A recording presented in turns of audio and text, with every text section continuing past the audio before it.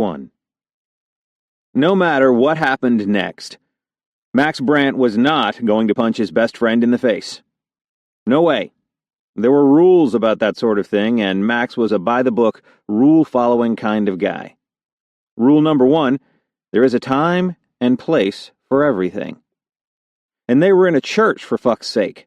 The church, by Chicago standards. A gothic badass, sporting a pipe organ straight out of The Wizard of Oz. His upbringing may well have been on par with that of wolves, but a brawl beneath the vaulted ceilings and stained glass of Holy Name Cathedral was not going to happen. Not even when, 2 pew lengths and 7 rows down, the best friend in question, Sean Wise, was leaning into the woman beside him and whipping out what was invariably some practiced line. Normally, the polished bull Sean spewed to the press and female population at large didn't faze Max. But today, the guy's mouth was dangerously close to that glossy fall of chestnut waves, and suddenly the seams of Max's tux were straining as his molars ground together in a series of threatening pops. If it came down to it, he'd haul Sean out to North State Street. But it wouldn't. Max was about 93% sure of that. Because of rule number 2, friends don't hit friends. Max hadn't roughed up a buddy since the 10th grade when Danny Radovic made the unfortunate mistake of commenting on Max's little sister's assets. It had been a lesson for both of them. Danny gained a deep and abiding understanding of the value of keeping his eyes off Molly and his trap shut about her in general, and Max discovered his little sister had shit-tasting guys, because she'd been pissed at him for months over ruining her shot at Danny. Whatever. He stood by his actions. But now, what kind of best man would he be if he showed up for the main event with matching sets of bloody knuckles and a split lip? Of course, that might be a best-case scenario, with about 50 boys in blue already scattered throughout the first 15 rows of pews to watch one of their own join in holy matrimony with the daughter of one of Chicago's political elite. He probably ought to consider rule number 3. Cops don't start fights. They stop them. Max wasn't about to spend his partner's wedding day in jail for beating the piss out of Sean just because the guy happened to have brought the one woman Max had trouble following his own rules around. Sarah Cole. Christ, what was she doing here? And what the hell was she doing with Sean Wise when 1 week earlier Max had been within a stone's throw of getting her into his bed? I thought Sean was bringing Valerie. Max quickly looked to Jace Foster, who'd somehow come up beside him without Max noticing. A couple of inches taller than Max's 6'3", and with a build that was nothing to scoff at, Jace wasn't exactly known for his stealth, and Max hadn't even realized the guy was there. Perfect. So, in addition to the bro code violations in progress, Max was also losing his edge, a catastrophe for both his professional and personal lives. Refocusing on Sean and Sarah, he crossed his arms over his chest. He was, until a couple weeks ago. I didn't think he was bringing anyone. How did Sarah even know the guy? Max loved Sean like a brother, but seriously. Wise made him look like a prude, which, considering Max's vast and varied history with the fair sex, was saying something. Jace scrubbed at the back of his head, a speculative look in his eyes. With the press covering this wedding, no way would Sean bring someone he wasn't at least semi-seriously considering. If that was the case, Sarah wouldn't have the first fucking clue about Sean's more colorful side. But Max knew, and no way was he cool with it. He loved the guy, couldn't ask for a better friend. But when it came to women, no. No girl he cared about was getting in with Sean. Think the new girl's already been vetted by his parents? Jace asked. Max was more concerned about Sean's plummeting chance of survival as he rested his hand on the small of Sarah's back. Because he knew that slick half-smile his friend was wearing. Recognized the cut of his eyes. The guy was on, probably making some joke that nudged the bounds of propriety but stayed within the lines.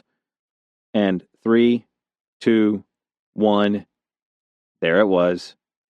That bubble of laughter, pretty and light. The sound caught Max square in the chest, busting open the vault where he'd kept the memory of it tucked away, along with the feel of her hair between his fingers and the taste of her lips. The way she'd shuddered in his arms that one time. Shit. There were probably rules about thoughts like those in a church, too, but since Max was less than a hair's breadth from doing physical violence to a guy he loved like a brother, he'd cut himself some slack to focus on the bigger issues. Like stopping Sean from putting one more finger on Sarah, before Max couldn't stop himself from putting his fist into Sean's face. "Nice laugh," Jace added, straightening his tie and then scanning the church, no doubt looking for Emily, his bride of 1 month. "This one seems livelier than Sean's usual fare." Max was saved from needing to comment when Jace's face lit up like he'd just hit the lotto. "Hey, M's over talking with my boss." Jace gave Max a knuckle bump and headed off toward his new wife. "Catch up with you after the wedding. Be safe up there." "Yeah, you too," Max said, still focused on Sean and Sarah. From across the distance, Sean straightened, a furrow digging between his brows, probably sensing the impending threat to his as-yet unbroken pretty boy nose. He looked left past one massive marble column supporting the ceiling, then right. "Right here," Max nodded. "Hey, guy." Sean visibly relaxed, but then he must have looked a little closer, because those eyebrows he swore were just naturally that neat started reaching for the sky. Sean pointed Sarah toward a woman she greeted warmly and started snaking his way up the aisle to Max. "Everything okay, man?" Sean asked, having the good sense to stand a couple of feet off. "Could swear you were giving me that perp assaulting an old lady look there for a minute." Yeah, he was being an asshole, Max thought. Time to take it down a notch. Going for casual, he jutted his chin. "So, you and Sarah, huh?" "Sarah?" Sean's eyes dropped to Max's fist, and he took another step back. "Okay, I'm definitely missing something here."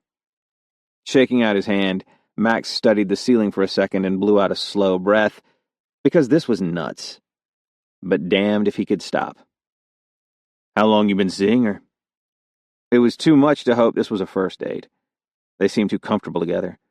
She'd laughed too easily, and with the way Sean had touched her, the way she hadn't really reacted when he did, there was some familiarity there.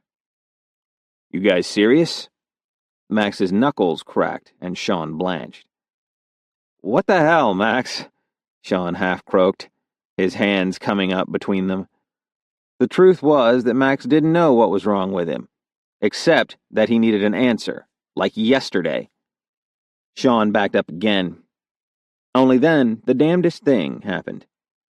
Instead of the guy pissing himself, or going to his knees and begging for his life while offering up every no-big-deal-at-all detail there was to be had, the fucker chose that minute to remember they were friends. And he started to laugh. "Holy shit, Max," he coughed out, muttering a quick apology skyward before grinning back at him. "Dude, you scared the crite." Again, he pulled his sheepish face. Then, wiping the grin from his mouth, he stepped closer. "Max, how do you know Sarah anyway? She's only been in Chicago for a week, and she said she was single. Besides, best I can tell, the longest relationship you've had in the past few years was that overnight with Kelly Monroe when she got herself drunk enough that you stayed just to make sure she was okay." Sean wasn't wrong. Max didn't have any claim on Sarah. Never had. And those few hours before she disappeared the week before certainly hadn't earned him one. Which made what he was doing all the worse. Because Sean wasn't just a friend. He was Max's best friend, and had been for years before Sarah's smile had even had a chance to clobber him. "It isn't like that," Max started, not as interested in explaining his own history with Sarah as he was in hearing about Sean's present with her. Then, in his periphery, he caught the blur of an incoming bridesmaid, one hand clutching a pinch of shimmery slate skirt, the other flapping wildly at him. "Max!" Avery grabbed his arm, urging him away from the guests still streaming into the cathedral. Sean crossed his arms, waiting a polite distance away and not looking the least bit intimidated. Typical. Turning his attention to Tess's maid of honor, Max frowned, taking in her flushed face and panicked eyes. "What's going on?" It's Tess. She and CJ had a fight. Something stupid about him sneaking into her place last night for, you know. Yeah. After being partners on the force for the last 3 years, Max knew exactly why CJ would sneak into Tess's parents' place the night before their wedding. Not like the guy was a monk. So they fought. This was pretty much an hourly occurrence and had been from as far back as high school, the way CJ told it. If they'd managed to make it through their wedding day without a major blow-up, Max might have worried something was wrong. What's the problem? Avery pushed to her toes and whispered, "She left." Christ. Chapter 2. 1 week earlier. Max ran a hand over his mouth, staring up at the pressed copper plates of Belfast's ceiling as he struggled for patience. There were certain things no man should be forced to endure. "Fives, Max. Are we clear on that?" Molly Brandt asked, her head bowed over the stack of bills she was counting out on the bar in front of him. Blue eyes sparkling with mirth, she peered up at him from under a curtain of white blonde streaked with teal. "Tens are better, but absolutely no singles. Trust me, you don't want to be that guy." His baby sister, lecturing him on the etiquette of tipping strippers, topped the list. Man, he needed to get out of there. "Got it." He reached for the money, but Molly splayed her hands over the piles, delivering another pointed look. "And no touching. Not only is it frowned upon by the roided-out muscle protecting the girls, but guys who try to cop a feel are just gross." This was what he got for asking her to break some bills before meeting up with the boys for CJ's bachelor party. "Not my first rodeo, Moll," he assured her, earning a neatly raised brow that left him squirming where he stood. Because, again, baby sisters and strippers were topics Max liked to keep as far away from each other as possible. Not an easy feat with Molly, who'd been up in his business for as far back as he could remember and showed no signs of ever wanting to leave.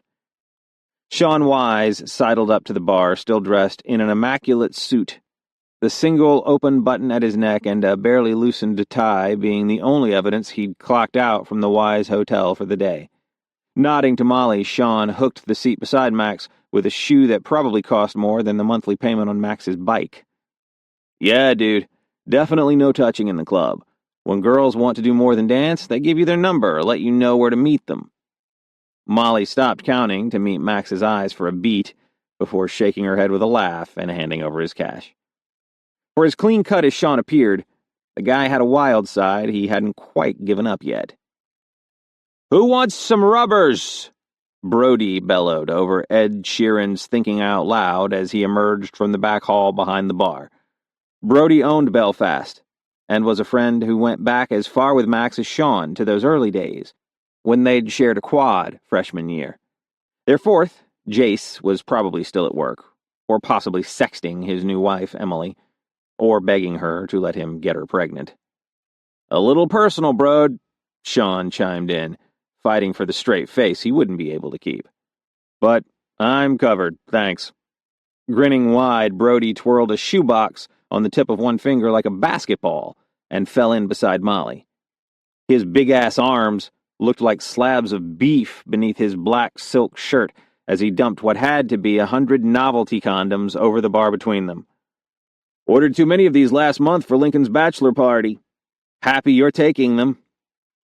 Molly cocked a hip against the counter, fingering through the assortment. "It's like guy confetti. Ooh, can I keep this one?" She laughed, holding up the foil rectangle with a little cartoon of Darth Vader captioned with, "I will not be your father." It was clever. But seeing Molly that close to all those condoms was giving Max heartburn. Swatting it out of her hand, he growled, "They're for the party." Another pointed look. "Worried there won't be enough with all the women throwing themselves at you?" Max inwardly groaned. He had a reputation for being something of a player, but the truth was, the game was getting old. He dug women, got off on finding out how many different ways he could make them moan. But this dance he'd been doing, keeping the conversation going for the sake of a connection deep enough to enhance the sex, while making sure he stayed well shy of anything that smacked of more than one night. Lately, he'd started to feel like he was going through the motions. Like maybe he'd rather just skip the dance altogether. Still, Not exactly the kind of revelation a guy shared with his sister or buddies over a pile of rubbers. So, he swept the spread back into the box and offered up a grin. You know it. Is this an intervention? Sarah Cole asked her oldest friend and roommate of less than 2 hours, peering down at her lemon drop martini before surveying the popular bar surrounding them. I thought we were celebrating the start of my vacation and move back to Chicago, not forcing me to take a hard look at the blatant shortcomings of my life. A mop of sandy blonde curls brushed against Piper Jordan's soft jaw as she took a swallow of her pink raspberry Cosmo and shook her head. See, right there. That's what I'm talking about. Only you would dare refer to a 2-month stretch of 40-hour work weeks as a vacation. Do you have any idea how much it hurts me? There's something deeply wrong with that kind of thinking. It's like a disease.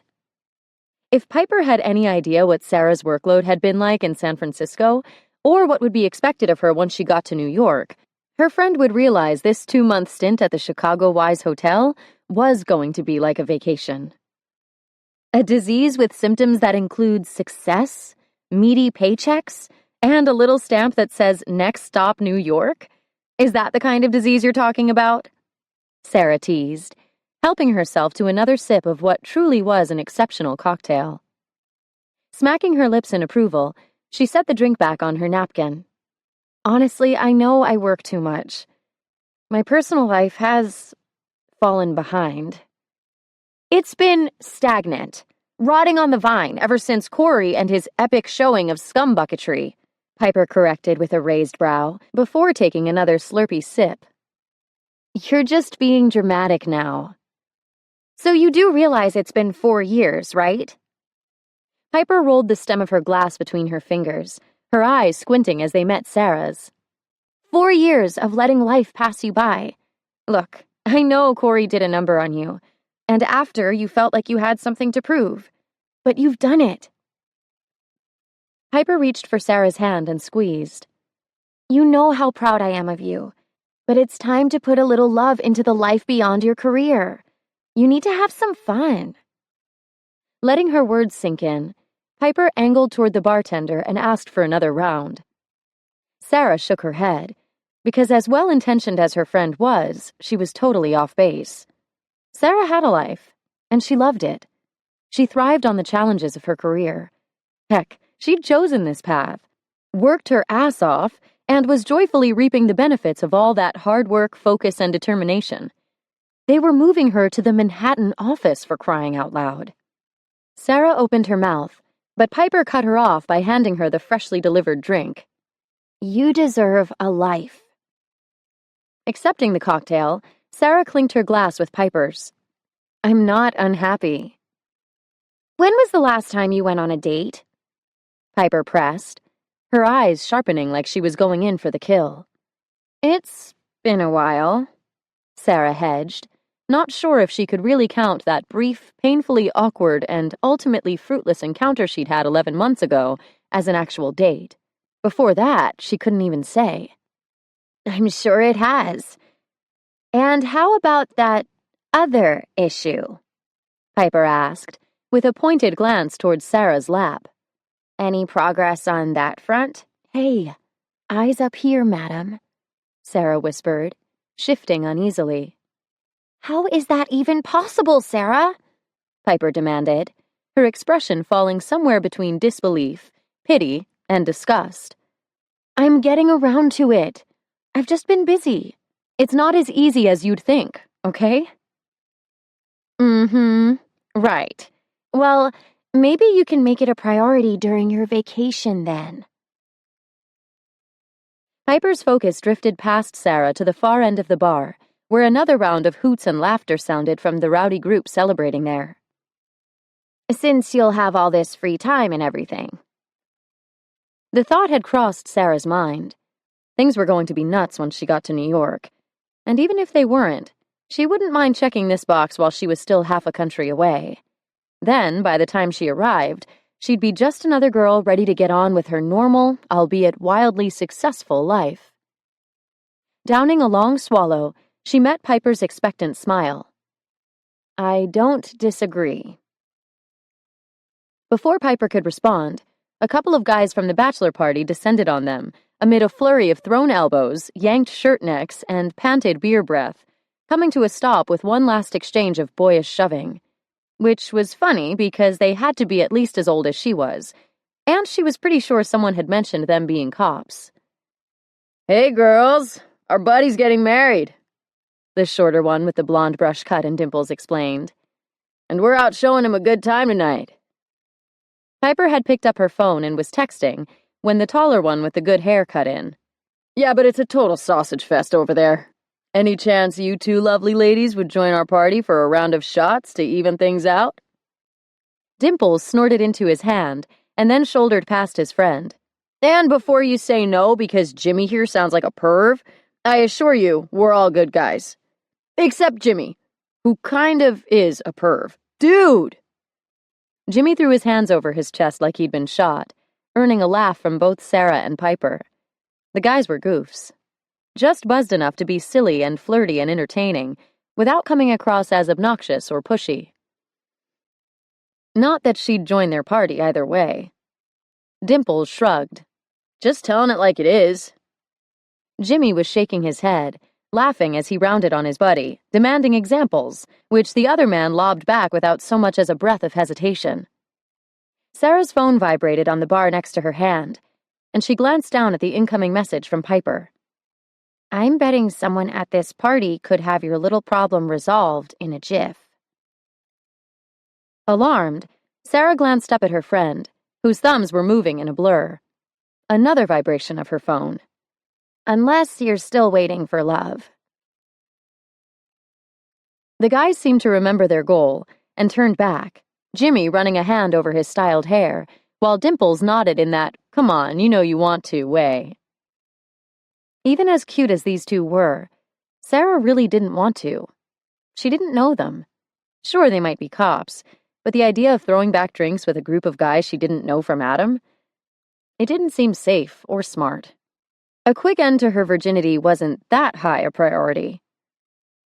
She turned to Piper, but her friend's focus had shifted to some point over Sarah's shoulder. Her eyes were wide, her lips parted in what could only be described as odd appreciation. "Jesus, you two. Enough with the recruiting." A deep rumbling voice, edged with amusement and authority, sounded from just behind Sarah, freezing her in place. She knew that voice. Even 8 years later, her heart skipped a beat, and her skin started to tingle at the sound. No. There was no way it was him. It couldn't be. Sure, these were cops, and this was Chicago, but still, what were the odds?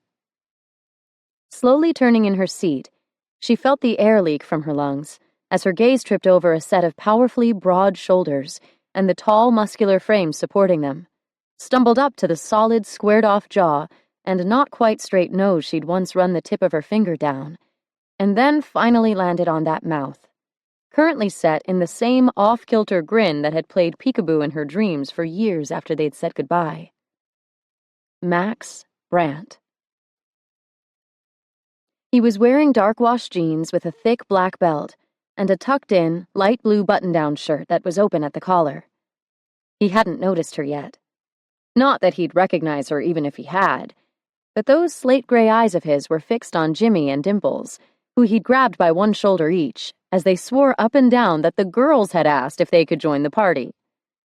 The laugh bubbling up within Sarah's chest had little to do with the guys clowning around, and everything to do with her utter delight at seeing the unrepentant bad boy who had become her most unexpected friend all those years ago.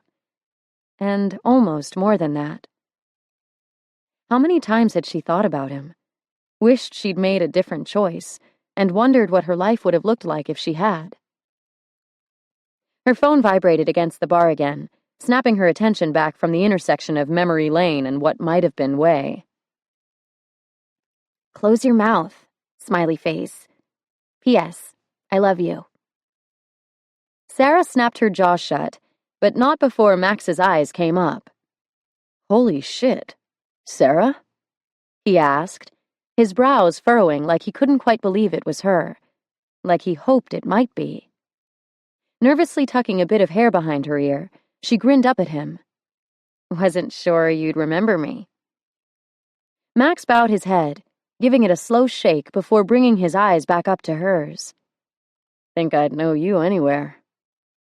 Distantly, she registered her phone sounding again, but where she'd normally start to itch if she didn't have the message checked within a half a second, right then she couldn't imagine looking away from the man in front of her. Not yet. Not with that smile stretching wider every second. Oh, that smile. She'd broken every rule for that smile. Or at least she'd been willing to. Her phone suddenly appeared in front of her, and Sarah had to blink to recognize that Piper was holding it with the text she'd just sent displayed. "Anything this guy asks, the answer is yes. We might have that little problem handled tonight after all." Max hadn't been laying down some line about knowing Sarah anywhere, though that was what it sounded like even to his own ears. With any other woman, it would have been one. Damn. She was still so pretty it hurt just a little to look at her. Her hair was longer now, those loose, dark waves falling well past her shoulders, and her features weren't quite as soft as they'd been at 20, but the gentle hollows and defined edges the years had added looked good on her. Almost as good as that smile. The one that had hit him like a freight train the first time he saw it, and had him working like a fool to earn it as often as he could for those 2 months after. His friend smiled widely at him, and whipped Sarah's phone off the bar beside her, shoving it in Sarah's face so she would see the text that had been lighting it up, he guessed. Shit. He hoped she wasn't going to have to take off already. "Sorry," Sarah laughed, a flush creeping onto her cheeks as she gently wrestled the phone free. "Max, this is my friend Piper Morgan. Piper, this is Max Brandt." Piper did a double take, her hand snapping out to grip Sarah's upper arm like maybe she'd heard his name before. A guy could hope. "Shut the front door," she gasped. That head of blonde curls working back and forth like it was on a spindle as she looked at one of them and then the other. "This is the safe walk stud?" A breath punched out his chest on a laugh. Based on the way Sarah closed her eyes in what he hoped wasn't too much embarrassment, he was guessing she hadn't coined the moniker. "Damn, Sarah," he grinned. "And here I thought you liked me from my mind." The corner of that pretty mouth twitched, and she turned her head in an abbreviated shake before meeting his eyes again. She glowered at Piper, in that adoring way girls had that threatened murder and a hug at the same time. Man, she was cute. "I swear I didn't call you Safe Walk Stud." Figured. But that blush was priceless. And from day one he hadn't been able to resist teasing her just a little to get a piece of it. No, I see how it was. All those nights after the library closed, and I was fool enough to think you were just taking advantage of our security program. But it was the muscle, huh?" Sarah's head fell back in a pretty laugh. "The muscle? Max!" 8 years ago, she'd have swatted his arm and looked away, like she was above his silly nonsense, even though he knew she loved it. And in that moment, he could almost feel the back of her hand making contact with his bicep. But this Sarah hadn't touched him once. Not a hug, handshake, or physical contact of any kind. Which was weird because women were always touching him. More than he liked, even, though mostly he let it go. But now he was kicking himself for not just grabbing her into a hug when he realized who she was. When she met his eyes again, Sarah let out a long sigh, waving her hand in mock defeat. "It's true. It was about the muscle. The late nights at the library were all a ruse. In fact, I'd plotted to wash all the Safe Walk volunteers' t-shirts in hot water so they'd shrink up and give me more of what I was really after." Piper snorted from her seat. "Were you going to leave out the fabric softener, too?" Looking from her friend back to Max, she rolled her eyes. Her devious plots need a little work. Maybe.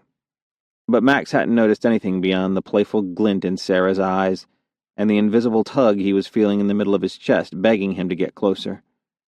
It was nuts. She was just a girl. But as quickly as the thought crossed his mind, he recognized it for the lie it was. Sarah wasn't, had never been, just another girl in the crowd. Not that first night he'd volunteered to escort her home from the library after it closed, and not that last night, when everything changed. When she'd become more than a good deed, more than resume material, more than a friend even. When he'd finally gotten a taste of the temptation that had been slowly driving him out of his mind since the day he met her. When he'd done the hardest thing he'd ever had to do, and said goodbye. It had been the right thing. There had been things she wanted for herself, things she deserved, that she wouldn't have been able to have without him. But now, after all these years, here she was again, and he wasn't ready to let her go so quickly. Clearing his throat, he nodded back to the party behind him. I know Jimmy and Al already asked, but it would be great if you girls wanted to join us a while. A roar of laughter sounded behind him, signaling his reprieve was nearly over. He had to get back. Maybe give us a chance to catch up some. Sarah looked undecided, which didn't really surprise him. But, man, he wanted her to say yes. He wanted to find out how all those life plans she'd been making had panned out. Hear about what she was up to and how she'd been. Figure out what to make of Sarah Cole being back. He knew what the guy he'd been would have wanted. But Max wasn't the same man. Piper took another sip of her drink and then cocked her head. The man asked you a question, Sarah. What's your answer? Uh-huh. Maybe that question was asking more than the words alone would suggest, but Max didn't care. Because after a stiff breath, when he'd been sure Sarah was about to decline, she hopped off her stool and said, Yes. Chapter 3. One little yes, and Piper was acting like Sarah had signed a blood contract with the devil. Her friend wouldn't be getting her hopes up if she knew how things had ended between them back in school. But what happened with Max was one confession Sarah hadn't been able to bring herself to make. No way would Max be helping her out with her little problem. He'd had the chance 8 years ago. And passed. So, been there, done that. Not up for another rejection.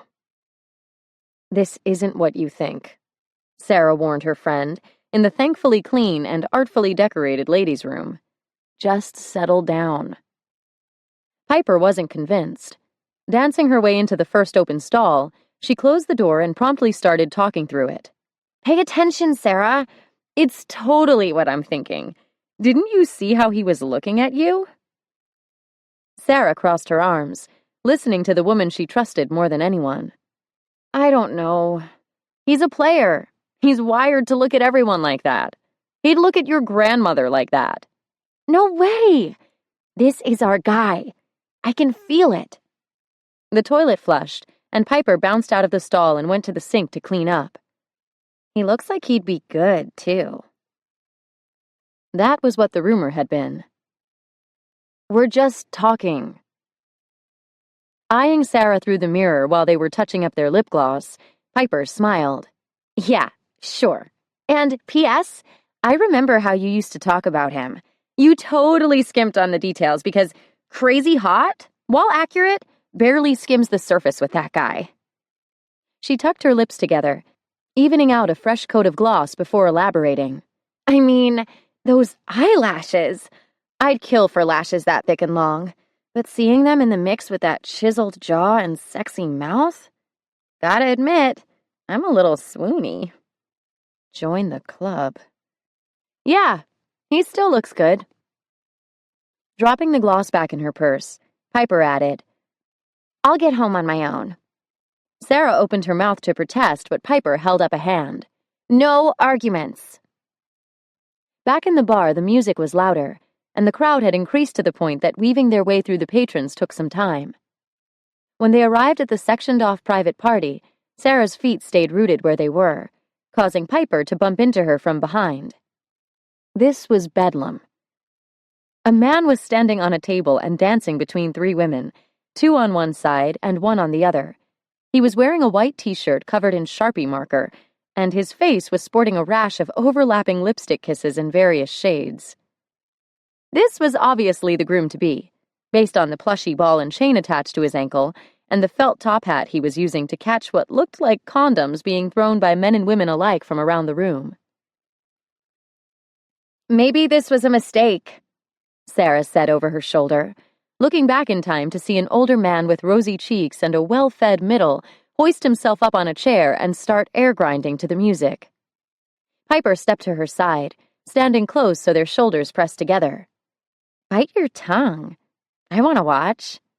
"Yeah, but from the safety of where?" The guys were rowdy.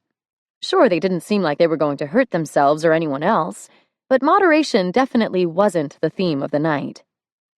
Piper elbowed her. "I'm guessing anywhere. Looks like your safe walk stud is still volunteering to keep people out of trouble." Sure enough, Max was rounding the table, amusement and concern warring in his eyes as he got a hold of the older man's sleeve and waved him toward one of the booths bordering the area. Whatever he said, the guy took it well, throwing his head back for the kind of laugh that couldn't be faked. And then he was walking to the half-full booth of guys. Max looked up, catching Sarah's eye, and started over to where she and Piper were hovering at the edge of the room. Piper leaned closer. "Vacation time, right?" "Right." "Hey, girls. Sorry you had to see that," Max said with a grin. "CJ's dad is a party kind of guy even when it isn't his kid getting hitched. But tonight, hell, I'm keeping my eye on that one." "So you're like the chaperone or something?" Piper asked, with one of those pitying smiles she did so well pulling at her lips. "Or something. I'm the best man, which means the buck stops with me, and someone's got to keep these guys out of too much trouble." Max nodded toward the party. "Let's go," he said to Sarah. "I want to hear what all has changed with you, and even better, what's still the same." Sarah hesitated, but then Max flashed her a smile so criminally sexy that she couldn't believe one of these cops didn't slap a pair of cuffs on him. It was the kind of smile that screamed trouble. And this time, it didn't take any of Piper's reminders for her to agree. For a guy who had what was widely understood to be serious game when it came to women, Max sure wasn't showing it tonight. Starting with inviting Sarah to join them for a bachelor party with a bunch of guys he knew were planning to cut loose in a way you didn't want good girls around. But damn, he'd wanted to talk to her. And one look was enough to scramble his brain to the point that something as simple as asking if she'd wanted to grab a cup of coffee the next day was beyond him. All he'd been able to think was he didn't want her to fucking leave. He couldn't even blame the booze, since he was rocking a 2 light beer limit just to make sure no one ended up getting thrown in the clink for drunken disorderly. Not that he thought these guys actually would, but considering the shit that went down every time Jace Foster got called up to be best man, he wasn't about to take the chance. Max had enough of a reputation without that following him around too, but more, tonight was important, meaningful, and he wanted to make sure that when it was over, everyone could look back with a smile and zero regrets. Everyone except for him, he thought. Watching Sarah and Piper dancing with CJ's dad, Carl, to Janelle Monáe's yoga, which was both hilarious and deeply disturbing. The girls were having fun, based on the laughter he'd caught when Carl and his gang of cronies descended on them. Unfortunately, that had been about when Max found himself tied up with Mickey, who he'd been tasked with not allowing to call his ex, and CJ, who'd been making teary-eyed, over-emotional toasts to Max on and off for the last 40 minutes. Plus, he'd been trying to hold off the inevitable, the trip to the gentleman's club. There was no getting out of being in charge, not with this crowd, but he'd thought there'd be more time before they needed to leave. Unfortunately, the natives, or rather, the rookies, were getting restless, and Max still hadn't had a chance to really talk to Sarah. Her eyes were crinkled with laughter as Carl undulated to the song like his joints weren't already 5 years past their warranty. Max should probably crush a couple of ibuprofen and slip them into Carl's beer, even if the old guy was shamelessly hitting on Max's girl. The thought stopped him in his tracks because Sarah wasn't his girl. Not even close. She wasn't even his friend, really, though he'd always consider her one. She was just the woman he'd mostly known better about. An older version of the girl who'd gotten to him in a way he hadn't seen coming. She was the harsh reminder of why the rules he lived by were important, and how bad it sucked when he tried to ignore one. But even with that fuck-ton of clarification, he was pretty damn sure what he wanted was to make her his girl. The reasons he hadn't been able to back in college didn't apply anymore. They were both adults now, with enough life experience to land them on even ground. So maybe this was their chance. Their window for something short and sweet. Max wasn't built for more than that, and more importantly, Sarah was only going to be in town for 2 months before transferring to New York. He still wasn't 100% sure what her job was. She'd tried to tell him, but then Carl had started doing a thankfully short-lived striptease. Needless to say, the crowd had gone wild, so Max hadn't caught all of what she'd been saying. Apparently, she'd been in San Francisco and was being promoted to a position in New York, but for one reason or another, it required some time in Chicago between. Max stumbled forward as someone knocked into him from behind. Turning, he found Jimmy swaying where he stood. The guy was going to be feeling this tomorrow. "Max, the girls, the titties," he pleaded, a lecherous grin on his face. Jesus. "Yeah, in a while. Hang tight, man," Max said, edging closer to where Sarah was still dancing with the senior sect. Enough was enough. Moving into the fray, Max caught her hand and nodded toward the far end of the room. Carl and the guys let out a few heartfelt cries of protest, but Sarah laughed, thanking them for the dances and flashing that killer smile like she had no idea the damage it could do. "Hey, sorry I've been tied up," Max said, leading her toward the back of the room, where they were out of the way, but he could still keep an eye on things. "Having fun, though?" "I am," she assured him, pushing her hair back from her face. It was slightly sweaty, and a few of the dark strands had begun to curl in front of her ears, but that little bit of messed up looked awfully good on her. "And don't worry about being busy. Carl's been filling me in on all your accomplishments. Sounds like you're a real hero." "Carl's a good guy, but whatever he told you, you want to take with a large grain of salt." Despite the fact that he already had a kid of his own, Carl had taken on a sort of paternal role in Max's life. He'd been partnered with Max's dad back in the early days. And for whatever reason, even after Max's old man got kicked off the force and later did the rest of the human population a favor and succumbed to a stroke, Carl had kept up with Max. He'd looked out for him when he was a kid, making sure things weren't getting too bad at home, that Max had what he needed, and when Max joined the force, he took him under his wing. They didn't get any better than Carl, but sometimes the old softy got carried away trying to make sure Max scored the kind of happily ever after Carl wanted for him. "So it's safe to assume you didn't actually stop the kidnapping of a poor orphaned girl today by pursuing her abductors on foot, and then leaping an opening drawbridge across the river?" Max coughed into his hand. "Not so much." "Or take down 4 armed assailants barehanded to prevent the mugging of a sweet old lady?" He shook his head and wiped the smile from his face. "Yeah. I kind of figured he was trying to lay the groundwork for you when he told me you'd taken a bullet for a little boy and everything." Max shifted uncomfortably. "Carl must like you a lot to be working that kind of hard sell." "Carl needs a hobby," Max muttered, with a glance back at CJ, who was still table dancing. "How about you?" she asked, peering up at him. "What do you need?" Max grinned because if his ears hadn't deceived him, his favorite good girl had just thrown him a line. One she looked like she might be choking on, based on the way her features froze and how she slowly started turning away. The pink burning up her neck and cheeks was about the prettiest thing he'd ever seen. "That Didn't come out the way I meant it, she sputtered, her eyes fixed on some point high above him. Maybe not, but he liked the way it landed one hell of a lot. Even without much chance to talk, Max knew this woman in front of him already.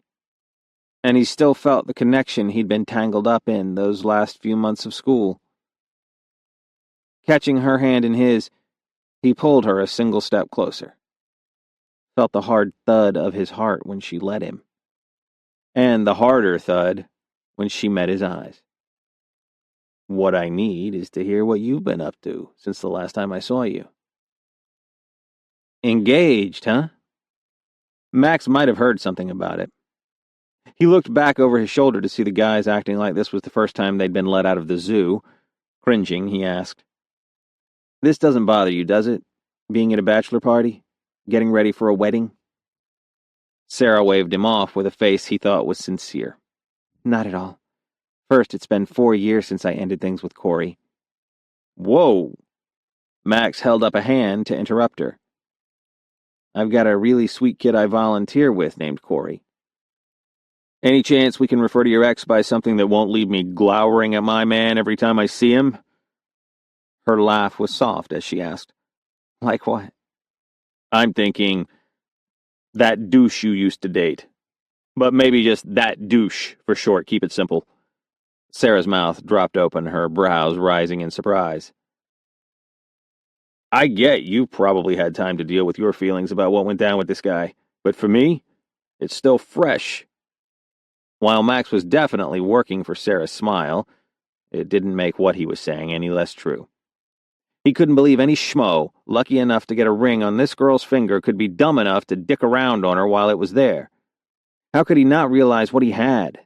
How precious it was?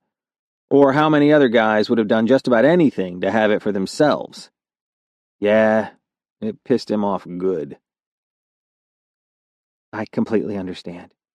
You need some time to process before you'll be able to let it go, huh?" Max shrugged, then looking more serious, asked, "You've let it go?" Sarah nodded, those big brown eyes meeting his. 4 years is a long time. Longer than we were together. And the truth is, as mad as I was about what happened, I realized pretty quickly that a part of me was more than a little relieved when the relationship ended. "Very mature of you," Max offered, thinking about the one time in his life when he'd been in that position, and how very far from mature he'd been in handling it. "What's with the face?" he asked with a laugh, because clearly something hadn't sat right with Sarah. "Ugh, the whole maturity thing. If I could go back and do it again, and I'm talking all the way back to school, not just that douche, though he was definitely a part of it, I'd try to be less mature about everything and just live it up a little. There's a part of me that feels like I missed out some, you know?" Sarah cocked her head and peered up at the ceiling. "You were pretty serious about school." He could remember trying to talk her into coming to a few parties, half admiring her focus and dedication and half wanting to corrupt her. There are worse things to be. You can trust me on that.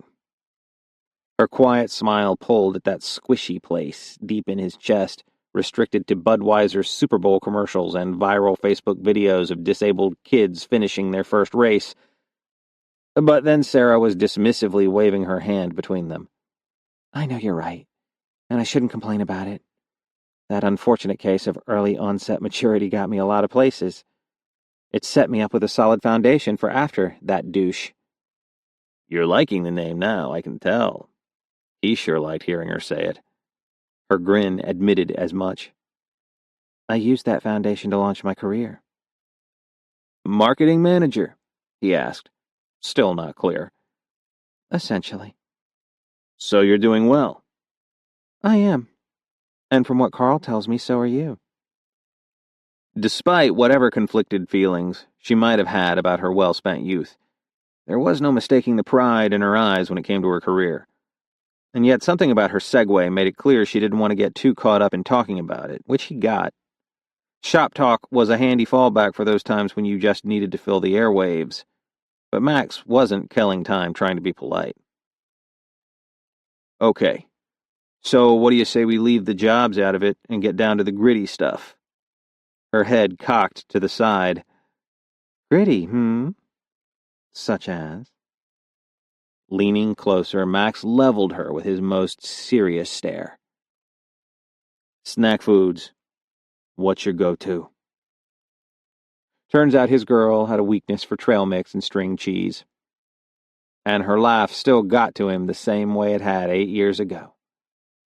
The conversation came easily.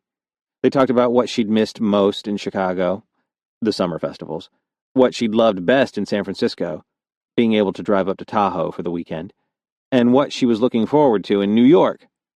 Everything. He gave up a few choice stories from the academy days, stories he never told anyone, but shared with her because he wanted to hear her laugh. And the more they talked, the more the years seemed to fall away. And details about this woman standing so temptingly close came back to him. Sarah's drink was empty, so he took it off her hands and leaned past her to set it on the empty corner of the table behind them. It wasn't a move, but the action brought him further into her space. She peered up at him and he was looking down. Their eyes met and... Christ. He should have looked away, stepped back and asked her something benign about her new apartment or whether she had any pets. Only he couldn't do it. Having Sarah's eyes locked with his, that gentle puff of air teasing across his neck, it was too much. And he gave in to what he'd been telling himself he wouldn't for the last hour. He brushed those few strands of silk from her cheek behind her ear. Soft. So unbelievably soft. And then, standing so close, with the backs of his fingers still smoothing down the fall of her hair, he felt it. That small quake running through her from his touch. She blinked quickly, but didn't look away, didn't step back or give him any of the warning signs that would make him ease off. Sarah. He didn't know what he was about to ask. But seeing her looking up at him like she had that last night, he had to say her name. The distance between them closed, and Max realized that this time he hadn't been the one to do it. Sarah. It was like a switch had been thrown, and that low buzz beneath his skin became a high-voltage current coursing through his veins. He went from barely skimming his fingers over her hair to sliding his hand beneath it, cupping her neck and drawing her close. Her focus dropped to his mouth, and every fuse in his body blew at once as the air punched out of Max's lungs as 180 pounds of drunk ass landed on his back. Sarah stepped clear, those deep mahogany eyes darting away. Damn it. Max tried to catch her, but CJ was hanging tight, his arms in a sloppy chokehold. Hot beer breath washed over Max's cheek. Dude, this is the best party ever. I love you, man. Max cranked his head around and gave his partner a grin as he took advantage of an open pressure point to get CJ to release his hold. Nicely, because the night was about CJ, and it would be a total dick move to get pissed at the man of the hour for getting in the way of the girl of the night. Except, that wasn't what this was. Sarah could never be that. Not to him. Once he had his windpipe back, and knew CJ was still good to stand on his own feet, Max turned back to her. You okay? He asked, hoping he hadn't bumped her or anything when CJ landed on him. She was several steps away now, the distance growing as the guys started to gather around. I'm fine, she said with a smile. But he could see from her expression that she might be a little embarrassed by what had almost happened, which made him feel shitty. Because even all these years later, it would be nuts to think that much had changed. Sure, she wouldn't be saving herself for love anymore. She'd found it for a while, though, damn, it bummed him out to think about a guy so unworthy taking something that meant so much to her. He stepped toward her, but then someone had his arm. It was Carl, so Max ducked his head to hear the older man. Time to hit the next stop, kid. Max winced. The next stop was the gentleman's club, and no way was he going to be able to ask Sarah to join them there. She was standing off a ways with Piper, both girls laughing. When Sarah's head came up and their eyes met, he signaled for her to give him a minute. He got the tabs and tips squared away while the guys started filing out for the cabs. Yo, Brent, Lopez called from across the room, looking a little too amused for Max's taste. Jimmy's in the can, and, you want to come help out a sec? Max grimaced. He had a feeling about that guy. Yeah, he replied. Give me a minute, he mouthed to Sarah. That minute took closer to 10, and once Max had finally poured the rookie into a cab with Lopez, who'd agreed to get him home before meeting them back at the club, Max jogged back into the bar to find Sarah, to make some plans. Any other woman, and he might have offered to show up at her place after the club. Any other time, he would have left with her already. But not with Sarah, and not tonight. He walked through the bar, but didn't see her. She wouldn't have taken off like that unless she'd thought he was already gone when he'd been waiting on Jimmy to finish hurling his guts out. Shit. Max made another pass and even asked the girl who'd been handling their party if she'd checked the ladies' room for him. But he already knew. Sarah was gone. Chapter 4. Present Day. Sarah hadn't intended to work that day. Not really. Sure, going to a wedding as her boss's quasi-date wasn't exactly the day off. But despite not knowing any of the guests, or even the couple getting married, beyond that the bride's father went back with Sean's, it was supposed to be a social thing. A favor for both of them. Sean needed a date, and she needed, well, a life. Or at least that was what Piper seemed to think, and dang it, Sarah knew her friend was right. Which was why she was at this wedding. To have some fun and spend a few hours functioning like a normal human being. And even if she was there with her boss, to forget about networking and just enjoy a celebration for one afternoon. She'd thought about Max and wondered how CJ's wedding was going. Hugged her stomach when she thought about the way she'd left the party. What a coward she'd been. But fortunately, it didn't take long before her focus shifted back to the safety and comfort of work. And that part of her brain she couldn't turn off started making connections. The ideas were there, the scent of opportunity thick in the air, and pretty soon she was skating through those immense church doors into the breezy midsummer morning and stealing around the corner to use her phone. She'd fired off one email and was halfway through another when she heard it. The throaty rumble of a motorcycle revving its engine as it roared past. Another guest stepped up beside her, blonde hair with a teal streak blowing in the wind, and her pretty face split in a delighted grin. Now this is a wedding. As Sarah turned toward the rumble just as it cut off behind her, her breath caught, and she let out a stunned laugh. I have to agree. There, at the curb, half a block down, the bride climbed off the back of the bike, piles of soft tulle falling about her legs in ruffled layers, as she threw her arms around the driver for a quick kiss on the cheek before turning to the waiting groom, who'd come tearing around the corner when the bike pulled up. He pushed his hair back with both hands, revealing a face etched with relief and apology. And then he pulled his bride into his arms and kissed her like the war had just ended, complete with a deep dip. And tongue. Yikes. That was definitely tongue. A round of applause sounded from the few pedestrians and guests lucky enough to catch the fireworks, and Sarah sighed, just as the woman beside her commented again. I don't know. I'm thinking these two might have just ruined me for all other weddings. And seriously, how can the rest of the day or anything else stand up to this? Sarah laughed again, turning to the woman. She looked about her age and height, maybe a little taller, and was standing with her arms crossed, hip shot to the side. She was pretty and vaguely familiar, though Sarah couldn't place her.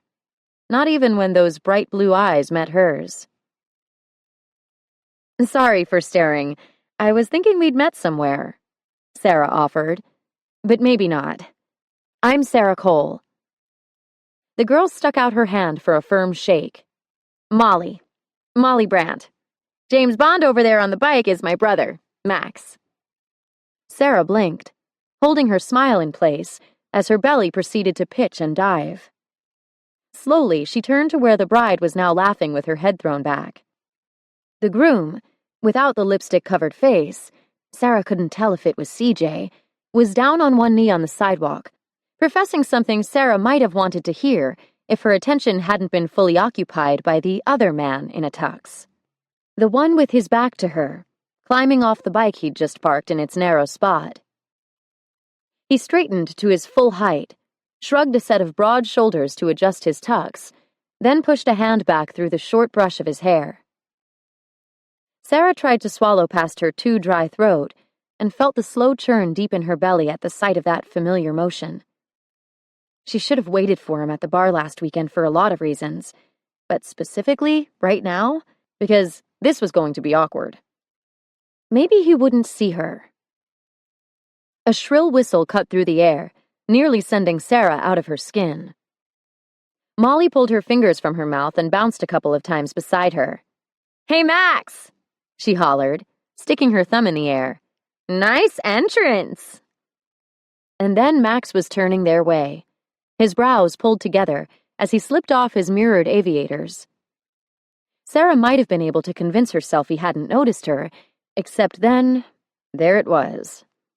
That smile she remembered all too well. The dangerous, almost aggressively sexy slant of his mouth, and Molly coughed beside her. "Okay, that smile definitely isn't for me. Who are you again?" Sarah opened her mouth, but a shaky breath was all that made it past her lips. Because Max was walking toward them, those long, powerful legs eating up the sidewalk with purposeful strides until he was right there.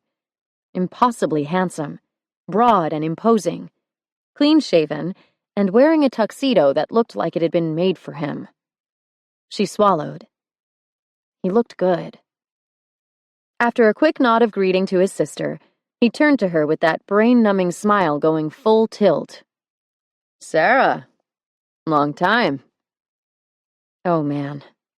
She should apologize for leaving the bar. But with his sister standing there, explaining how nervous she'd gotten, wondering if maybe she could convince him to sleep with her, it didn't seem the way to go. "Quite a show back there," she remarked instead, stunned that despite the utter chaos happening deep inside her, she'd found the words to reply. It shouldn't have surprised her, though.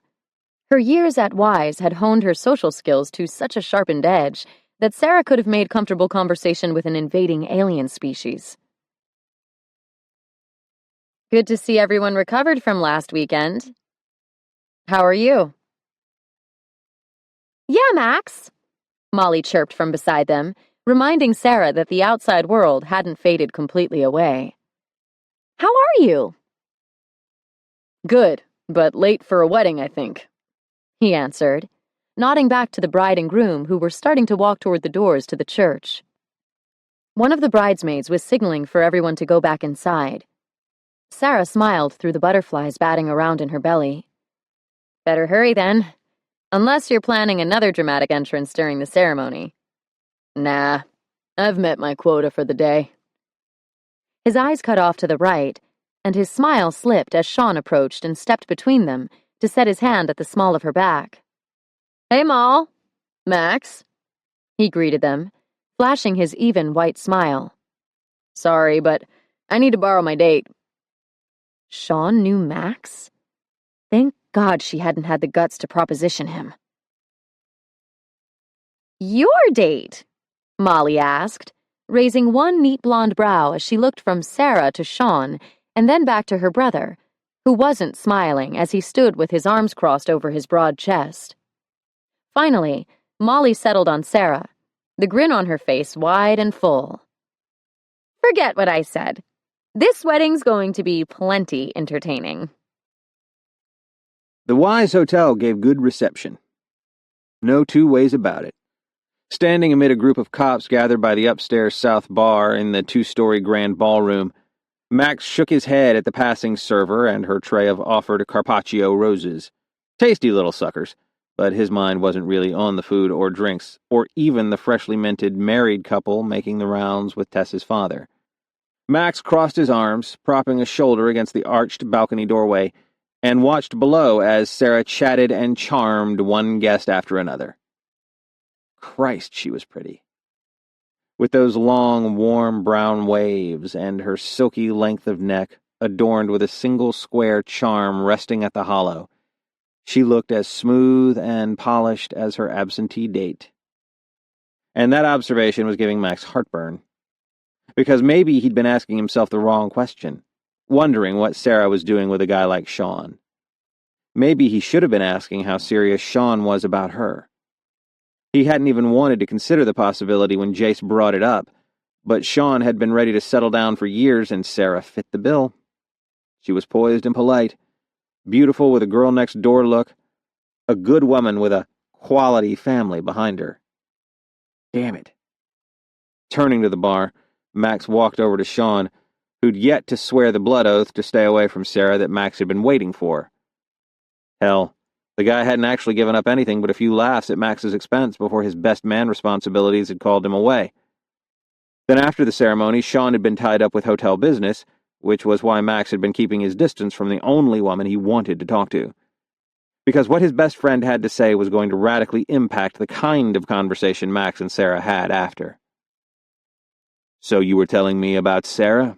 Max prompted, leaning back against the bar. Sean accepted his drink with thanks and a folded bill for the bartender, then took a leisurely sip before meeting Max's eyes.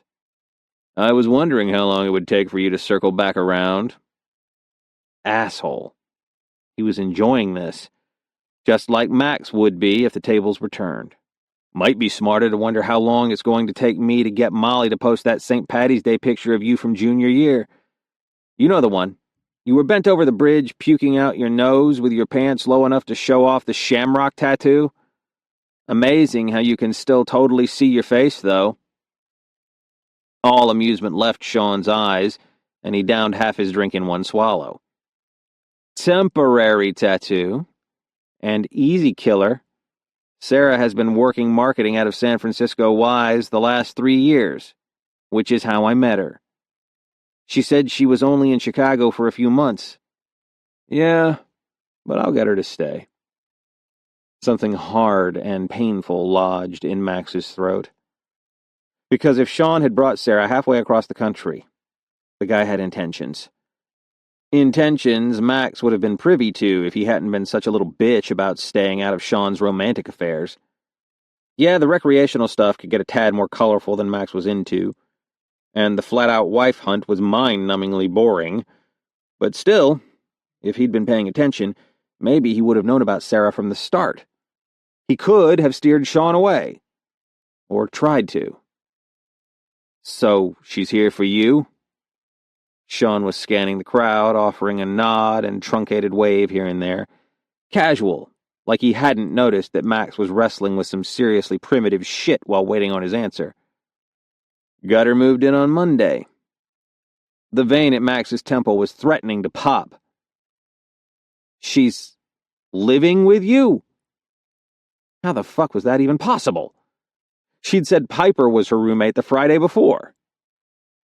Sean's face screwed up and he let out a short laugh, doing a double take when he saw Max's face. "What? No, man. Her new job isn't opening up in New York until September 1st, so she's here filling in while we have a couple of people out on leave. It's not glamorous, but we need a hand, and she's got the time and doesn't need any training. She started this week." The vise around Max's chest loosened, and he had to look away as he sucked in a full breath. "Your turn." "What? Did you let her talk you out of a ticket or meet her at the gym? Who's Sarah to you? 'Cause I've been racking my brain trying to figure it out, and I've got nothing." Max walked up to the rail and looked over at the sea of guests. "You remember that girl from the library senior year? The one from Safe Walk?" Sean nodded, raising his glass to his lips. That's Sarah." The bourbon his buddy had presumably been aiming to swallow came rushing back on a cough that couldn't have felt good, based on the resulting watery eyes and garbled swearing. Then, wiping his nose with a cocktail napkin, Sean gaped at him. "Shut the fuck up!" Max cleared his throat and adjusted his stance, at which point Sean must have remembered they weren't kicked back in his apartment or Belfast and pulled it together. This was the kind of slip Sean Wise just didn't make. His jaw disengaged from the floor, the nearly perfect posture corrected itself, and with one smoothing stroke of his hand, every golden strand fell in line and that perpetually photogenic smile was back in place. "Talk." Yeah. What could he really say? "I ran into her last weekend at the bachelor party. We were hitting it off like we used to. And also not quite like they used to. But she left before I could get her number." "So, here's the deal," Sean began in a measured tone, straightening his tie. "This isn't a real date. With things on hold with Valerie, I needed someone to bring, and Sarah was looking for something to do. Though, in the name of full disclosure, I'd been thinking about making it a real date, or maybe even... But it doesn't matter. I won't. I haven't gotten any vibes off her, and honestly, the way she's dedicated to her career, I don't think she'd risk screwing it up, even if I offered her a 5-carat diamond and a prenup guaranteeing her half my interest in the chain." Sean looked at Max, and then leaned over the rail, no doubt finding Sarah before returning a skeptical look. "Damn, man. No wonder you were looking at me like you wanted to tear my arms off and beat me with them." "That's Sarah?" he asked, like he couldn't quite believe it. "Join the club." Another shake of his head, and Sean added, "So, I guess she didn't get married after all, huh?" Max cracked his neck. "Guess not." Sarah stepped back from the gleaming vanity in the first-floor ladies' room and recapped her lipstick, marveling at how free women could be with their secrets within this public yet sacred space. So far, she'd learned that one of the bridesmaids was fooling around with 2 different guys, both of whom were at the wedding. That 3 years ago, the bride's mother had offered her daughter a Mercedes if she'd break things off with CJ, and that the blonde in the second stall was totally going to do the best man. Max. Good luck finding the guy. With dinner service complete, Sarah still hadn't caught more than a fleeting glimpse of those broad shoulders and that thick dark hair disappearing into the crowd, which she probably deserved after the way she'd left the bar. But it was frustrating the heck out of her nonetheless, because during the ceremony, which had been lovely, according to everyone who'd been able to keep their eyes on the nuptials themselves, the best man had managed the impossible, and finally, unequivocally distracted her from all thoughts of work. Too bad he'd done it while she was sitting in the middle of Holy Name Cathedral with her boss beside her in the pew, as she prayed lightning wouldn't strike her down for wondering if Max Brandt was still the bad boy he'd been in school. For hoping he might be. For wanting to believe he wouldn't still be hung up on trying to protect her from herself. Leaving the chattering wedding guests in their presumed cone of silence, Sarah returned to the party. Feeling at loose ends, she'd already checked in with the various bartenders, the orchestra, and the head server to see if there was anything they needed, but the Wise team was running like a well-oiled machine. So she did what she'd come to do and snagged a flute of champagne from a passing tray, with the intent of hitting the terrace for some fresh air and conversation. She turned and smacked into a brick wall. Or, at least, a man built like one. Breath rushing out as champagne spilled down her cream silk blouse, Sarah closed her eyes for one bracing second. Because that fast, she knew.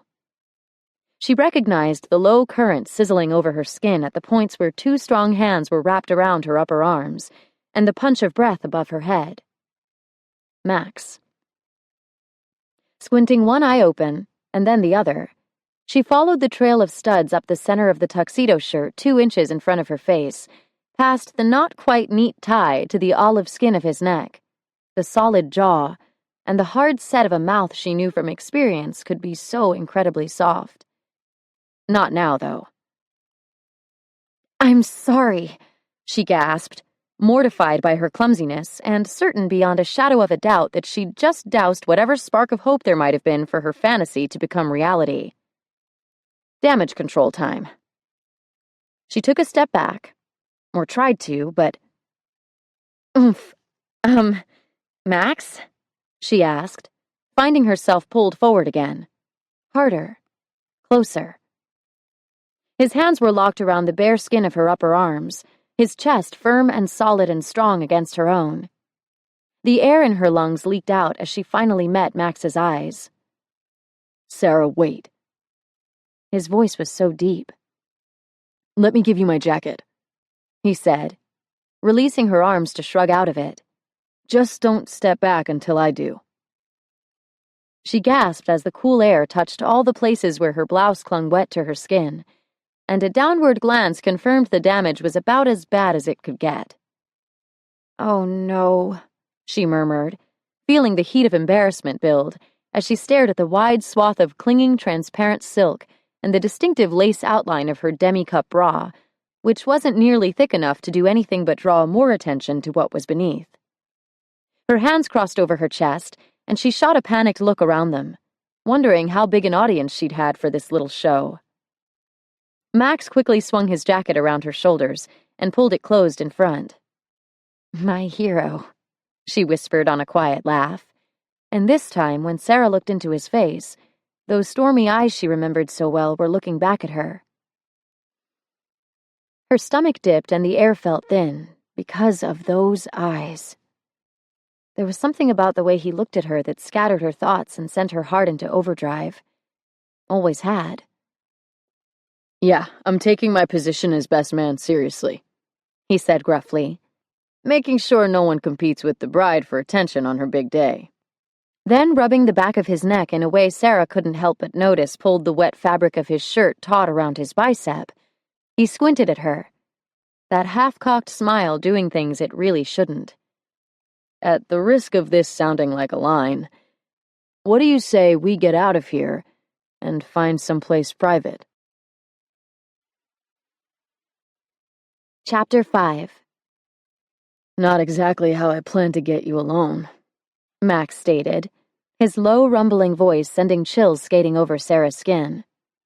Think you'll be able to use a blow-dryer or something to save your top? Something. She kept a few things in her office, though she couldn't recall exactly what they were. Her head was spinning.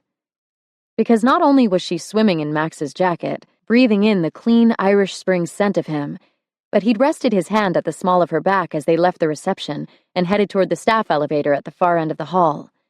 And that subtle touch, it felt so good. Too good.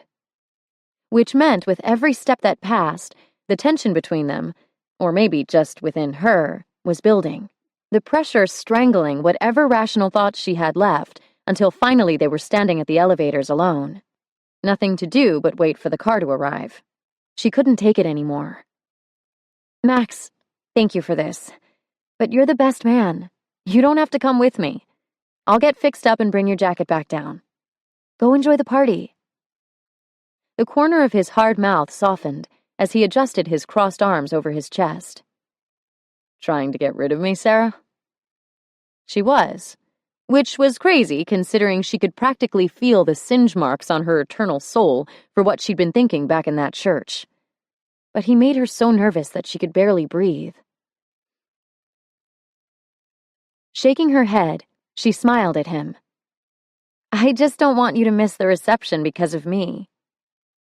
The elevator chimed, and the doors slid silently open. Max extended his arm and then followed her in. I was on my way to talk to you, so looks to me like I'm getting exactly what I was after. She laughed. Champagne spilled down your shirt? Another cut of those eyes. Pretty sure the bulk of it went down your shirt. And as guilty as I feel about it, that was probably the highlight of my year. Max returned to watching the floors pass on the numbered panel, but she couldn't miss the twitch of his mouth. I'm not proud. Suddenly, that nervous tension building within her eased. Because this was just Max. Not like he'd been that last night back in school, but Max like he'd been all the nights that had come before. Flirting and teasing the smiles and laughter out of her as they walked from the library back to her dorm. Pulling the lapels of the jacket tighter, She leaned into the corner of the car. The other night, I'm sorry I took off without saying goodbye. There. She'd said it. Broached the subject she couldn't ignore. Max nodded, letting a beat pass before asking, "So why did you?" "You made me nervous," she admitted. Only that wasn't quite the truth. Max turned to her and she sighed. "Or rather, the way I was thinking about you made me nervous. So I guess I made me nervous. It wasn't anything you did." "Nervous, huh?" He cocked his head to the side, a playful glint in his eyes.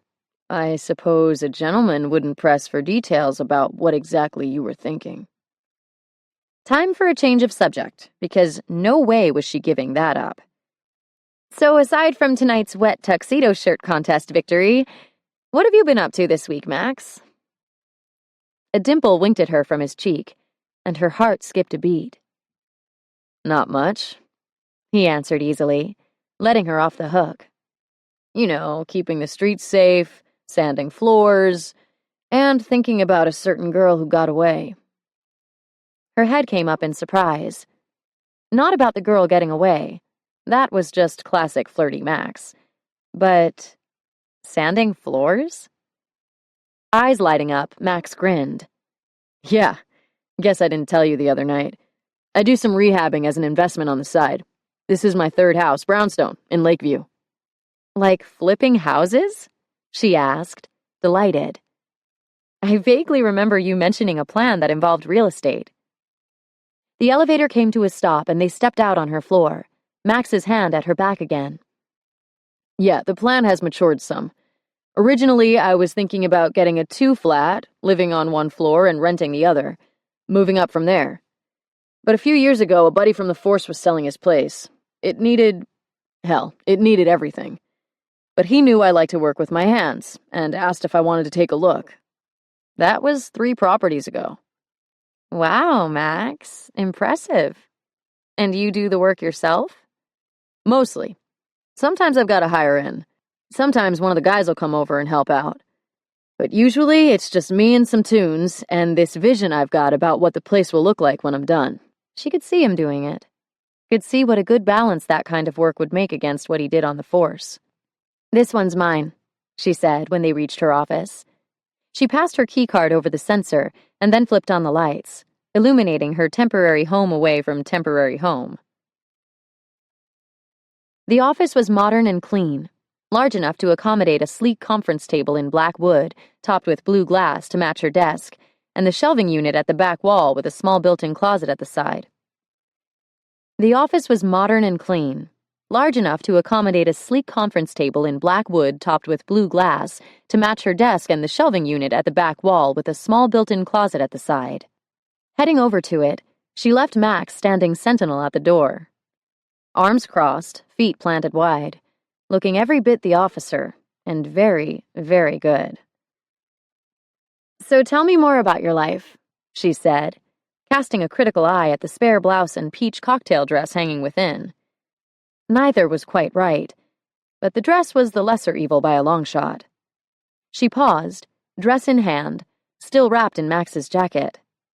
"Based on the number of times I've heard your name mentioned today, breathlessly and with obvious intent, I'm guessing you're still as popular as ever with the females." "I don't know what you heard," Max started, his hands coming up like he was about to launch into some kind of denial or explanation. "But I don't have any plans with anyone."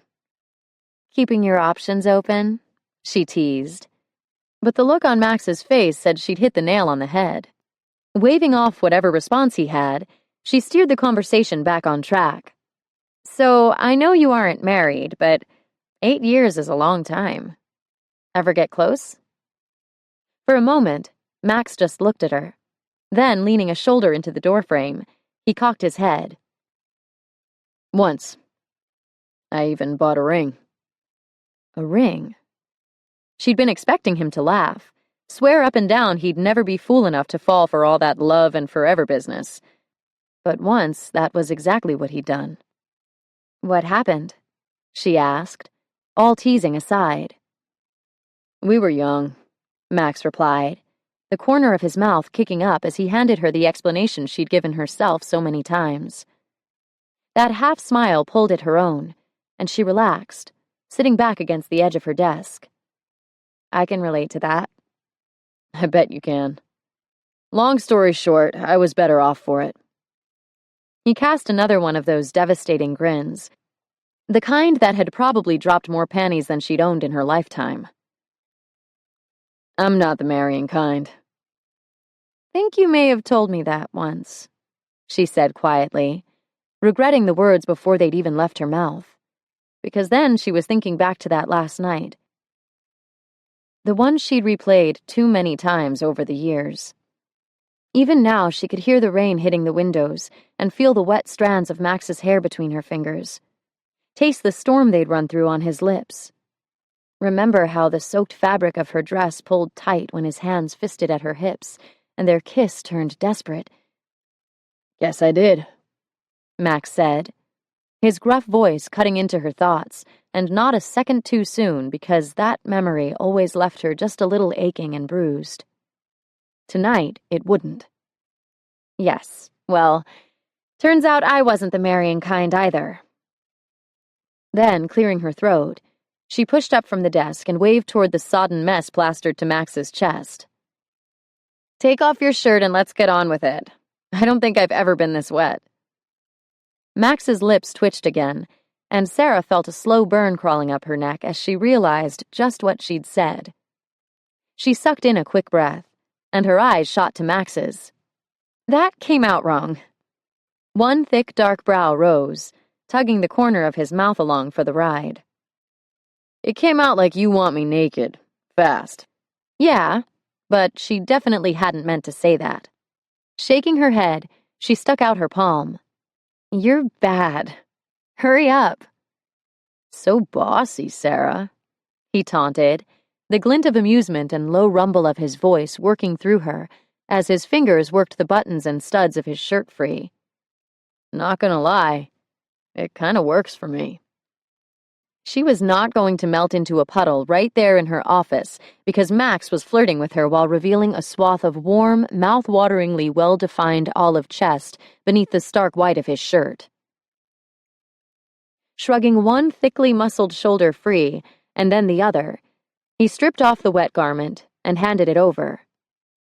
Thanks, Sarah. Air moved unsteadily past her lips as she strained to maintain eye contact. If she looked at his body again, there was a strong chance she would either giggle or try to touch him. Or both. So she swallowed, and, in a tone she only hoped wasn't as breathless as she felt, said, You too. There was that smile again. Wait. Had she just thanked him for taking off his shirt? Slapping a hand over her eyes, and then dropping it to her mouth, she hustled into the bathroom with the gruff sound of Max's laughter trailing behind. Anytime, Sarah. Max eyed the connecting bathroom door and listened to the muffled whine of a blow-dryer at work, wondering whether Sarah was still wearing his jacket, and how deeply infused it had become with that subtle perfume he'd caught when he leaned in to tease her before. Propping a shoulder against the wall, he asked, So, you and Wise, what's going on there? Sean had already confirmed this wasn't an official date, but that he had considered making it one. Max needed to know whether Sarah had been hoping things would go that way. The blow-dryer cut off. Business. He's my boss. Indirectly, she clarified amid the sound of drawers opening and closing. He needed a date, and Piper had a work thing that left me with a free day. Max felt the tension leave his shoulders. He should have left it at that, but hell. You're too good for him. More shuffling from beyond the flimsy door, and then a thunk, followed by a beat of silence. Max straightened. Sarah, you okay? He'd already reached for the knob when it turned in his hand, and the door cracked open. Through the 3-inch gap, Sarah, still wrapped in his jacket, stared up at him agape. Sean, he's not. I mean, there's no way Sean Wise is your Sean. That wide-eyed look of disbelief was priceless. Almost better than the realization that not only was Sarah still wrapped up in his jacket, but based on the flawless stretch of bare legs extending from the hem, there might not be much else left beneath. Panties, probably. Her bra had to have been soaked. Maybe she'd taken it off. Which meant beneath those tightly overlapped lapels was bare, silky, pink-tipped skin. He was a dog for thinking it, and he might have gotten around to working up some guilt, except then those wide eyes started drifting lower until Sarah was blatantly staring at his chest and nibbling her bottom lip in that nervous way she used to have. Feeling the balance of control shifting back in his favor, Max cleared his throat. Sarah's eyes bounced back to his like she'd just been caught with her hand in the cookie jar. This could be fun. Not sure how he'd feel about being my Sean. Max laughed, planting one arm on the doorframe in a move he knew emphasized his chest, shoulders, and biceps, and could only be described as cheap.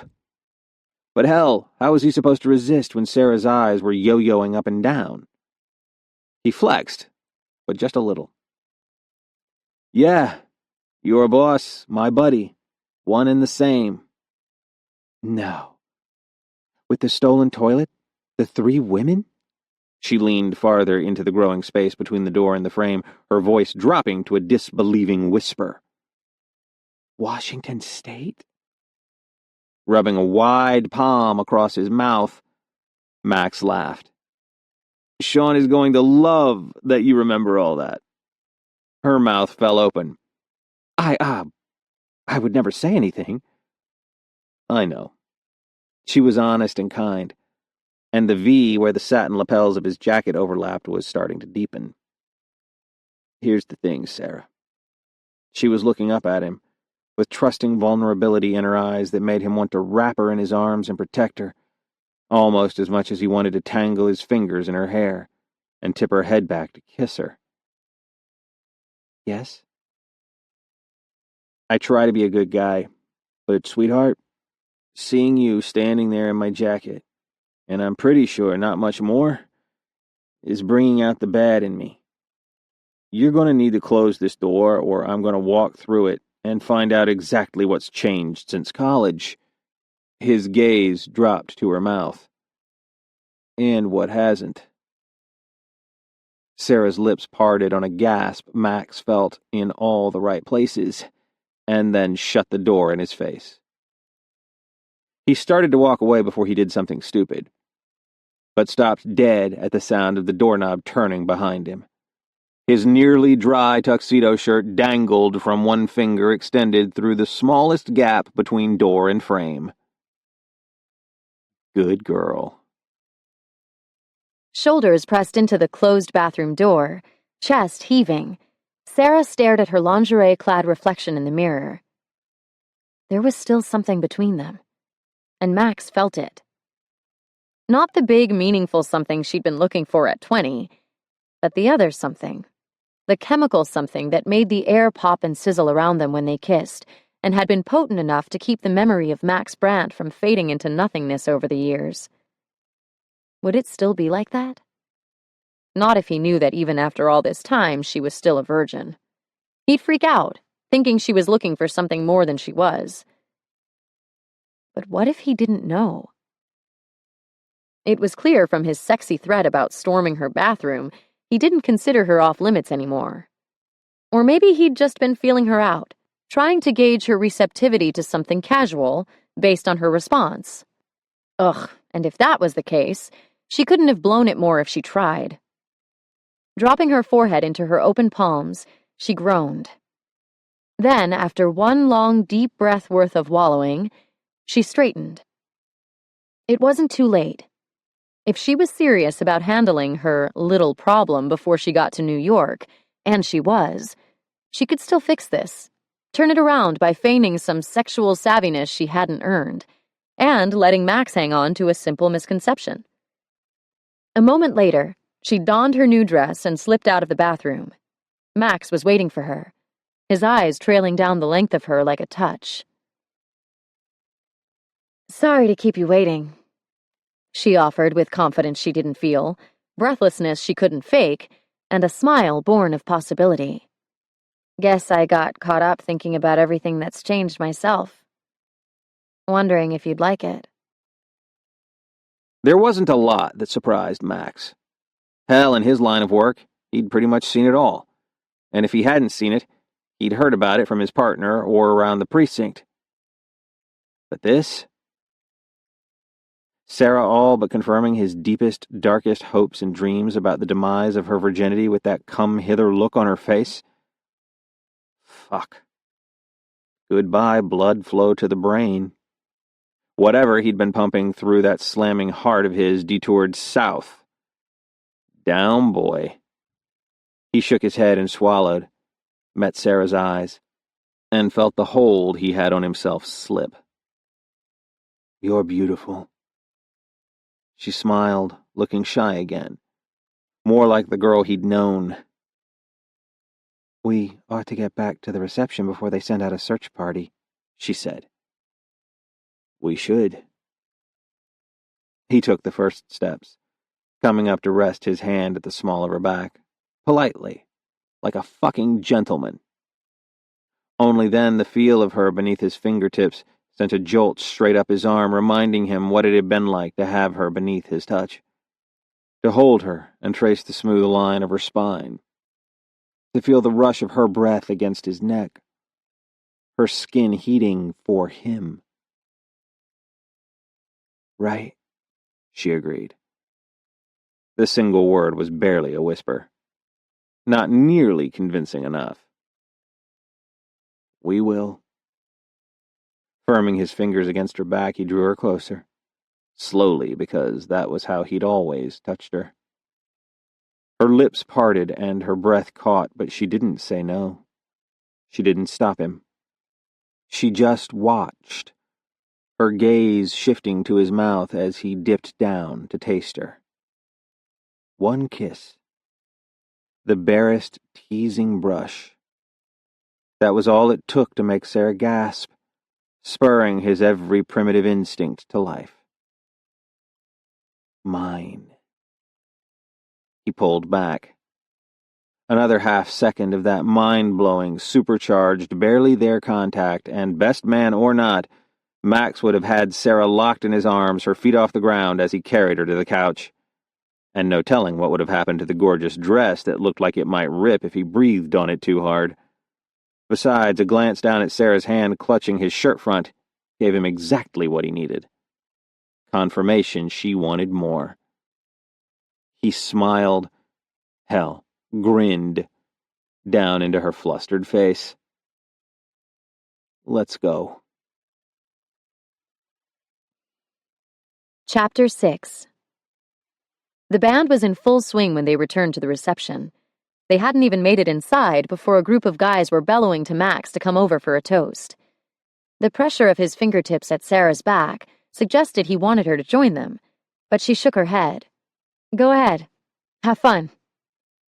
He searched her eyes, then, apparently satisfied with what he found there, snagged her phone to text himself, and then handed it back. Not taking any chances tonight. Maybe not, but she was. Leaning close to her ear, he promised, "Later." Her skin tingled, and her pulse jumped. It took everything she had to nod instead of grabbing his hands and begging him for now. But somehow she managed. After waiting this long, what were a few more hours?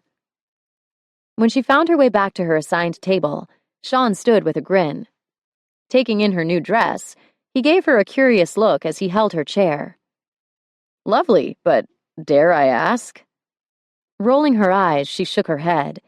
"Clumsy. I spilled a glass of champagne down my dress bumping into someone." Then, reminding herself Sean and Max went way back, she laughed. "Max. I bumped into Max." When Sean still stared at her like he didn't understand, she clarified, "Your old roommate?" Seeming to snap out of it, Sean leaned back in his chair. "No, sorry. It's just that you have to be the least clumsy woman I know. For as long as I've known you, I would say you've never been anything but completely contained. It's funny. You seem different to me. Maybe for no other reason than you're that Sarah. The sip of champagne she'd just taken threatened to come back up. That Sarah? She managed weakly, wondering what exactly Sean knew about her, how she felt about it. Before she could spin herself into too much of a wreck, Sean leaned back in his chair and cocked his signature crooked smile at her. Yeah. And I'm guessing maybe knowing I'm that Sean has you looking at me differently, too. It was true. Until she'd put the names together, she'd never seen Sean as anything but the most proper of bosses. She'd curbed her humor around him, keeping it well within the bounds of professionalism, and thought of his as a little stiff, when in truth, the guy knew how to wind down, in a major way. She let out a quiet laugh. Maybe a little. Though it didn't change how she felt about him professionally in the least. So I guess I can stop worrying that you don't know how to relax. Sean coughed into his hand, then, raising his drink, flashed a wink with more mischief in it than she'd ever seen before. Whatever you've heard, they're lies. All lies. Shaking her head, she raised her own glass. I hope not. An hour later, Sean made sure she had a room for a night before leaving to meet his father and one of the politicians in attendance for a private drink. Wandering back through the party, Sarah saw Max. He was standing by the head table, phone in hand, eyes locked on her. A text came through. Your office. 10 minutes. She bit her lip, resting a hand over the low churn in her stomach. This was really going to happen. Meeting his eyes again, she offered a single nod. Parked behind her desk, fingers neatly positioned at ASDF JKL semicolon, Sarah stared at the light switch to the right of the door. Even with the illumination from the hall, she had to look ridiculous sitting there in the semi-darkness of her office, at her computer, not standing in some seductive pose backlit by the city lights streaming in from her window while she sipped champagne. Why hadn't she brought a flute with her? This was definitely worse than the sterile fluorescent wash she'd thought would make her look cold and unapproachable. Pushing back from her desk, she flipped on the lights just as Max filled her doorway. Jerking back, she felt her breath catch as he raised a hand and let out one of those gravelly low laughs. Easy. Just me. Sorry, she managed through a smile that felt dangerously close to slipping from her face. She was a wreck, and he looked like the Wikipedia graphic aid for Tuxedo Fine, with his jacket slung over one shoulder, his bow tie hanging loose, and the top two studs open at his neck. I was just... She let out an anxious breath.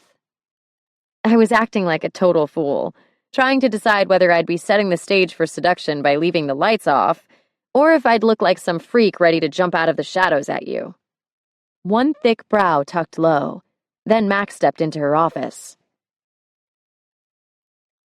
Let's see.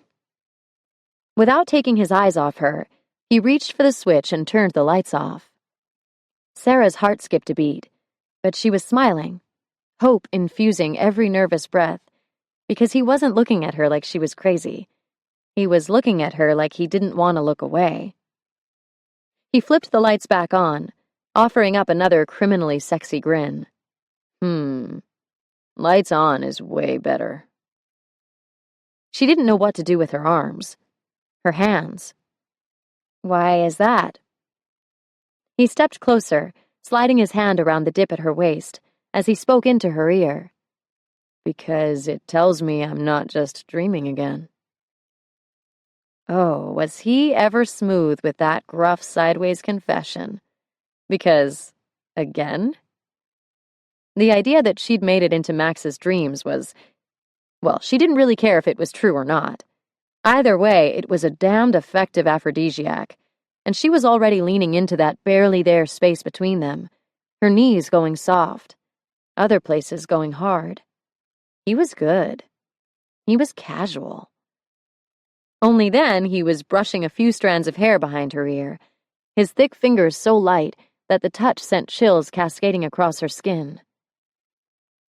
"Max," she whispered, as his thumb coasted across the sensitive skin of her bottom lip. "Close up shop, Sarah. If I start this again before we're in my room, I don't know if I'll be able to stop." Her breath hitched. This was happening. Tonight. 5 minutes later, Max was sliding his keycard over the sensor and stepping into his 15th floor suite. He'd kept a polite distance when they left her office, through the elevator ride, and as they walked the short distance down the hall to the room decorated in shades of slate and burnt orange. But as the door closed behind her with a distinctive snick, she felt that familiar sense of unease fighting for position beside her anticipation. What was she supposed to do from there? Walk straight through to the bedroom and start to strip? Lie down on the bed and wait? Were there signals and cues someone who'd done this before would know? Was she about to make a terrible mistake? The questions bombarding her came to an abrupt halt when Max stepped in close behind her. Smoothing his hand around her waist and across her belly, he pulled her to him so she could feel the heat of his big body from her shoulders all the way down the backs of her legs. And then the warm wash of his breath at her ear. "We can talk, Sarah." His hand curved around her hip, gently guiding her around so she faced him, so she was looking up into the eyes that had haunted her nights for years. His other hand slid into her hair, sending delicious shivers dancing across her skin as he tipped her head back. "We can have a drink." His mouth lingered a breath above hers, so close that the absence of actual contact almost hurt. "But I can't go another minute without this." And then, that brutal space between them, the one filled with all the what-ifs Sarah had spent the last hour agonizing over, was gone, replaced by his kiss and the potential of a night that would change her life.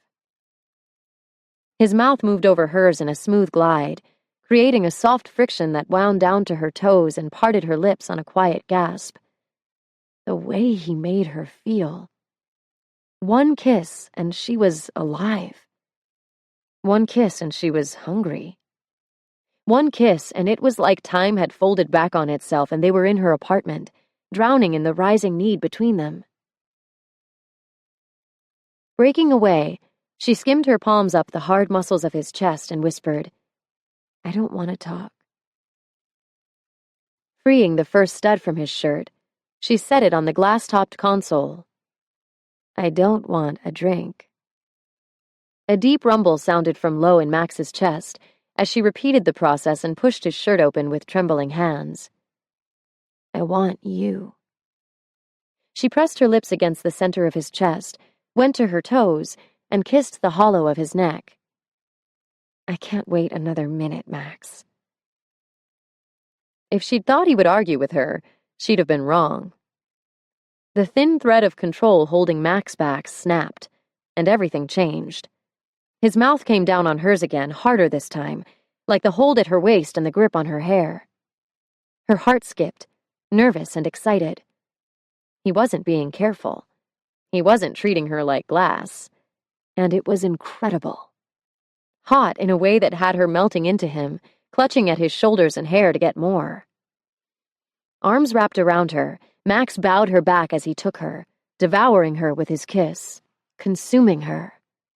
"Max," she gasped, when her mouth was no longer enough, and he'd begun working his way down her throat, pulling at the tender skin with a hint of suction that had her angling away to offer him more. He'd found the zipper of her dress and was easing the lace over her shoulders, following the newly exposed skin with his lips, his tongue. "You're beautiful," he rumbled, kissing into her cleavage as the neckline gaped, and the heavier overlayer fell to her elbows, leaving her only in the form-fitting silky slip. "I didn't think it was possible you could be more beautiful than you were in college, but you are." "My dress," she whispered urgently. "Take it off me." She didn't want to lose this momentum. Taking a step back, He slid the fabric down her arms and past her hips, where it pooled around her feet. And then she was standing before him in nothing but her sheer lingerie and heels. She wanted to be confident, sexy. But suddenly she felt exposed, nervous. She'd wanted someone good her first time, but Max was out of her league. She wasn't going to know what to do. What if Max walked away from her disappointed? Worse, what if he walked away furious because of her lies? Sarah? Oh no. He could see it. She was tensing up. All that warm, gooey heat was beginning to cool. But if she let this stop, would she ever have the courage to try again? Deep in her heart, she knew Max was the one man she trusted above all others. Her attraction to him was off the charts, even if that attraction was currently overshadowed by anxiety and more than a pinch of guilt. She needed to do this. He said her name again, a question in his eyes. Straightening her shoulders, she aimed for confidence she wasn't feeling. Sorry, I just realized I didn't send an email I meant to get out. Max didn't move a muscle, but even in the low light of the suite, she could see the shock in his eyes. Email. Oops. Okay, that was definitely the wrong thing to say. Scrambling to regain her traction on the moment, she stepped out of the puddle of silk and lace, praying her knees would hold her, and walked over to where the living area opened into the bedroom with a half wall. She leaned back into it and cocked a knee while knitting her fingers tightly behind her. It was the kind of provocative stance she'd seen in magazines and movies, one that pushed her bust out, while hiding the fact that she was desperately holding her own hands. I know. Workaholic, she offered with a self-deprecating laugh. Mystery solved as to why no boyfriend, right? Max's jaw bounced once, twice, as he stared at her. Sarah, are you nervous? Through 3 beats of her heart, she thought she might tell him, but if she did, he would stop, and she didn't think she could take it. So shaking her head, she tossed another lie onto the pile. Sometimes, when I have too much time to think, even in moments like this, my mind wanders to work, is all. She swallowed and added an honest truth. But I want to be with you. The hardness left his face, and he closed the distance between them. So, be with me. He kissed her again, this kiss falling somewhere between the last two. Not a taste, not devouring, but a measured, concentrated seduction of her mouth that left her mindless. Max pulled back again, keeping the distance between them when she tried to follow him. The look he gave her was scrutinizing but brief. Better? Yes, she answered breathlessly. And this time when she pushed to her toes, reaching for him, he met her halfway, giving her everything she was asking for. And more.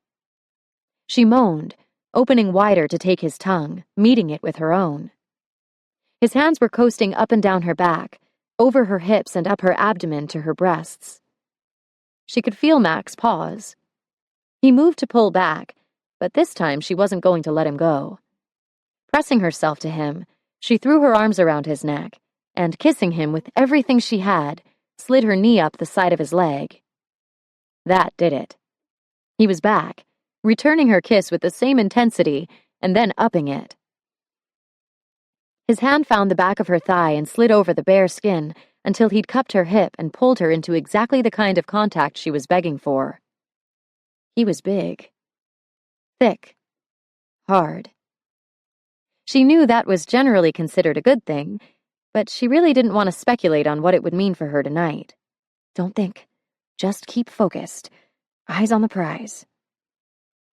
Pushing her fingers into his short hair, she ignored the voice in the back of her head whispering that he was going to know, that whatever ember of affection had remained between them over the years would die the second he realized she was using him. His arms tightened around her, and then she was whirling, her toes off the ground as Max carried her to the bed. Laying her back, he crawled on top of her. It was exactly where she wanted him to be. Only that delicious heat in her belly was gone, replaced by a guilty void. Maybe this was a mistake. "Sarah?" he asked, looking up from the neighborhood of her navel. She hadn't even noticed. Arching her back, she let out a little moan and whispered, "So good." Those thick, dark brows crashed together. "Are you thinking about work?" "No, I swear." It was the truth, but it didn't matter, because he knew something was up. "I don't really like that." She nodded toward her panties where she could only guess he'd been headed. "You don't?" he asked slowly, something in the way he was looking at her making her squirm. "Come back up here." Reaching for his head, she tried to urge him back. He didn't budge. "What do you like, Sarah?" She swallowed at the edge she heard in his question. "Everything else." "Yeah?" She nodded, scrambled for something to say that would get them back on track. Something she'd read? "I want you, Max. Inside me." And that might have sounded a little more convincing if her voice hadn't cracked. "Hard and fast. That's how I like it." And as terrifying as that prospect actually sounded, it was her best chance of Max not figuring out she'd lied to him. He nodded, his jaw softening. Yes. Relief flooded through her. Max dropped a kiss on her stomach, light and small, and then crawled up her body. His tuxedo pants were still buttoned, but his shirt hung open, showing off all those bands and layers of solid packed muscle. He was beautiful. A work of art. The most handsome man she'd ever seen, and it was taking everything she had not to cringe away as he stopped above her. Slowly he lowered his head, turning so the next kiss he dropped was at her earlobe. Then, quietly, he said, "Sarah, I really want to be wrong about this, but I'm about 95% sure you don't know what you like."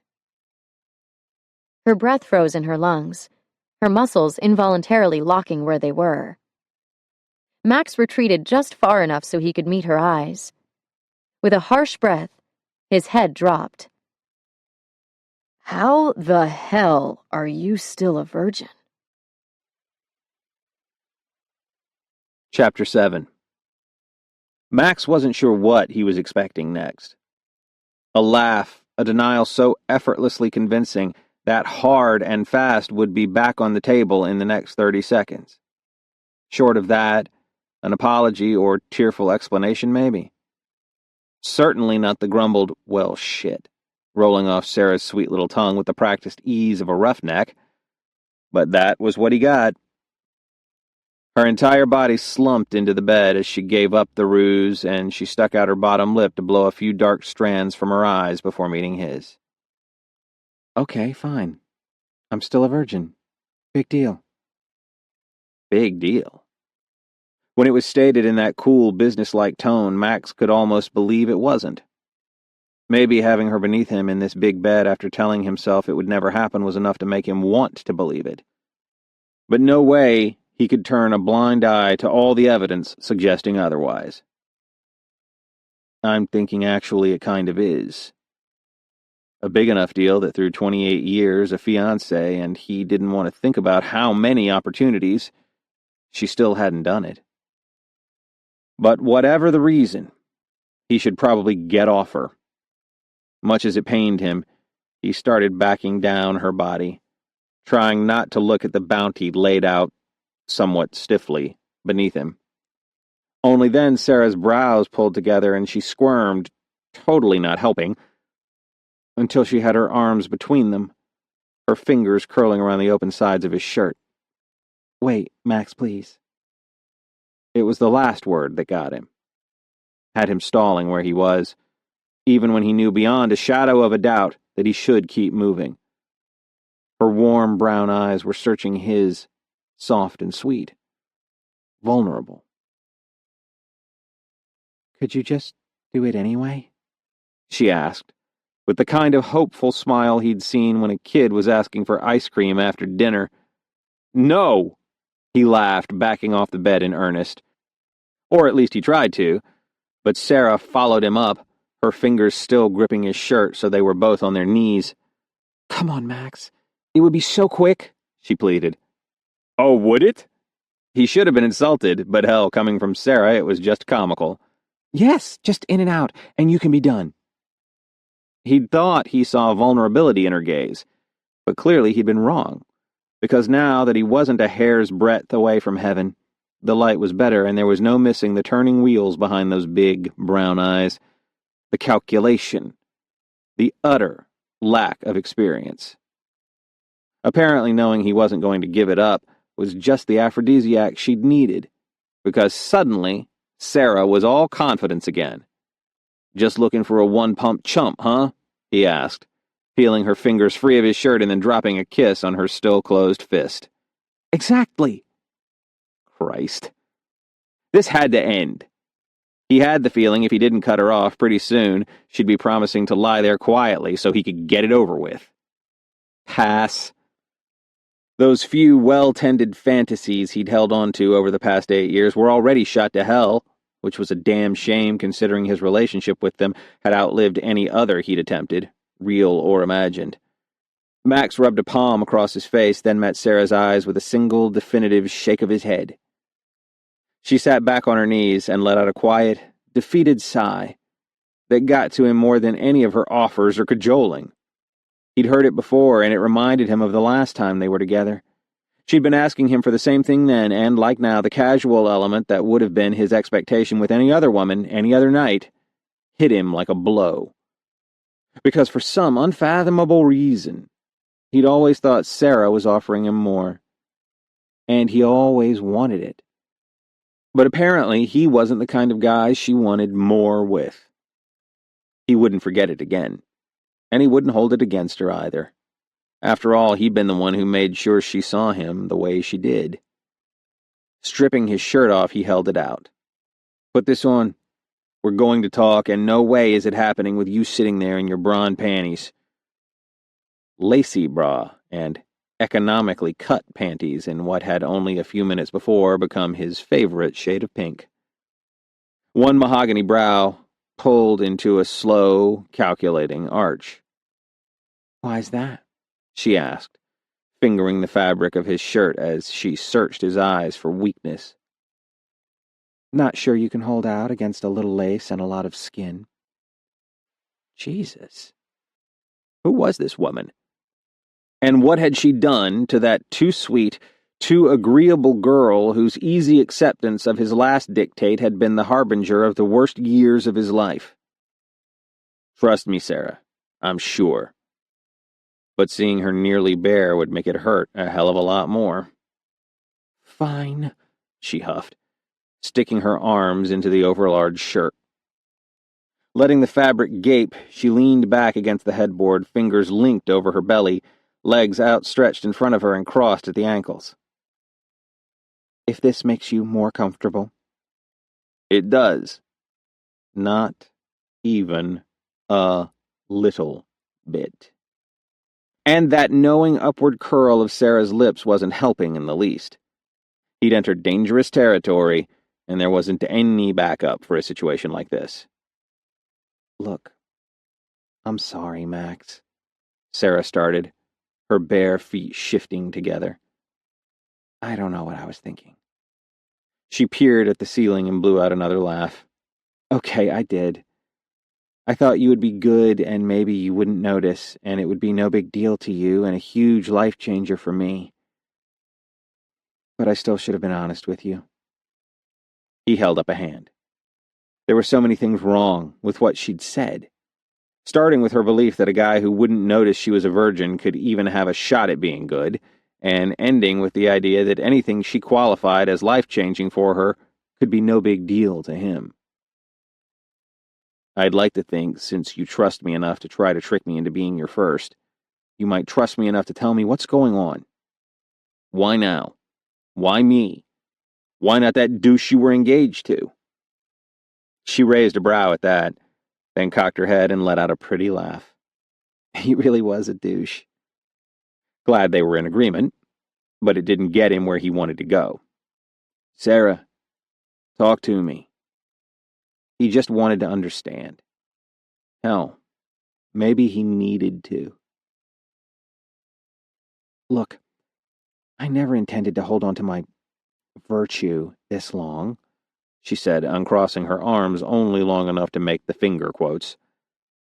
I don't know if you remember, but waiting on marriage was never part of my plan. He remembered.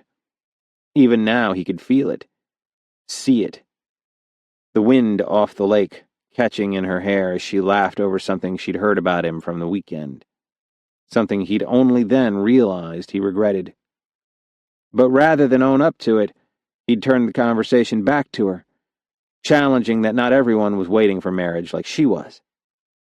It had been nuts, the way his heart had started thumping hard, like he'd just finished a game of hoops when he was just waiting on a confirmation that shouldn't have mattered to him at all, but did.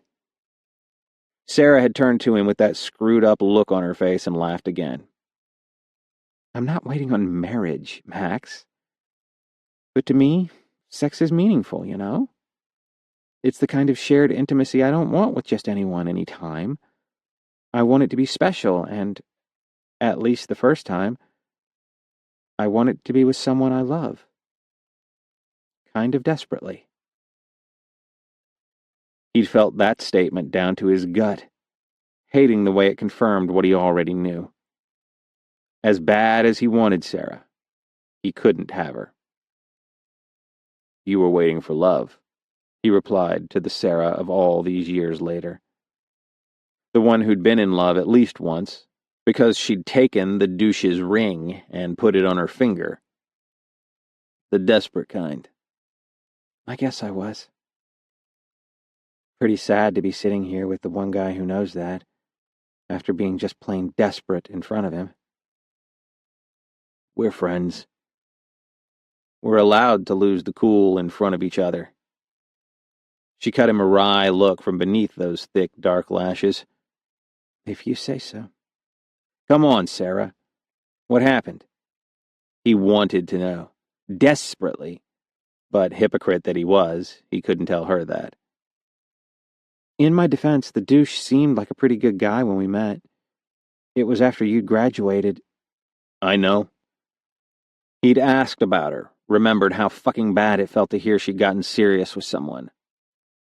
She paused, a questioning look in her eyes, but quickly continued. So, I was a couple of months into senior year when we started dating. He totally respected my feelings about sex and never pushed.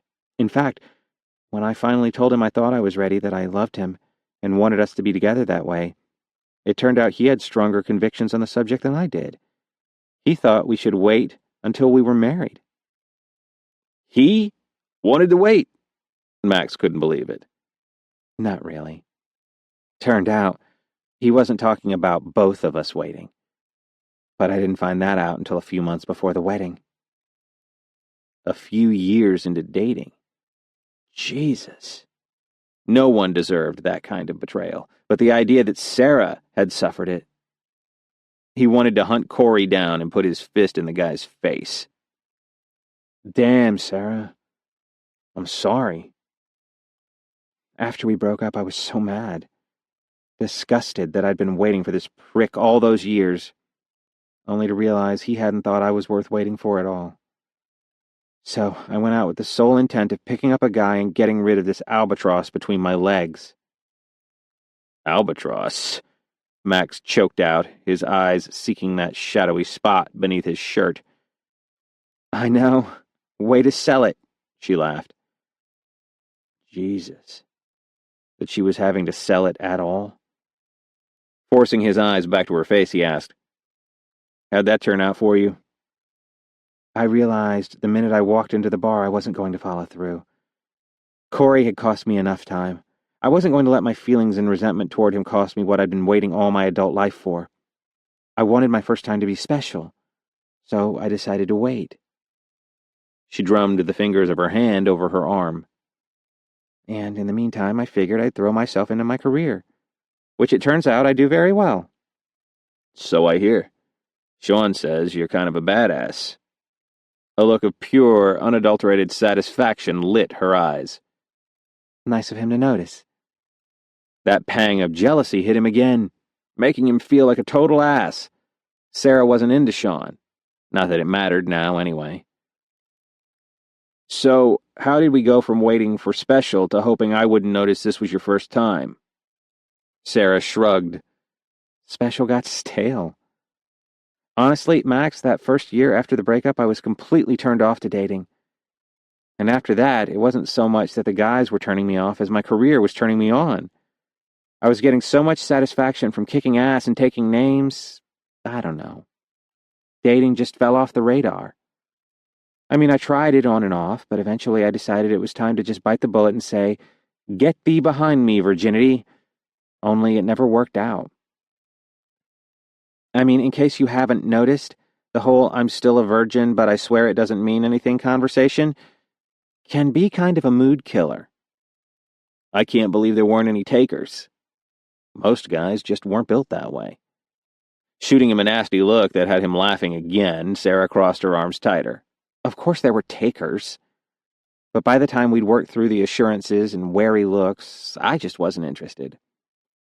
I might have given up on waiting for love and waiting for special, but I don't think it's too much to ask that I at least be a little turned on. She huffed, waving one dismissive hand his way. So for a number of reasons, it just kept not happening. But it needs to. I don't want to go through what happened with Corey again. It's not like I'm ready for my happily ever after. Right now is about my career and maybe picking up a little experience in the dating arena on the side. But eventually, I will be ready to get serious again, and I'm hoping when that happens, I'll have had enough experience to know more about what I want in a man, in a relationship, to know what's important to me, what's not. You want to play the field a while, Max offered, cringing inside over how mistaken he'd been with her. Not that he'd thought this time he'd get to keep her. She was only in town for a couple of months, and he knew better than to try and get in the way of a woman's plans. But for a while she was here, well, not exactly what she'd been looking for. And the more she talked, the less he could blame her. I want to do some research, so when the time is right, I'll be able to make an educated decision I can be confident about. Because she didn't want to get hurt again. It killed him to think about the mind fuck that douche had done on her. How, as tough as she seemed, she was still so afraid of letting herself be hurt. The thing is, Max, it's tough to tell what kind of connection you have with someone, what you like about them, and what you don't. When first you're worrying about the coming conversation, and then they're worried about what that means. Yeah, he could imagine. After another frustrated breath, she looked up at him. When I ran into you at the party and I realized there was still something between us, I thought, maybe we could have one night. The night we never had back in school, but I'd wondered about for I won't even tell you how long after. One night, and this obstacle that feels like it's in the way of everything would finally be gone. Only then I started thinking about having the talk with you, and I just couldn't. So I left, but after I was kicking myself for letting it stop me. And anyway, that's why I decided not to say anything tonight. It wasn't right, and I'm sorry. She was killing him. A woman like Sarah, so smart and sexy and sweet, ought to have a man loving her every night. If things had been different, it might have been him. She wouldn't be a virgin, that was for damn sure, because while he'd had her, Max would have made sure she was coming apart with his name on her lips every chance he got. But she hadn't wanted that from him. And what had she wanted? Well, he'd wanted more for her. Sarah, I get it. But I can't be the guy to help you out. Her shoulders slumped as she quietly asked, Can you tell me why?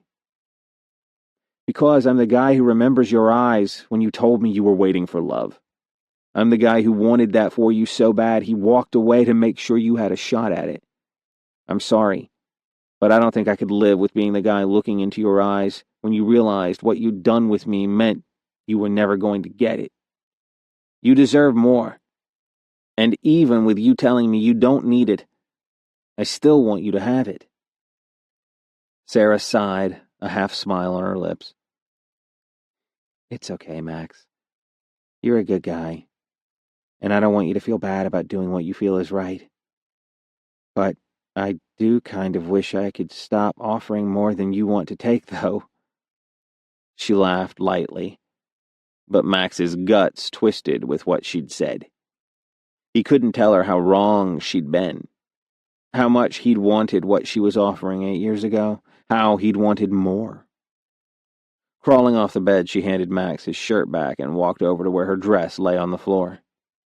Slipping the first layer over her head and then the second, she let the lacy fabric slide down her body. Again, she was killing him. She glanced over her shoulder. A little help? He crossed to her and had the zipper half up, his fingers burning to spread out over that creamy expanse of skin, when she blithely stated, I get why you said no, and it really is fine. I'll find someone else to assist with my little problem. There's got to be some palatable prince out there willing to help a girl out when she needs a favor. I'm ready to get this over with, and I'd like to do it before I get to New York and the rest of my life starts for real. His hand slipped from the zipper. Sarah. She turned to him, no judgment or apology in her eyes, just honesty. It was good to see you, Max. And while I may not have shown it, I really do appreciate the friendship. He nodded, that knot in his gut getting worse as she slipped into her heels and then found her purse. Where are you going? He asked.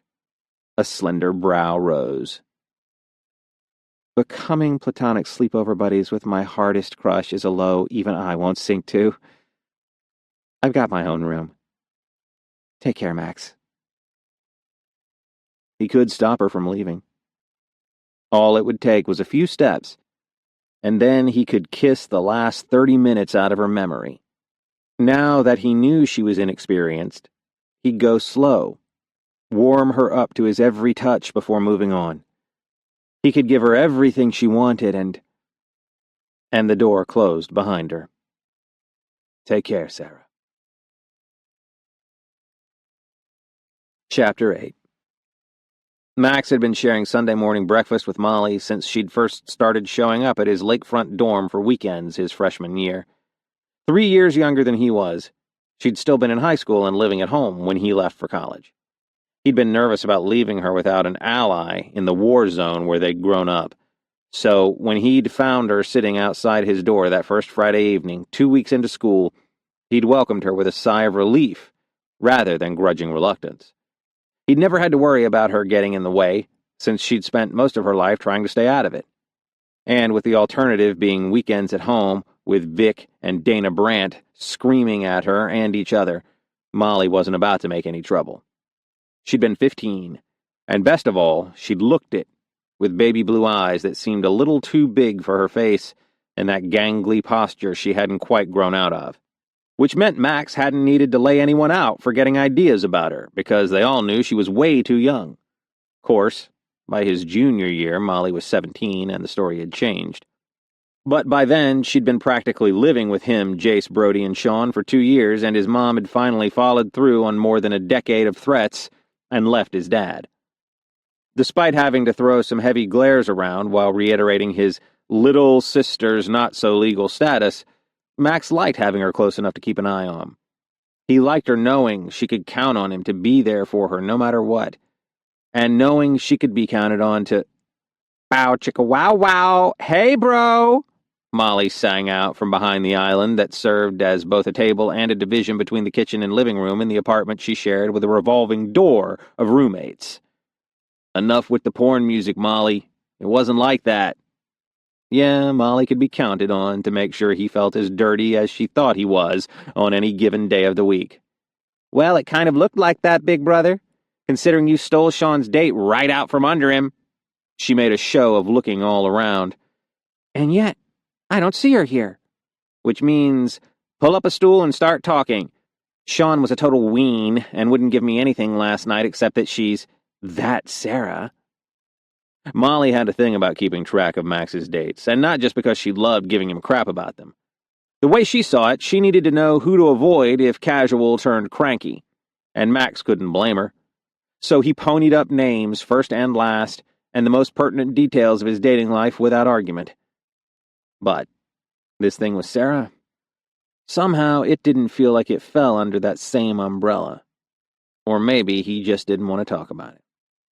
I sure as shit didn't steal Sean's date. And what do you even know about that Sarah? I know you spent the whole night watching every move she made from across the ballroom.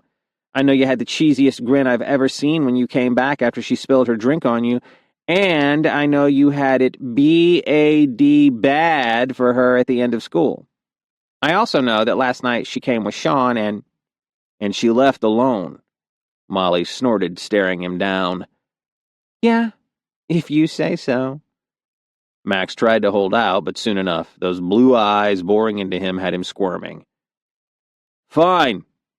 I met her in her office, but she wasn't really Sean's date. See?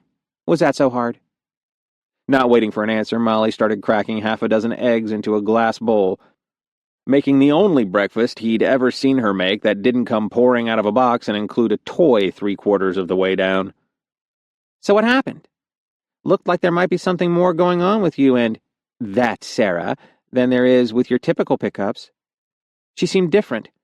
Like, not the type I'd have to worry about flashing her crotchless panties every time the wind picked up. And unless I missed it, she didn't have a bubbly girlfriend trailing along for whatever dirty business the three of you might get into.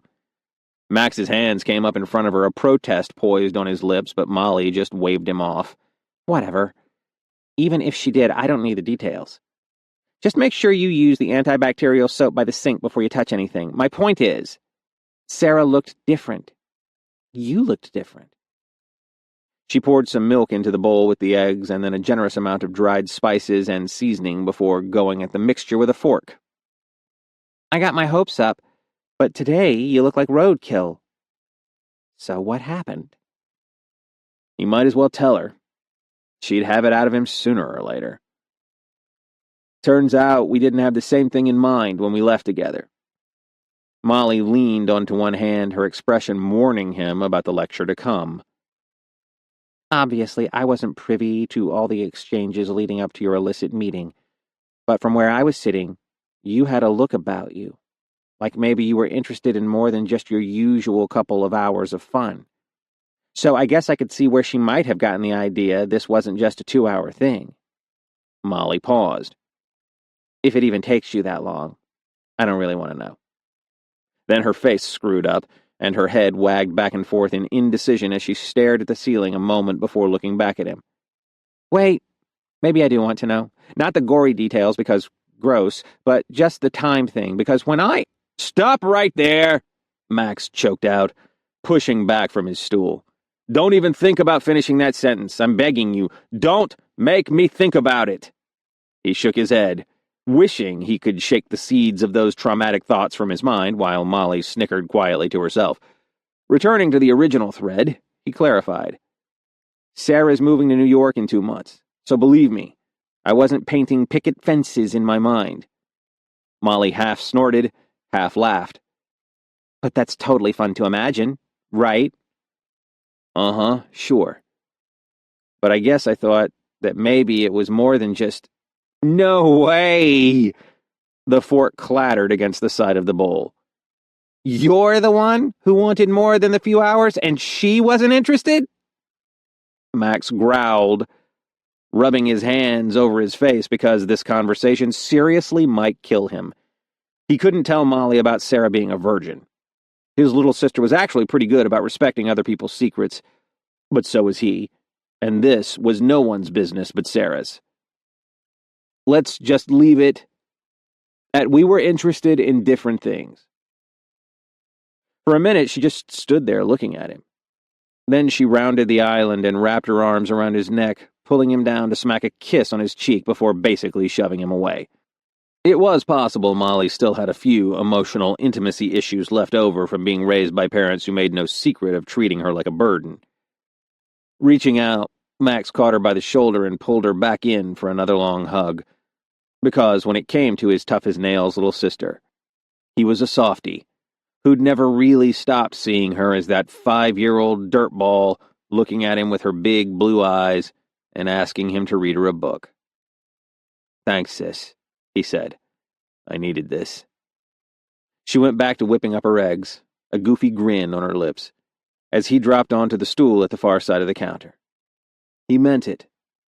This thing with Sarah had thrown him for a loop, and while talking about it with Molly wasn't going to happen, it was nice to have someone to hug him when he fucking ached with regret over a choice that he knew to the bottom of his soul he wouldn't change, even if he had it to do again.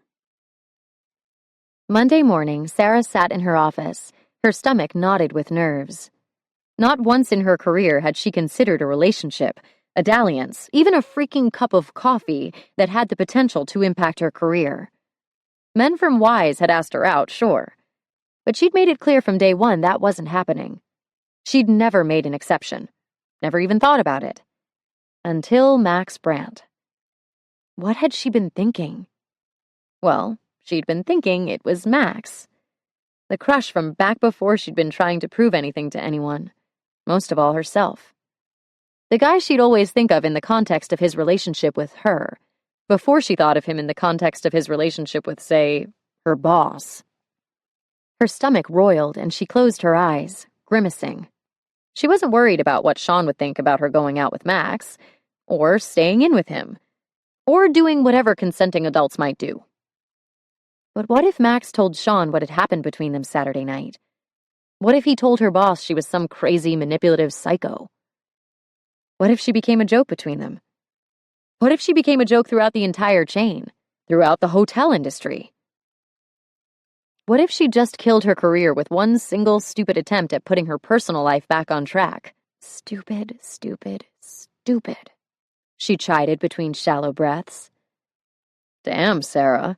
I've been hard enough on myself since Saturday night, Max said from her open office door, his deep voice cutting through her self-directed disgust and making her jump. Not sure I can handle you calling me names, too. Max, what? She shook her head, then smoothed back her hair as nerves and excitement tangled within her. What are you doing here?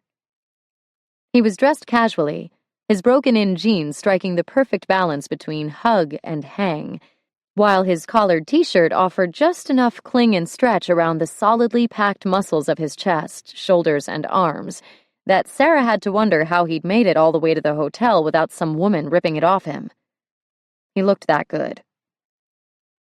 And yeah, now she had a pretty good idea of how she'd managed to be so stupid, because already she could sense her brain cells expiring, one after another.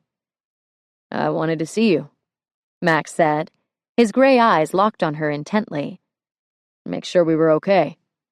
After everything. She closed her eyes, all the tension and worry that had been building within her since she'd left his room, suddenly draining out in a rush. This man wasn't the kind to make a joke of her. He cared about her. Even after all the years, even after the stunt she'd pulled, she could still see that protective streak shining through. Heck, she could feel it. With a shake of her head, she pushed back from her desk and walked around to him. I appreciate it. I may have been a little anxious about how we left things myself. Taking a quick look past him, she checked that the hall was clear, then leaned against her side of the door.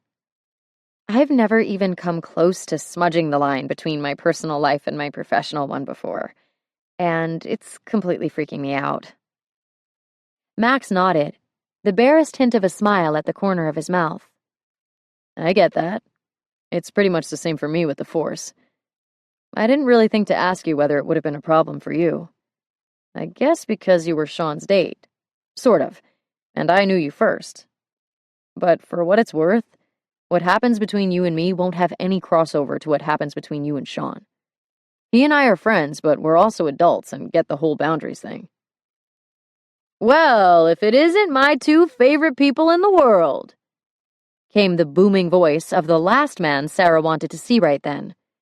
Leaning into the hall, she winced. Sure enough, Sean was on his way toward them. Max, you make any headway talking Sarah into staying in Chicago yet? Max shook his head, pinching the bridge of his nose. Hey, man, I was on my way up to see you in a bit. His eyes shot back to Sarah's, just to say hi. It would have been comical, except Sarah stopped to consider and let the smile pushing at her lips have its way. It was comical. Her would-have-been hookup standing beside her boss was her worst nightmare. But somehow she knew Max would make everything okay. Excellent, Sean proclaimed, beaming at them like they were his kids. But Max, since you've got a couple of hours before you have to be at work, and I'm here now, what do you say the three of us go down and grab breakfast together? Sarah was about to open her mouth in protest when Sean shook his head. I insist. No can do, Sean. Max had his hand on Sean's shoulder, giving him a squeeze that seemed friendly enough, except for the way Sean's eyes shot to Sarah and then returned to Max. Straightening his suit jacket, Sean returned the friendly grip on Max's shoulder, his knuckles going white as he urged Max out the door. Fine, I'll walk you out now. Sarah, just meet me down at the restaurant in 20, will you? Of course, she answered, not exactly relieved. See you in a few. Max couldn't help the smile twisting his lips as Sean, who was probably 4 inches shorter and 30 pounds lighter than he was, muscled him down the hall like some punk kid getting dragged to the principal's office. Obviously, Max could have stopped. But the truth was, he liked Sean's protective streak towards Sarah. So who was he to get in the way? Especially when he'd only been trying to protect her himself. The elevator doors opened, and instead of going up to his office, Sean took them down to the parking level. A couple of guests were riding with them, so both men remained silent until they stepped out onto the concrete ramp. Sean turned on him, all but bristling with rage. What the fuck is this? He growled. The reaction intense enough for Max to take a step back, narrow his eyes on the other man, and wonder exactly what Sean's feelings for Sarah were. Because this protective looked like more than professional consideration, even with a heap of friendly intent sprinkled on top. Back down, man, Max said in a level tone. I was just checking in to say hi to Sarah, see how she was after this weekend. I don't know what you think was going on. What I think is that you're blowing her off the way you always do, that you got whatever you were after, and now you can't be bothered to have breakfast with the girl you took off my arm on Saturday night, a girl I only let go because you seemed legit. Took off your arm? Let go, Max growled. You said you were just friends. We are, dickhead. Good enough friends that I don't want her heart getting traipsed over by your libido. Trust me, that's not what's going on here. Jesus, why was everyone assuming the worst? And why did it make the fact that Sarah wasn't interested in more than a night with him so much fucking harder to swallow? Look, you didn't accidentally run into me at a gas station, Sean. I came to her work to check in, something I wouldn't do if I didn't care about her. And not that it's any of your damn business, but my libido left her alone. We're just what we always have been. Friends. Sean gave him a don't bullshit me look, and Max put up a hand. Friends who know better. But that's the end of the discussion, man. Sarah works for you, and this is personal. A moment passed, and then, appeased, Sean straightened his tie. See you tonight for Jill's thing? So they were good. Yeah. See you tonight. Max texted Sarah before heading over to the station, letting her know everything was cool with Sean, and that it had been good seeing her. There was a finality to it he didn't like. But the truth was Sarah wanted something Max couldn't give. Something casual and no big deal. And sitting around burning through his stomach lining while he watched from the sidelines, waiting for her to find the guy who could give it to her, didn't sound awesome. Goodbye was definitely the way to go. Jill was a sweet girl who had been working at Belfast since Brody opened the place a handful of years ago. No, she wasn't the kind of friend that came over every other week with the rest of the guys, but they all cared about her. Which explained why this hole-in-the-wall theater was pushing about 90% capacity for a 9:45 Monday night performance of a play written by Jill's boyfriend. The kid was nice, but based on his last 3 productions, he wasn't in line to become the next Oscar Wilde. Max scanned the faces in the crowd, recognizing about half of them. Brody had had a hand in the night's box office success. The guy had a habit of buying up tickets and then handing them out to his hordes of friends. And because Brody was asking them to go, they always did. The guy was such a teddy bear, unless you gave him a reason not to be. Gotta love him. Halfway down, Brody was sitting with his beefy arms slung around Molly's shoulders, talking animatedly with Jace and Emily, who were seated on Molly's other side. There were a handful of open seats on Brody's left, so Max dropped into one and reached across to ruffle Molly's hair. "Guys, Emily, how you doing?" he asked, wincing as he realized he'd done it again when Emily rolled her eyes and laughed. He'd separated her from the guys. "Sorry, Em. You know I love you, but you've got too much class to be lumped in with these yahoos." Emily raised a brow. The dark brown eyes his buddy had turned into a marshmallow over, flashing a bit of edge as she replied, "I know your game, Max. Trying to keep me the odd woman out.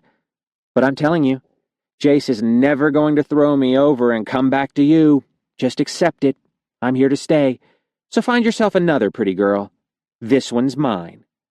Max laughed at their ongoing joke, loving that she gave him shit.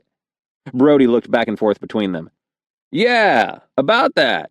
Word on the street is Max may have already found a pretty girl to replace Jace." The hell?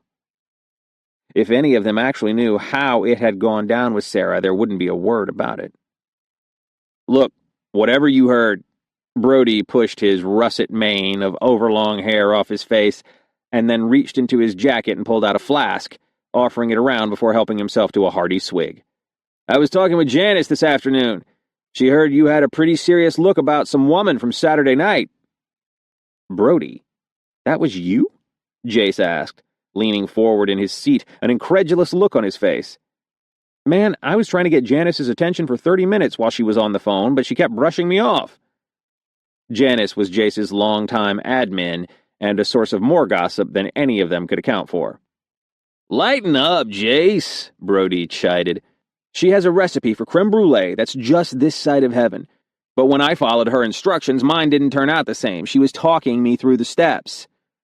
Jace sat back, and Max was about to jump back into the conversation to clear up the misconceptions about his serious status when Jace leaned back in, his eyes narrowed, and his voice conspiratorially low. "So, where did Janice hear it? Who the hell is she getting all her gossip from?" 4 sets of eyes rolled, and Molly just shook her head. "Let it go, Jace." Enough of this shit. Max leaned into the group, Ving his fingers toward his friends before bringing them back toward his eyes to ensure he had everyone's attention. This was the last time he was going to say anything about it. "There's nothing going on with me and Sarah.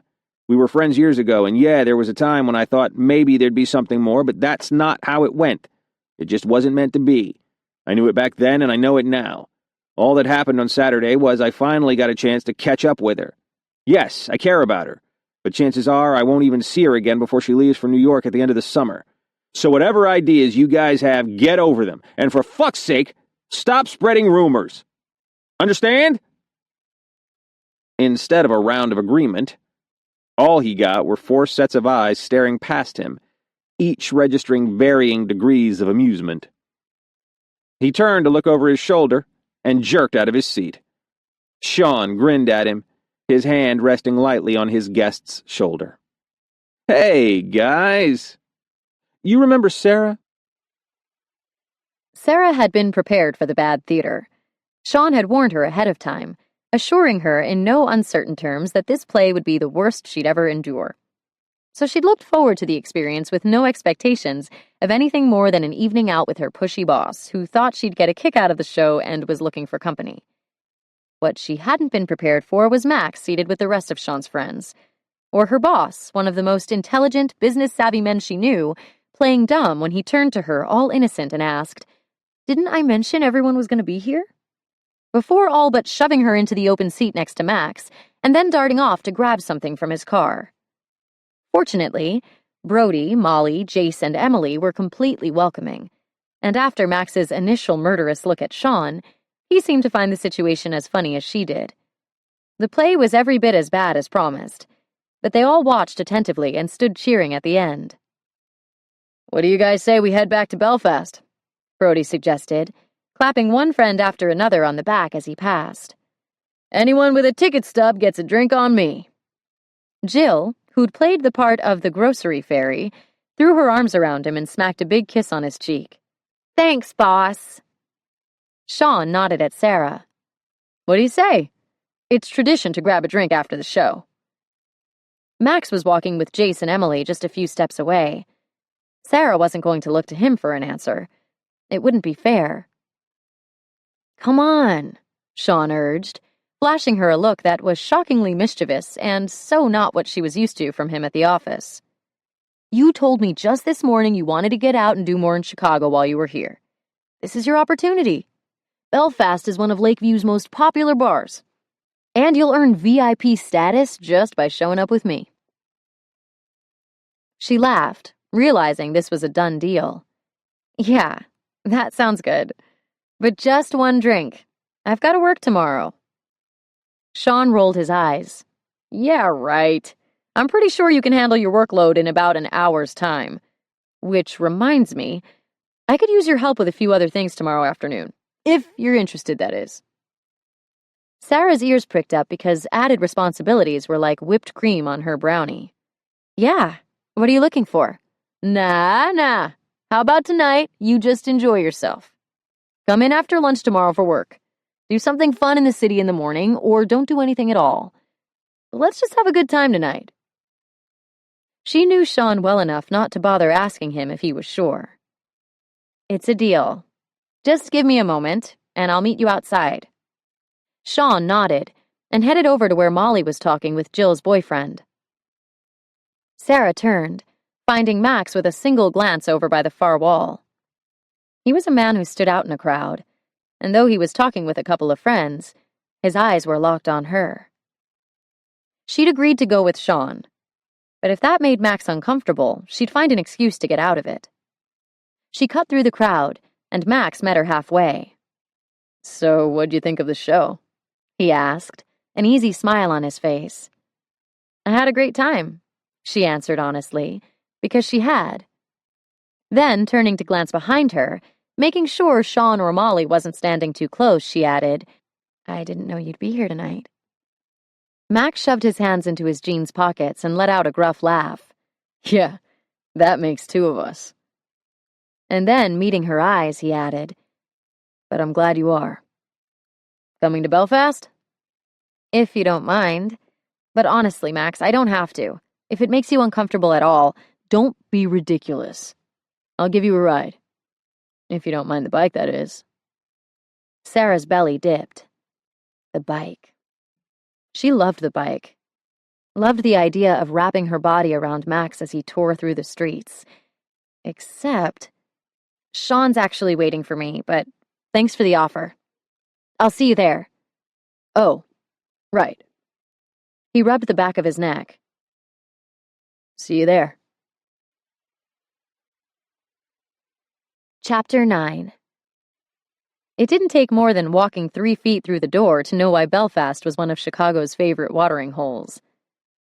Sarah stepped through the open doorway to the left for a peek into the restaurant side of the business.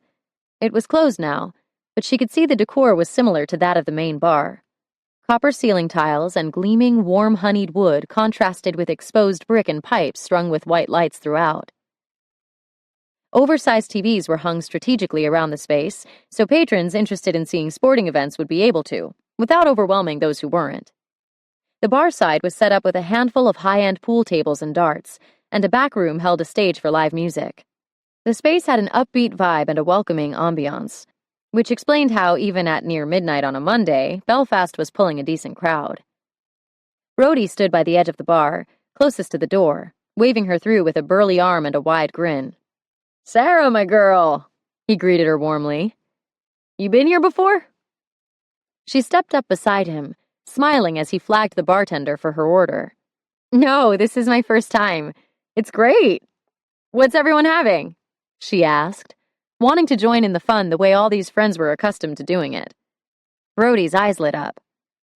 Oh, great. Now you've done it, Sean said with a heavy sigh. He's going to be showing off all night. You're on your own, lady. Sarah's brows rose, but before she could ask Sean what he meant, Brody raised his hand, his finger out and thumb up like a gun ready to fire. Amber there in the yellow sweater with the frilly business around the neck is a rum and coke. Her boyfriend Jean likes Newcastle, Em can't get enough of the hard lemonade, and Talia beside her is an Amstel girl. Sarah laughed, understanding what made Sean run off. Seriously? You know what everyone ordered? Brody beamed, his mouth opening again. But then Max was there, slinging an arm around his buddy's shoulders. This is my fault, Sarah. I should have warned you before you came over. This guy loves to brag. He pulled Brody in for a one-armed hug. Brody's hands were up in front of them, his head shaking from side to side. It's her first time at Belfast, man. I just want to make it memorable. This time, Sarah had a grin she couldn't contain. Well, color me impressed. Brody made one of those told-you-so faces at Max, who just laughed. Then, raising a brow at his buddy, Max leaned in closer and said, I'm guessing she'd be more impressed if she had a drink. He leaned over the counter to the bartender and ordered a couple of Goose Islands for them. Brody's big shoulders slumped, his mouth hanging open slightly as if jealous that Max had placed her order. Man, that's just cold. The beers were up and Max handed Sarah hers, clinking her glass before taking a drink. Come on, we're about to start a game of darts, Max said, resting his hand at the small of her back as he led the way. Sarah laughed. Darts? You still play? You know it. Max grinned, slanting a look over at her as they walked back to the table where Molly, Sean, Jace, and Emily were set up. Okay, but you gotta do me a favor. Don't say anything about how you play. Sarah stopped where she was and turned to Max. Seriously? She crossed her arms over her chest. I thought you were all about the rules, Max, Mr. Do the Right Thing. I'm a little disappointed to see you trying to stack the deck. At least the guy looked chagrined. He rubbed a hand over his jaw. I know, and I'm sorry. But you know how much I like to win. She shook her head in mock disapproval. Max's brows rose expectantly, and she relented, issuing a heavy sigh. Fine. However you want to play it. After a barely contained fist pump, he returned his hand to her back, ushering her over to the table where everyone was waiting. You guys don't mind if Sarah joins us for a game, right? When they all agreed, he met her with an earnest stare. You've seen people play darts before? He asked, motioning toward the board with his free hand, and then breaking down the basics of the game before looking around the table at his friends. How are we doing teams? Emily pursed her lips and looked at her husband adoringly. A little too adoringly. How about you and me, honey? She asked, nearly banking the competitive fire in her eyes enough to keep Sarah from seeing it. But in Sarah's line of work, it paid to catch details. So Max wasn't the only one who liked to win. Sean, you're with me, Molly stated, flashing an impish grin back at her brother. Sarah let out a small sigh. So that was how it was going to be.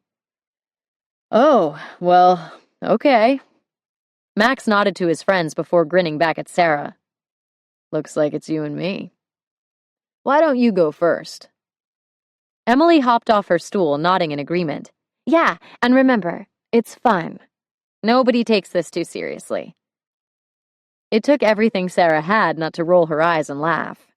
Yeah, right. Stepping up to the marker on the floor, Sarah took the dart Max handed her, tested the weight, and rolled it between her fingers. Sending Max a tentative glance, she pulled a nervous face. I just hope I hit the board. Max coughed into his hand. She sent the dart sailing and closed her eyes. Oh, you dirty snake, Emily accused, her finger outstretched to where Sarah's dart had landed neatly in the centermost ring of the board. Max shrugged, looking as innocent as a lifetime bad boy could possibly look. Not very.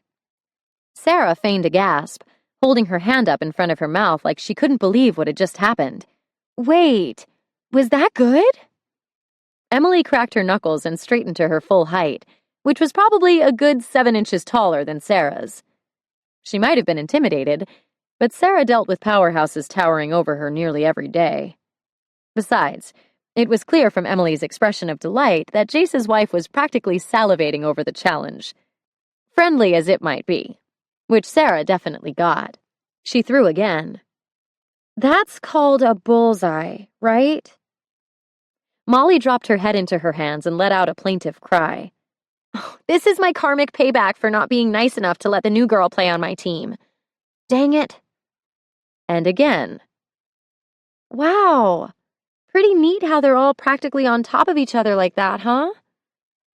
Max grabbed the back of his chair and pulled it out to sit. Oh, wait, did I forget to mention Sarah's the one who taught me to play? And because he was apparently a gloater of the worst kind, he mock whispered, I wouldn't play her for cash. Just saying. Sarah couldn't help laughing at the pile of floundering egos sprawled out around her. Except for Sean, of course, who'd been kind enough to keep his mouth shut about the game of darts they'd played back in San Francisco 2 years earlier, when she'd wiped the floor with him. Walking back to her seat beside Max, she held her hand out for a passing 5. But instead of their hands meeting and slipping apart, Max caught her fingers in his, holding until their eyes met. Wow. That half-naughty, totally satisfied smile on his lips, mixed with the laughter in his eyes, caught her off guard. For a moment, she got that crazy roller coaster feeling, the one that left her just a little less than in control. That reminded her of how much Max affected her, and finally had her looking away, hoping he didn't catch the hot blush creeping into her cheeks. Because tonight was about being friends, the more-than ship having sailed Saturday night. A fact underscored by the arrival of a blonde in a pair of form-fitting, strategically ripped jeans with a thick black belt that hung low on her hips, motorcycle boots, and a t-shirt so short and tight it might actually have come from the children's section. The blonde walked up to the table and exchanged animated hellos with everyone, before stepping into the V of Max's legs. Looping one well-toned arm around his neck, she leaned up to whisper something in his ear. Sarah hopped off her seat. Be right back, guys. If ever there was a call for a feigned trip to the ladies' room, this was it. She'd felt her mouth fall open as Max's friend practically crawled into his lap, and Sarah was not going to be that hopeless girl watching from the side of the party as the guy she wanted hooked up with someone more his speed. Not again. And definitely not with the same man. As a cop whose ability to rely on his reflexes could mean the difference between life and death, Max was thinking maybe it was time for a career change. Either that, or he needed to get his shit together. Because the minute Andrea had walked up to him, sliding between his legs like she belonged there, Max's ability to act fast and minimize the damage of a potentially explosive situation basically got flushed down the toilet. All he'd been able to think was, oh shit, because Sarah was sitting 2 feet away. And then she hadn't been. Before he even had a chance to politely pass on Andrea's offer of company, Sarah had scooted off the chair she just sat down in and asked Molly where the ladies' room was. She hadn't looked upset, but hell, for whatever reason, the part of him that reacted to Sarah so differently than he did to other women needed her to know he wasn't interested in Andrea. Which was why he found himself following Sarah. She passed the bar and rounded the corner to the back hall where the restrooms were. But rather than going in, she stopped, leaning against the wall as she dug her phone from her purse. Sarah, he said, not wanting to startle her. Hey, sorry about that with Andrea. She caught me by surprise. Sarah grimaced. Hope I didn't make you uncomfortable or anyone else, but I was feeling kind of awkward there. Not because I thought that you and I... you know what I mean. He was pretty sure he did. Because while they'd agreed that nothing was going to happen between them, he was having one hell of a time shutting down the possessive bullshit that kept firing up every time Sean or any other guy seemed to notice Sarah was alive. So, pretty much nonstop. It didn't make sense. It wasn't rational. But there it was. Sarah bit her lip, refocusing on her phone. It's totally fine if you're interested in whatever Andrea was offering. More than fine. I mean, you didn't even know I was going to be here. I just showed up with Sean, so of course... She let out a sigh and met his eyes, that sweet, sort of critical look on her face. Okay, and now I feel like a total idiot. Sarah, stop talking. Max wanted to reach for her, pull her against his chest and hug her. Hell, he could practically feel himself burying his nose in her silky dark hair. But it probably wasn't a good idea. Having her that close, being able to smell her subtle perfume and feel the softness of her curves against him... Yeah, better not. No, Sarah, you're not an idiot. I am. Andrea was there before I even realized it, and I was the one feeling awkward. I didn't know how to handle it. She's a cool girl, and we're friends. We've been friends for a long time. So jumping back like she was on fire would have made everyone feel like crap. But I wasn't interested. Well, like I said, it would have been fine if you were. I just didn't want to watch it. She laughed in her self-deprecating way and added, Been there, done that. Max's brows furrowed. What are you talking about? Returning her phone to her purse, she cocked her head. I've seen you hook up with other women, Max. Back in college. That handful of parties you talked me into. I knew I wasn't your date. I knew you weren't into me. But there was that thing between us, that little maybe in the back of my mind. Anyway, when the party would wind down, and one of the girls who'd been hovering around you on and off throughout the night suddenly stuck close, hooking her fingers into your pocket, and you'd wrap your arm around her shoulders and pull her in, whisper something in her ear that would make even a girl as bold as she was blush and smile. She shook her head. Well, I've seen enough of that. There was no judgment in her eyes, no hurt or accusation, just a statement of fact from a woman who knew herself well enough and had the confidence to give him that simple truth. Still, something deep in his gut twisted hearing her confession. Because he remembered those parties too. He remembered inviting her, even though he knew they weren't her speed. He remembered justifying his actions by telling himself he was just trying to help her have some fun, get out and meet a few people. He'd even told himself if she came to his parties, he could keep an eye on her, make sure she didn't get into any trouble and no one hassled her. Like he was some fucking savior instead of the asshole trying like hell to come up with any excuse he could find to be near her. And when she'd shown up those few times, he told himself he was doing the right thing by making sure they both knew nothing was going to happen between them. By making sure she saw exactly what kind of a dog he was when it came to women. So she wouldn't be tempted. Because if she had been, hell, that was one temptation he hadn't known if he'd be able to pass up. Sarah, he started, not sure what to say, what not to say. She shook her head. I can see you're about to apologize for something, and you absolutely don't need to. I'm not upset about it. But I think it's plain to see I'm still attracted to you. And even though we both agree there's nowhere for that to go, I'd still rather not see you with someone else if I don't have to. You won't. And just so we're clear, I wasn't looking for anything other than a few hours of fun with my friends tonight. That's still what I want. I hope what happened with Andrea doesn't cost me one of them. Sarah smiled brightly, turning her shoulders so the right one lined up with her chin. Definitely not. Damn, she was so easy. So straightforward. Well, aside from trying to trick him into taking her virginity. But he couldn't hold it against her. She'd had her reasons. And while he was fucking glad he'd figured out what was going on before doing something neither of them could take back, at least he got where she was coming from. Now they understood each other. Great. Let's go kick some ass. He grinned. Because Emily was damn near impossible to beat, and had a lesson in humility coming, he couldn't wait to watch Sarah serve up. By the end of the night, Sarah was pretty sure she'd either made a mortal enemy or a new best friend. On the one hand, Emily had called her every name in the book, and a few Sarah was pretty sure had been made up on the spot. On the other hand, "Oh, come on, Sean.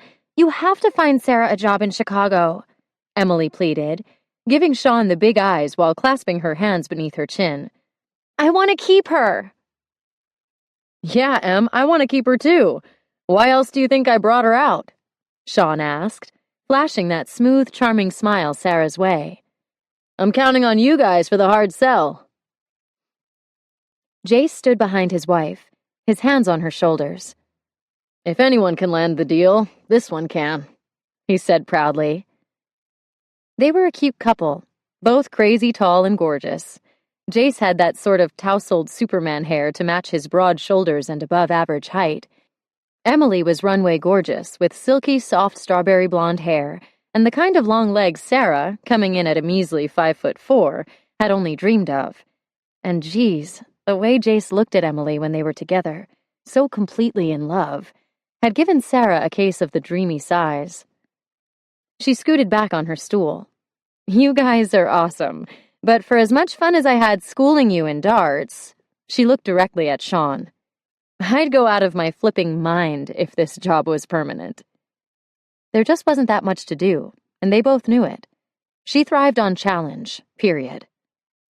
"So how long are you here again?" Molly asked, kicked back in her chair as she picked at the label on her bottle. "Last week in August," Sarah replied. "I start in New York September 1st. "Nice. That means you'll be around for all the festivals." Molly gave Brody, who'd joined them about 30 minutes before, a pointed look. "I get her for Brew to be wild." Then, turning back to Sarah, she leaned over the table explaining, "You get to try 20 different beers at the zoo, which is awesome if you haven't been there." I remember the zoo, though it's definitely been a while. But what a fun idea. "Yeah, there's no shortage of cool stuff through the summer," Max agreed, leaning into Sarah's side so his arm pressed briefly against hers. "You remember all the art fairs, neighborhood festivals, and music?" She nodded, but the heat of that contact was distracting her with how good it felt. No one touched her like that. Work friends didn't break physical boundaries except on the smallest scale, and this full shoulder-to-elbow press, platonic as it may have been intended, was just so good. Turning, she met Max's eyes. They were closer than she expected. Yes, I remember you telling me about your favorites one night. Taste of Chicago and Blues Fest. Lollapalooza." "Damn, how do you remember that stuff?" Max asked, smiling as he searched her eyes in a way that set the butterflies loose and made her speak before she thought. "At the time, I think I might have been hoping you and I would go together." Max tipped his head closer. "Yeah, I'd been thinking about that too. Only I kept telling myself it wasn't a good idea." Right. Like she was telling herself now. I remember thinking the same thing. Breaking the eye contact that was starting to make her a little breathless, Sarah took a sip of her beer. "Just thinking about all those good ideas and right things and responsible choices makes me want to go back and throw them all out the window. Probably would have ended up having a heck of a lot more fun. And a hell of a lot less heartbreak." Setting down her glass, Sarah realized another conversation was still taking place at the table. "Molly, you get that I'm the boss, right?" Brody bristled, leaning back in his chair and stretching those thick arms out wide. "I ought to get to take Sarah to the zoo one with the beer tastings. Booze is my thing." "Screw that, boss man," Molly chuckled, clearly unconcerned about the employer-employer workplace power dynamic, as she flipped him off with an impish smile from where she was slumped down in her seat. "You can take her to that pole dancing contest we saw out in St. Charles. Show off some of your mad skills." "Jesus," Sean cut in, waving a hand between them like he wanted to wave away the mental imagery. "You realize I'm trying to sell Sarah on staying, not send her bolting out of Illinois in terror because of you bunch of tools." Molly laughed through her nose. "You're a tool." Sean didn't need to worry. These guys were exactly what Sarah needed. They were fun and real, and made her laugh like she couldn't remember laughing in a very long time. 20 minutes later, things were wrapping up. The beers had been cleared, the tabs settled, and the last rounds of congratulations made to Jill and her boyfriend and the rest of the players who'd come to the bar.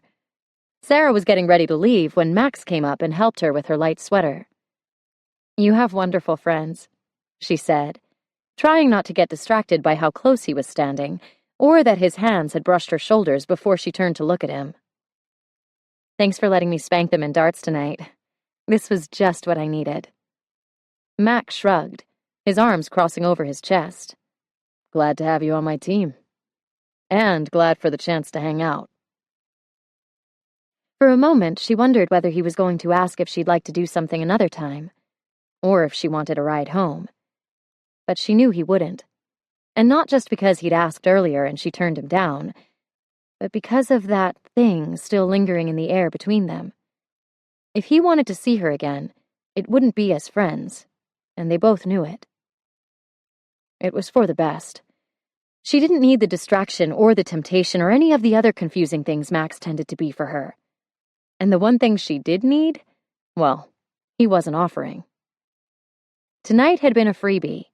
Sean orchestrated it, and neither she nor Max had played a part in that, which meant they'd been able to enjoy the time together without the expectation, anticipation, or implication of something more. Their eyes met one last time, holding as she smiled. "Take care, Max." Friday night rolled around at a snail's pace. Probably because Max hadn't been able to stop thinking about Sarah all week.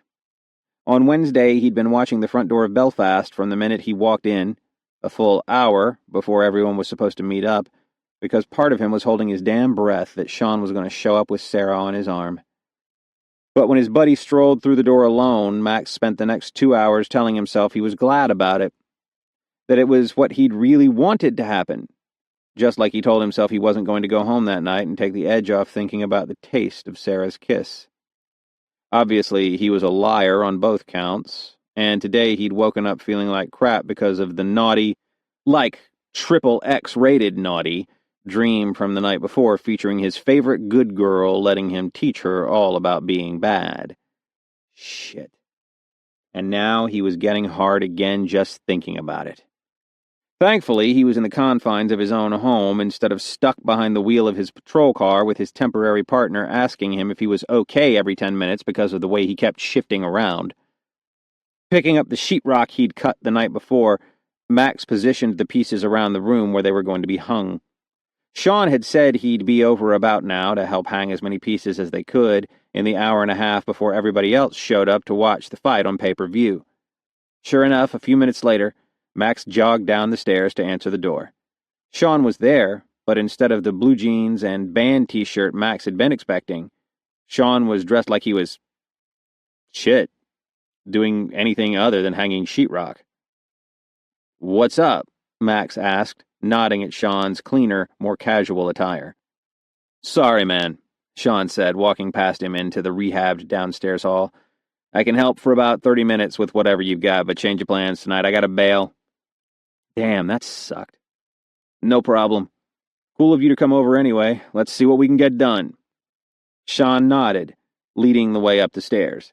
After all the times he'd helped out, the guy was as familiar with the brownstone as Max. "It's fucking weird that you don't have any furniture in this place." Sean looked around the way he always did, like he expected Max to have picked out bedroom sets and china cabinets over the last 3.5 days for the handful of rooms not currently under construction. "It's temporary," Max said, reaching the top of the stairs and waving Sean toward the front room overlooking the street. "I've got everything I need. What you have are a mattress shoved against one corner of the living room, a metal hanging rack, and 6 milk crates for your clothes. You need some furniture. You live here. I have a couch. And why would I fill this place when I'm just going to sell it? Houses show better empty. And what the hell am I going to do with all that crap when I move into the next place and need to rip down the walls and fix the wiring and all the other shit that comes with gutting a house?"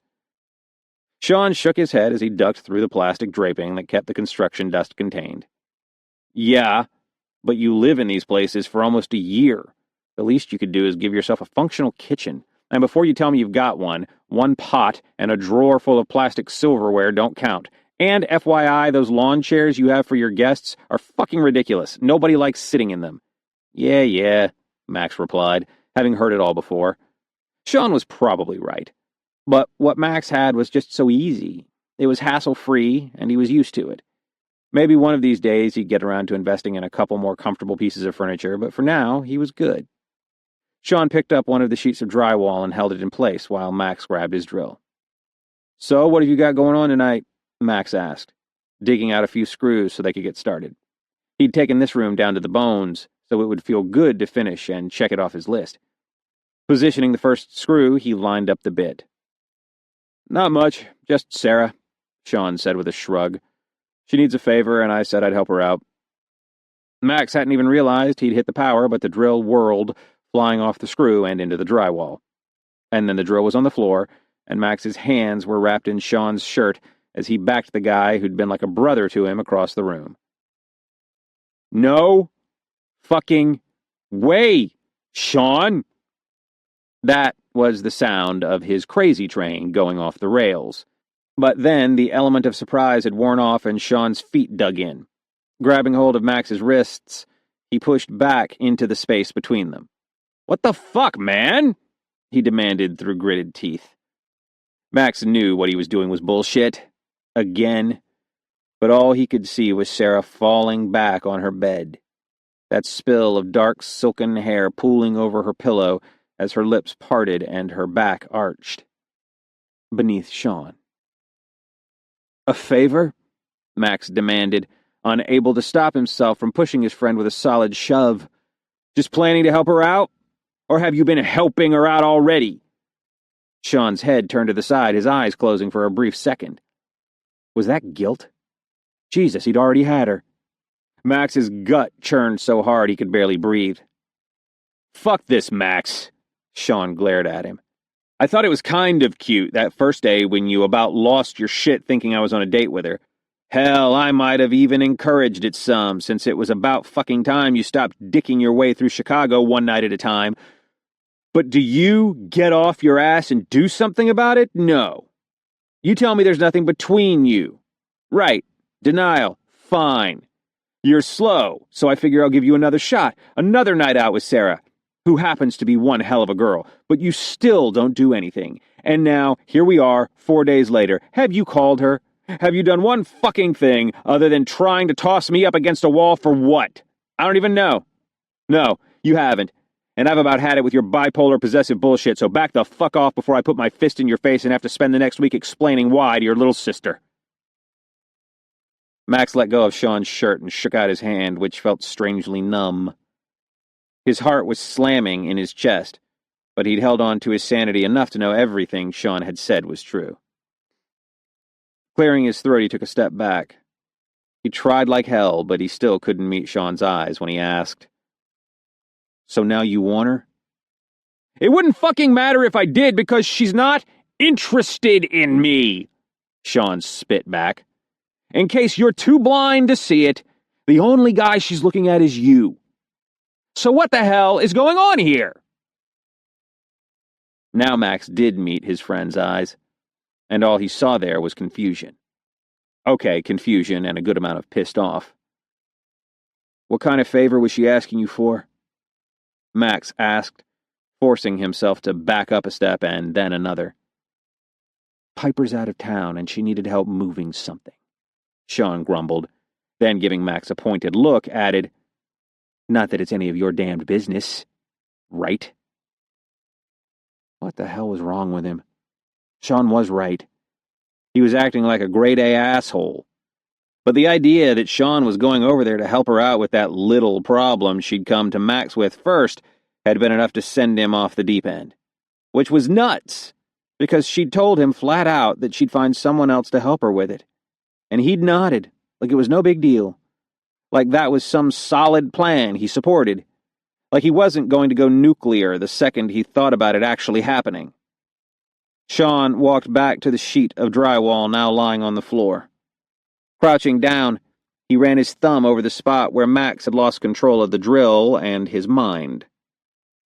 "This is still usable. You want to get back to it? Or should I roll up my sleeves and pound the snot out of you?" Sean, man, I'm sorry. Max shook his head and reached into his pocket for a wad of bills he slapped into Sean's hand. This is for the pizza. Forget the drywall, and the favor too. Stay here and watch the game with everyone when they show up. I gotta go. Chapter 10. The fridge was gross. Kneeling in front of the open door, her semi-retired yoga pants not nearly enough padding to protect her knees from the scarred wood of Piper's kitchen floor, Sarah scrubbed the darkened crevices and mystery splatters in the new, used fridge Piper had scored from some friends. Friends who had been willing to get the massive appliance up the stairs and into the apartment, but drew the line at crossing the kitchen to back it into the spot where the old one had been. Sarah couldn't believe she'd had to call Sean to help, but the guy had always joked that if he could get her to Chicago, he'd help her move in himself. This counted. The buzzer sounded from the lobby security door, and Sarah pushed to her feet. Joints aching, she rushed over to the intercom, buzzing Sean up right away. This would be nice. He was always good company, and she could use the break from thinking about Max, who'd been on her mind way too much. She'd buy a pizza and see if Sean wanted to stick around for a beer. Walking back to the sink, she stripped off her rubber gloves before doing a quick wash-up to her elbows, just in case any of the gross had gotten on her. Catching a glimpse of her reflection in the window above the sink, she flinched. The messy bun, 10-year-old tank top, and dust-covered yoga pants were casual in a way she and Sean, for as much as they got along, didn't do. Whatever. It was too late to change or add a little makeup, and honestly, it was just Sean.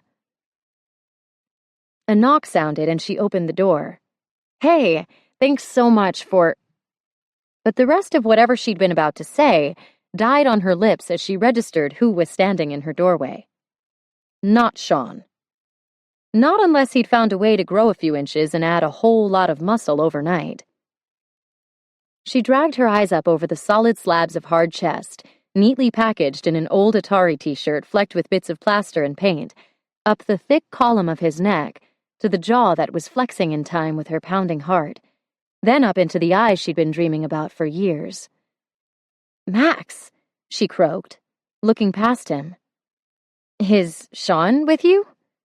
No. Then what are you doing here? Max scrubbed the back of his head, looking down the hall behind him, like he was thinking about turning around and leaving, like he wasn't sure if he should have come. Then, blowing out a harsh breath, he met her eyes. I'll do it. Her brows lifted, her lips falling open as she felt the impact of those few words. She swallowed, stepping back so he could come inside. After one last look for Sean, she closed and locked the door. This was no conversation for her boss to stumble into.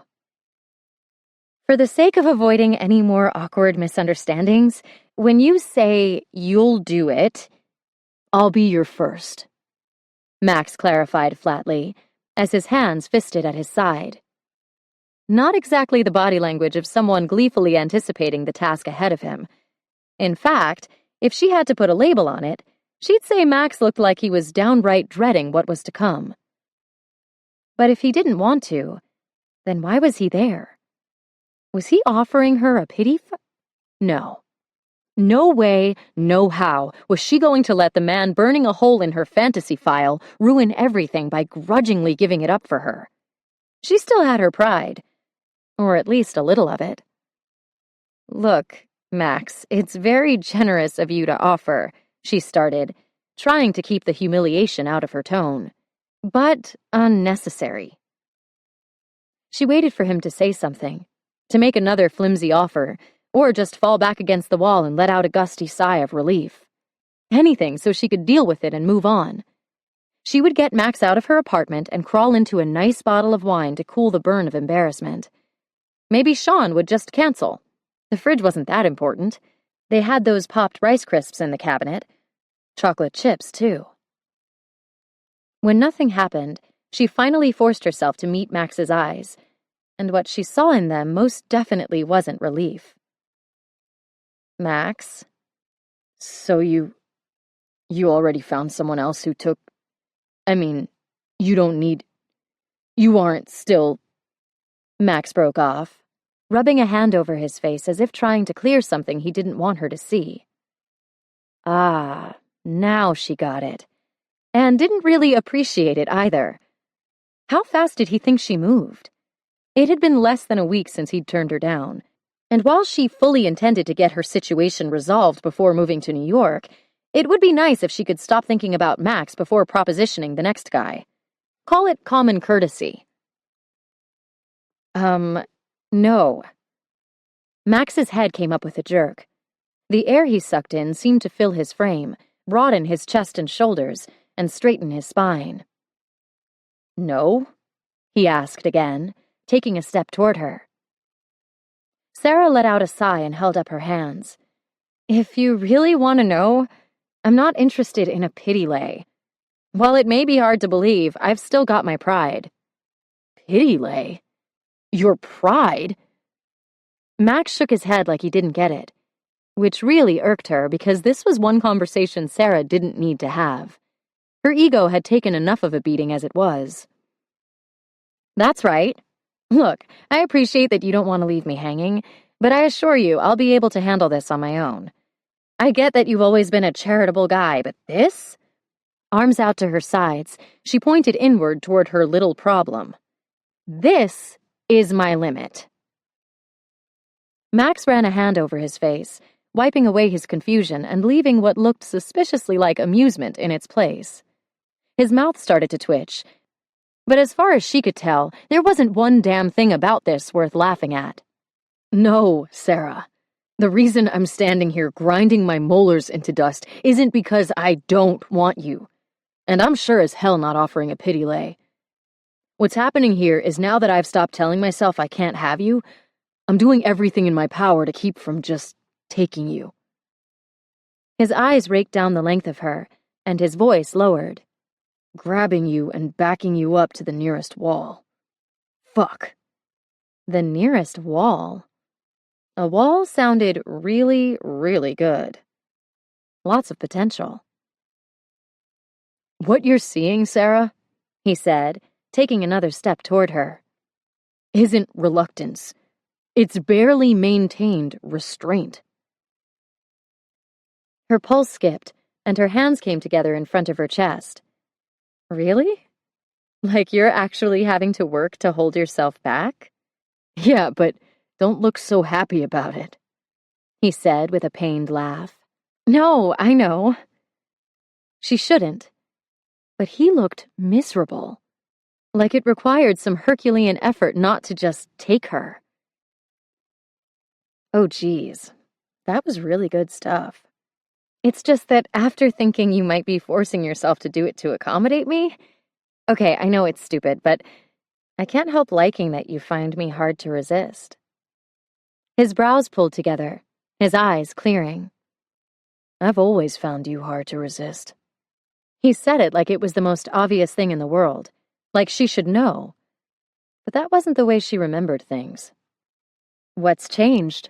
She asked, needing to know before things went any further, before she let herself believe again. Max reached out and tucked a bit of loose hair behind her ear. Not me wanting you. Just how I felt about whether I could actually have you. Sarah, I know you could do better. You deserve better, but if you've decided you don't want to wait... He closed his eyes and blew out a slow breath. I've been losing my mind thinking about you with some other guy. I know it's shitty. I know we're not together, that you're not looking for forever in this. And neither am I. He stroked her shoulder with the backs of his knuckles, sending a tremor through her as she leaned in. But I could do this for you. I could do this with you. And I could do it right. Only then she remembered. Wait, Sean's on his way over. No, he's not, he said, glancing away, but not before she caught the hint of guilt in his eyes. That didn't look good. She was almost afraid to ask. What happened to him? He, mentioned that he was coming over here to help you out with something. That you needed a favor. Her eyes went wide. And you thought Yeah. This is what you were talking about when you said you were losing it thinking about me with someone else? Pretty much. Sean's okay. Please let her boss be okay. So far, he's gotten out of helping me hang drywall and helping you move your fridge. He's fine. Her brows lifted. So we're alone in my place, with no one else on their way over, and a change of heart between us. Stepping closer to Max, she rested her hand against his chest. Her body responded to the way he was watching her, and it made her bold. Whatever shall we do now? The muscle in his jaw flexed, and she thought she could hear the popping of one molar against another. Not what you're thinking. His arms closed around her, his hands moving toward opposite poles along her back. We should talk a minute, Sarah.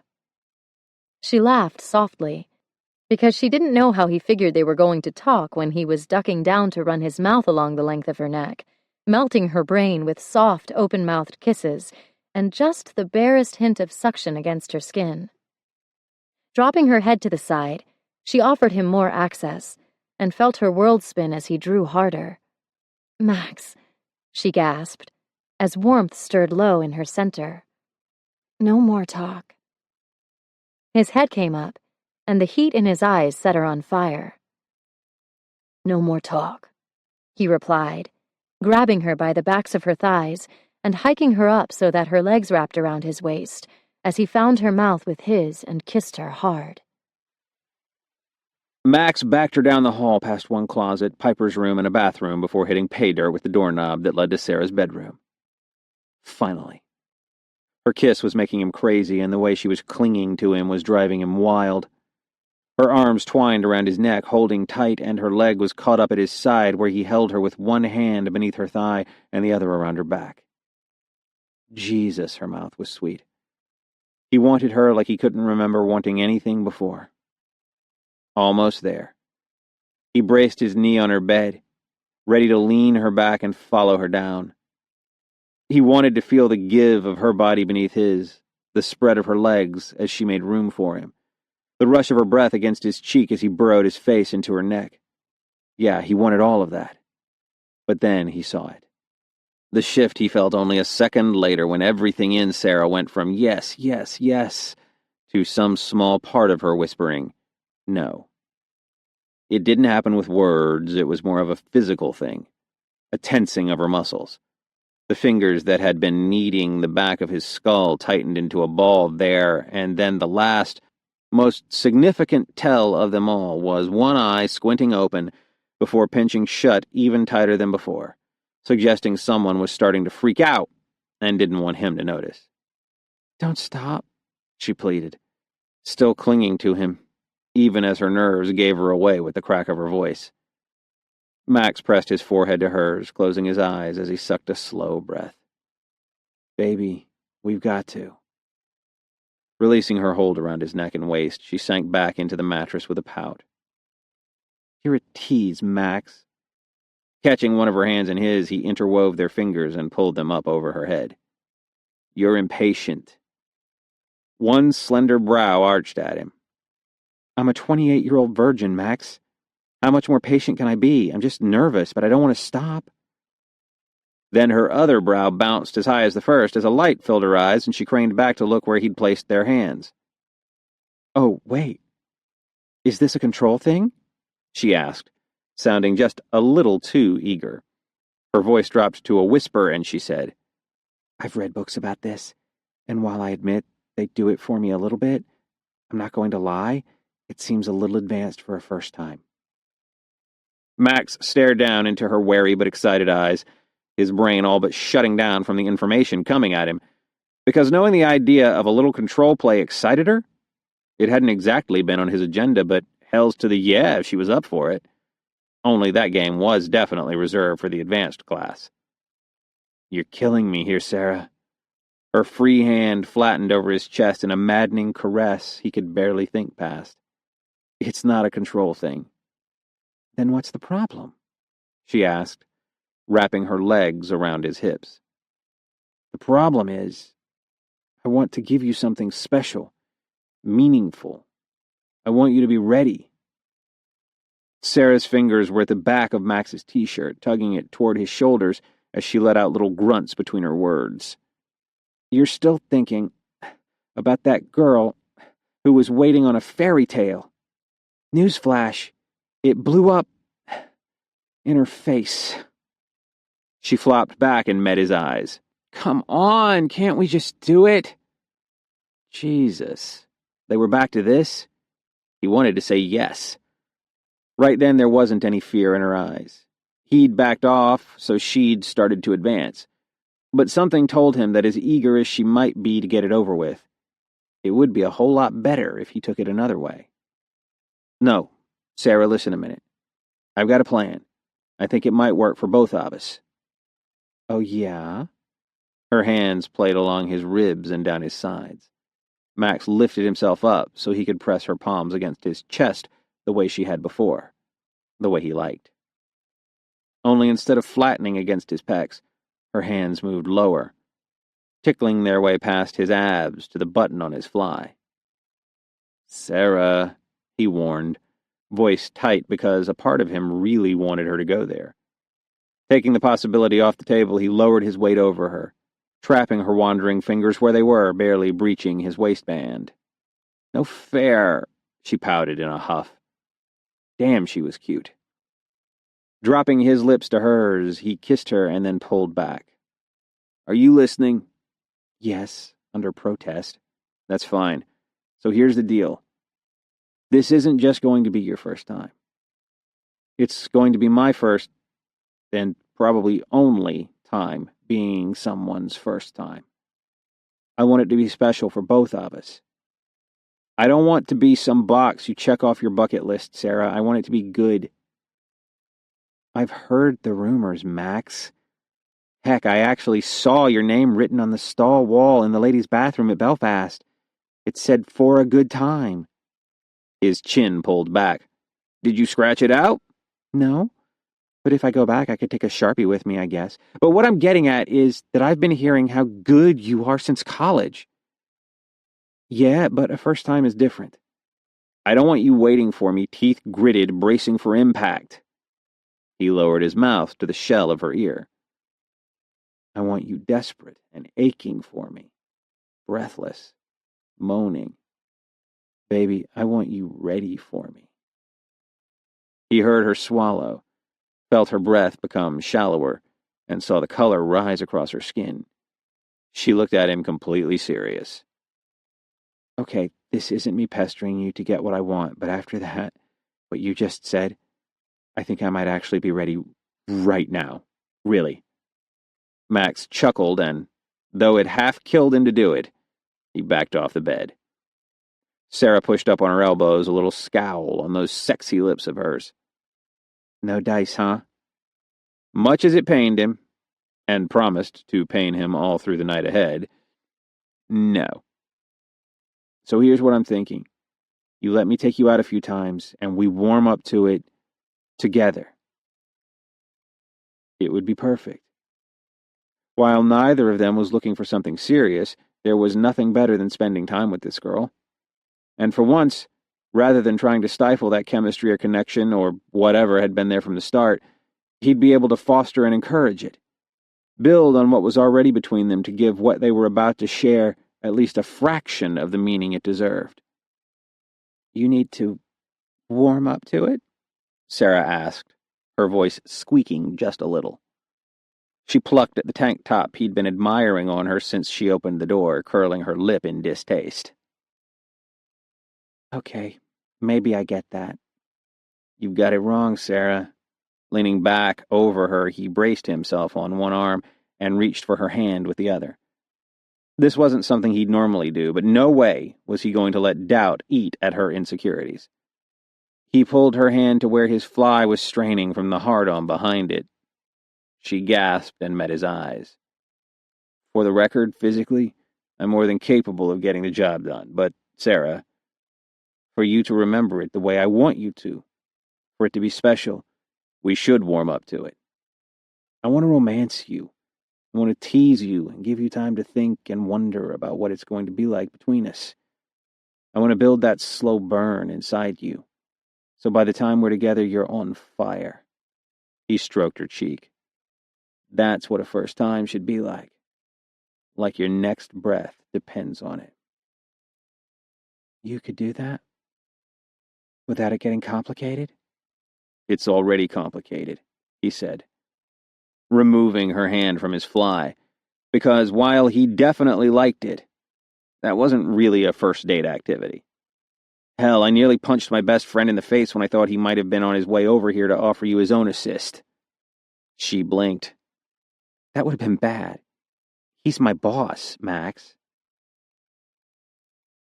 "Yeah, but I pulled his head out of the toilet when he passed out drinking once, which trumps the boss thing." A steady stream of air passed her lips. "I've been working for this promotion for years. Chicago is supposed to be an extended stopover. I can't afford complicated." He knew that, and was proud of her for keeping her priorities straight. No way would he risk screwing up her plans.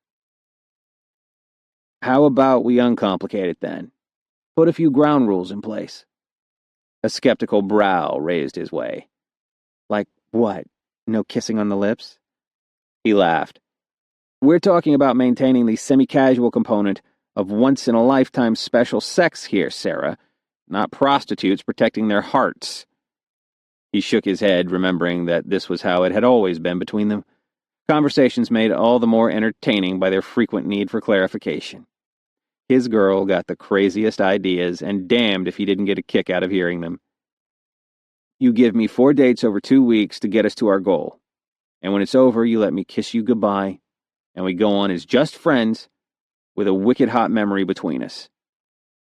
Sarah climbed off the bed and began to pace. No question he had her full attention now.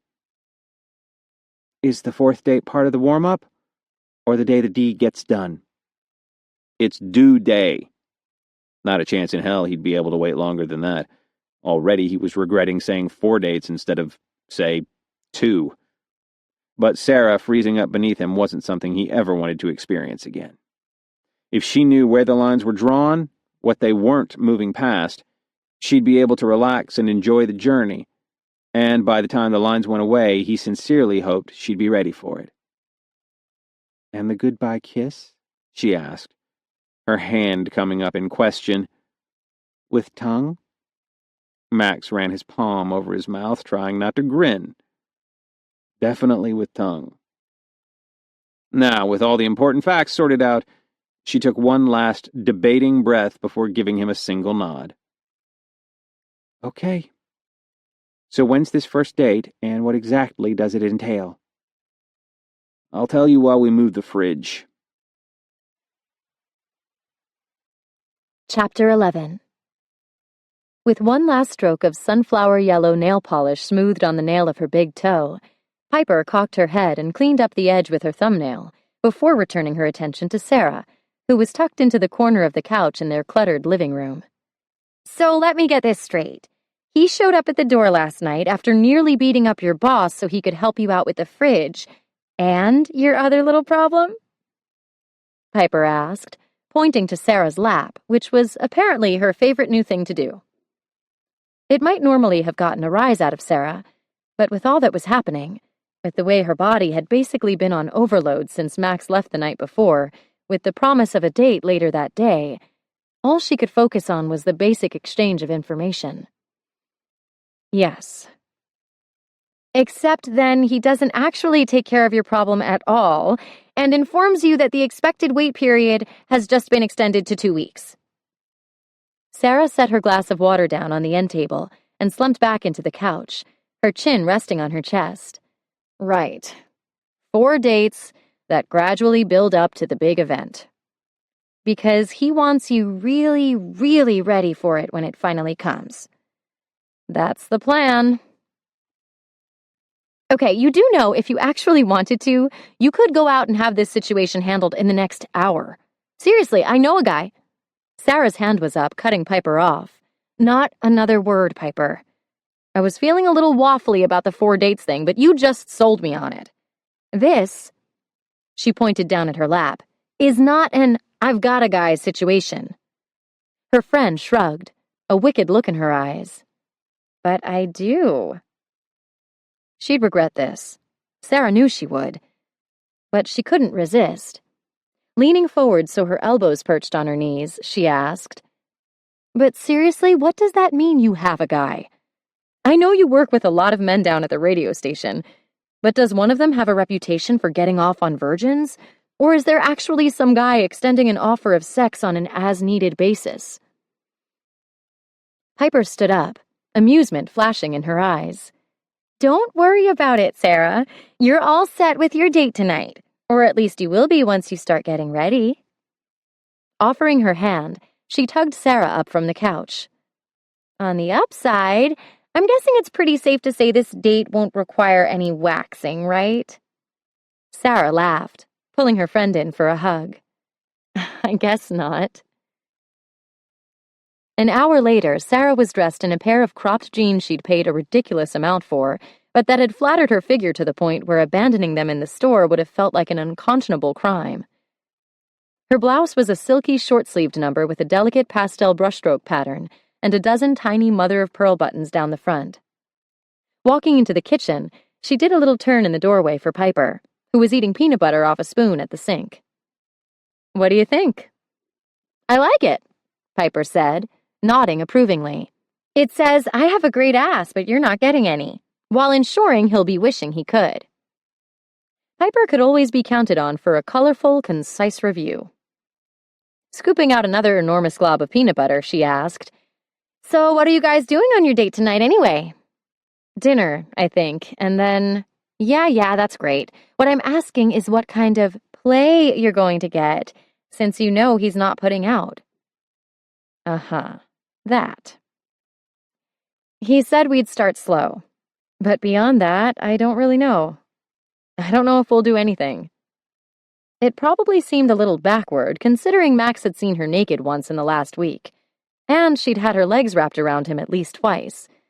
But both times they'd failed to launch, so maybe backing up a few steps wasn't the worst idea ever. Piper was making one of those slightly disgusted faces. "Slow. Mm-hmm. That's sweet, I guess." Actually, it was.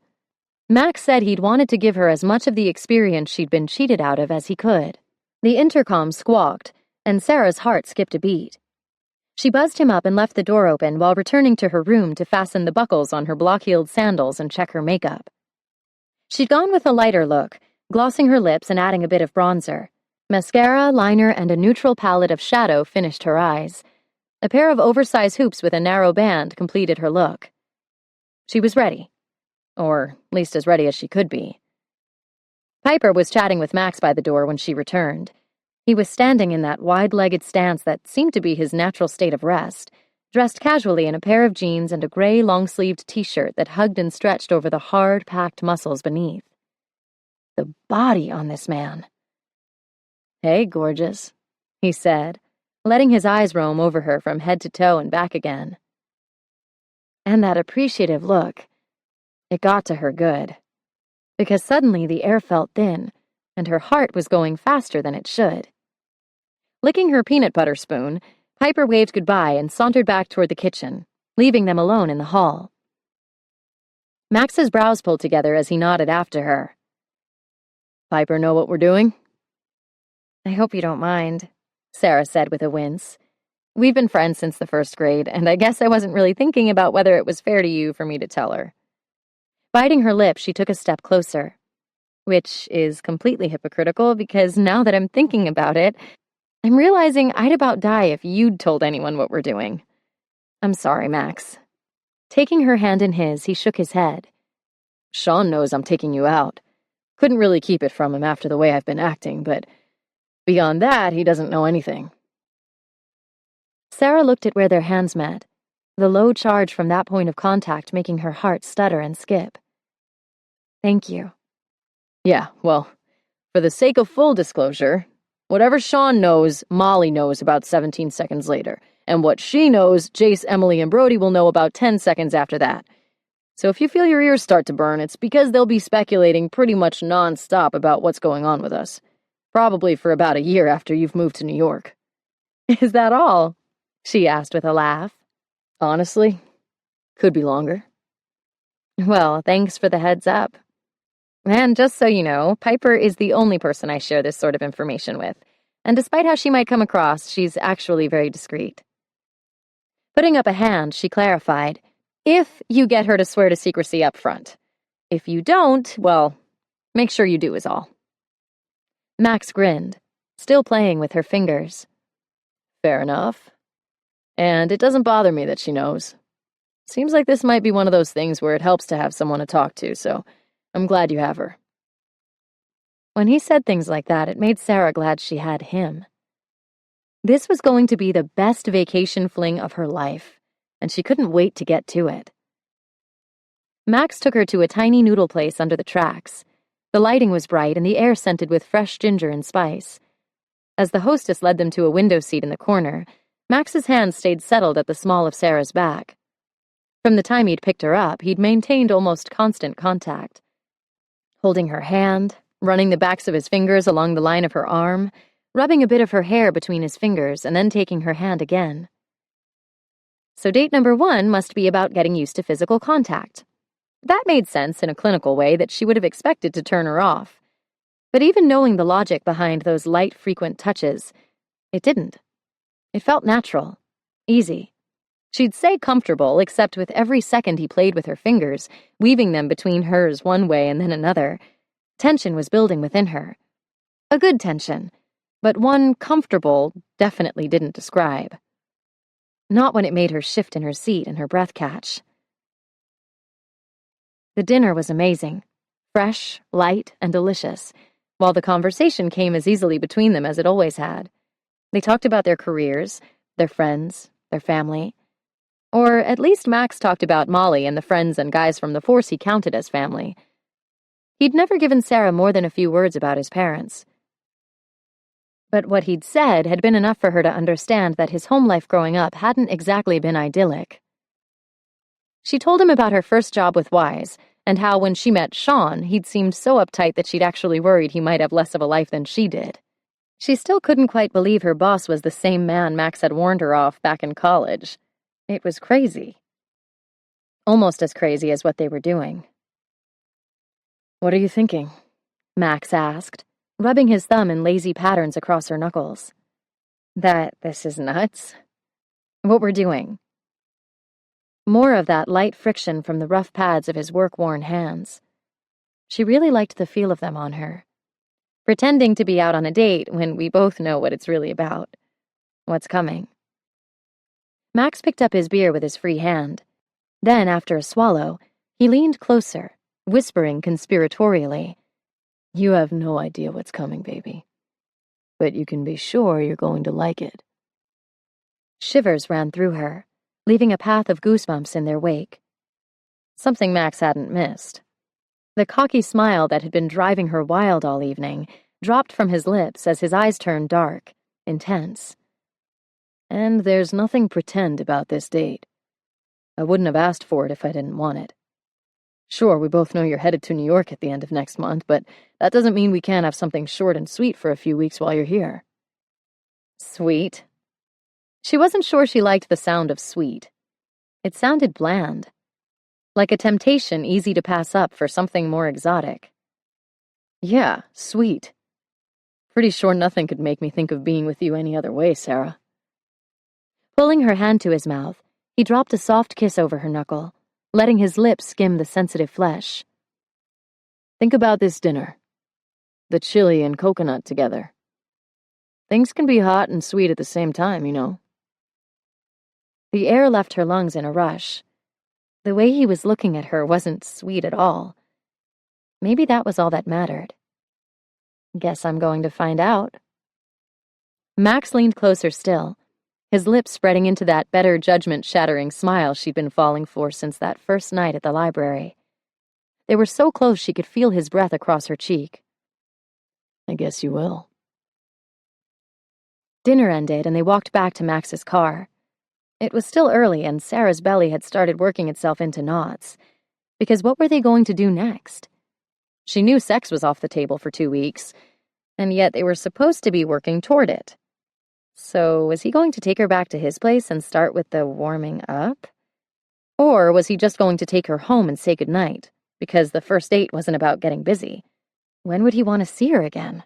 What do you think about a movie? Max asked, giving her hand a light squeeze, and then pulling them to a stop about a half block down from where he'd parked. She turned, surprised and more than a little pleased to hear their date wasn't over. The movie sounds like fun. Looking especially pleased with himself, Max asked, "Sounds like a first date, too, right?" How could such a powerful, imposing man, big and gruff and controlled, be so completely adorable? Very much. Sarah was starting to understand why Max had gotten a reputation for giving a good date. The guy seemed to have thought of everything. He'd picked a movie and had the times for the next show at the AMC on Michigan. His selection was a little surprising. She would have pegged him more for a big-budget action adventure than a golden year's journey of self-discovery, but whatever. They were getting to know each other again, and this was definitely new information. As they walked through the theater to find seats, she found herself wishing their date was just a little more real. Despite what Max had said about it, she knew the score. Anything with limits set as clearly as theirs couldn't be entirely real. But she was okay with that. She was having an amazing time with an incredible man, and when it was over, she would have New York. Still, another time, another place, two less commitment-phobic people. Turned out Max was a back-of-the-theater guy. She'd never sat in the back row before, preferring a seat 2/3 back and dead center, if left to her own devices. But Max hadn't asked.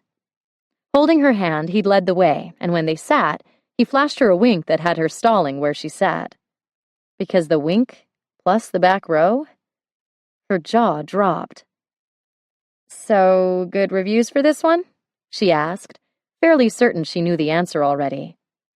The lights dimmed, and Max threw an arm around the back of her chair. Playing with the ends of her hair, he fired another one of those criminally hot smiles her way. "Not really." Sarah's heart was racing, her skin tingling with anticipation. The film started to roll, but all she could focus on was the half-empty theater in front of them, the light tug and gentle pull of Max's fingers moving through her hair, and whether he was going to make a move, or if he was waiting for her to. What exactly was going to happen in the back of this theater? Would she have to tell him to stop? Would she even want to? "Nervous?" Max asked quietly. He knew. Of course he did. Maybe. No sense in lying when the guy had had her number from the start. He pulled her closer, making her feel somehow sheltered, protected, safe. At least until he leaned in close to her ear, his smile evident in his single-word response. "Good." Her mouth dropped open on a gasp that fell somewhere between outrage and amusement, and she turned, ready to tell him what he already knew, how bad he was. But before a word left her mouth, he was there, taking advantage of her parted lips with the press of his own. That same hot charge surged through her, powering up every nerve, turning her on. His lips were firm and skilled, rubbing against hers first softly, then harder.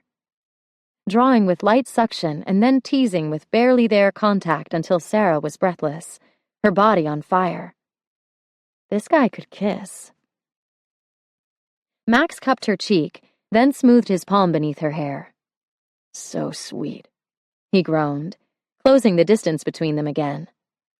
The hard press of his mouth against hers was heaven, almost as good as when he eased his tongue between her lips, dipping in for a taste and then curling and sliding against her, licking and twining, driving her senseless. She'd been kissed over the years, skillfully, tenderly, passionately. But she'd only been kissed like this by Max. Or maybe it wasn't so much what he was doing, although seriously, sucking on her tongue almost had her ready to spontaneously combust, but more how her body responded to him. Like the chemistry was simply different, more potent, more addictive. Her fingers were in the short brush of his hair, her body was twisted in her seat. With the way he was kissing her, That armrest was the only thing keeping her from climbing into his lap. She needed more, but all she was getting from Max were his hands coasting over her shoulders and arms, and occasionally making a trip down to her hips, waist, or ribs, where his fingers would flex once before he groaned against her mouth, and then return to her shoulder. Hot and achy for his touch, she tried to maneuver her breast into his hand, but Max just chuckled under his breath, then moved his mouth to her ear. "Patience, baby. One date at a time." She shook her head, biting her lip to keep from whimpering at the sensation of his jaw against the tender skin of her throat. "I think we're good, Max," she said, panting as quietly as she could. "We don't need to wait. I'm ready." It wasn't exactly begging, but it was close, and with the way he'd been making love to her mouth, it was justified. "Right here in the back row of the theater, huh?" he asked, lips curving against her ear. Infuriating man. "You could take me home." She didn't want to wait. He dusted kisses across her neck, then licked her earlobe. "We could. Or we could enjoy what we're doing right now and not worry about where it's going." He caught her lobe between his teeth and gently tugged, sending a hot pulse of sensation rushing between her legs. "We could make what we're doing last." And just when she could barely stifle the needy sounds trying to get free, thanks to that light clasp, he sucked. "Max!" "Trust me, Sarah. Let me make this good for you." Pulling back, he searched her eyes, and she realized that somewhere along the way they'd gone from her nearly climbing into his seat to her pressed back into her own, Max leaning over the armrest into her space. She loved the look of him above her. "We've waited this long. Let me have a few more dates so I can make it right." She blinked, her thoughts snared by what he'd just said. "We've waited?" The corner of his mouth quirked up. "Yeah, Sarah. We've waited. You've been waiting for your first time, and I've been waiting for you since that last night back in school. Since before that. Do you have any idea how badly I wanted to say yes to you? How hard it was to walk away? I'd be lying if I told you I haven't thought about it over the years. Wished I could have had you and been doing the right thing, too." Her throat was tight, her heart racing. This man. How could he make her feel so wanted while turning her down? "Okay, Max. We've waited this long." He ducked down, kissing her again. When he pulled back, it was to say, "You won't regret this." She hoped not. By the time the movie ended, Sarah felt like she'd made up for the general lack of lip action over the past several years all in one night. And if there were any others suffering a kissing shortage, she'd probably made up for theirs, too. They waited until the rest of the theater had cleared out before leaving, and when they walked out, it was with Max's arm wrapped around her shoulders, holding her close. Truth, without him supporting her, she wasn't sure she'd have been able to make it out of the theater on her own. Her knees had turned to jello long before the ending credits started to roll. They were quiet on the ride back to Piper's apartment, Sarah's thoughts still too scattered after the assault of that kiss. Max parked about a block down, then jumped out and rounded the car to get her door for her. "Full-service date, I guess," she teased, loving the attention he was paying her. Max's brow furrowed, and he looked down at the door he'd just gotten for her before asking, "Huh?" Oh, man. This guy was even more perfect than she'd thought. He wasn't even pulling moves with that gentleman bad boy stuff. He just did it, without even thinking. Max walked her up to her door where he kissed the daylights out of her one last time, leaving her breathless and dazed when he pulled back and brushed his thumb across her bottom lip. "Thank you for taking me out tonight," she whispered. The corner of his mouth kicked up again. "My pleasure, Sarah." She unlocked the door and let herself into the apartment. Then, after locking up, she fell back against the wall and slid to the floor, a helpless smile on her face. Piper's head of blonde curls popped out from her bedroom. Eyes going wide, she stepped into the hall, letting out a whoop as she bounced around. "Oh my precious baby hussy, she squealed. You did it! I'm so proud of you. Holy shit, I can't believe you scored on your first date. But from the looks of you, it must have been amazeballs. Geez, can you even walk? Do you need an ice pack? Oh, tell. An ice pack? Maybe for her mouth, because Max had seriously kissed the heck out of her. Actually, I could probably use some lip balm. Piper's jaw dropped. This blown away, one breath shy of delirium look is from Head? Sarah somehow gathered the strength to snort. She pushed herself off the floor, shaking her head as she walked into the kitchen and dropped into one of the chrome-rimmed diner-style chairs surrounding the table. There was no head, no sex. It was just kissing. She reached down to unfasten the buckle on her sandal and added the hard-earned qualifier to that statement. Really, really incredible, super hot, thoroughly soul-shattering kissing. Kissing? Sliding into the chair across the table, Piper stared at her in blatant disbelief. Sarah nodded, running her fingertips across her sensitive lips. Shut up! Piper gasped. No way! Oh, yeah. Seconds passed, and then Piper stretched an arm across the table toward her. Okay, I don't want this to sound weird or anything, but since Max is into doing favors and all that, and I have a genuine curiosity here, do you think he'd be willing to kiss me? Sarah's head popped up, something ugly clawing at her chest, as she thought about Max's mouth anywhere near Piper. It was nuts. She didn't have any claim on him. But still, and the only reason I ask is because this whole body meltdown you've got going is completely blowing my mind. I really need to know for myself whether the kiss this guy is laying on you is that spectacular, or whether you just need to get out more.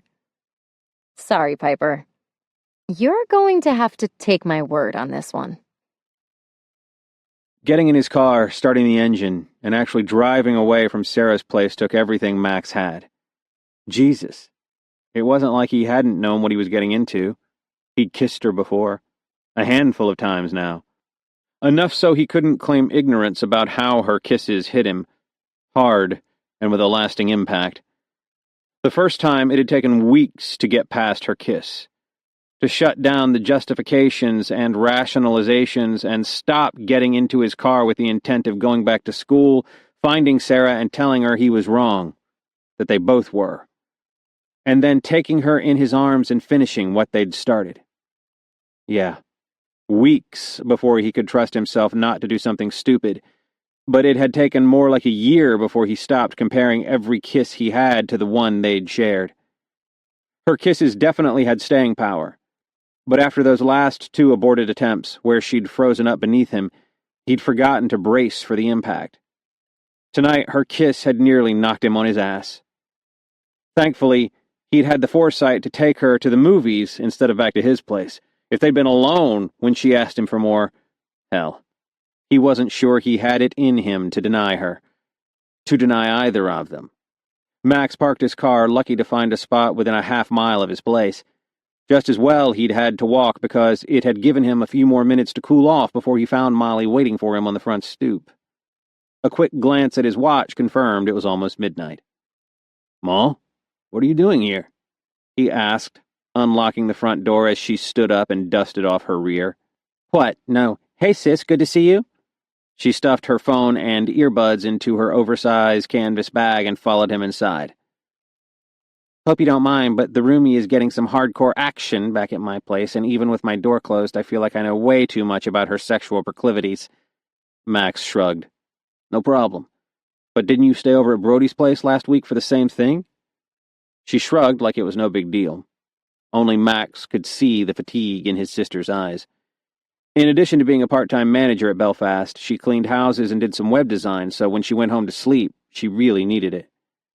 "Yeah, I think they might be getting serious, though, so maybe I'll just ride it out until whatever happens, happens."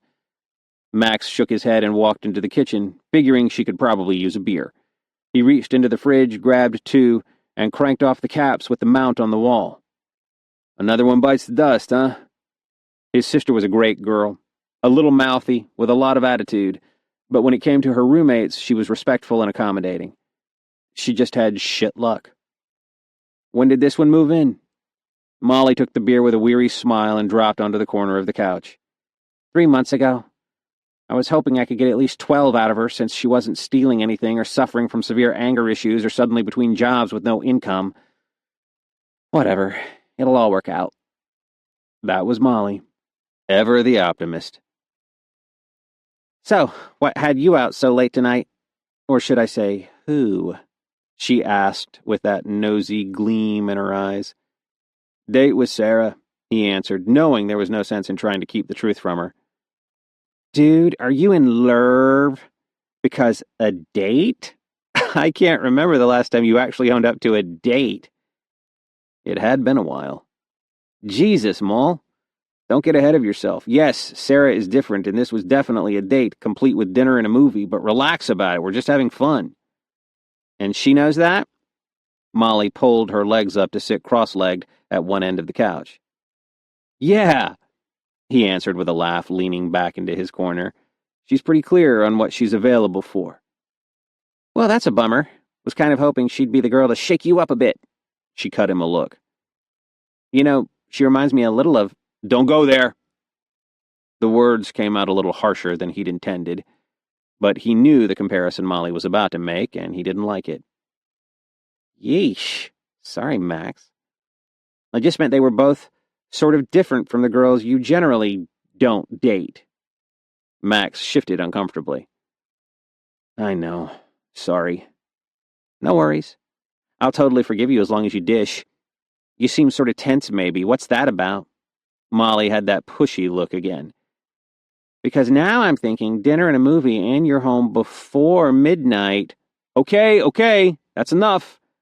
He knew what she was saying, and for the millionth time he wondered why Molly seemed incapable of respecting traditional sibling boundaries. Little sisters weren't supposed to ask their brothers about sex. Come on, she cajoled. Tell me she turned you down. I know it's not nice, and you know how much I love you, but the way you blow through women, seriously nothing would make me happier than to hear that you got denied. Fine. I got denied, he said with a smirk just confident enough to leave Molly wondering. Her brow crumpled, and she pushed her shock of colorful hair back from her face, casting him an uncertain look. He lifted his beer for a swig, still holding her eyes. The key was not to look away first, and sure enough, after a beat, Molly blew out a frustrated breath. Dang it, Max, she groused. I hate it when you do that. I hope she did turn you down and that your balls are so blue they're about to explode. Wish granted, at least on that last part. Not that he'd give her the satisfaction of knowing. She crossed her arms and huffed again. Then, shooting him a sidelong look, she asked, So you're going to see her again? Yup, that was the plan.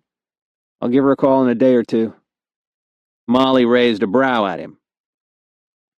This wasn't his usual M.O., so he threw her a bone. She's only in town for a little while. We used to be friends, and hell, I'd like to see her while I can, but Molly, for real, it's not serious. At least it wasn't for Sarah. He'd always been in too deep with her, but he'd handle it. Molly's hands came up in front of her as she gave her head a slow shake.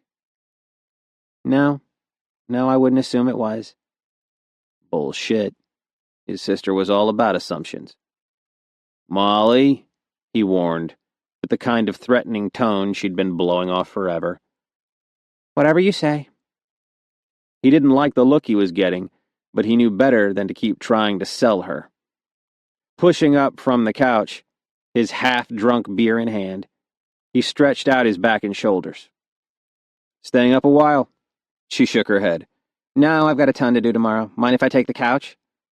You could have the bed, he said, wishing that for once she'd take it, but she didn't. Gross.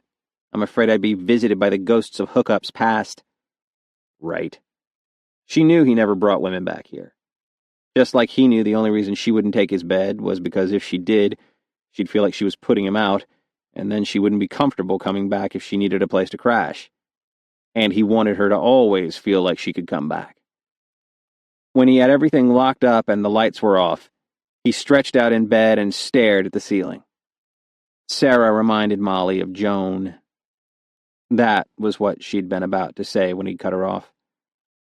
Funny, except that wasn't quite the way it worked. She had it backward. Shit, he didn't like to think about Joan.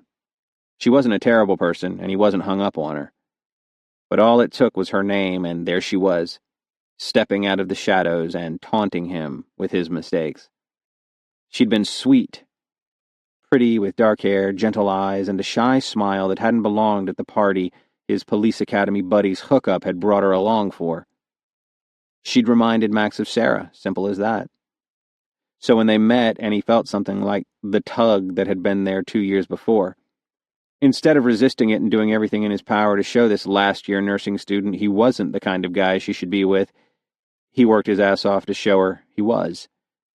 Looking back, he'd been so focused on showing Joan how right he was for her that he might have ignored some fairly obvious signs that they weren't right for each other. That the girl he really wanted had moved to California with the guy she was planning to marry. Yeah, he'd looked Sarah up a time or two. He'd been curious.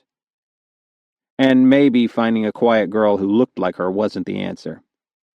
But like before, recognition came too late.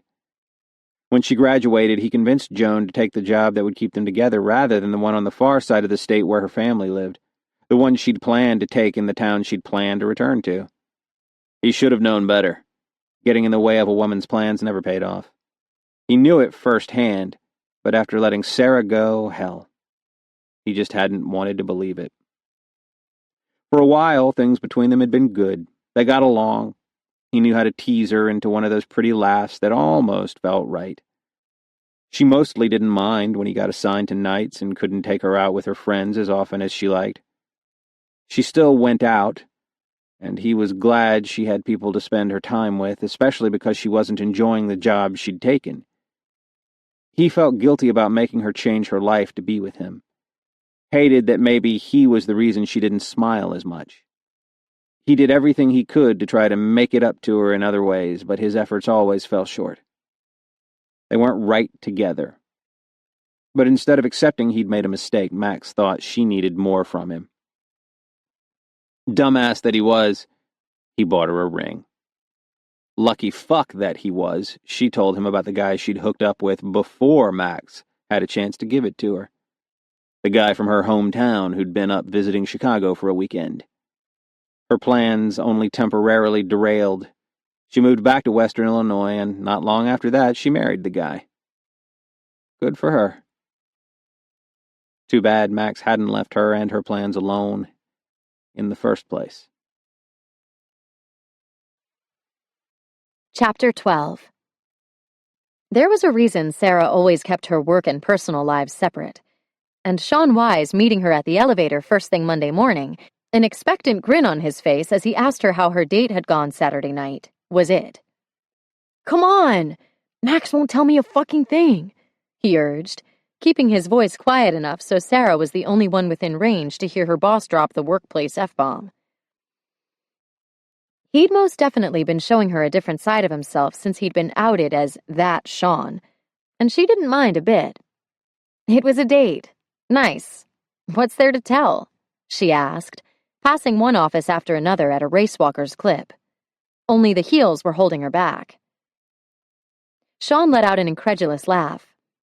"I want to know if my guys made any progress toward keeping my girl here in Chicago.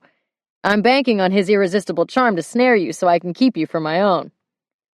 Sarah stopped where she was, turning a raised brow to her boss, who was literally rubbing his hands together. "Keep me for your own? Creepy much, Sean?" "Whatever. Did he pick you up in the car or on his bike? And tell me, please, he took you someplace good. I think we both know I only have this one shot to land you, and I'm counting on Max to do it for me." She knew Sean was joking. Mostly joking. He wanted her to stay in Chicago, but anyone who'd worked with her for more than 10 minutes knew a man would never impact her career plans. At least not again.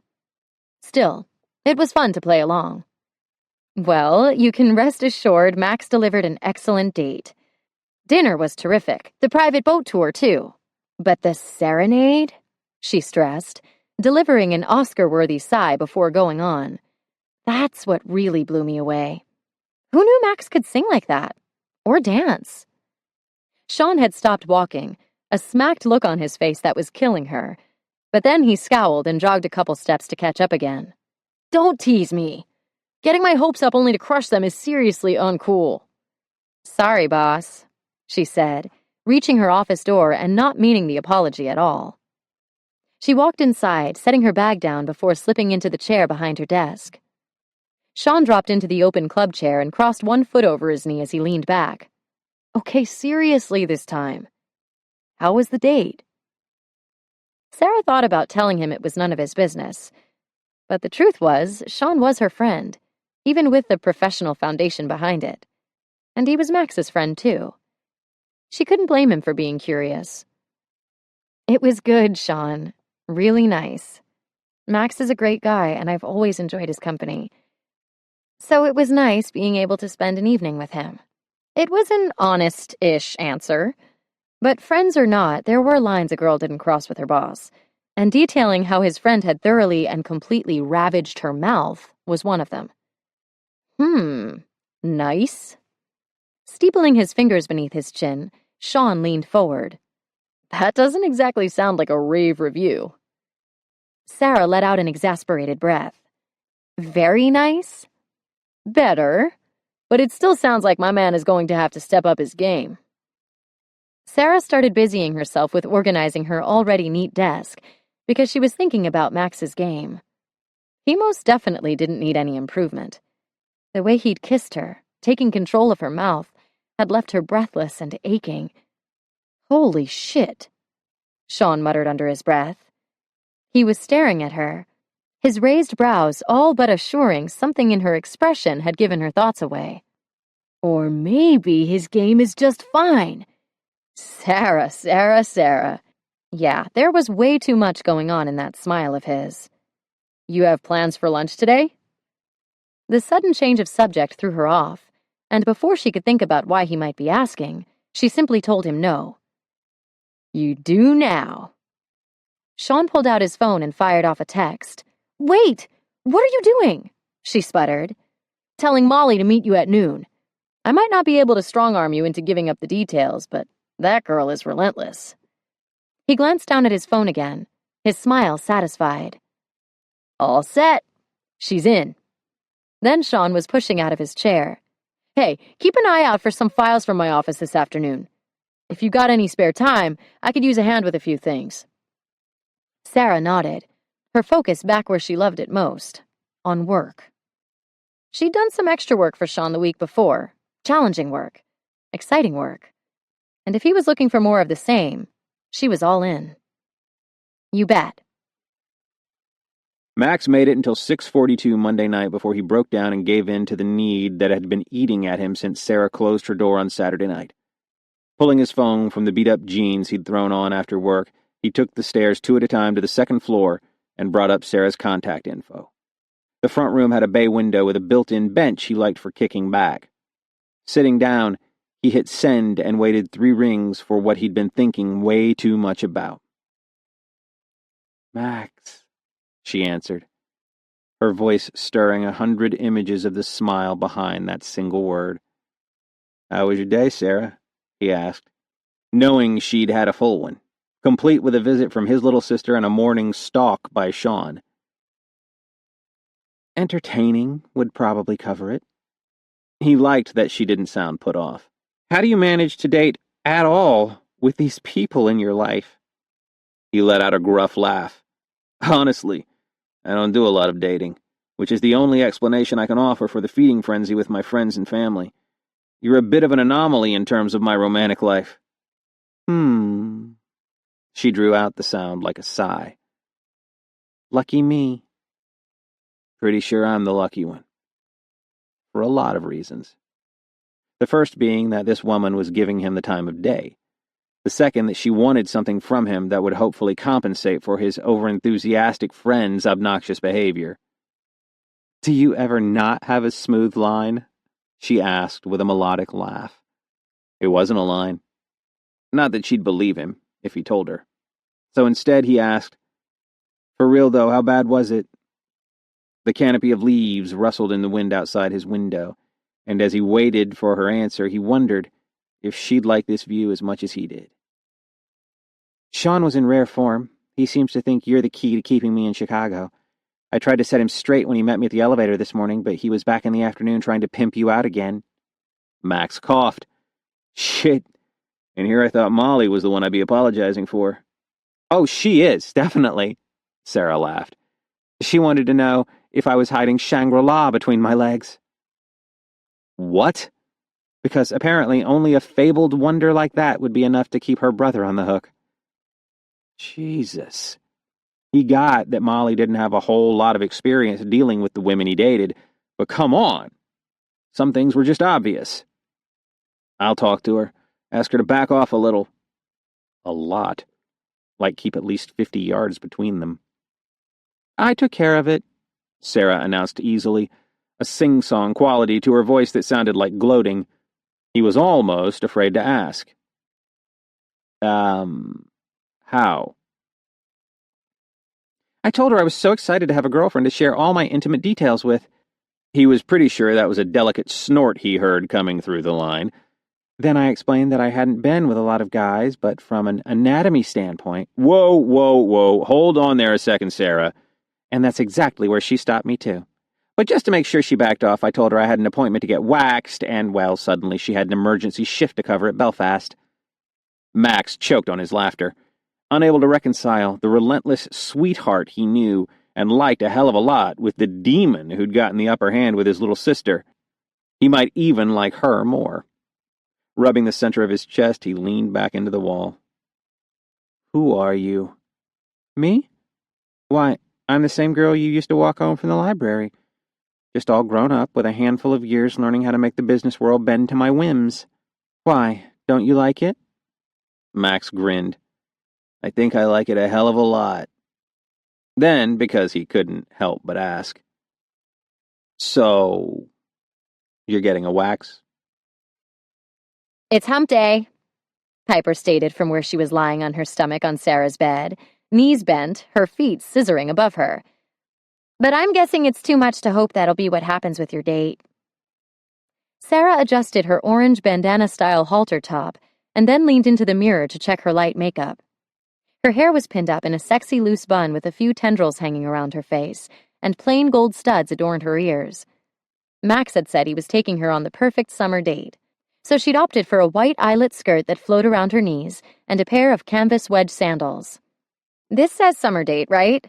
she asked, doing a little turn for Piper, who readily agreed. "It says summer date that doesn't involve you getting any." She might still be a little sore about Sarah's flat-out refusal to let her test drive Max's mouth, but she'd get over it. "So, can you clarify this setup for me again? He's sort of wooing you, building the romance and anticipation, so it will be all off the charts when you finally get down and dirty. But it's just a favor, and you think it's going to be over once you get your V-card punched." Sarah blotted her lips and then turned to lean back against the dresser. "That's what we agreed to." "But if it's a vacation fling," Piper pouted, "why couldn't it at least go the distance of the vacation?" Part of Sarah found some appeal in that, especially after the way she and Max had been talking the last couple of nights, sharing long conversations that never felt old. He made her laugh, he made her feel good, and she liked it. But anything more she didn't know. It was probably smart to keep things limited to their original arrangement. Not that Max had given her the first clue he'd been thinking about extending it. But even if he had, sticking to the 2 weeks felt smart. Then they'd have the rest of the summer to hang out as friends if they wanted, and by the time she left for New York, there wouldn't be any sting left at all. Max arrived on time, looking incredibly hot in a pair of cargo shorts and a polo t-shirt, and Sarah was practically salivating at the sight of him when Piper casually commented she'd heard Max was quite the kisser. "Piper!" Sarah coughed, immediately trying to usher Max out of the apartment. To his credit, Max wasn't the least bit fazed, and stopping with a hand against the doorframe, winked back. "I try." It was too much. Sarah made it as far as the stairwell before doubling over with laughter. "What?" Max demanded, his grin spreading wide as he watched her. "I try," she mimicked, lowering her voice to where it cracked, and she burst out laughing again. And here I thought you were just a natural. Catching her by the wrist, Max reeled her back into him and looked down into her eyes, a sexy smile playing on his lips. I might be, but that doesn't mean I'm not giving you my best effort. Her laughter died. He had the most beautiful eyes. You with the lines. She sounded a little weak even to her own ears, and Max certainly didn't miss it. The corner of his lips curved higher as he lowered his mouth to hers and gave her a slow, sweet, lingering kiss. A confident kiss.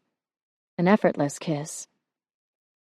A toe-curling, set-her-body-on-fire kiss that ended with her back against the stairwell wall and her fingers balled in the front of his shirt.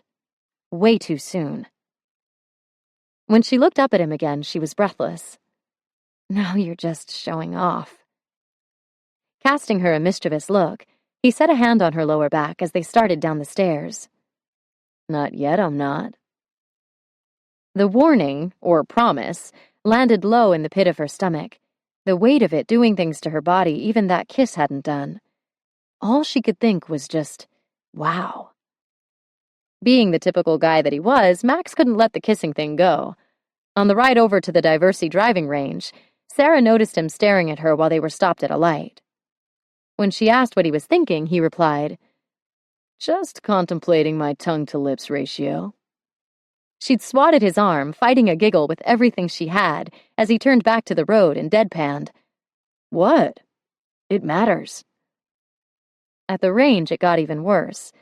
Or maybe it got better, since Sarah couldn't deny the fun she was having. They picked up a bucket of balls and claimed the tees closest to Lakeshore Drive. There were a handful of other golfers filling a few spots farther down the row, but for the most part their backs were to her and Max as they lined up to swing. Which meant it was almost like they were isolated.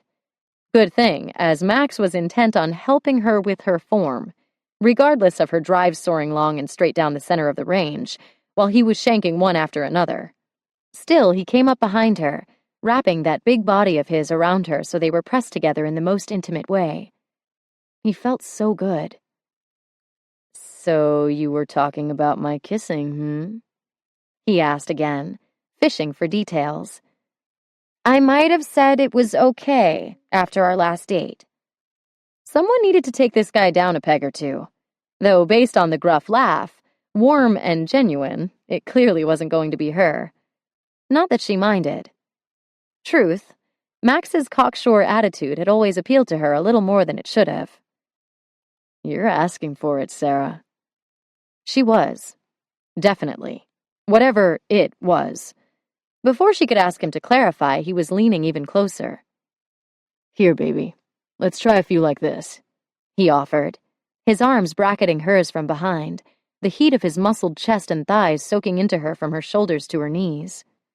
They held the club together, drawing back for the backswing, and then rotating through on the first of several practice swings. Max turned his chin into her neck, nuzzling closer. His breath washed over her cheek and jaw, sending chills gliding down her arms, making her edge ever so slightly deeper into his hold. That's good, he rumbled against her ear. The sound of his voice so close was intoxicating. She tried to focus.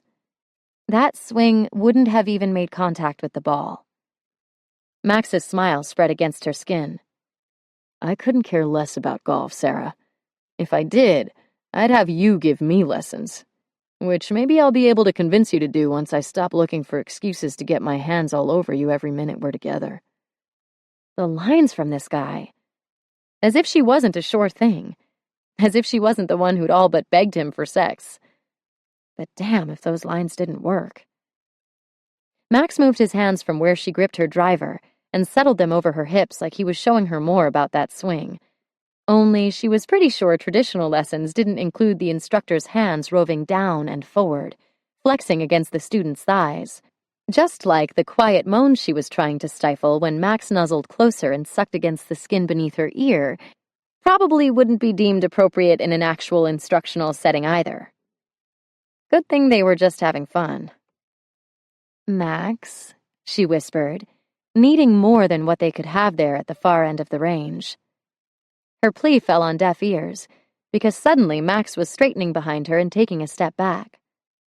The rush of wind off the lake touched all the places that had been warm only seconds ago, and she ached, actually ached, for more of the teasing touch he'd just given her. He was right. She'd be out of her mind with need by the time she finally convinced Max she was ready. Max was seriously about to bust a nut. Right there. At the Diversity driving range. Like he was 15 fucking years old. But damn, Sarah got to him. She thought he was throwing her line after line, but she had no idea. All that over-the-top mush gurgling out of his mouth every time he opened it was exactly what he'd been thinking, feeling.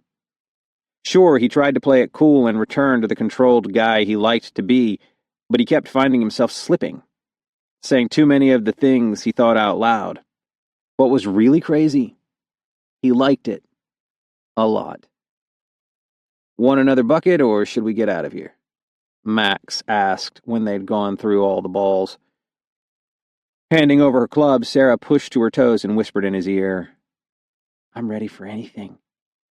Max laughed, leaning into her as he returned the clubs. "You're really good. You play a lot for work?" Some, but I grew up on the backside of a golf course, so I learned pretty early. "But you've got potential," she offered, flashing him one of those smiles that went straight to his groin. With practice, who knows? A year from now, maybe I'll blow back through town and you'll spank me with your long game. Was she trying to talk dirty, or was it just him? When a guy was trying to keep a lid on his libido, there were certain things he really shouldn't hear. References to spanking in any capacity were among them, because then he started to think about Sarah peering back over her smooth, bare shoulder at him, her hair spilling around her arms, teeth dug into her bottom lip as he... Or maybe I'll practice too, she said with an impish glint in her eyes. And bring you to your knees again. And now he was thinking about going down on his knees in front of her, pushing that pretty white skirt out of the way and licking his way up the silky length of her thigh, pressing his mouth to where her panties were. Sarah cleared her throat, jerking Max out of the mouth-watering fantasy that was going to have to wait for a later date. "Sorry, what's that?" he asked, feeling like he'd just gotten busted with wood in science class, but determined to play it cool anyway. I was just asking what you wanted to do next. This was so much fun, but it's still early, so maybe we could go... She waved a helpless hand as that pretty pink he'd never get used to pushed into her cheeks. Damn, he wanted to take her someplace. Piper would be at her apartment, and his house wasn't fit for Sarah. So maybe a hotel. Yeah, another big bed like the one he'd had her on that first night. Not the mattress on the floor in the corner of his living room. But this was only date number 2. "I've got a place," he said finally, taking her hand and leading her back toward the car. It wasn't the kind of place she was thinking of, but as far as sticking to the plan went, it suited his needs to a T. "Oh, Max, this is amazing," Sarah breathed against his ear. Considering where his hand was, he hoped she wasn't talking about the view of the skyline from the spot he'd claimed for them on the strip of park in front of the planetarium. "Max!" Damn. He liked the broken, needy sound of that. He'd brought a couple of woven blankets from the car and laid one out on the grass to sit on while wrapping the other around them. When they first arrived, Sarah sat in the V of his legs, leaning back into his chest as they talked about nothing and everything, the words between them easier than they ever were with the women he hooked up with. It was strange, but as bad as he wanted to get his mouth on her again, he didn't want to give up the talk. He didn't want to sacrifice the sound of her laughter or the way she teased him. So he'd appeased himself by touching her as the conversation continued, stroking the length of her arm, running his lips against her shoulder, testing the softness of her skirt between his fingers before finding the smooth skin of her thigh beneath and testing the softness there as well. It was like nothing he'd felt before. And then she'd gone and done it. Followed his lead by letting her fingertips brush over the backs of his hands as he touched her. tracing the lightest patterns over his forearms, letting her words trail off as she shifted just enough so they could do more than talk. Jesus, your mouth is making me insane, Sarah, he swore, rubbing his lips back and forth over hers as his hand smoothed over her belly, his thumb brushing her ribs just beneath her breasts.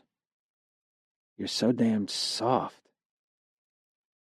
They were wrapped in a blanket, and while no one would doubt they were kissing, there wasn't any outward evidence of what else was happening beneath. Max, she half moaned, as his hand pushed higher to cup the swell of her breast. It was perfect, just filling his palm with nothing to waste. Her nipple peaked hard like a tight bead beneath that sexy-as-fuck halter thing she had on. He kneaded her gently as he sucked at her lips and played with her tongue, drowned in the wetness of her mouth. Finding his thigh as she braced herself with an arm behind her, she squeezed, her fingers digging into his muscle as he thumbed that taut bead again and again.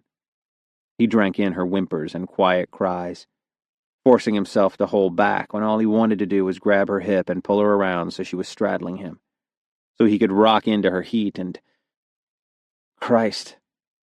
The fantasy just degenerated from there, with visions of panties and bandana fabric flying in all directions, pretty white skirts ripped up the front, and his cock there where he wanted it most. How the hell was he going to make it through another date without taking her? Chapter 13. You seem a little off. Everything okay, Sarah?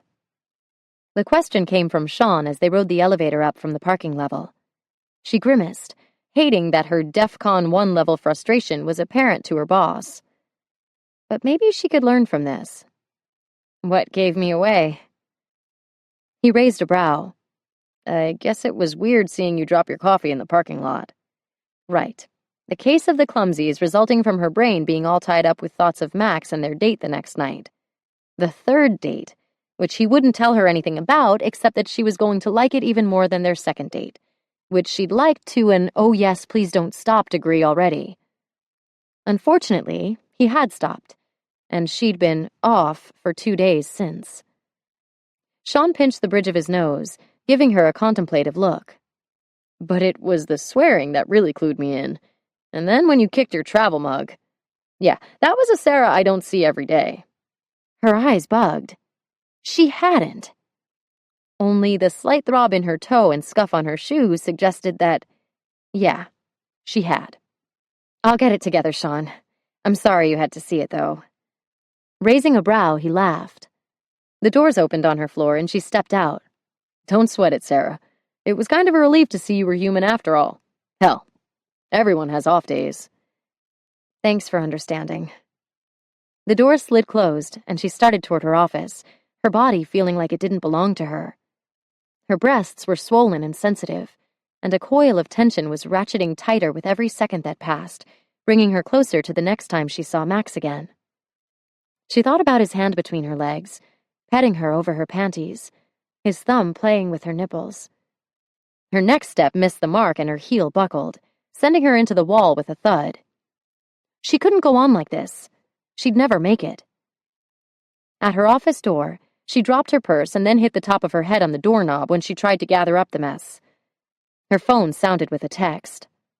It was Max. Can't survive another night. Please do society a solid and agree to move our date up to tonight. Or tell me to be a man and suck it up. Either works. Thinking about you, obviously. Sarah grinned. Sliding her keycard over the sensor and letting herself into her office, she set down her bag and texted back. Been going crazy. Seeing you again is all I can think about. It's bad. People are noticing. What time and where? The reply was everything she'd hoped it would be. 6. My place. Dropping into her chair, she grinned at the ceiling. Max had a few menus out on the counter when the doorbell rang. He'd showered and shaved after his shift, changing into a pair of cargo shorts and the blue t-shirt his sister said was a good color for him. Walking to the entry, he smoothed the top of his hair, wishing for once that he was capable of cleaning up like Sean. Jesus. What was with the nerves? He opened the door and his throat went dry. His mind blanking of anything but the beautiful brunette with the shy smile and the stretchy, flowy dress that seemed to spill down from a pair of skinny straps all the way to her toes. "Hi, Max," she said, twisting her fingers in front of her. He nodded, suddenly tongue-tied like he hadn't been since ever. There was a satisfying exaggeration in the rise and fall of her chest, a pinkness in her cheeks. Finally, his head engaged and he regained his ability to form words. "Sarah, you look gorgeous. Come on in." He'd show her around first, tell her all about his manly carpentry skills, and feed her whatever she wanted to eat. And then for dessert, she was the something sweet he'd been craving since he dropped her off the other night. His dick so hard he'd thought the thing might explode before he got home, and not in a good way. Sarah smiled and stepped into the entry. Looking past her to the space he'd been rehabbing from the guts up, he suddenly wondered whether she'd be comfortable. The lack of traditional furniture hadn't bothered him before, even when Sean was pointing it out. It was functional in a minimalist way. But now he wished he had more for Sarah to see, more to make her... The door hadn't even closed all the way before his back was against it, Sarah having basically launched herself at him, throwing her arms around his neck as she pushed to her toes to kiss him, bringing all his favorite curves and soft spots flush against him. He didn't miss a beat. The second she made contact, it was like he'd been wired to react. He had his fingers in her hair, his palm cupping the back of her head, the other arm cinched tight around her waist, holding her even closer than she'd pressed herself. "I couldn't wait," she whispered against his mouth between kisses. "This is all I've been able to think about. Getting back to you, to this." He growled against her mouth, almost losing it when she opened beneath him, the tip of her tongue venturing past her lips to lick his in invitation. It started with a single kiss, but the days since he'd touched her, the nights of barely resisting the need to go to her, they broke him. He filled her mouth with his tongue, taking it the way he wanted her body. Thrusting deep, he groaned as their tongues met and mated, rolled and twined. Holding her tight, he picked her up and carried her a few steps until their positions were reversed, and it was her back against the wall at the base of the stairwell. "Fuck, Sarah." "Yes," she hissed, her fingers sliding over the brush of his hair. "You should totally do that." Even hard enough to hammer nails, he stopped to laugh against her neck, to squeeze her into him, because she made him feel so much more than he expected. But then her nails were scraping lightly against the back of his head, and the laughter was over.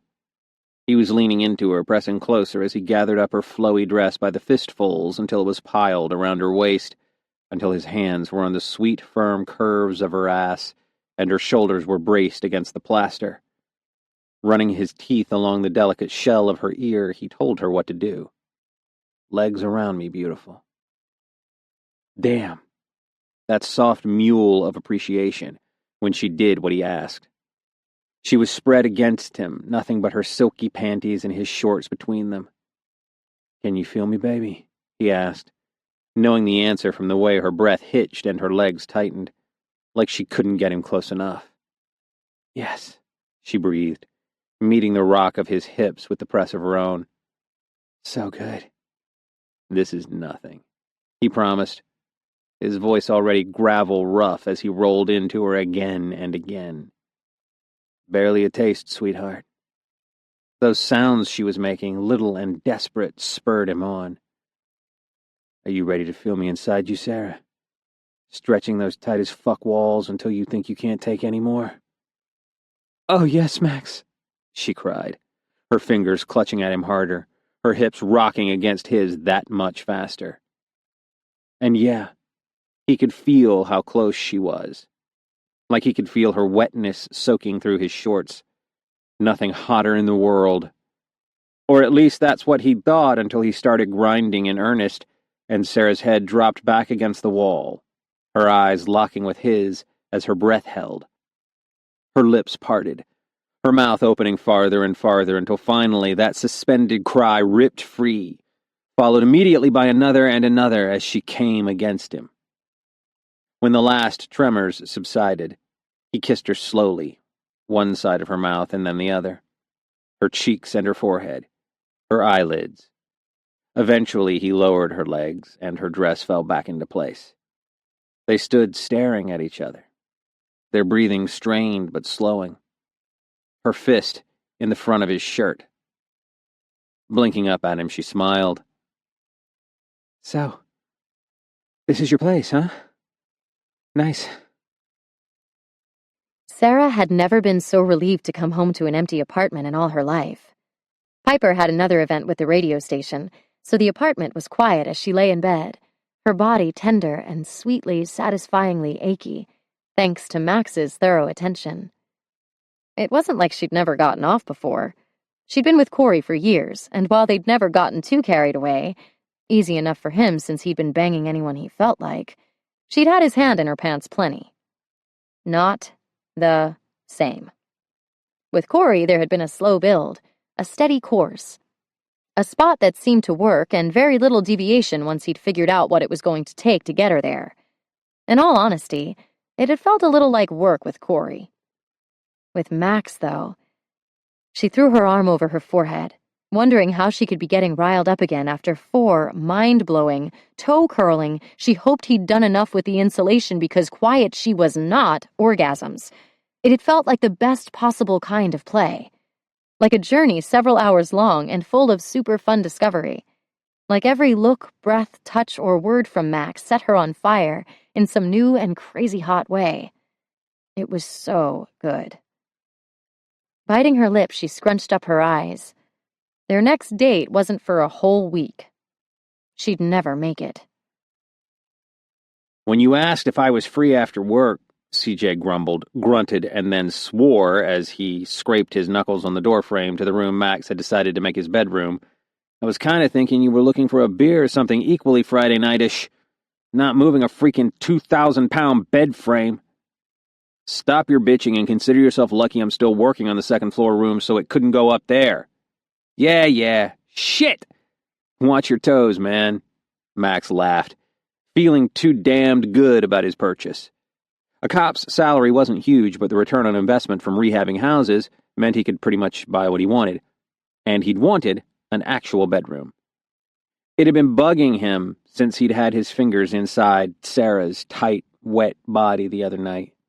Making her come with his hand on his sofa and then the mattress pushed against the wall had felt like fooling around in high school.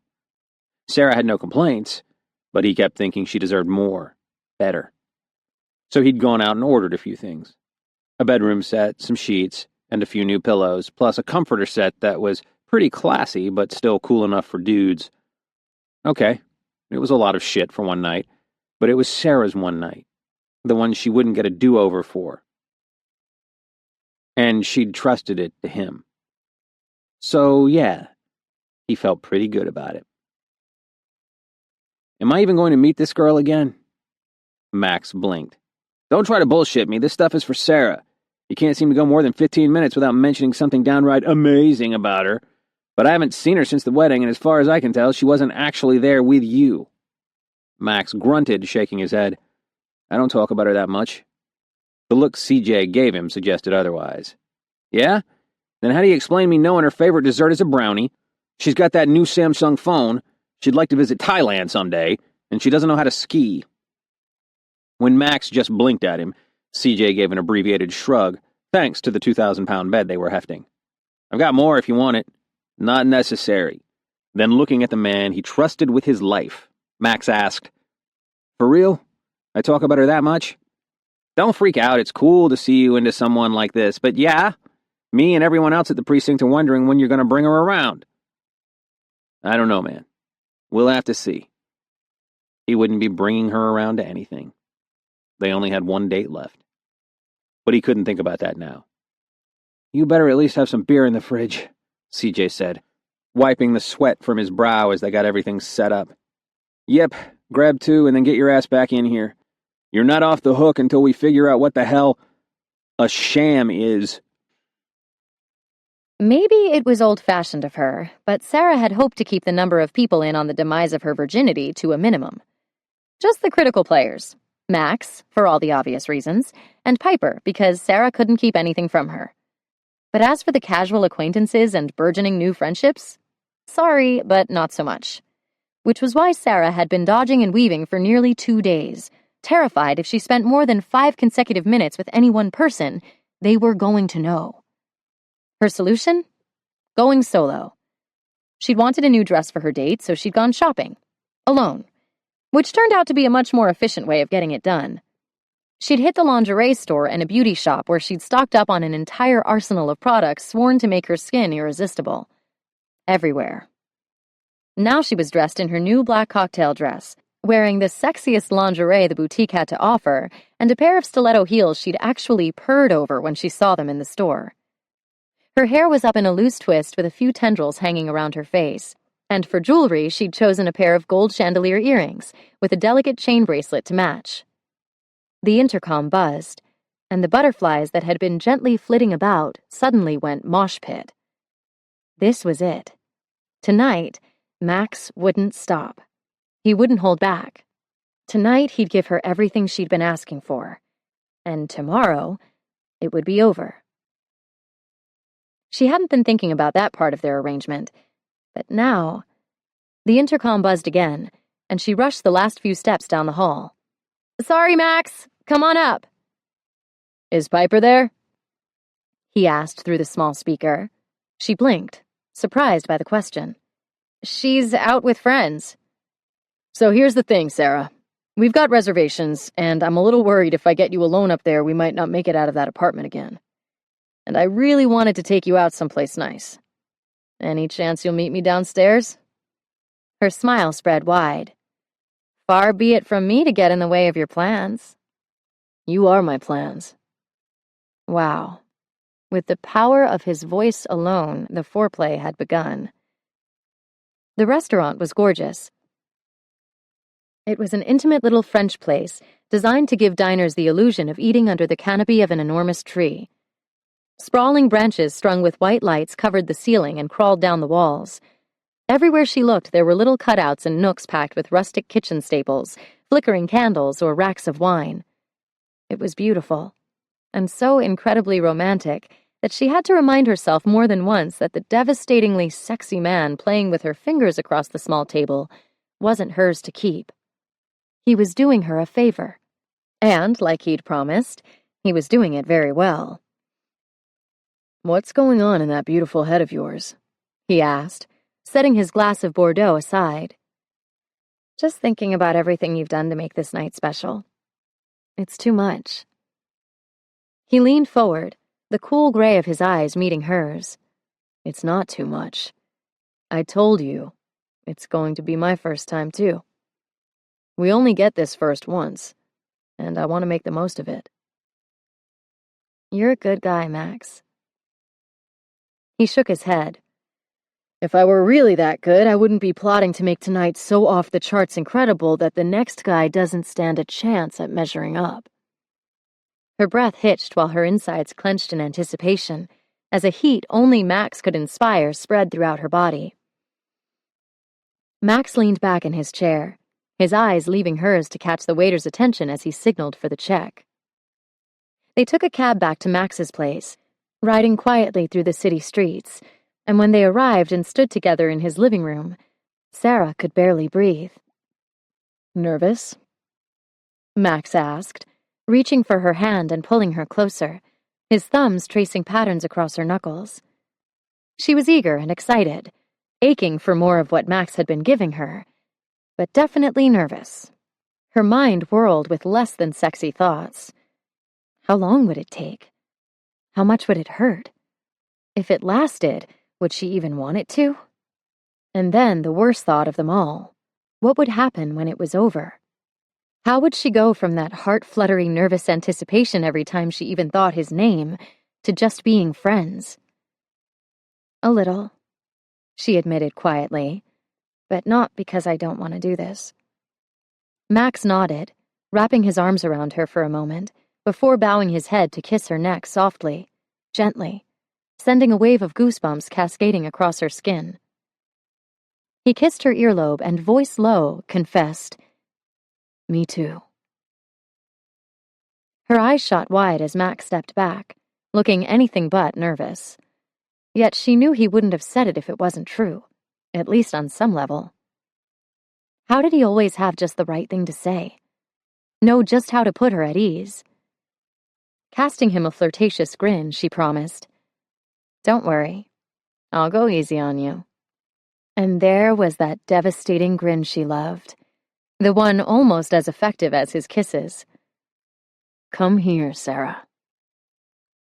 She followed him to the room off the living room where he'd had his office stuff the last time she'd been there. Only today, what she found beyond the French doors stopped her heart. She looked back into the living room, and in the place where his mattress and the milk crates with his clothes had been in the far corner was his desk and more milk crates with files and books. She looked back at him. "You did all this for me?" "You like it?" he asked, shoving his hands deep in his trouser pockets so his broad shoulders pulled forward, somehow making him look all the bigger, all the sexier. "I do, but—" She hesitated. He'd lived in the building for 6 months. Sean had been relentless in giving Max crap about never buying furniture, and now, tonight, he'd brought her to this beautiful private space complete with matching nightstands on either side of the raised bed and an area rug on the floor. "I love it." He pulled her the rest of the way into the room where the lights were set at dim. The only response he gave her was the press of his lips to hers and the slow sway of his body as he held her against him. Her arms linked around his neck, and for a moment, her eyes pricked with the threat of tears. "Thank you, Max." He shook his head, looking down at her with dark eyes. "Thank you, baby." And then he was kissing her again, still slowly, but this time with the hunger that had been building with every date. She opened beneath him, welcoming the first thrust of his tongue with a trembling moan. And like that, her body was alive, on fire, ready. Her fingers clutched at the back of his neck as she pressed into him, wanting to feel all of him. Max groaned into her mouth, his hands coasting over the curve of her ass and down the backs of her thighs, between her legs. "Max!" She shuddered as he brought them even closer, and she felt the hard bulge of his shaft between them. "You are so damned beautiful," he groaned against her neck. "I didn't know if I'd be able to make it through dinner without pulling you out of there and bringing you home. But now, baby, I need to see you again. All of you." It had been one of those lines Max wouldn't cross during their dates. Even when he'd had his fingers deep inside her, their clothes had stayed on. When she'd asked him about it after, his answer had been that he was just a man, and even his restraint had limits. But tonight that restraint was cast aside. She nodded and he took her by the shoulders, gently turning her so she faced away from him. The barest hint of stubble scraped the spot where her shoulder and neck met, followed by the lightest suction. Her belly tensed as liquid heat spilled through her center. Drawing the zipper down her back, inch after inch, he followed the path of newly exposed skin with soft kisses that ended low on her spine, just above the racy panties she'd bought for him. Brushing his thumb over the scalloped edge, he growled, "Turn around for me, baby." Hands going to the narrow straps of her dress, she did as he asked. Max knelt before her, his eyes hooded, his hands resting lightly on the fabric at her hips. "Show me." Slipping the straps from her shoulders, she let the dress pool around her feet so she was standing there in her heels and scantily cut bra and panties. Max's eyes burned a path up her body and back down. "My every fantasy." Hands moving back to her hips, he pressed his mouth low against her stomach, licking the spot, and then sucking just hard enough to pull at that achy place deep inside. Kissing lower still, he mouthed the front of her panties, and then licked the silky panel between her legs. His breath was warm against the place that was already wet. His tongue, a decadent stroke that nearly buckled her knees. Then he was standing, working the buttons of his shirt free before shouldering out of it. Her mouth watered at the sight of all that bare skin and hard muscle. Because Max was the most beautiful man she'd ever seen. And in that moment, he was making her feel like the most treasured, valued woman in all eternity. His motions were quick and efficient as he freed the tongue of his belt and undid his fly. "On the bed, Sarah." She could hear the urgency in his voice, the restraint, and it only added fuel to her fire. Shucking his pants but not his boxer briefs, he stepped over to the bed, stopping in front of her where she'd sat at the edge. The black fabric of his shorts was stretched over his thick shaft, tempting her in a way she'd never been tempted before. Reaching for him, she smoothed her hand over his covered length, gently squeezing. Max's breath left him in a hiss as he jerked under her touch. She licked her lips, wanting more. Fingers creeping past the elastic, she freed him, pushing the briefs down his thighs. Her breath was coming fast, her heart racing as she stared at his engorged length. She'd known he was big, had felt him beneath his clothes before, noticed and contemplated the difference between him and Corey. The significant difference. Max stood in front of her, every muscle in his body tensed, but the only contact he made was the gentle brush of his hand over her hair to where it was pinned in place. Slowly, he removed the pins one after another as she ran her fingers over the taut skin, wrapping her hand around him and, "Enough, baby," he said, pulling back from her grasp. "It's too good." Retrieving a condom she hadn't noticed before, he opened the package and rolled the protection on. Her heart skipped. Was this it? He knelt in front of her again, pulling her knees forward so they bracketed his ribs and he could kiss her, tease her with slow thrusts of his tongue that had her insides clenching and her hips shifting as she tried to get closer to him. She needed contact. Max undid her bra and helped her out of it, breaking from their kiss to look at her breasts. Thumbing her tight nipples, he rumbled, "So many temptations. Where to kiss first?" "Anywhere," she whispered, feeling like she was on fire. He shook his head, giving her another of those devastating grins. "Everywhere." His mouth sought her breast, his tongue circling the nipple before drawing hard against it. Crying out, she arched into him, moving forward until she was practically straddling him where he knelt. He shifted his attention to her other breast, giving her his teeth and tongue as his strong hands squeezed and kneaded her ass, spreading that delicious sensation of sensual possession throughout her body. "More," Max panted against her soft flesh, burning a path of devouring kisses down her stomach. Lower. Hooking his fingers into the sides of her panties, he edged out from between her legs so he could pull the garment down. "I need to taste you." Then, eyes locked with hers, he slowly, deliberately palmed her knees and pressed them open. She trembled.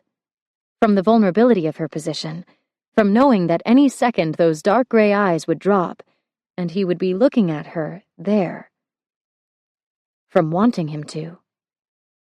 Shouldering his way between her legs, he slid his hands beneath her, and cupping her bottom, he lifted her to his mouth. "Max!" she gasped, as he licked through her sex. His fingers flexed against her, and his eyes closed in what might have been pain, but when they reopened, she saw pure, unadulterated pleasure in them. He tasted her again, sinking into it like he'd never get enough. Her back arched, and she cried out at the sudden sensation rocketing through her. Eyes closed, she writhed beneath a kiss so all-consuming she could barely catalog what was happening, except that it was the best thing anyone had ever done to her. His tongue dipped inside, stroking in and out as she gasped his name and clutched at his hair. Arching her hips, she begged for more and cried out when he replaced his tongue with one finger, and then two. He played with her, running circles around that throbbing bundle of nerves with the tip of his tongue, and then giving her the flat of it, sucking her, pumping his thick fingers in and out. 2 became 3, and sensation was building fast within her. Hot and sweet, it was so much and not enough, and please, she begged, her hips rocking to meet each thrust and lick, need laced tighter and tighter. Please, I need... Yes, please, Max. Stroking her with a beckoning curl of his fingers, he hit a spot she'd heard rumors about, but hadn't until that moment been sure actually existed. Everything stopped. Her entire being refocusing on that singular spot that sent lightning forking through her body. Shocked, she looked down to where Max was staring up at her from between her legs. Her chest hurt. Her body trembled. Reaching for him, she brushed her fingertips against the short strands of his hair. He climbed up her body, one arm sliding under her to pull her higher up the bed. And then he was braced above her, her knees at either side of his hips, her fingers light against his chest and face. She blinked up into Max's waiting, patient, heated eyes. "I think my next breath depends on you," she whispered, a calm coming over her, even with her body tensed on the edge of release. Supporting himself on one arm, Max brushed her bottom lip with his thumb, and then positioned himself so he was at her opening. The thick head nudged against that place of give where she was wet and slick, and so very sensitive. He waited a beat, maybe giving her a chance to change her mind, or maybe just to collect himself.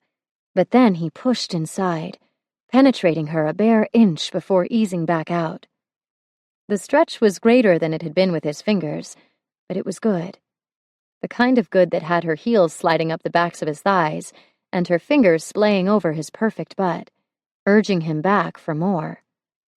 He sank again, an inch, and then an inch more, repeating the process again and again, each penetration ratcheting up the tension within her. She'd been so close before, but this wet friction was so much more, so completely different, like nothing else, no one else, just Max. Another stroke, not quite as shallow as the one before, and she could feel herself nearing the edge. Her inner muscles clenched and pulsed around him, and then he was there, the head of his cock at that point of resistance within her. He held where he was, letting her feel the acute strain of pressure through one breath. Their eyes met, and he reached between them, pressing his thumb against her with the perfect amount of pressure, the perfect pace, and suddenly she was hurtling back to that place she'd been so close to before. Another shallow stroke, coupled with the steady rub of his thumb and Max above her, his brow dotted with sweat, his eyes burning into her, and she could feel herself ready to fall. "Come for me, Sarah." Starbursts exploded behind her eyes, and she shattered, crying out as she came apart in a gripping wave of ecstasy, so intense it nearly swamped the accompanying single short stab of pain. Her eyes shot open, her breath stalling in her lungs, as Max took her completely, filling her in a way she couldn't have imagined. Buried deep within her, he waited out the pleasure crashing and surging around him, until it eased to a gentle lap. She'd had no idea. Smiling up at him, she was overwhelmed by emotion. She wanted to say things she shouldn't, things that were outside their arrangement, things that were true nonetheless. Max returned her smile, staring down at her, the restraint still evident in his features. "So fucking beautiful," he whispered. Her knees slid farther up his ribs, and he caught her by the back of the thigh, holding her as his hips pumped slowly in and out. "So good," she gasped, her hands going to his hair, to his face, his mouth and jaw. Max was staring down at her, watching her every response, reacting to it, ramping up her pleasure faster than she could believe. He shifted again, rocking forward so the contact increased with every stroke, the sensation amplified with every thrust. It was impossible that anything could feel like this, that any man could... Suddenly, a laugh escaped her lips, and she slapped her hands over her mouth, her eyes going wide as Max stopped, a crooked smile on his face. "Laughing?" She shook her head, horrified and yet delighted at the same time. Now I get why they wrote your name on the bathroom wall. That cocky smile cranked up a notch, and oh, what it did to her. Yeah? Another slow thrust had her toes curling. Oh yeah, reputation totally deserved. She gasped when he did it again. I'm impressed. Glad to hear it. And again. So baby, you ready to find out whether you like it hard and fast? Chapter 14. Hours later, Max couldn't remember ever experiencing a comfort so great as holding Sarah in his arms while she slept. There was only one problem. She wouldn't be sleeping in them the next day, or the day after that. Not unless he asked her the question he'd been thinking about since the night he proposed this arrangement of theirs. Would she give him the rest of her time in Chicago? It wasn't what they'd talked about or agreed upon. Only now everything felt different. They'd had their one night, and selfish fuck that he was, he wanted more. Only he didn't want to take a moment that had been damn near perfect and ruin it by asking her for something she might not want to give. Christ, he didn't want to take away anything from what they'd just shared. She stirred in his arms, blinked a few times, and then peered up at him with an adorable, bleary-eyed look. Sighing, she snuggled closer, her fingers trailing not so subtly down his abdomen. He grinned when she poked at his dick and gave it a squeeze. He was hard. Had been for probably an hour. "Help you with something, ma'am?" he asked, not bothering to hide the smirk in his voice. "Yes, well, since I enjoyed this beginner class so thoroughly, I was wondering if maybe an advanced class might be available?" she asked, pressing her breasts into him now. And there it was. The perfect opening. Rolling her to her back, he pushed his thigh between her legs and pulled her arms overhead, trapping her wrists in the loose hold of one hand. Her eyes widened and she went a little breathy. Someone was definitely ready for the advanced class. "We've got a variety of options you might be interested in," he said, using his lips to toy with her nipple before giving it the smallest nip. "Max, there's an accelerated program that begins in the next 5 minutes and ends about 15 hours from now." 15 hours, she said, and he hoped like hell that was a pinch of disappointment he detected. Sounds intense. "I won't lie to you, it's pretty rigorous." He brushed his thumb across her cheek and manned up. "But if you were interested, there's another class, a deeper, more extensive study that's only completed when your instructor drops you at the airport at the end of the term." Sarah was quiet, and Max wondered if he'd just royally screwed up something perfectly sweet. But then she was pulling her hands free and linking her arms around his neck. "Are you sure, Max?" she asked quietly, hopefully. He nodded. "Baby, never been more." A welcome wave of cool air poured over him as Max stepped into the bustling diner. They always attracted a degree of attention when dressed in uniform. Some good, like the little kid whose eyes had gone saucer-wide with hero worship the minute he'd seen them. Some less than good. It went with the job. Seated in a booth by the windows, Carl waved Max and CJ over with a beaming smile that only seemed to get bigger through the years. "About time you boys showed up. Stop for a nap on your way over?" he ribbed, pushing the menus across the scarred tabletop. "Can't rush the hero work, Pops," CJ replied as they joined him. Max dropped into the booth beside him. "Especially not with this marshmallow dragging behind." Then grinning across at Carl, he added, "Foot chase this morning, and your boy here could barely keep up. Dropped to his knees right in the alley, wheezing, 'Go on without me.'" Not exactly how it had gone down, but Max was going to tell it that way. This was payback his partner had coming in spades. "Fucker," CJ muttered affectionately from behind his menu. "I would have had that guy myself if it wasn't for the cat. Mangy beast came out of nowhere." Max snorted into his hand, looking across at Carl, who was shaking his head, mouth pulled to one side. You know I'm going to be hearing about my boy letting a little pussy get in the way of a bus through retirement, right? Probably more like a week or two, but yeah, Carl could count on it. There wasn't a whole hell of a lot to ride him over, now that he'd been on desk duty for a few years. No worries, Max gloated. I got the guy. Seriously, Pops, that kid could have scored a track scholarship if he'd stayed in school rather than dealing outside one. Fucking waste. Then CJ was elbowing Max, nodding across to where his dad was smoothing his hair as his favorite waitress came up to take their order.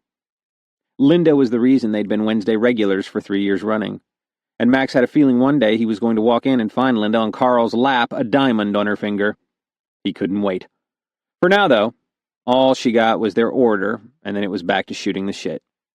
Carl wanted to know if CJ was any closer to giving him a grandkid, and whether Max had seen the sale Home Depot was running on the bandsaw he'd been looking at. They exchanged shop gossip over BLTs and turkey clubs, and when a call came over the radio, Max and CJ exchanged knowing looks. It was an all-too-familiar address close to where they were. Max threw down enough to cover the lunch, and Carl told them to be safe, watching them with pride in his eyes as they left. Always, CJ promised, as Max nodded. Max's father had been kicked off the force when Max was just a kid. Vic had been a shitty cop, and an even shittier dad. But while he'd still been working his beat, Carl had been his partner, and after the saving grace in Max's life. It was like the man had seen what Max was up against at home, and one day just consciously decided he wasn't going to leave Max alone in it. From time to time, he'd show up at Max's games, catch him after school and take him out for a haircut or a burger, and ask about classes. Really ask. Like wanting to know whether Max had been able to get the extra credit on the project he'd been working on the last time they went out. If he'd beat that Meg girl out for the top grade in trig. If he'd ever gotten around to asking her out. How things were at home. Carl had introduced Max to community service, showing him ways even a teen could get involved and make a difference. He'd been the man to instill a sense of right and wrong in Max, a sense of pride and worth. And it had been Carl's footsteps Max had been following when he joined the force. And now, even at 30 years old, making Carl proud still meant a hell of a lot to him. That was what Max was thinking about when they arrived at an apartment he'd visited too many times before. Neighbors had called it in again, and as he and CJ hoofed it up those last steps, he could hear the violence within. Sounds that echoed back to his youth. "You want to go?" a voice thundered from beyond the door. "Go! Get your shit and get your worthless ass out of here. Think anyone's going to want you now?" Another crash, and this time the voice that cried out was small and weak. Christ. The kid. CJ's eyes cut to Max's, and with a nod they moved in. It happened fast, the way it was supposed to. A flurry of controlled actions, over within seconds, all parties separated, and Max radioing for an ambulance for the mother, who looked like her wrist might be broken, and the 5-year-old girl with the big blue eyes who reminded him too much of Molly, and had a bloody gash running down the side of her face. He'd been here before. The first time the mom hadn't wanted to press charges. She'd said she was fine, that nothing physical had happened. Max fucking knew she was lying, but there wasn't any evidence he could see. The second time she'd stood there with a black eye and the skin across the bridge of her nose split, swearing up and down it had been an accident. The matching swollen split knuckle across the dad's right hand suggested otherwise, and despite her pleas, Max had taken the guy in. But it didn't stick. And now here this asshole was again, giving him the whole, "come on, I didn't mean it," bullshit, while blood ran down his kid's face thanks to the bottle he'd launched across the room. Because he hadn't even noticed her standing there. This time the wife was pressing charges. This time it was going to stick. This time Max walked out of there knowing this kid wasn't coming back. Jesus. How could people do this shit to each other? Sarah was staring at her phone, chewing her lip in indecision. She wanted to see Max, see everyone, but she probably had a conservative 2 hours left before she'd get through her notes and could close out this project. She loved closing out projects. She was going to call. It wouldn't be a big deal. She'd just meet Max at the bar with everyone else, an hour or so late. And then she'd still have the night with him. Why was she even debating about this? She pulled up her contacts, ready to get it over with, when she heard a knock at her office door. "Max?" she gasped, pushing up from her desk. "I was just going to call you. What are you doing here?" Looking freshly scrubbed and, based on the time, having probably come straight from the precinct locker room, he shrugged and stepped into her office.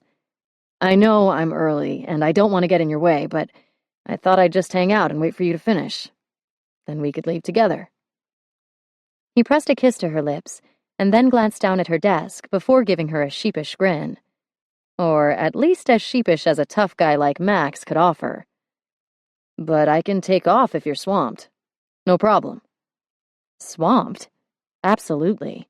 And if he really didn't mind. She glanced up at him, and the words on the tip of her tongue fell away. "Are you okay?" she asked instead, resting her palm against the center of his chest. He nodded, but she could see the lines of strain in his face and his eyes. Something wasn't right. "Is it CJ? Max?" "No, babe. Everyone is fine. Just one of those days that gets to you, you know? On the scale, it wasn't even that bad, just one of those days," she said, taking his hand and leading him to the couch. He sat down, and though they were in her office, she didn't hesitate when he pulled her into his lap and tucked her head against his chest.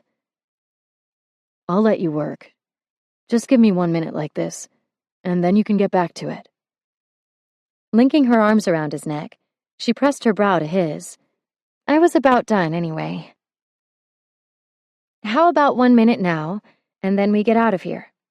Go back to your place and take a few hours like this. The whole night if you want it." His fingers tightened in her hair and he nodded, not saying a word. A week later, Sarah was grabbing her purse, just heading out to lunch with Maria and a few other girls from work, who were all clamoring to go back to the little Italian place with the waiter who looked like Tom Hardy. Exactly like Tom Hardy, complete with lips that were just freaking begging for a nibble, according to Roxy from shipping. And while Tom Hardy was no Max Brandt, Sarah definitely wanted a chance to judge for herself. But then her phone rang, and it was Sean, apologizing for getting in the way of the look-alike celebrity stalk and asking if she could meet him for lunch instead. It was about work. Sending off a regret-filled text for the girls and a dictate to go ahead without her, she took the stairs down to the restaurant where Sean was already waiting. Once they were seated by the bank of windows overlooking the lakefront, Sean asked for a bottle of Pinot to be brought over. "Wine okay with you?" He checked more as an afterthought, but she knew he would cancel the order if she said no. Sarah laughed, raising her brow. "Really?" Sean gave her his charming professional smile, the one that was remarkably different from what he'd been flashing when he called Brody a chode slurper for nailing a bullseye the Wednesday before. Sean asked a few questions about events for the following week, talked a bit about numbers, and then leaned back in his chair when Joy stopped back at the table with the wine. When he and Sarah both had a glass in hand, Sean cocked his jaw to the side and gave her an assessing look. "What?" she asked, forcing herself not to fidget. "I need a favor." Lifting her glass to her lips, she took a hearty swallow, nodding at him once she set the glass back on the table. "Go." Whatever it was, she could handle it. If the job in Manhattan had fallen through, she would be fine. Even though it was the job she'd been after for 3 years, and she'd wanted it bad enough to take on this interim position. It was going to be fine. If she lost the job, then maybe... "The project Kim is wrapping up in Manhattan is delayed, and we're asking if you'd be able to give us another 3 weeks to let her close it before moving over." The breath she'd been holding was starting to hurt, but no way was she going to let on how deeply this subject affected her, so she released it slowly rather than in a desperate gasp. They still wanted her. Even better, this meant 3 more weeks with Max. Wait, even better? Where had that come from? This was the job she'd been waiting for. There was nothing better than knowing it was still hers. The bit about having more time in Max's arms and bed and with his group of friends, well, that was definitely a bonus. Just not better. "That means you want me to keep filling in here?" she asked, to clarify the point. We'll be back to full staff by then. Lifting the menu she was sure he knew by heart, Sean gave it a single glance before setting it aside. But you've been doing a remarkable job with the projection work I've been giving you. I could still use a hand. That caught her attention. The project she'd been helping Sean with the past few weeks had been satisfying with a capital S. It was the kind of work she only hoped they would give her in New York, after another year or two. If she was looking at more of the same now, then count her in. She'd let them push Manhattan back as long as they wanted. Sean continued. That said, we fully recognize we've inconvenienced you enough already by asking you to accommodate our schedule with the transition from San Francisco to Manhattan. So if you'd like to get on with your relocation plans as scheduled, it's entirely up to you. No, 3 weeks is fine. I'm happy to stay, she assured him with an eager rush. Sean raised a brow. I'm serious, Sarah. No hard feelings. No impact on your coming position. If you left on schedule, they'd have something to keep you busy. I'm good. Sweeping up her glass, she reached across to clink his. I'll stay. Looking as satisfied as she felt, Sean grinned. Glad to hear it. 6 hours later, Sarah was practically skipping up the walk to Max's place. She couldn't wait to tell him. He'd known how exciting it was for her to work on that piece of the marketing strategy. He'd even taken her out to celebrate. And this would be even better, because instead of leaving in just over 3 weeks, she'd have more than 6. Max swung open the door before she had a chance to knock, and she launched herself into his arms, kissing him over and over because she got to keep him for another 3 weeks. Laughing at the barrage of kisses, Max caught her by the back of the head, and then, holding her still, took control. He gave her his tongue, licking and thrusting deep, until she was moaning and wrapping her legs around him. The world was spinning, and she never wanted the ride to stop. The door closed, and then she was braced against it, with Max hard between her legs. You're so fucking hot, he growled, rolling his hips exactly right. Tell me what I did to earn this kind of hello. I'll do it every time I see you. So many more times. I've got the best news, Max. Draping her arms over his shoulders, she ran her fingers through his hair. Turns out, I won't be leaving at the end of August like I thought. That sexy, possessive look blinked clear, and then Max had her on her feet as he jerked back. Whoa, Sarah, wait. What are you talking about? He asked, alarm she didn't understand filling his eyes. Then it hit her. The phrasing. He thought, oh man. Raising a hand, she shook her head. Settle down, slugger. You don't need to freak out, she said, laughing, because the poor guy looked like he'd just stepped on a landmine and was waiting for it to detonate. There's a delay in New York, and Sean asked if I'd be willing to spend the extra weeks here. That still, breath-held tension dissipated, and Max palmed the back of his head. Wow, I thought you were saying... He didn't bother to finish his sentence. They both knew what he was thinking. A smile spread across his face as he pulled her in tight. So I'll get to keep you a few more weeks, huh? Wow. She liked the sound of that.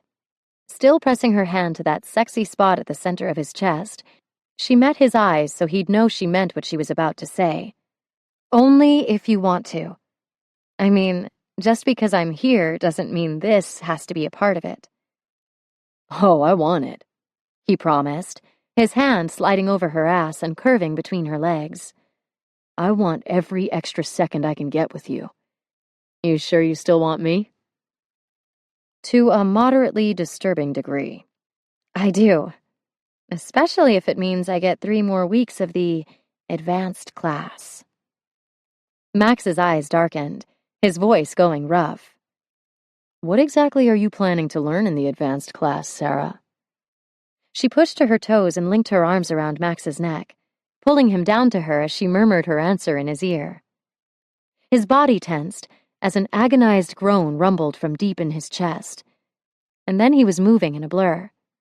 Her legs were caught up at either side of his hips, his hands gripping the backs of her thighs in a rough hold that was definitely doing it for her, while his mouth devoured hers.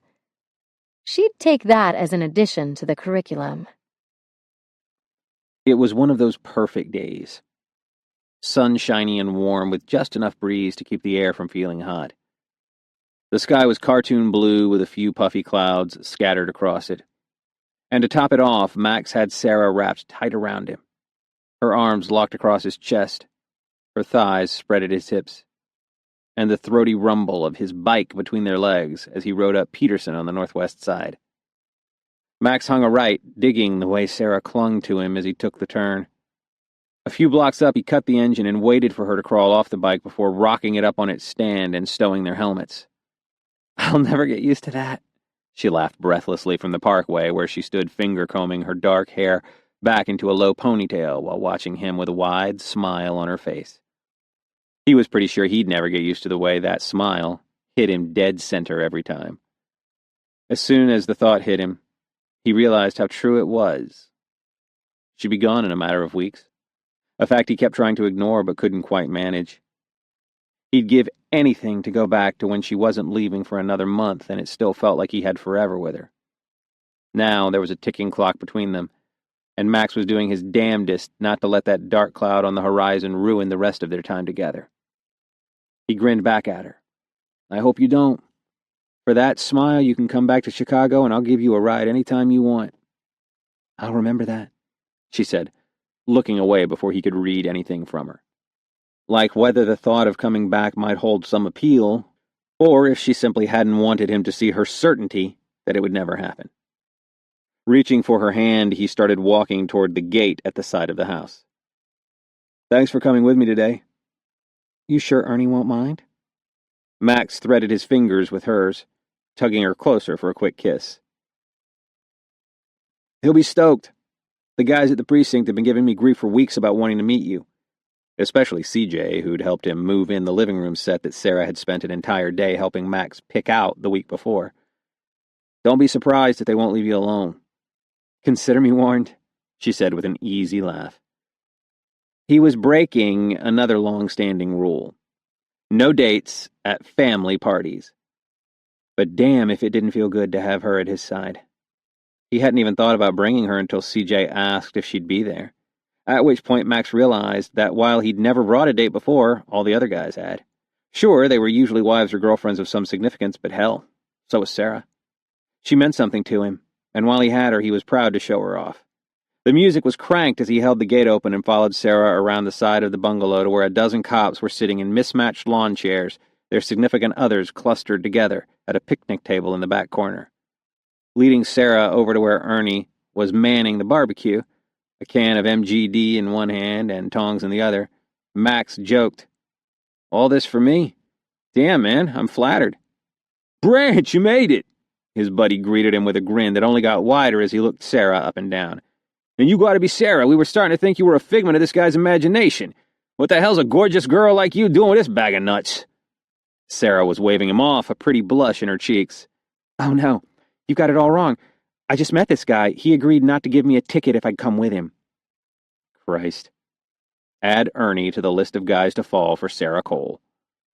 Ernie snapped his tongs in the air so all the guys looked over at them. "First one of you to get Brant out of the way gets the next brat. I got dibs on his girl."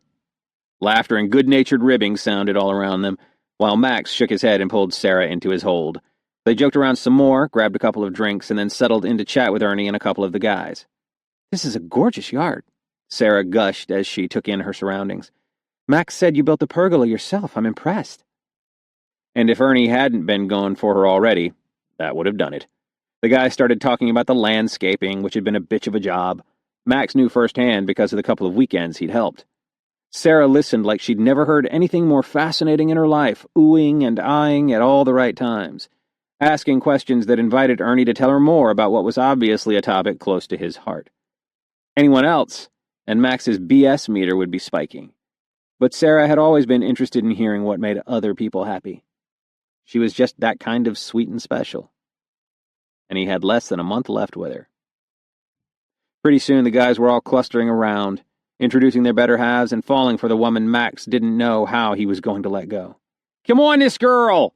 Mick boomed in his thick Chicago accent, tears of laughter leaking from his eyes. "Max, you gotta put a ring on that, and I mean like yesterday, otherwise some other lucky schmo is gonna snap her up."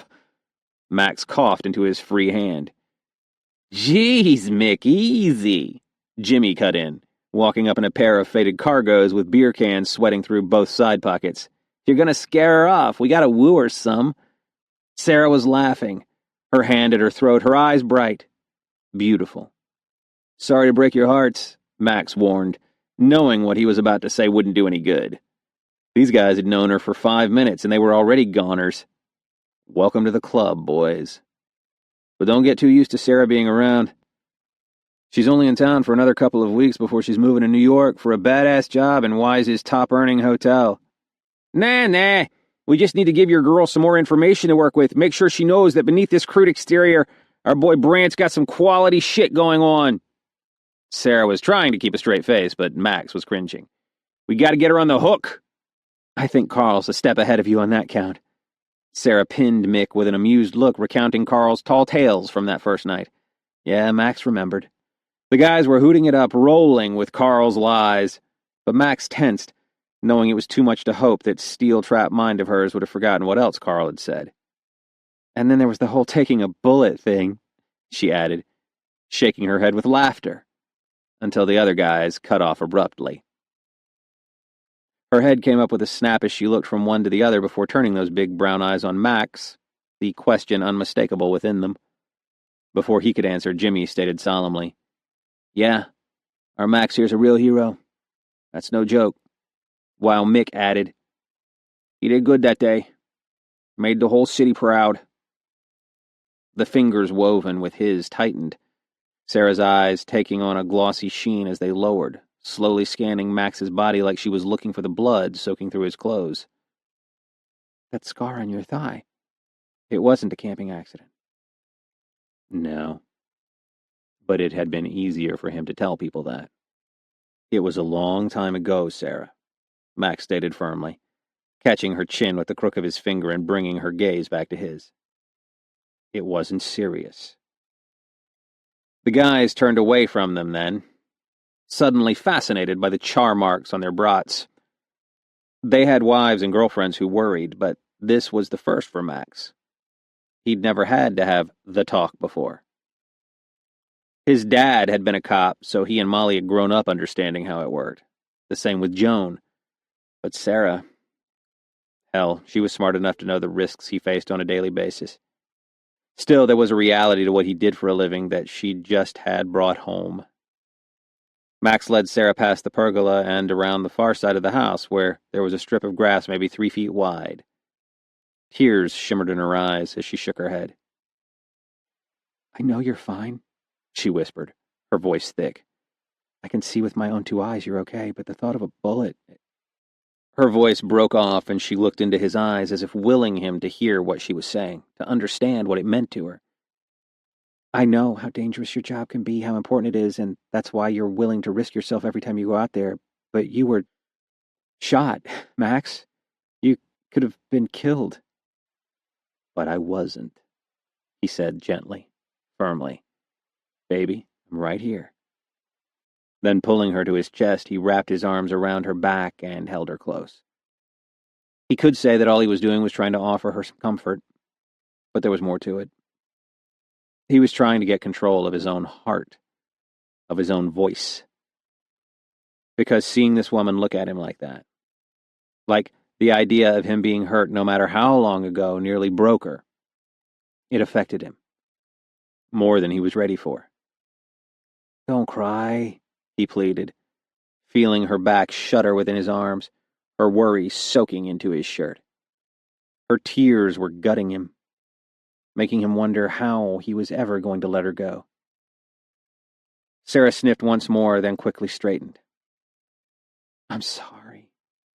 I shouldn't have gotten so emotional, Max. It took me by surprise, and the thought of anything happening to you.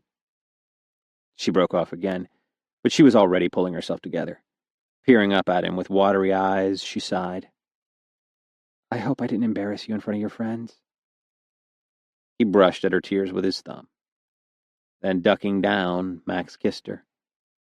Tasting the salty emotion on her lips, he pulled her close again.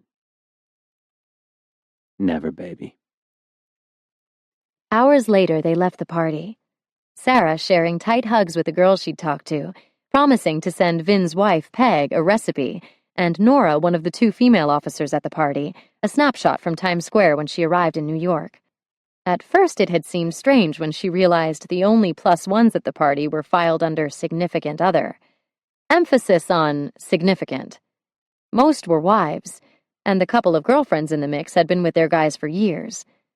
And then there was her. The summer affair with an expiration date right around the corner. As they cut through the city streets, Sarah's head resting against Max's back, her arms holding him tight, she tried not to think what it would be like to have all those people as her friends. To know she'd see them in a few weeks. To be around to congratulate Darcy when Mick gave her the ring she'd accidentally found the week before.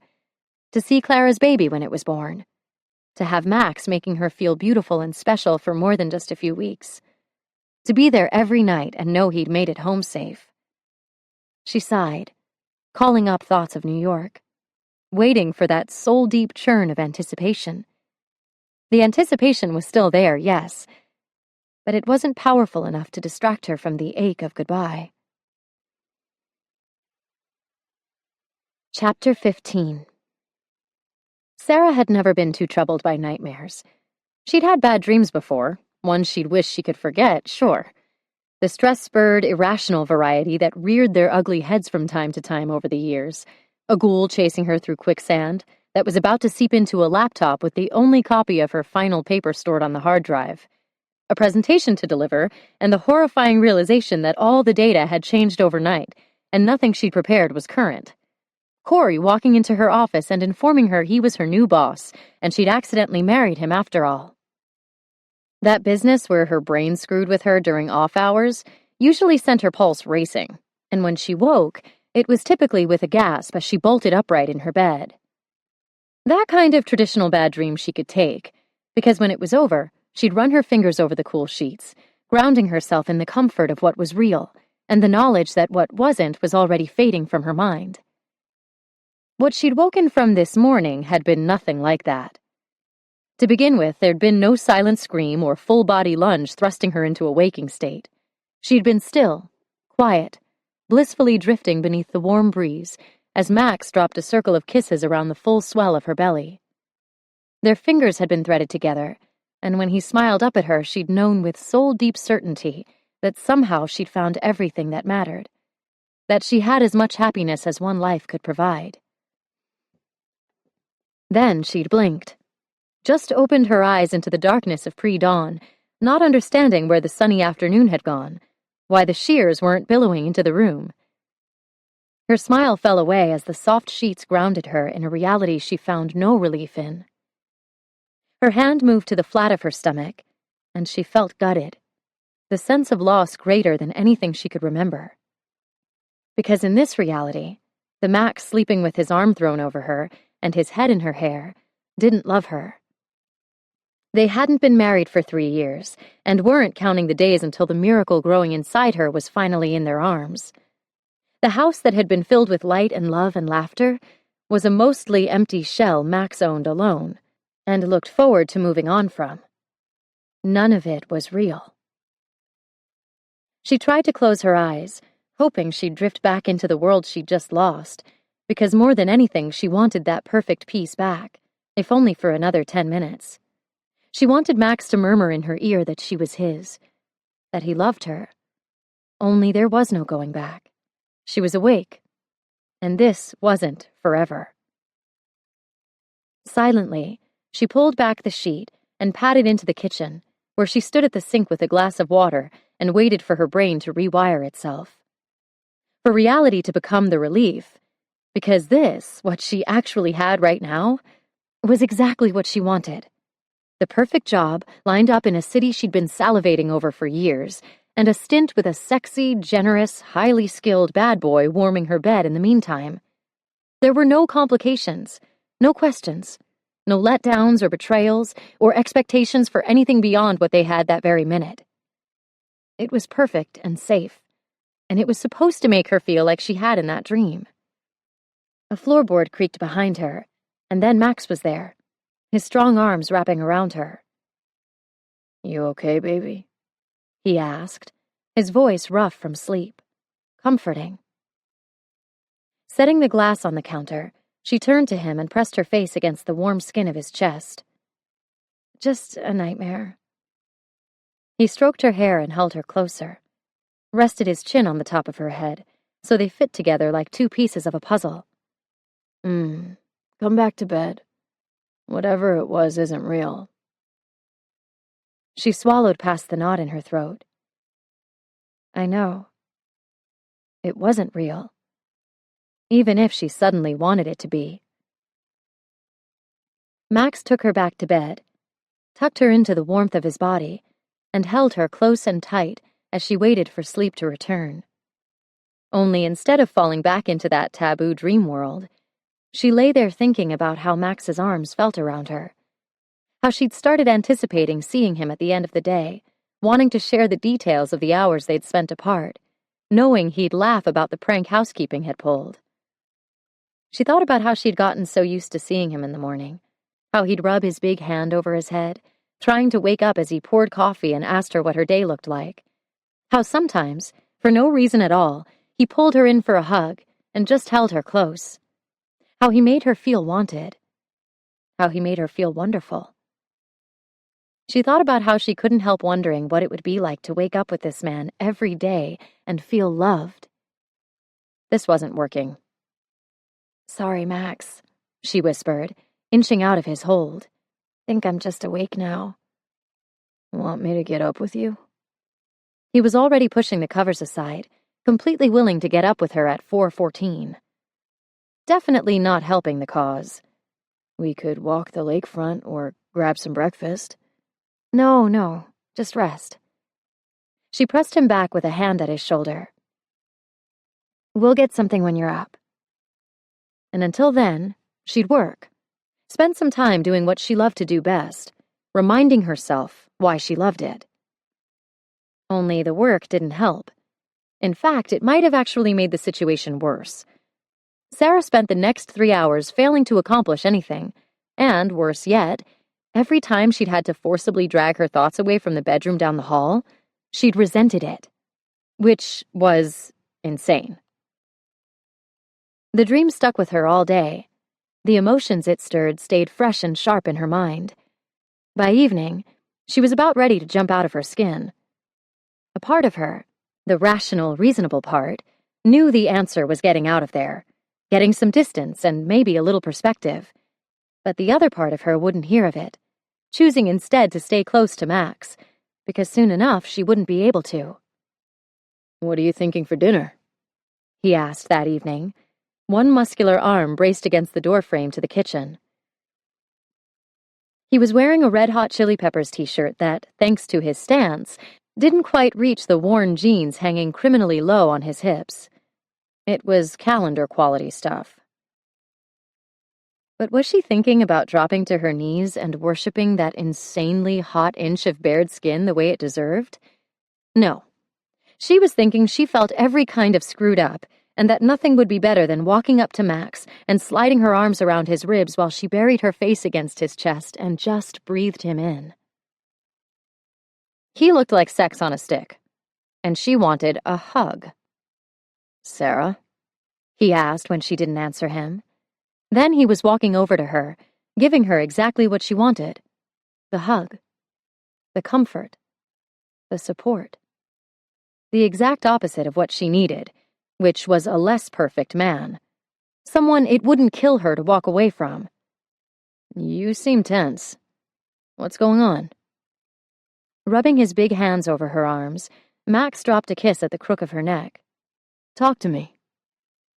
What was going on was that she'd had a glimpse into a life she'd never let herself consider. A life she couldn't have and wasn't supposed to want.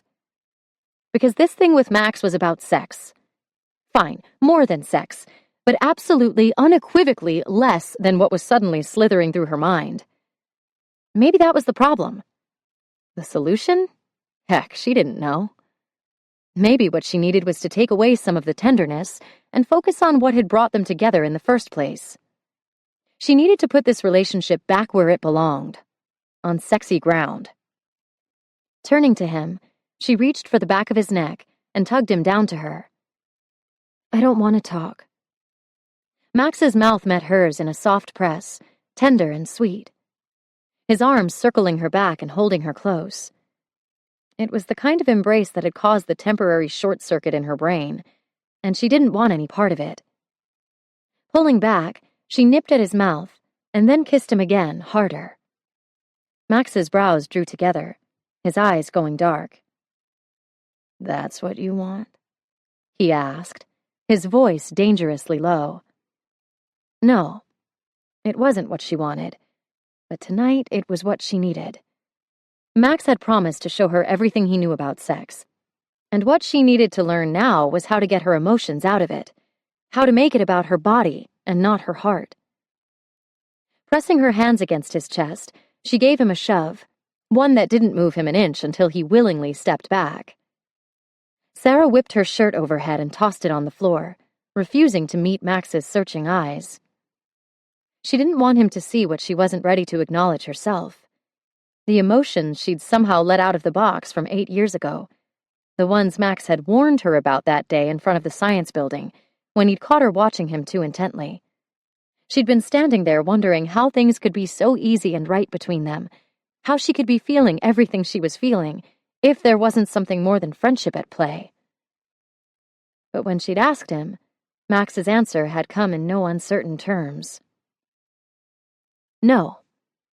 He hadn't wanted those feelings then, and they weren't fair now. The arrangement between them had been clearly defined, and falling in love wasn't part of it. Something she'd do well to remember. Slipping her thumbs into the waist of her cropped jeans, she flipped the button and lowered the zipper. Her hips shifted from side to side as she eased the jeans past her thighs to where they dropped to the floor. Stepping free of the denim, she asked, "What are you waiting for?" The question seemed to snap Max into action.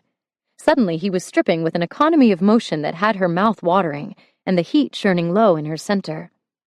His shirt landed beside hers, his jeans, belt, and boxer briefs a few feet away.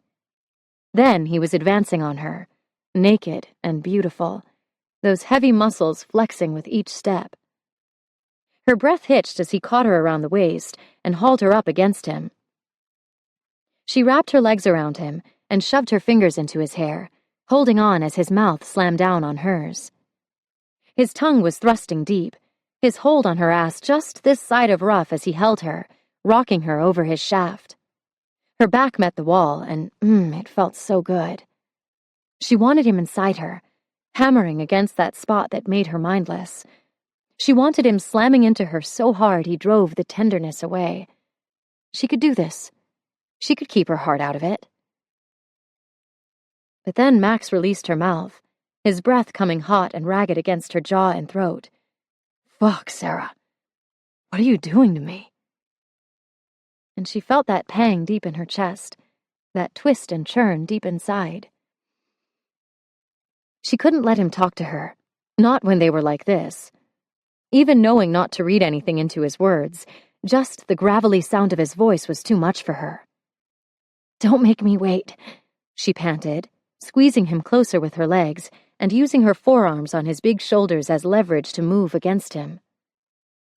Pushing off the wall with Sarah wrapped tight around him, Max turned toward the bedroom, toward the bed he'd bought so her first time wouldn't be on a mattress on the floor or in a hotel room, because he wanted it to be special for her. Shaking her head, she nipped his jaw. "Not the bed." Those heated eyes met hers. He was looking too close. "I don't want soft tonight." She couldn't take it. "No?" She shook her head and levered herself against him again, her eyes drifting closed at the wet friction from Max's thick cock sliding between the spread of her sex. A second later, her bottom met the solid top of his kitchen table. Releasing her hold from around his neck, she planted her hands behind her. Legs spread, heart pounding, she waited for him to retrieve the condom from his discarded wallet. He rolled it on, but instead of driving into her the way she'd expected, he dropped to his knees. Eyes gone wide, she tried to scramble back. "No, that's not—" But then Max had her by the backs of the knees and was towing her to the table's edge. Don't worry, he said from where he was licking his lips between her legs. I'm not going to be gentle. Sarah about combusted on the spot, because that was just the kind of promise she needed. His mouth covered her sex, greedy and hot. He sucked and licked, sucked harder, and bit softly, but not too softly.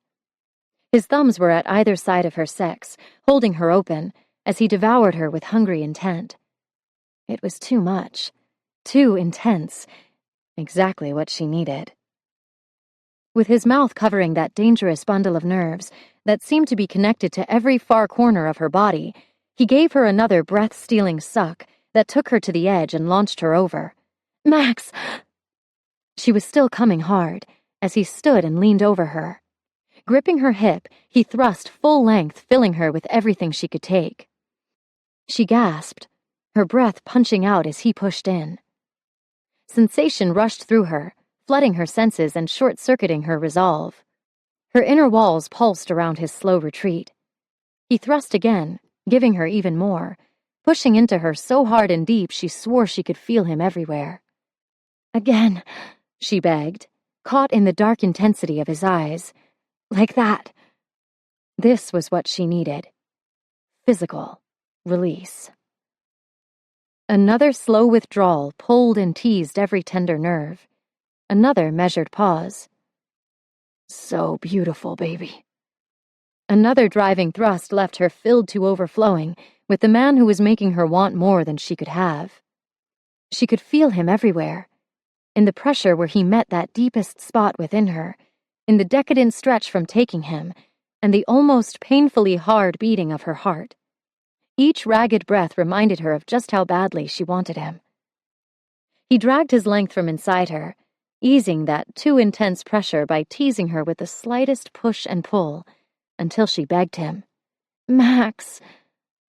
Shoving deep, he grunted as his groin trapped that pulsing sweet spot between them. Her inner channel spasmed, wrenching tight around him. Like that, baby? So much. More, she whispered desperately, because she couldn't fight what was happening. She wanted to feel him everywhere. She wanted to ache from him for days. He was thrusting in earnest now, making her clench and shake, giving her everything she'd asked for and more. Too gentle for you? She was so wet, so slick, so full. No. You sure? His voice was like the most seductive threat, a sensual warning. He angled his head next to her ear. Or do you want me to fuck you harder? She clenched around him, the spasm almost brutal in its intensity. Crying out, she nodded desperately, begged almost incoherently until she managed the necessary words. Do it. Harder. The sound that ripped from Max's chest was the sexiest she'd ever heard, and then he was shafting ruthlessly inside her, again and again, catapulting her over the edge once more, watching her as she fell, and then catching her with the gentle rock of his hips. Jesus, Sarah, it's never like this for me. Pressing his forehead against hers, Max held her tight.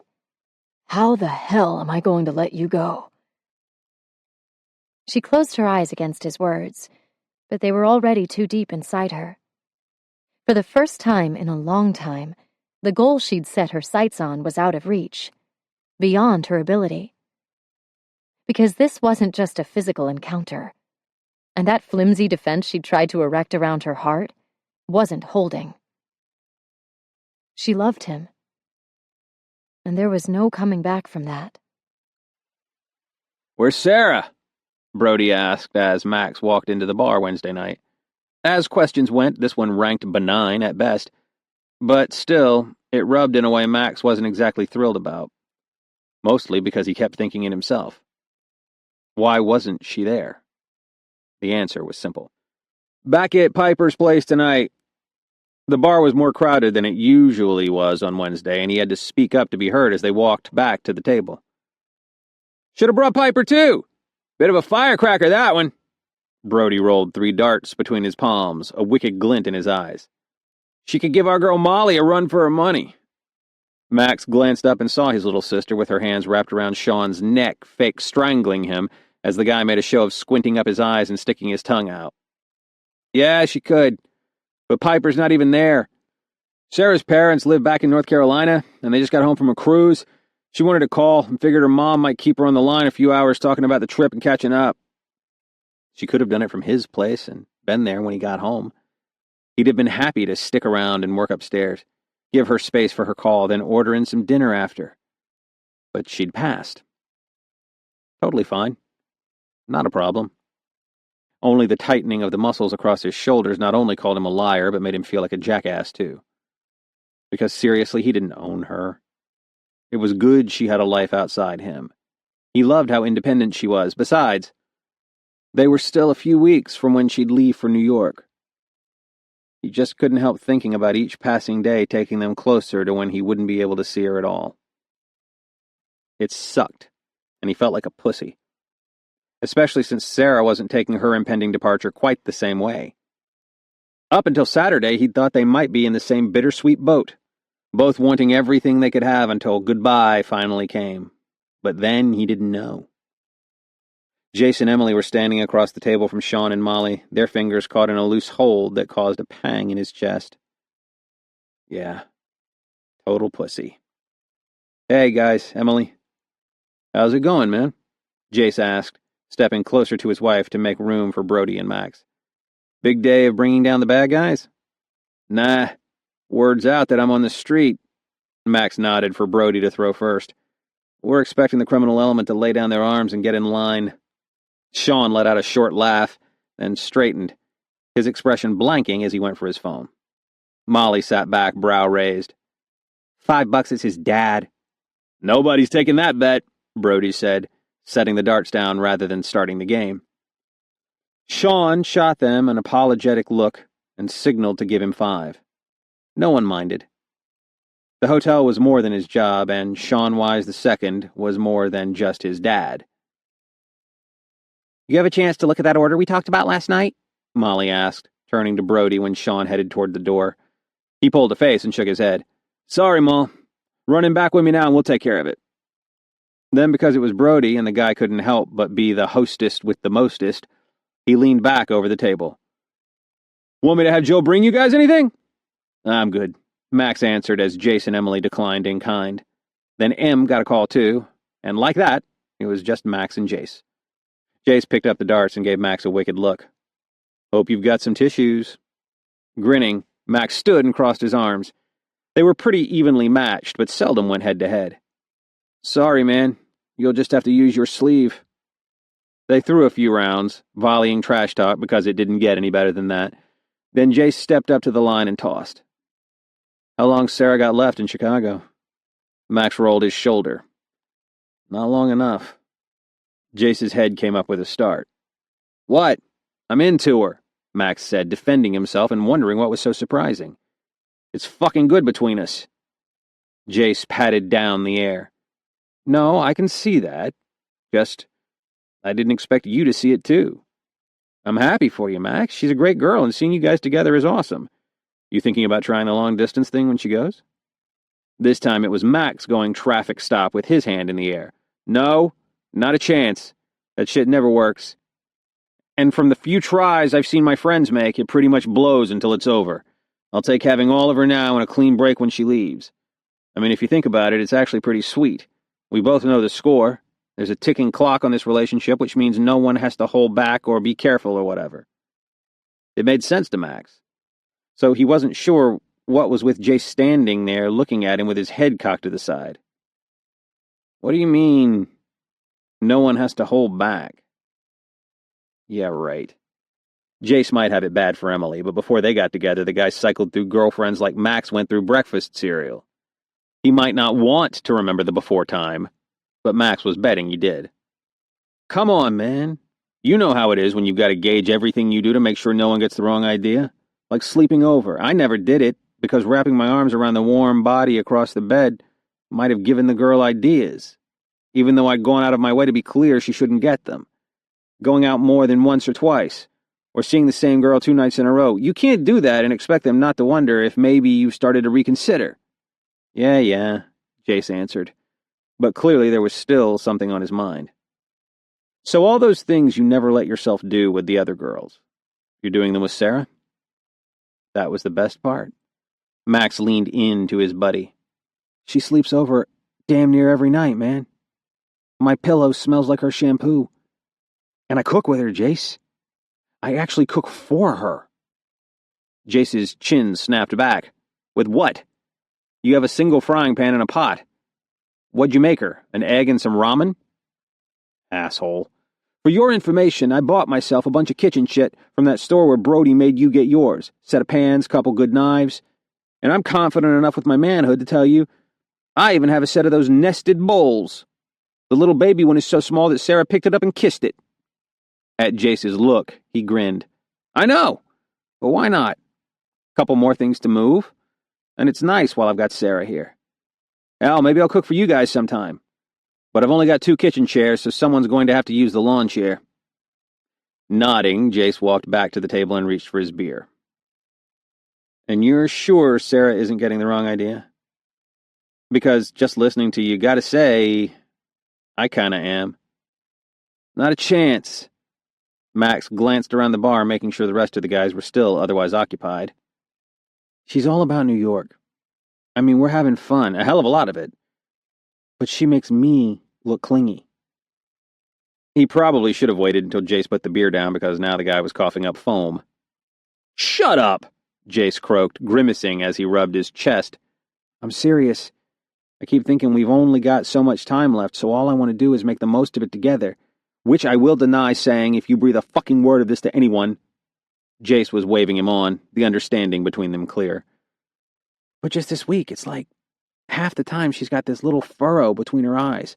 I ask what's wrong, and she says she's thinking about work. She's mentally moving forward, even though I want to keep her here with me until I actually have to let her go.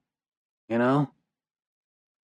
He thought about Saturday morning, and how she'd woken up with that nightmare, and all he'd wanted was to hold her. Like somehow the power of his arms alone would be enough to banish whatever unwelcome thoughts had crawled into her consciousness.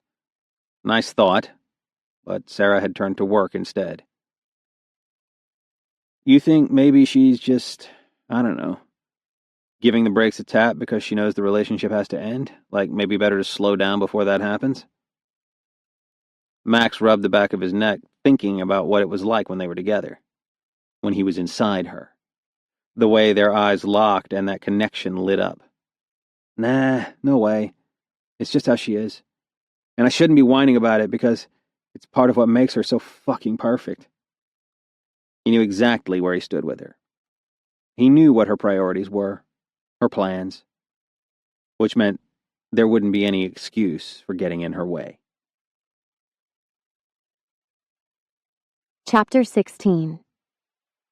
Sarah stood in front of the wall of glass across from the mezzanine-level Wise coffee shop, overlooking the lake, her untouched coffee cooling in her hands. It had been a week since she realized she loved Max, and the feeling wasn't going away. No matter how hard she tried to put the distance back between them, she just couldn't make it happen. If anything, she was sinking deeper every day.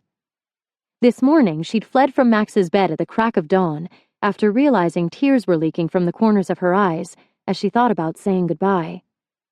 He hadn't seen her cry, but she hadn't been willing to risk him noticing if she stayed, so despite it being Saturday, she'd gone to work to try to clear her head. So much for that. She'd already been there an hour and a half, and that deep churn of nerves in her stomach still hadn't settled. She'd tried to talk herself down, tell herself that, in the scheme of things, falling in love didn't really change anything. She'd known her emotions were getting away from her. She'd been ready for the inevitable hurt when she left. Sure, having gone and fallen in love with a man she was leaving in 2 weeks' time hadn't been part of the plan, and it upped the expected ache on an exponential level.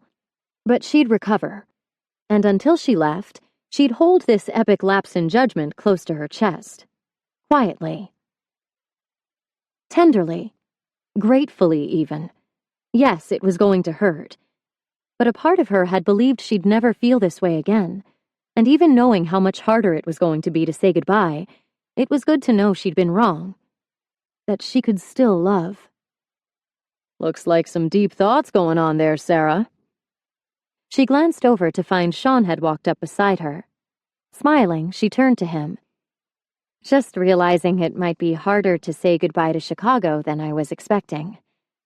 Sean nodded, pushing his hands deep into his suit pockets. He squinted out to the lake for a moment before meeting her eyes with a serious look. Sarah, I know you've been looking forward to New York, and I've been laying it on pretty thick about trying to score you for Wise Chicago. But I'm not just screwing around. And I'm not talking about you staying on in some position that doesn't challenge you or compete with the offer you have from Manhattan. They'd been through this before, but this morning Sean's tone was devoid of all teasing. Today he sounded serious. And today, Sarah crossed her arms and rubbed her fingertips over the back of her thumb. Maybe she was ready to hear what he had to say. Okay, you have my attention. A smile tugged at Sean's mouth, and he cut her a conspiratorial look. You sure you want to hear? It's gonna mess up all your plans. You wish. She doubted it could, but what was the harm in listening? If nothing else, maybe it would distract her for a while, keep her mind from drifting back to Max and the way he smelled and tasted and made her feel alive. Yes, she definitely needed the distraction. But by all means, give it your best shot. Satisfaction lit his face. Let's go to my office. She nodded and walked with him to the bank of elevators. It was still early, but in the hotel industry there were always people around. And while the Chicago staff was incredible, more like family than coworkers, certain conversations were best held behind closed doors. Sean glanced at his watch. Pretty early to be at work on a Saturday, Sarah. Especially since you don't work weekends. Everything okay with you and Max?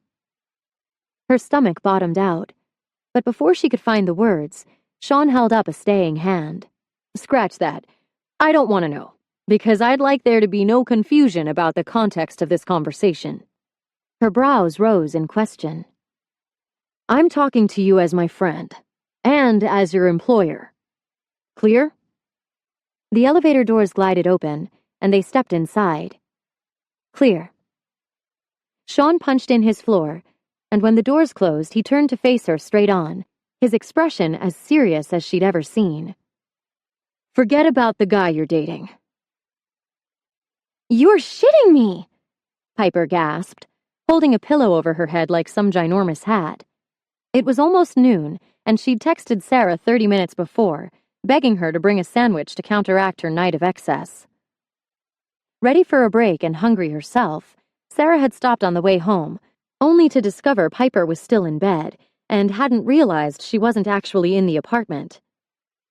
Now they were sitting on Piper's bed, a couple of pot-belly subs laid out between them. Sarah nodded, taking a sip of her drink. It was really cool. For all the pushing about the job thing, he didn't want me to make my decision based on a guy, even if it happened to be one of his best friends. Or maybe especially because of that, since he knows Max so well. Wait. The pillow came down, and the light in Piper's eyes faded just a little. He wasn't hitting on you? Sarah's eyes bugged. Sean? No way. Piper, this is about work. Focus. It would be easier to focus if this was another installment in your sexual chronicles. At Sarah's glare, Piper heaved a sigh and picked up a chip. Fine, I'm listening. Sort of. Piper, all these side projects he's been giving me, the work with sales and marketing, the projection project, everything I've been telling you about this last month and a half. Piper froze mid-chew, a guilty look on her face. Full disclosure here, when you talk about work, I sometimes zone out. Sarah pinched her lips between her teeth. But now that she thought about it, she remembered her friend warning her it might happen. Okay, nutshell version. The work he's been giving me is awesome. Above my pay grade stuff, dream job stuff. That's good. Sarah laughed. Yeah, it is. Because Sean just offered me that job. Now she had Piper's attention. Here in Chicago? At her nod, Piper sat straighter and pushed her lunch aside. But you were dying to move to New York, Sarah. It's all you've talked about for more than a year. Sarah shifted. I know, and it's a huge decision. But what he's offering... Is Max figuring into the equation? Because, Sarah, I know he's great, but think about last time. The trade-off you made. I remember. She'd given up the position she'd accepted to follow Corey to San Francisco, because that was where he'd been offered a job. There'd been less discussion than there should have been, most of it revolving around the idea that they wanted kids, a couple of them at least, and early. Corey wanted her to stay home, and she'd agreed, so his career needed to be the priority. That choice had haunted her for years, driving her priorities, her choices, her commitments. Even after he'd been out of her life for good, Corey had continued to impact it. Sometimes in a good way. After all, having something to prove had more than paid off for her. But also in not-so-good ways. She'd completely closed herself off from life outside work, from relationships, from anything that felt like there was even the smallest risk to her heart or her plans. Corey had made her afraid. And she'd lived that way for years, until Max had shown her how to be brave again, and how good it felt to connect with someone else. She wanted to tell Piper that Max wasn't figuring in the equation, but she couldn't. When her only response was silence, Piper offered Sarah her last potato chip. Yeah, that about summed it up. Trim work was a bitch, but damn. When those mitered edges lined up just right and all the rough cutouts around the windows and doorway were finished, it transformed the space. Max rocked back on his heels and blew out a low whistle. This room was going to sell the place. Pulling his phone from his jeans, he walked over to his window seat and looked down at the street below. It was Monday night and the neighborhood was coming alive with couples walking hand in hand, lights blinking on, and the occasional squeal of some delighted kid seeing a parent come home. This would be a nice house for a family one day. Sarah answered on the second ring. I know I said 7, but I just got the Madison numbers and I kind of hate to put it down when I've got everything fresh in my head. Max chuckled into the phone. Don't sweat it. Any idea what you're looking at for timing? It was weird calling her like that when he wasn't sure he'd ever called a woman trying to gauge how soon he'd get to see her, wondering if she might make it sooner than that if he talked dirty in her ear. He could try, but Sarah took her job as seriously as he took his, and having her name tied to the projects Sean was giving her was putting a grin on his girl's face that Max wouldn't want to see come off. So maybe no dirty talk. At least not now. A slow breath sounded through the line, and Max stood a little straighter, listened a little closer. Everything okay? It is, she answered quickly, only to leave a pause after. It's just I don't know what to tell you for timing. Mind if we take the night off so I can make some more progress with this stuff? I'm getting so much done, and I hate to... Hey, it's fine, no problem, he assured her. He could hear the tension in her voice and didn't want to be the reason behind it. Yeah, he was going to miss her. But hell, it was just one night. And okay, she'd been busy with Piper on Saturday and most of Sunday, but he'd seen her for a few hours the night before. He'd gotten to fall asleep with her in his arms, which was one of his favorite things. And he'd see her the next day, so no big deal. Have fun. And baby? Yeah? She asked softly. Don't work too hard. Jesus. Who was he with this stuff? I won't, she said, and he could hear the smile in her voice. Thanks for understanding. You bet, beautiful. Max thumbed off the phone and headed downstairs. Dinner for one, coming up. Traffic in the city was nuts with the rain, and Sarah's cab had been moving at a snail's pace for the last 5 minutes. It was Wednesday night, and the guys, minus Sean, plus Emily, were playing darts.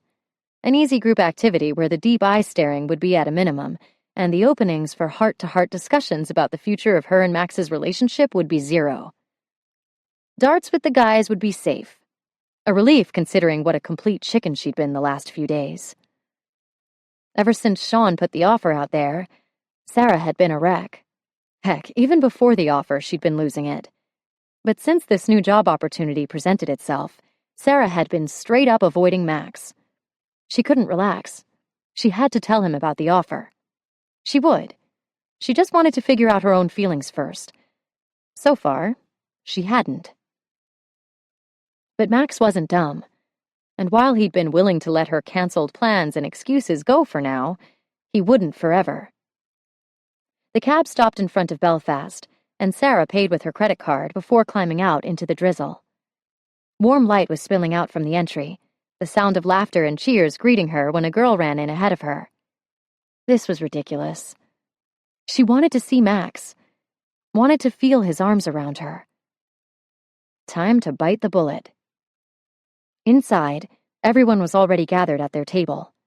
Brody had Molly in some sort of headlock, and she was trying to bite his arm. Jace and Emily were seated across the table, laughing shoulder to shoulder. And Max, her heart did that little tumbling thing, because Max looked up, his eyes locking on hers as that sexy smile spread across his face. She was smiling too as he closed the distance between them with long strides, taking her in his arms and tipping her head back for a kiss that was every kind of happy to see her. This was the kiss she'd fallen in love with, the one that made her knees weak and her heart ache with everything she was feeling. His mouth still fused with hers, Max lifted her so her toes hung inches off the ground, and with his arms locked around her waist, walked them back to the table. They were greeted by gagging sounds, courtesy of Molly, Brody offering up a cheer that spread like wildfire and had half the bar clapping like Max had just pulled Sarah from a fire, and Jace and Emily getting that look in their eyes that typically preceded them disappearing for a while. "What?" Max demanded, a giant grin on his face as he pulled her in closer still. "I can't give my girlfriend a kiss after not seeing her for a few days." Girlfriend. Max hadn't called her that before, and while it wasn't any profession of love everlasting, the needy part of Sarah's heart clung to it, snuggling it close just the same. "A kiss? Sure," Molly laughed, shaking her head, her eyes all bugged out. "But that? Come on, Max, there are kids around." There weren't any kids around. It was a bar. But still, Max looked duly chagrined, which had Sarah reaching for the front of his button-down and pulling him back for one more quick kiss. "I'll take a hello like that any day of the week." "Yeah?" Max grinned, his brow pressed to hers, deep eye staring a go. And it felt so right. Even with Molly muttering an affectionate "gross" from across the table, and Brody asking Jace and Emily where they were going, Sarah wanted to melt into this moment forever. They needed to talk. 3 nights later, she still hadn't done it. The mattress dipped as Max returned, sliding under the cool sheet and pulling Sarah into the heat of his naked body. Her heart ached with how right it felt to lie there like that with him, while her belly tensed, thinking about the conversation to come. Maybe. If she decided New York was what she wanted, she didn't need to tell Max anything. But if she kept thinking about Chicago the way she was, because it was a really, really good offer, they had to talk.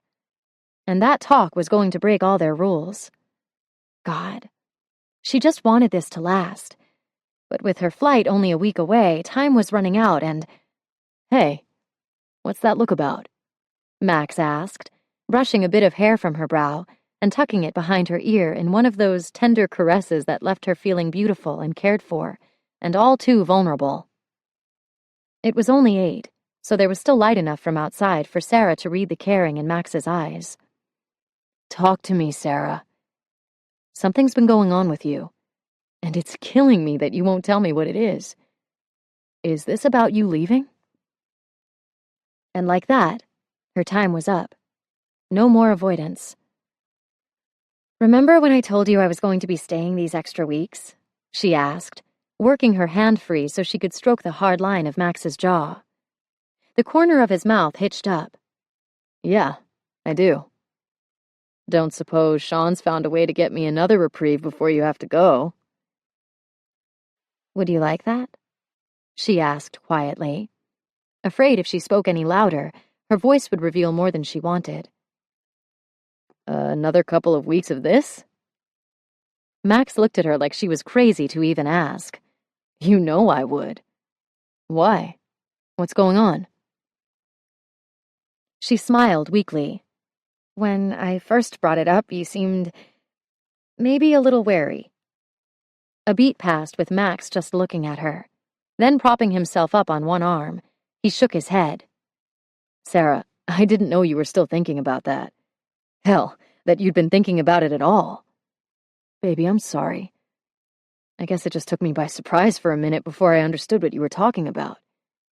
I didn't mean to hurt your feelings. He looked so genuine, staring down at her. But he'd always cared about her. The affection had never been in question. I wasn't hurt, she assured him. At the time, I would have freaked if you'd started asking me about changing my plans, or suggesting we try to make a future together. He'd heard it. Max was too sharp not to. That tricky qualifier, at the time. Okay, so why are you bringing it up now? Because she loved him.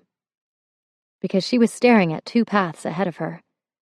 And even though all she wanted was to spend the next few months going on the way they had, laughing and lazing their free time away together, letting the course of things naturally play out so she didn't have to push this thing between them, the terms of their mutually agreed-upon fling were about to expire, and she owed Sean an answer in 2 days.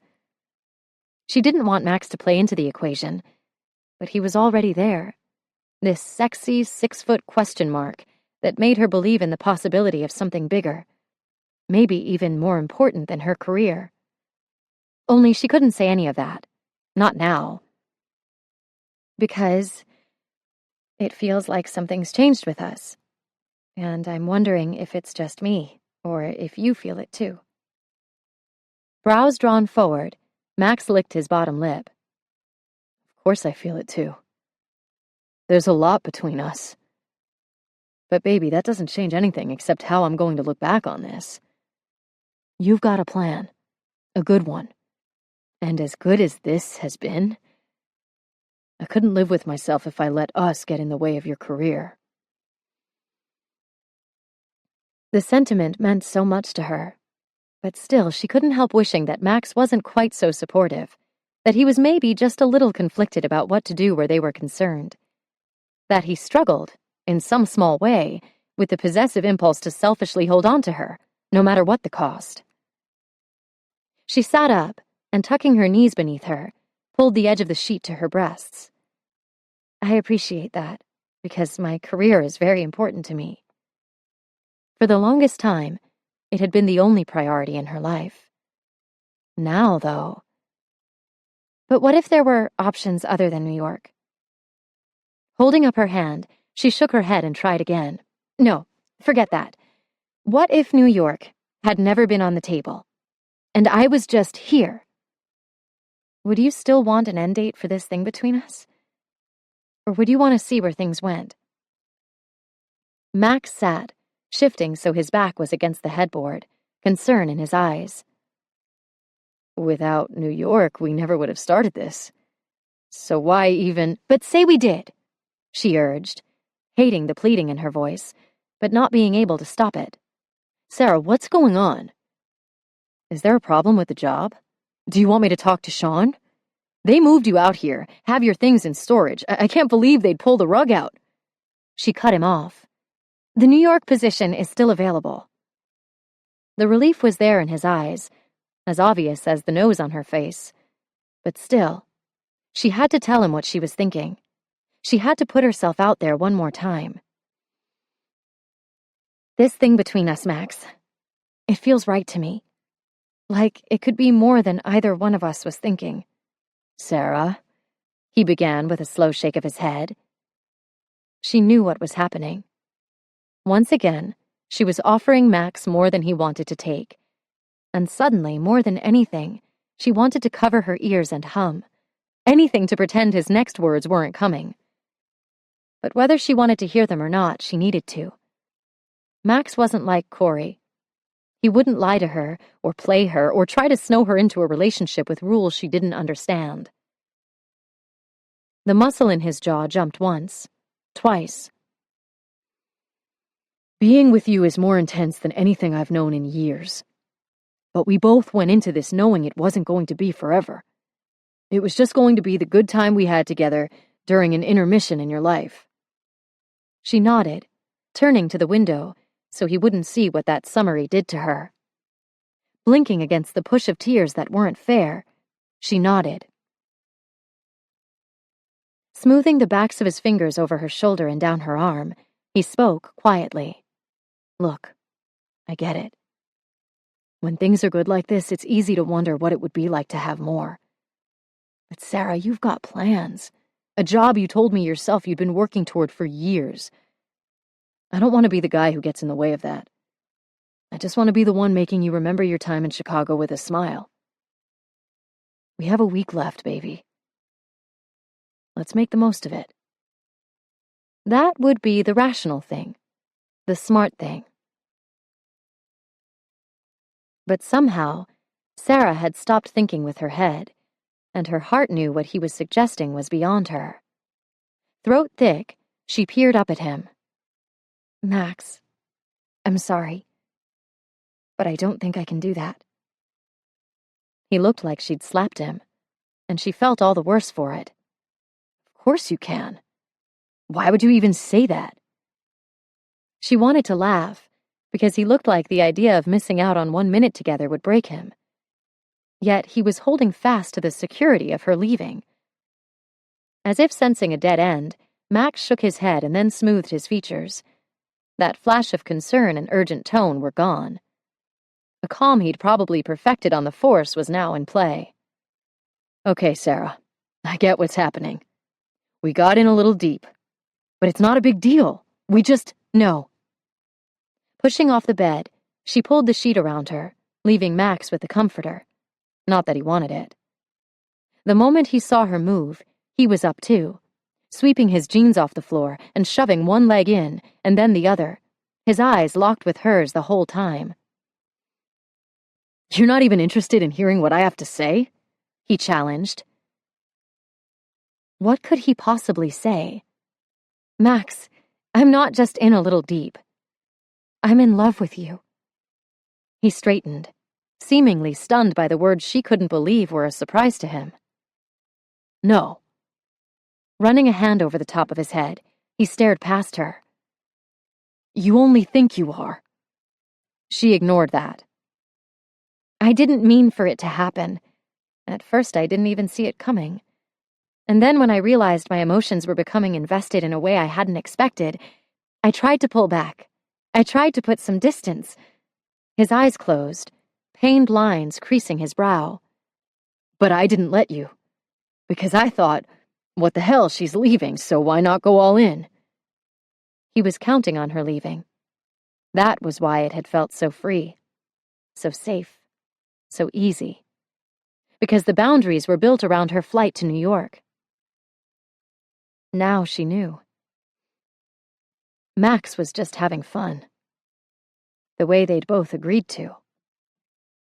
Max, I'm sorry I stepped outside the lines on this. I'll get over it. But I need some time. You're leaving in a week. I know things are different than we thought, but Sarah, we could still be together. He let out a frustrated breath. I don't want to give you up. I'm sorry, she answered, meaning it with all her heart. But you have to. Why? Because she'd learned her lesson, and she wasn't going to let her feelings for a man cost her another job she truly wanted. She'd asked Max to take New York out of the equation and tell her what he wanted, but it was only when he'd taken himself out of the equation that she'd been able to see the truth of what she wanted. I'm not leaving Chicago.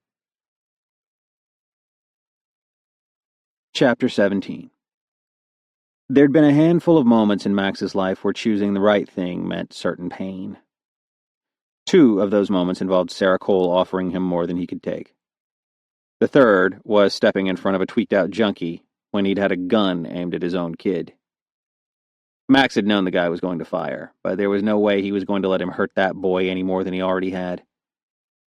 The first time with Sarah, he'd been 21, and he'd barely been able to walk away. He'd wanted her so much. He'd been watching those full lips since the first night he'd gotten them to curve for him. And those eyes, He'd been half hard every time she cut him a look that said she thought he was bad. And she liked it, but had sense enough to know better. He could remember the ache and effort it had cost him for nearly 2 months, working every excuse he could come up with to see her, while making sure the walls that kept them from becoming more than friends remained sturdy. Because it wouldn't be just some hookup with Sarah. And that scared the hell out of him. He'd been avoiding relationships as far back as he could remember. Through high school, when he started seeing signs of the kind of drama he got at home. Flaring tempers, betrayals, words turned into weapons. No thanks. Same through college. He was a one-night keep-it-casual guy. And until Sarah, that had been all he wanted it to be. Hell, even with Sarah's smile and laugh ending his nights for those last 2 months of school, he hadn't wanted more.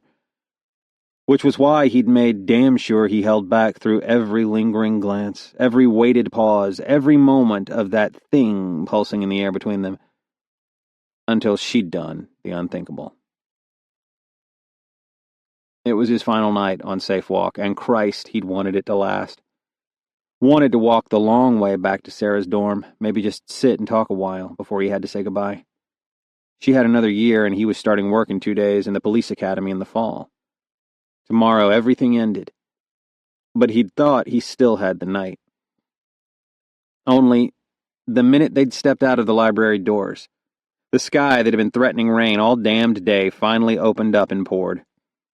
Sarah had taken one stunned look at him, laughed, and dashed into the night. They'd made it halfway to her dorm when she'd suddenly stopped. She was breathless. Fucking beautiful with her hair streaming back from her face. Her lashes clumped together in wet points. Tipped with raindrops. "What are you doing?" he asked, laughing and trying to hold his hands above her face as a shield. Shaking her head, she looked up at him, and suddenly everything stopped. Not the rain or the cars or the waves crashing against the breakwater beyond the quad, but everything that mattered, like his heart and his thoughts and time. "Sarah?" She caught him by the shirt, there in the middle of campus. The only warning of what was coming, her breathy, "I can't help it," the second before she'd pushed to her toes. He'd met her halfway. Something in his wiring must have taken over before he could think of all the reasons why he needed to stop, and on instinct, he'd sought out her mouth. That first kiss was like lightning over the lake. A white-hot crack that split him down the center, searing at first contact and then rolling through him deeper and deeper, shaking up everything in its path. She wasn't supposed to kiss him, and this was why. A car alarm blared in the distance, breaking the spell, but only long enough for him to register where they were, and why no matter how badly he wanted to drown in her kiss right there in the rain, he couldn't risk what would happen if he didn't get them somewhere private and fast. They ran back to her dorm, her hand in his as he pulled her along until they reached her room and she dragged him inside. Dripping wet, he wrapped his arms around her, falling back into the kiss he'd been telling himself for months he couldn't have. Growling softly into her ear, he asked, "What are you doing, Sarah?" "Giving in," was her breathless answer before pulling at his shoulders, his arms, his hair like she couldn't get him close enough. Which worked for him because, damn, the feel of her body beneath his hands was heaven. He'd fought this so long, but right then he realized it had been a losing battle from the start. He just hadn't wanted to admit how far gone he was. How this girl had changed the way he thought about what came next and what they could be together. She'd been saving herself for love, and despite both of them knowing she deserved better, she was giving hers to him. He kissed her again, pulling back to ask, "Sarah, baby, are you sure?" She had to be, because in that moment Max realized he was hers. He had been, from the night they met. He'd tried to deny it, fight it, make damn sure she didn't get any ideas about it. But here he was, fucking floored by the revelation that he loved this girl. Sarah nodded even as he pulled his mouth back to hers, opening to his kiss and moaning around the thrust of his tongue. Jesus, he had to slow down. Because she hadn't done this before, and he wasn't sure they were going to do it tonight. But when they did, whenever she was ready, He was going to make it the best fucking first time on the books. Not because of his ego, but because he needed her to have it. If she was going to give him something as precious as that too sweet heart of hers, then he was going to prove he was worthy. I'm sure. And Christ, the way she was looking at him. Max, I know I said I was waiting for love, but I don't want to anymore. I just want this. I want you. I swear it doesn't have to be anything but tonight. Her words filtered through the haze of his brain, and Max froze, one hand on the perfect curve of her ass, the other cradling the back of her head. He pulled back, searching her eyes, because that wasn't what she was supposed to say. You don't want more than tonight? He asked, hoping like hell his voice hadn't cracked. I know a relationship between us would be... No, I don't. For once, I just want to cut loose and have some fun. Stop feeling like I'm taking everything too seriously and missing out on half of what life has to offer. For once, maybe, I don't want to do the right thing. The right thing. Shit. There it was. If he'd been on the fence, those 3 words were all it took to knock him off, landing him securely in this area he knew too well, the land of rules. And the most important one, if you know without question what the right thing is, do it. Sarah, sweetheart, we've got to stop. She hadn't fallen in love with him. But one day she'd fall in love with someone. And when she did, what she'd held on to would mean something to the both of them. It would be special and lasting and... fuck. He wanted to put his fist through the guy who finally earned her heart. She shook her head, a look of panic filling her eyes. Then she was trying to pull him closer, and when he braced his arm against the wall over her head to keep her from doing it, she hooked her fingers into the belt loops of his jeans. Oh man, he liked that a lot. But it didn't change what he had to do. Sarah, I can't be a part of something you're going to regret, not when it's this big. She looked up at him with those soulful eyes he'd been falling for without even realizing it. I won't regret it. I think you will. When the right guy shows up, Sarah, you're going to wish you had this to give to him. You gotta know that I care about you way too much to let you make that mistake. He could see the hurt in her eyes, on her face, and in the subtle droop of her shoulders. And he fucking hated that he'd been the one to put it there. Still, he'd done the right thing. By the time she locked her door behind him, she'd been thanking him for being the one to think straight, agreeing with him that as much fun as it might be between them, it would be a mistake and one she couldn't take back. She'd felt okay about the way the night ended. What he was feeling was new to him, and it fucking hurt. Fast forward through the years, and Max was staring into Sarah's face again, that dull blade sawing into him deeper with every passing breath. Because this thing that was already more than he thought he could handle had just gotten infinitely bigger. She thought she was in love with him.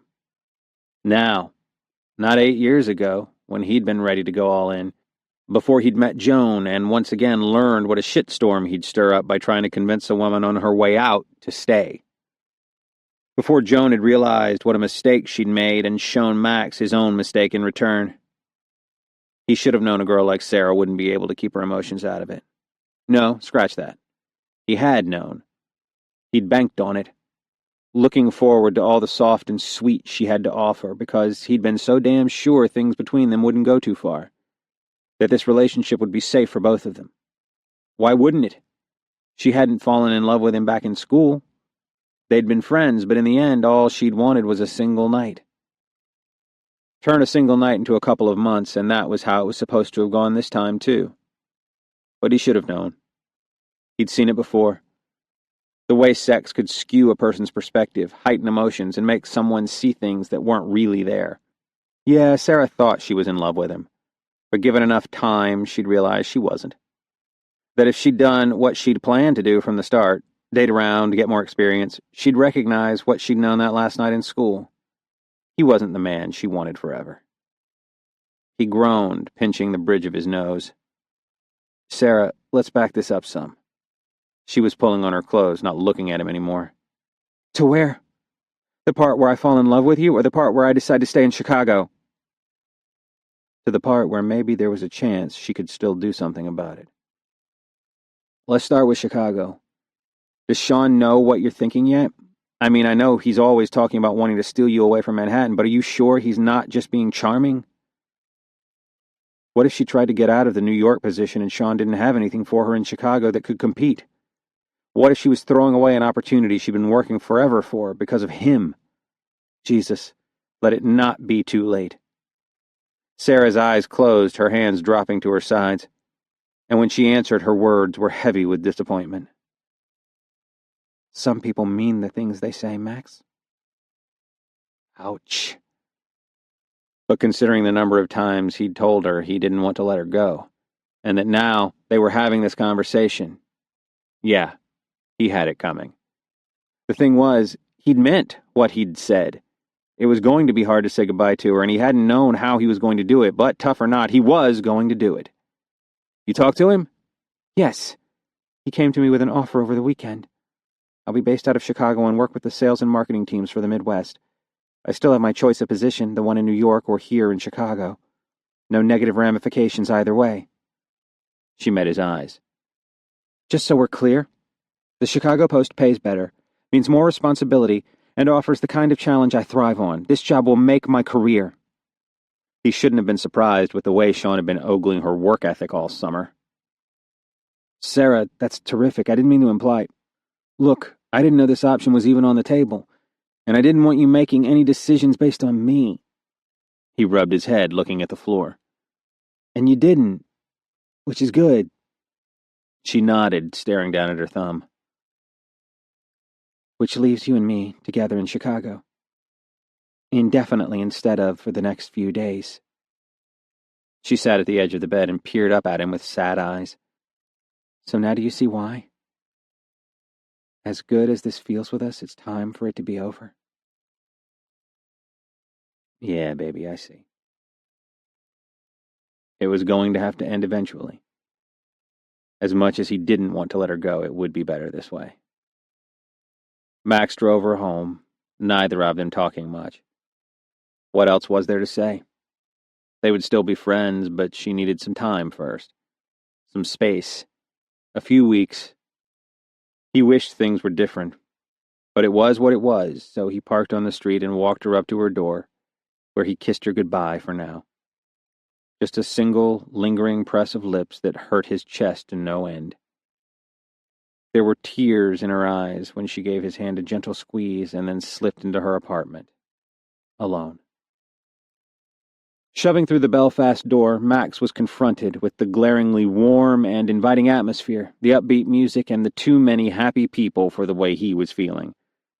He should have stayed home, but after he'd dropped Sarah back at her apartment, he'd gotten restless, itchy, and uncomfortable. A short cab ride over, because he'd fully intended to knock enough back that driving would be a no-go. And he was there. But Belfast wasn't going to work either. Too many friendly faces. Girls he'd had some fun with a time or two, perking up at the sight of him walking through the door. Not gonna happen. He turned around and walked back out, making it about 3 steps into the night before Brody was there, pulling him around by the arm. Hey, man, what gives? Max looked his buddy over. The burly guy had that wild mane pulled back with an elastic, so there was no missing the concern written all over his face. You're alone? Brody asked, checking his phone like maybe there'd be an answer in the form of a group alert from Molly. Thought you were hanging out with Sarah tonight. Max scrubbed his hands through his hair, pacing a few steps forward and back. She's staying in Chicago, and wipe that smile from your face, Brode, because that's the death knell to me and her you're hearing.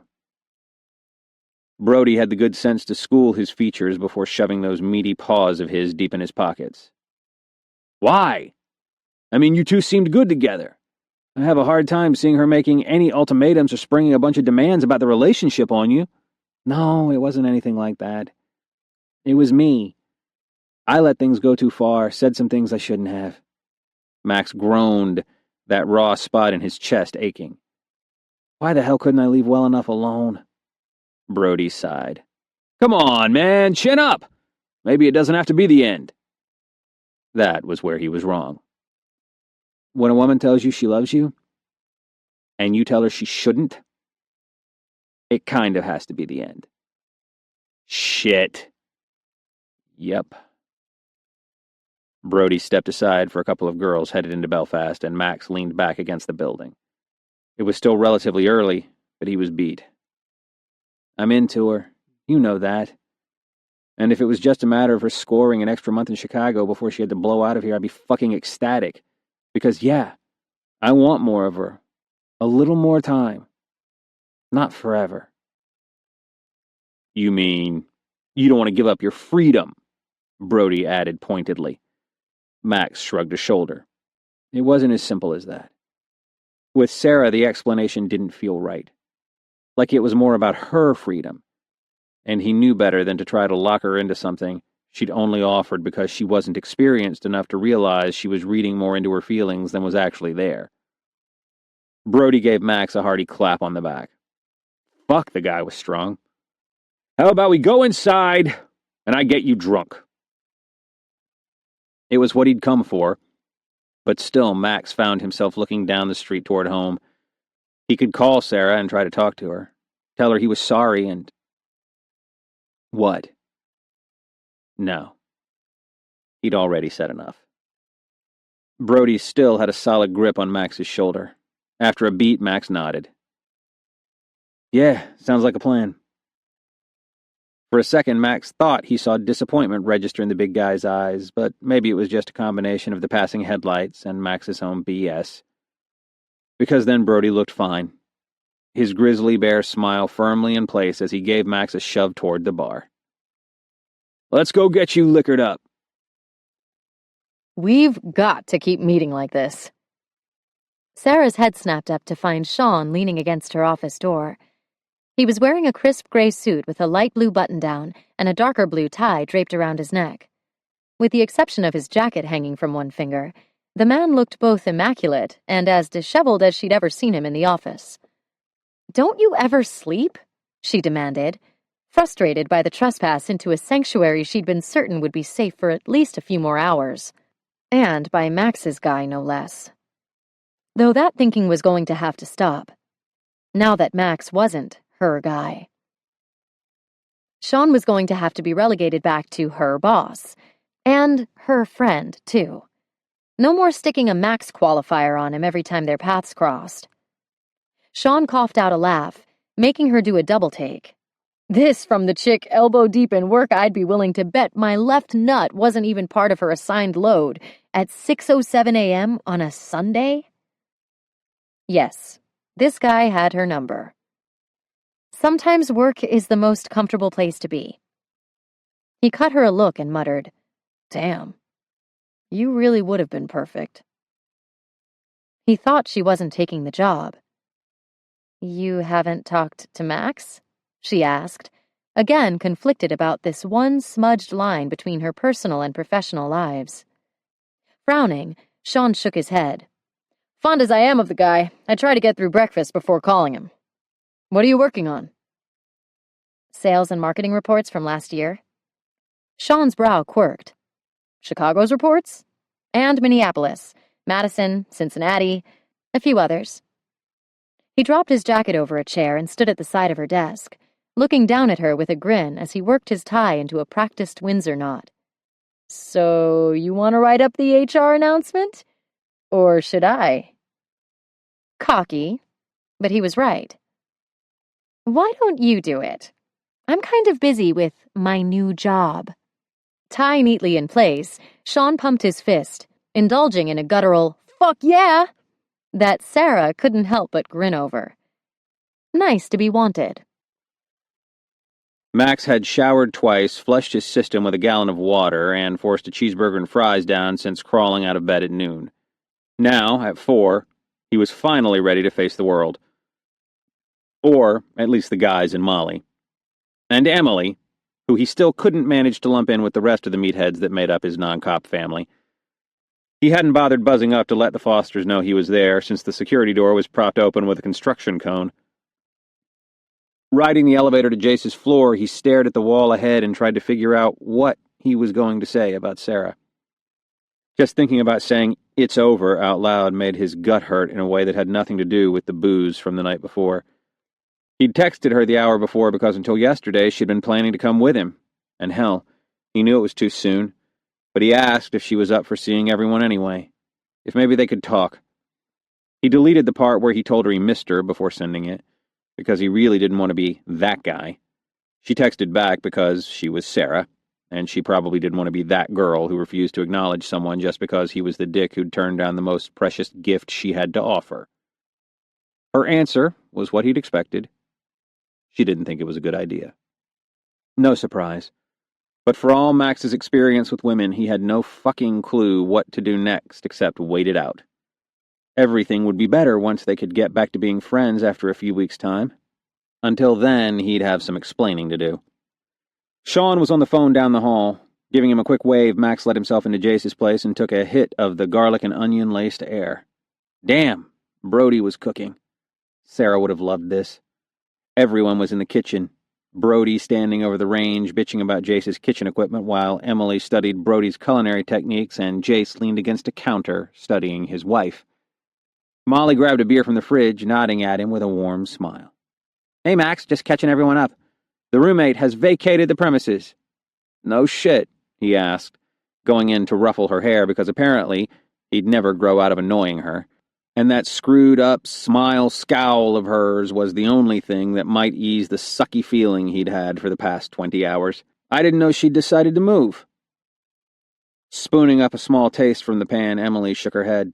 "She's gone. What's that for notice?" His little sister shrugged, cranking the top off her beer and then taking a long swallow. "Yeah, well, she told me yesterday. I guess she and the boyfriend got swept up in their passion and decided they couldn't bear being apart. A few hours later, the boyfriend was there with 3 of his friends, loading all her crap into his cousin's pickup." "What about rent?" Max asked, his thoughts going to Sarah. Molly needed the money, which was why she hadn't been too picky about who she let move in with her. He'd tried to convince her it would be worth the short-term loss in shared rent to hold out for the right roommate, but she never wanted to wait. Only now Sarah was staying in Chicago, and Piper's roommate was going to be back in October sometime. "Looks like the transition's going to be pretty seamless," Molly replied, cutting off that train of thought. "The boyfriend has a buddy who happens to be looking for a place, something about relationship trouble. He needs a room, and I've got one, so he's moving in Wednesday when he gets his stuff back." The hair on the back of his neck stood up, and Max exchanged a look with Brody. "You've never even met the guy?" "I met him this morning for a few minutes. He seems okay. Besides, it's not like we'll be hanging out all the time," Molly said, taking a swig of her beer. She propped a hip against the counter across from them. "I don't need a buddy, Max. I just need someone to cover rent. And this guy's willing to do it, so I'm good." Then, craning her neck to look past him, she asked, "When's Sarah coming?" It said a lot that Max was disappointed to see the end of a conversation about some unknown entity shacking up at his sister's place. But damn, at least it had distracted him from thinking about Sarah for a little while. "She couldn't make it tonight." He dodged as Brody went all deep focus on sautéing. Obviously he knew the score, but wasn't going to be the one to spill about the breakup. Which left Jace, Molly, and Emily waiting on his answer.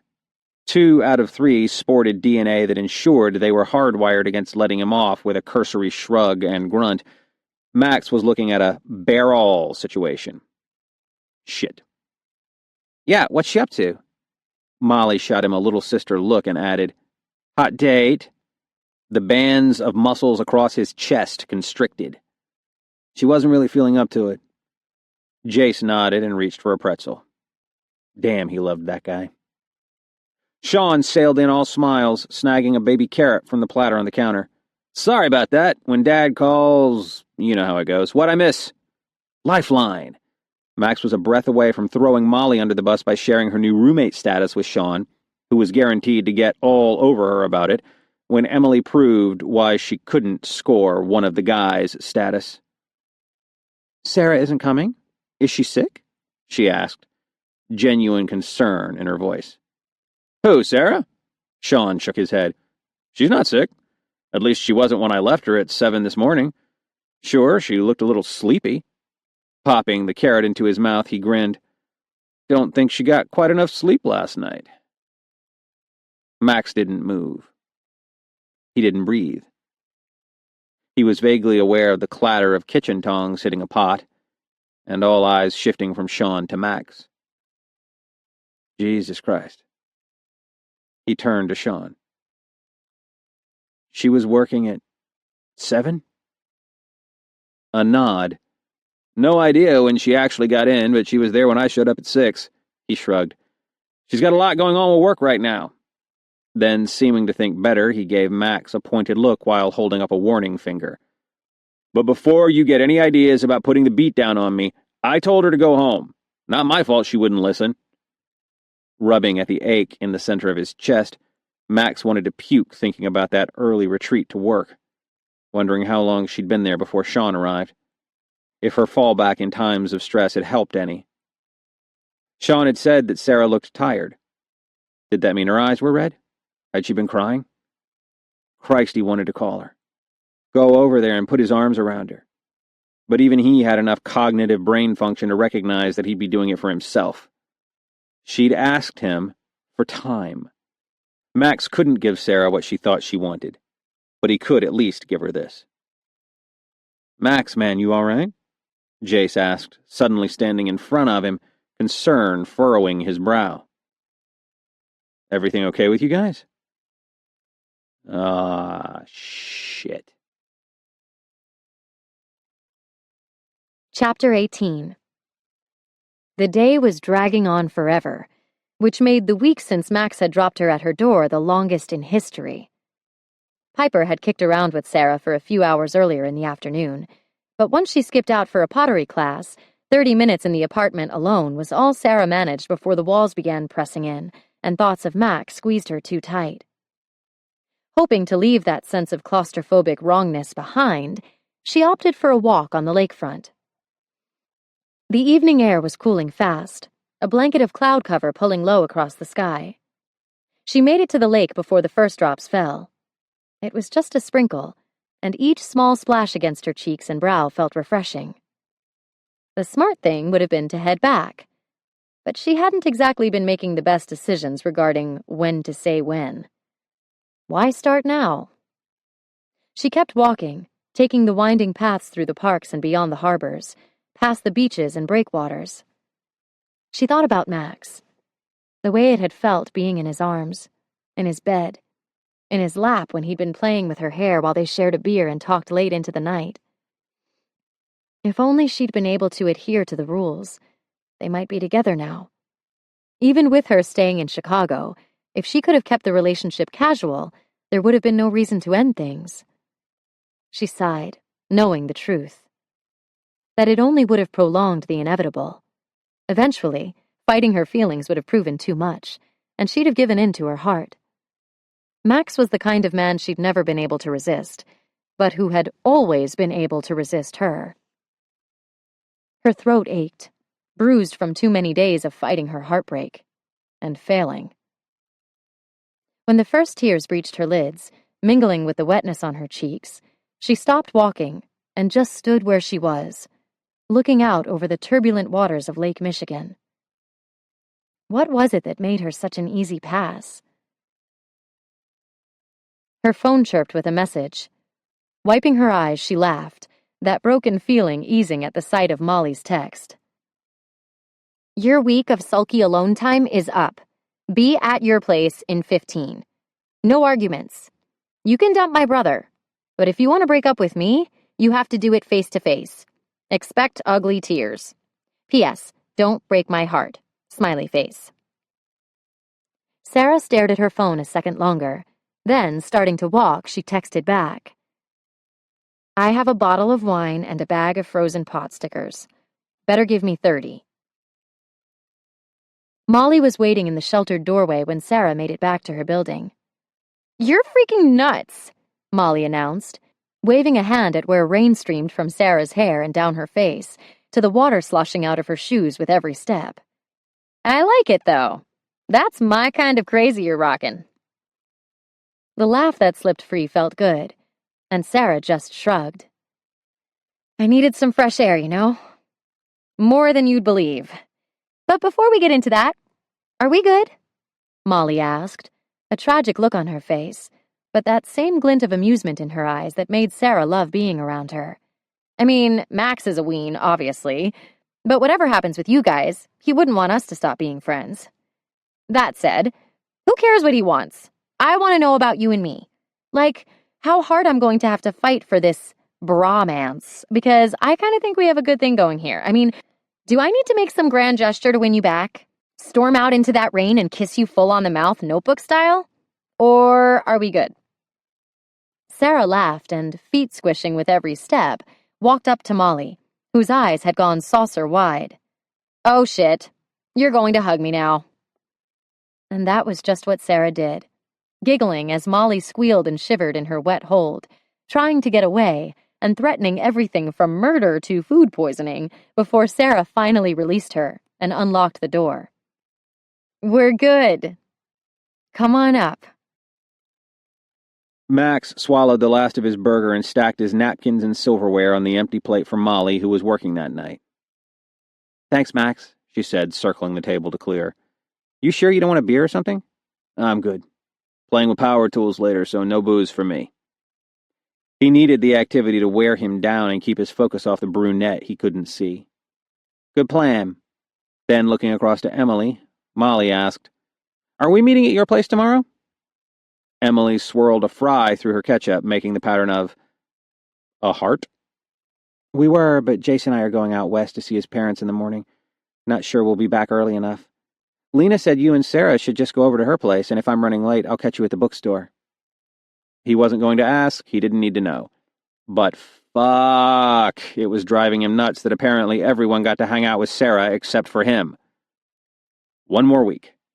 That was when their agreed-upon space cushion got popped and they could get back to being friends the way they were supposed to be. He could wait. He could be cool. So, what are you girls up to tomorrow? Damn.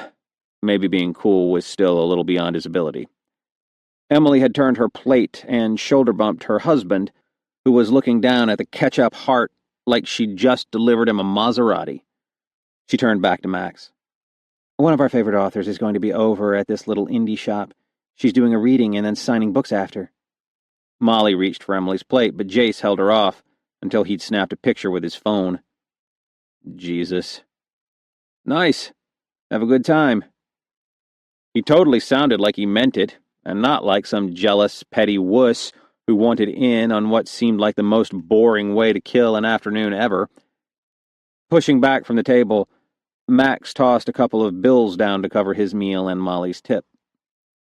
My new counters aren't going to install themselves. I'm out of here. Have a good night, guys. Emily. Later, bro, Molly offered with a jut of her chin before weaving her way back toward the kitchen. Emily cast Jace a wink, and he stood, telling Max to hold up. They walked to the front, stopping at the bar to bump knuckles with Brody before heading out into the cool September night. How's it going? Jace asked, walking a ways down from the door. Good, man. The place is really coming together. Getting started on the downstairs bathroom next. Jace held up a hand. Sarah. I'm talking about things ending with Sarah. It's been a couple of weeks, and you seem pretty chill about it being over. Yeah, that was what he'd been going for. His friends and nosy little sister didn't need to know that he'd resigned himself to never sleeping again, or that he basically had a highlights reel of all things Sarah playing nonstop through his mind. Better to keep that shit to himself, so it wasn't weird once he got her back as his friend. It is what it is, you know me. I don't get too attached. Not to most girls, anyway. With this one, he wasn't entirely sure he'd ever completely let her go. Jace looked down the street and let out a long breath. Yeah, except what I meant was you seem pretty chill until you don't. Like when the girls mentioned going to that book thing with her. Suddenly, you didn't look very chill at all. Being a guy most people found hard to read and generally intimidating enough that they might not even want to try, Max sometimes forgot just how easy it was for his buddies to see right through him. Letting out a slow breath, he admitted, I miss her. I remember that feeling. Sucks, huh? Before Jason and Emily had gotten it right, the guy had about gone out of his mind when they'd broken up. It had been ugly on an epic scale. Way worse than how Max was handling his shit. Which made sense because Jason and Emily were meant for forever, and Max and Sarah were meant to be something else. You guys seemed good together, Jace added. On a lot of levels. You talking to her at all? Max grimaced. No, I got another week still. When Jace didn't say anything, Max looked up and found his buddy staring at him with a perplexed expression on his face. A week for what? Jace asked. She said she needed space before she could do the friends thing. She said a few weeks. A few equals 3. It's been 2. And then you're just going to check in and see how she's feeling? See if she's interested in trying to hang out as friends again? Max wasn't nuts about the tentative way Jace was suggesting it. Trust me, it's going to be fine. Uh-huh. And you're going to be okay with being just friends too? Yeah, man. The attraction had been there back in school, and they'd managed friends just fine.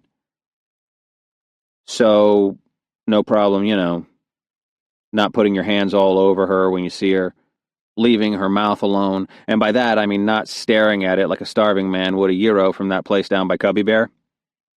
Max shifted, thoughts of Sarah's mouth flooding his mind. Being cool when she starts to date the next guy, Jace went on. You're thinking all that isn't going to be a problem. Fuck yeah, it was going to be a problem. But Max wanted her too much to let something like his inner caveman get in the way of Sarah having the kind of life she wanted. He'd be happy to have her in his life the only way he really could. No problem at all. A slap on his shoulder was Jace's only response. They both knew he was lying. So what? He was doing the right thing. Saturdays sucked. Flopping back in bed, Sarah stared out at the early morning light hitting the building next door and tossed her comforter off with a sigh. Sure, she was lucky enough to have made friends who were awesome at reminding her there were a million things in her new city to fill her time. But even if she'd managed to book every minute of every day, it wouldn't have been enough to fill that aching, empty place inside her. The place that seemed to get that much bigger every time she thought of Max. The reading the weekend before had been fantastic. Watching Molly go all fangirl on the author, asking her to sign the page where her favorite scene started, and then pulling out a book that looked like she'd read it maybe 600 or 700 times was unforgettable. Especially because this author wrote scorching hot romance, and they all knew exactly which scene that dog-eared page marked.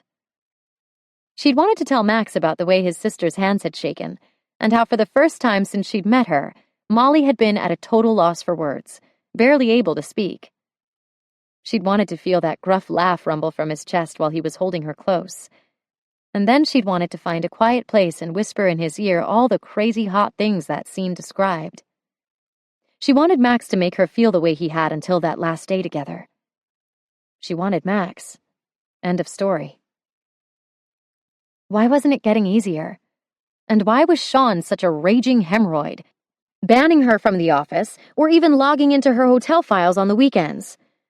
So she'd been spending a few dozen extra hours there each week. Big freaking deal. Not that working would have really helped. For the first time in her life, her work wooby wasn't capable of soothing away her problems.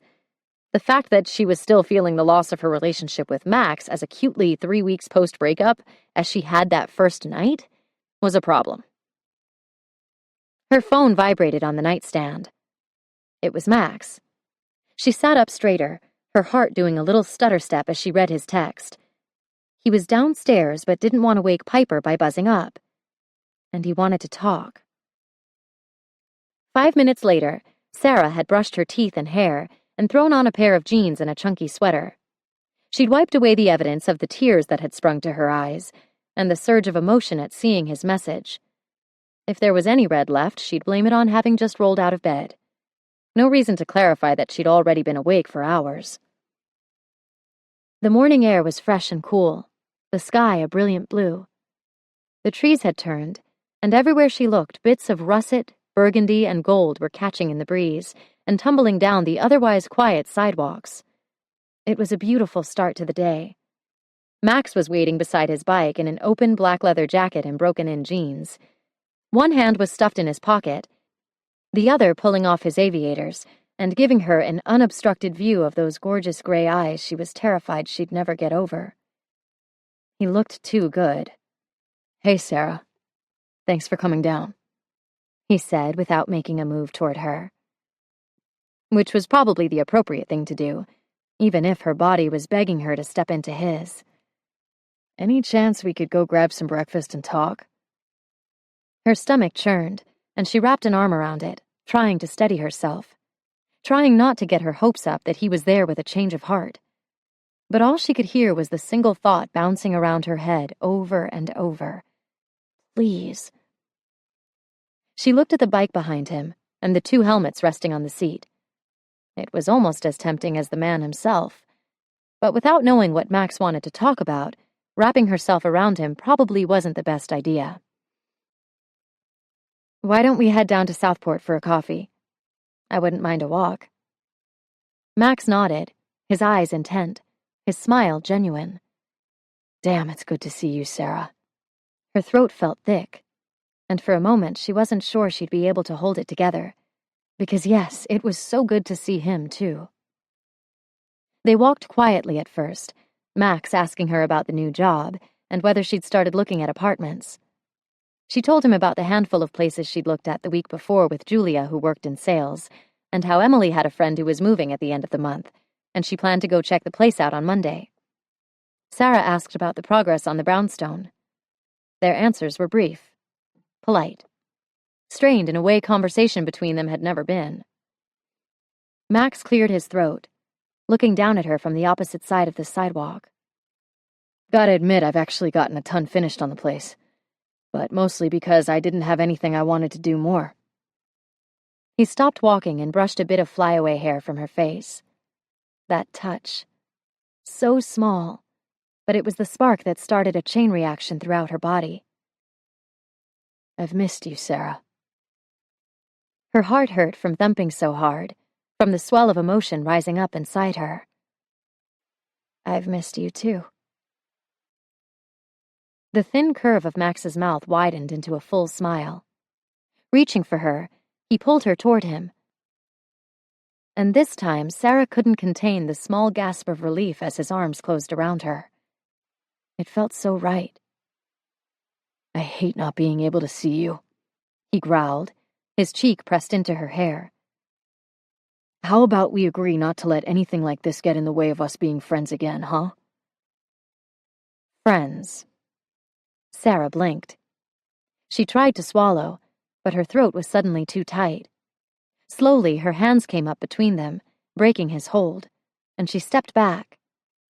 Eyes on the concrete beneath her feet, she quietly stated what she only wished was a question. "Your feelings haven't changed since the last time we talked." Neither of them moved, but she could feel the growing distance in that space between them. "Sarah, I meant what I said." When she still hadn't looked at him, he caught her chin with the crook of his finger and brought her gaze to his. "The time we spent together was incredible, and I'd never want to take it back. But going forward, we're meant to be friends." The handsome face so close to hers blurred as tears pushed to her lids. The last clear image she had was Max's expression of shock, like he couldn't understand how what he'd said might still be difficult for her. "I don't think I can do this," she whispered brokenly, as she closed her eyes and the first tears fell. "What?" One word, harshly issued. How could he not understand? How could he not feel the same way? "Max, when you showed up this morning, I thought maybe things had changed, that you realized you wanted us." His measured breath brought her eyes up, the unease written in the lines of his face breaking her heart. "I'm sorry. I wanted to see you, as friends. I didn't mean to." "I know you didn't. You wouldn't," she said. cutting him off and digging deep to regain her composure. "But I just don't think I'm ready to spend time with you like this." His arms crossed, a furrow digging deep between his brows. "But it's been 3 weeks." Her chin pulled back. "I said I needed some time." "You said a few weeks." "Sarah, we're going to be friends. Those complications we gave up trying to dodge 3 months ago have bred like bunnies. We've got too many people in common to think anything else is an option. We're going to see each other." "I'm not talking about social situations, Max. I'm talking about you and me alone. Talking and walking, your arms around me. The way you look at me and how it makes me feel. I get that there's a disconnect somewhere in there. That your intent doesn't match my expectations. And it isn't your fault. But it still hurts. I love you. And I'm glad that you're able to move past everything so easily, but I can't." "Easily? Are you kidding me, Sarah? I've been counting down the days waiting to see you again. It's been killing me to be cut off from one of my best friends." "Best friends?" she coughed out incredulously. "We've only been together a few months. How can you say that—" She left the rest of her question unsaid. "And not love me." The firm, unyielding stance was gone, and Max was all motion, pacing the 3-foot square of concrete beneath his feet, his hands fisting, arms crossing and uncrossing. "Because it's different with you, Sarah. It always has been. From fucking day one. And you know it." "It is different with you, and yes, I do feel it, because I love you." He was shaking his head, the muscle in his jaw working overtime. "You only think you do. Because you don't have enough experience to see how sex muddies the emotional waters. It can make people think they feel more than is actually there." Throwing her hands up, she challenged, "Speaking from experience, Max?" He scowled at her, though how this man could possibly think he had the right to be angry with her, she couldn't fathom. "You know it doesn't work like that with me. But with other people, especially women, sometimes they just think, save it." Sometimes people fell in love, even when they weren't supposed to, and she didn't need Max Brandt telling her she hadn't just because it would be more convenient for him. "Look, I'm not really up for coffee anymore, but you should go and get one." That way she could walk home without him and be inside her apartment before he got back to pick up his bike. The only thing this conversation was accomplishing was hurting her and pissing them both off. "Sarah," he said, reaching for her again, but she pulled away. "I'm sorry, Max, but you and I don't see eye to eye on this, and there isn't one damn thing you can say to convince me my feelings aren't real." He looked desperate, and then he just stopped. His expression cleared, and he nodded like he'd finally figured this mess out. "You need to date someone else." Her breath froze in her lungs, and her aching heart skittered to an uneasy stop. No way was she hearing him right. What? "You think this is real, but once you give yourself a chance to be with someone else, you'll realize I was right. Sex has a way of skewing things. You planned on this from the start, right?" "What?" She'd had a plan, yes, but that was before she realized she knew exactly what she wanted, and she didn't need to waste her time with men who would never measure up. Only now... "You wanted more experience, Sarah, to do your research, figure out what you really want, all that. And when you do, you're going to see you don't really want me the way you think you do. You just need some perspective."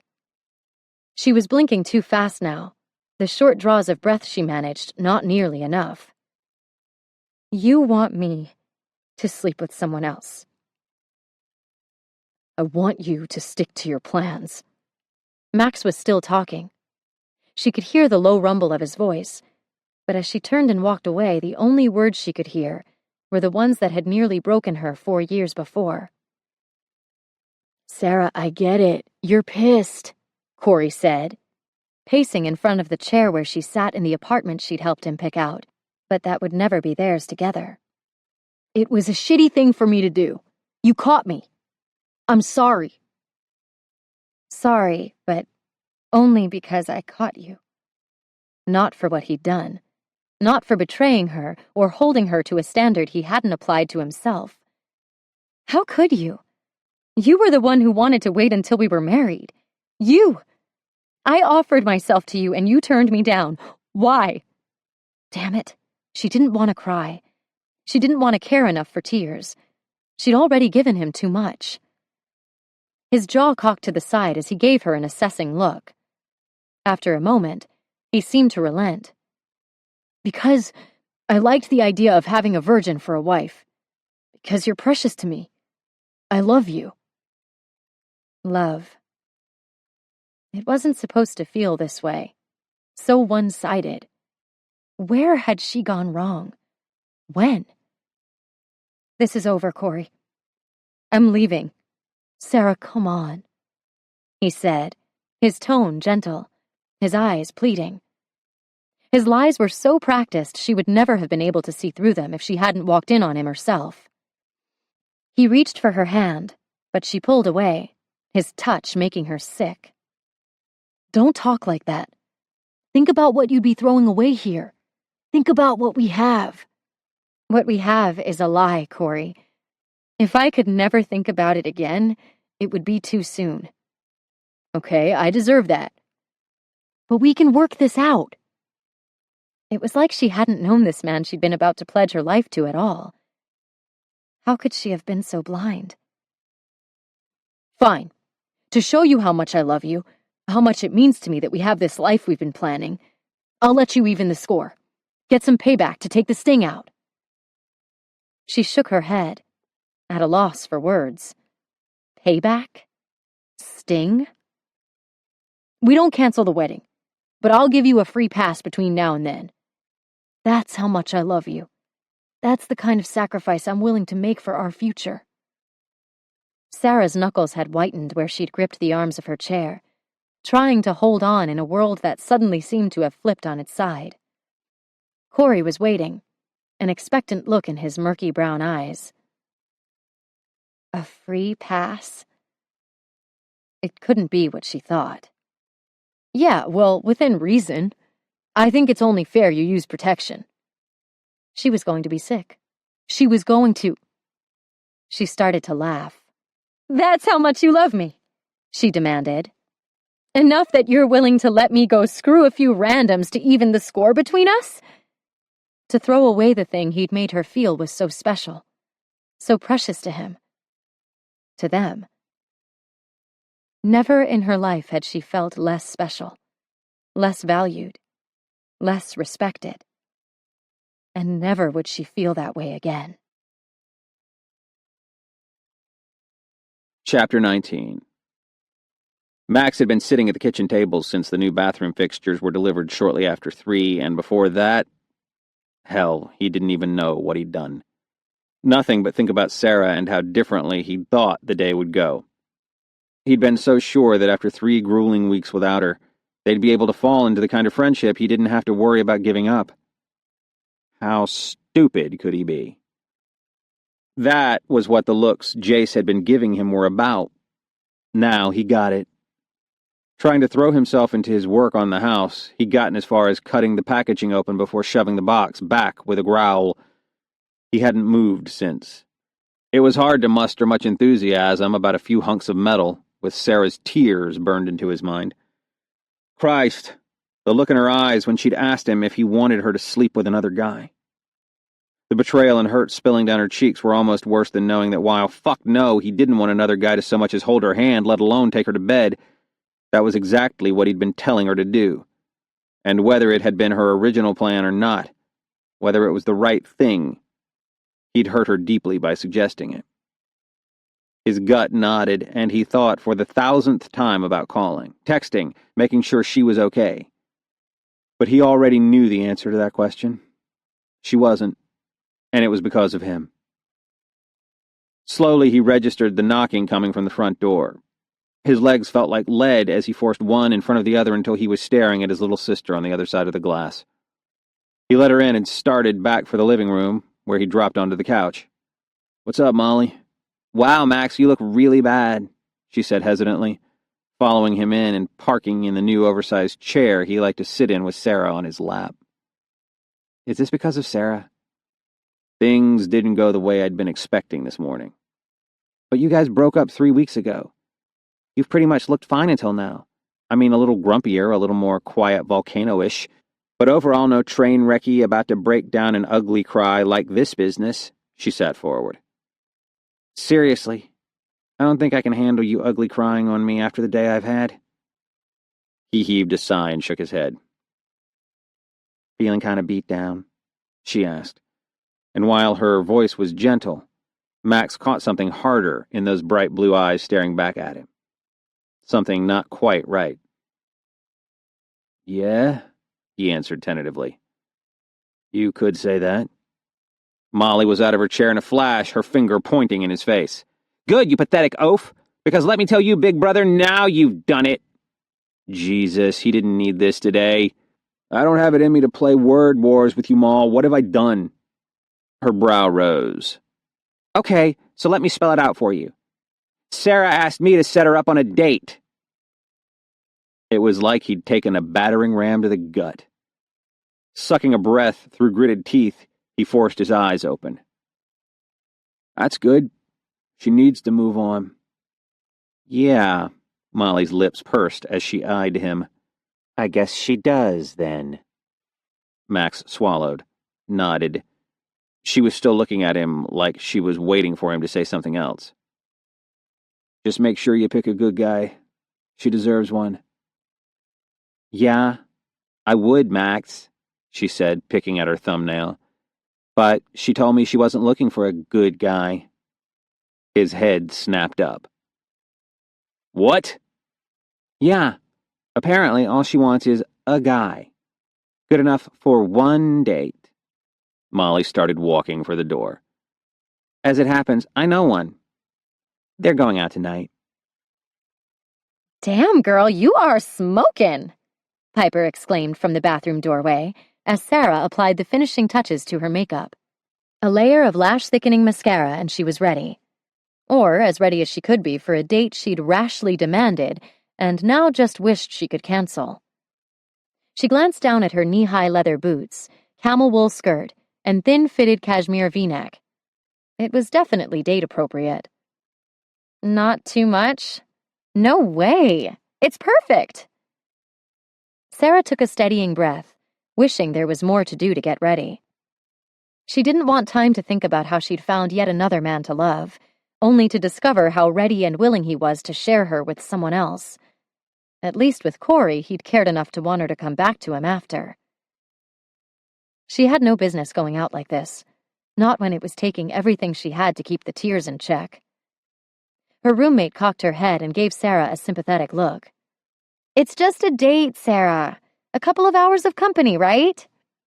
I know, She sighed, wrestling with the emotions trying to push to the surface. I don't know what I'm doing going out with this guy. It wasn't like with Corey when she'd left and all she'd wanted was to prove she was done letting him hold her back. She'd thrown herself into her career with everything she'd been saving up for him. She'd come out with her head held high and a career that had fast-tracked her to working directly with the top players in the Wise chain of hotels. She'd done all right. But this? The intercom buzzed, and Piper straightened. You're going to prove that you aren't waiting around for some guy who doesn't deserve you. I'll get the door. Sarah smiled weakly and returned to her room to get her purse. Sarah? Piper called from down the hall, her voice strained. Could you come out here, please? That made her wonder who Molly had set her up with. Forcing her feet to move, Sarah stopped when she got to the front door. Piper was holding it 3/4 of the way closed, like she was not about to let this guy in. What the heck? Peeking around her friend, Sarah gasped. Max? He was wearing the same clothes she'd admired on him that morning. Only somehow he seemed to be filling them out differently now. The leather seemed to stretch around his biceps and across the hard muscles of his chest and shoulders. What the hell are you doing, Sarah? He demanded, bristling with aggression. Piper looked to Sarah. Want me to stay? She shook her head. No, go on. I'll walk Max out and see you later. Turning to Max, she crossed her arms. What are you doing here?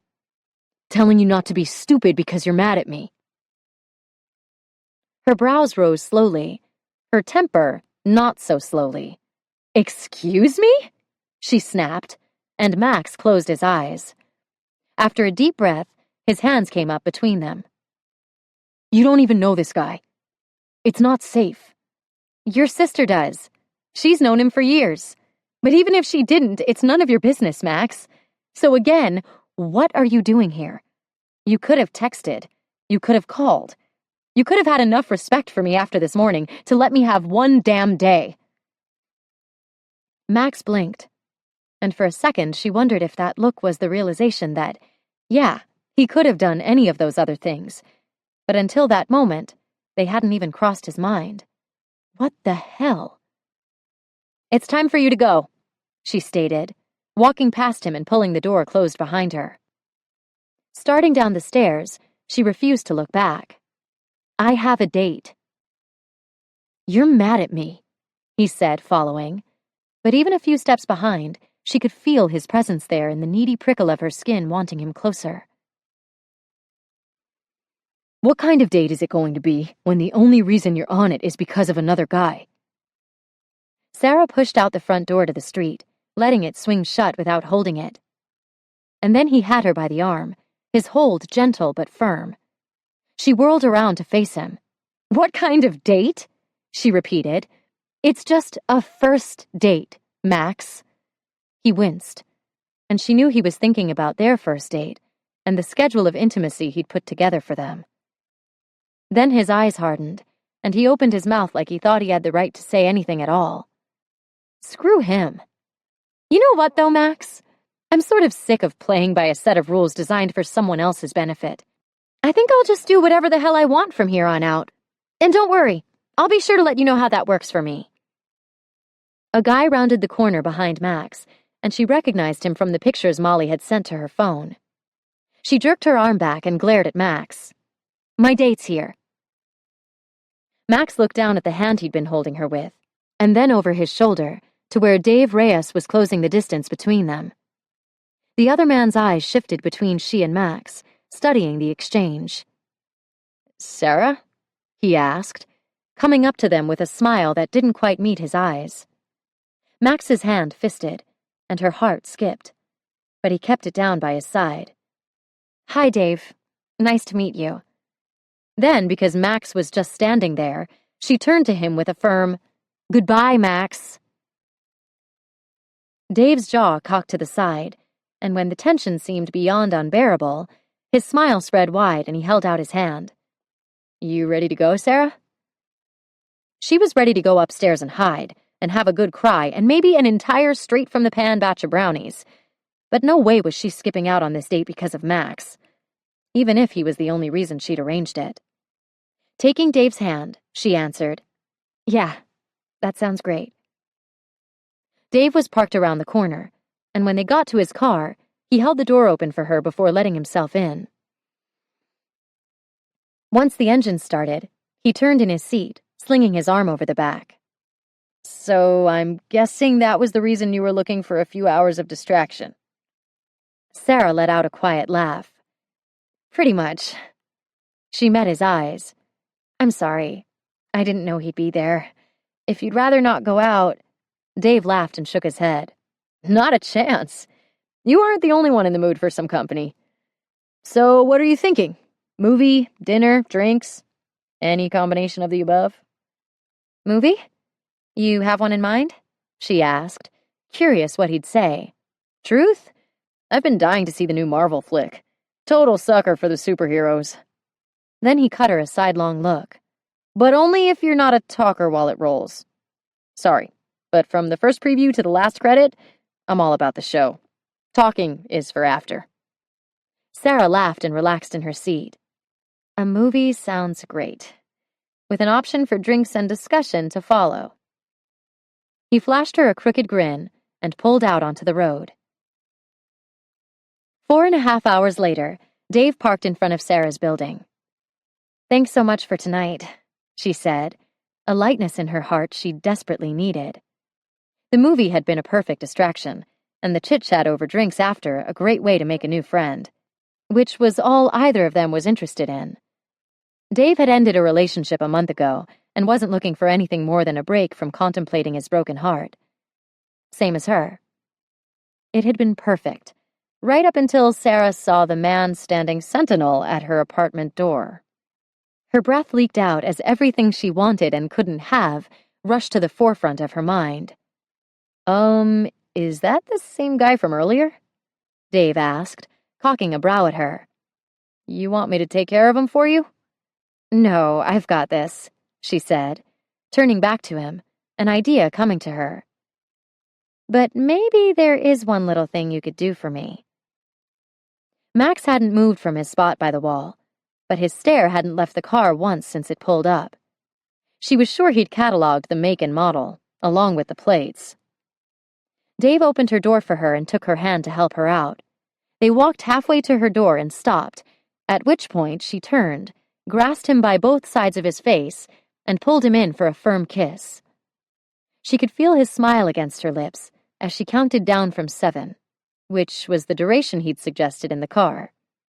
When they broke apart, he cast her a quick wink and walked leisurely back to the driver's side. She turned and walked up to the entry where Max was standing, his fists balled at his sides, the muscle in his jaw jumping with satisfying regularity. If he didn't love her, then what the hell was he doing there, looking like he'd just suffered a fate worse than death? Unlocking the security door, she stepped inside.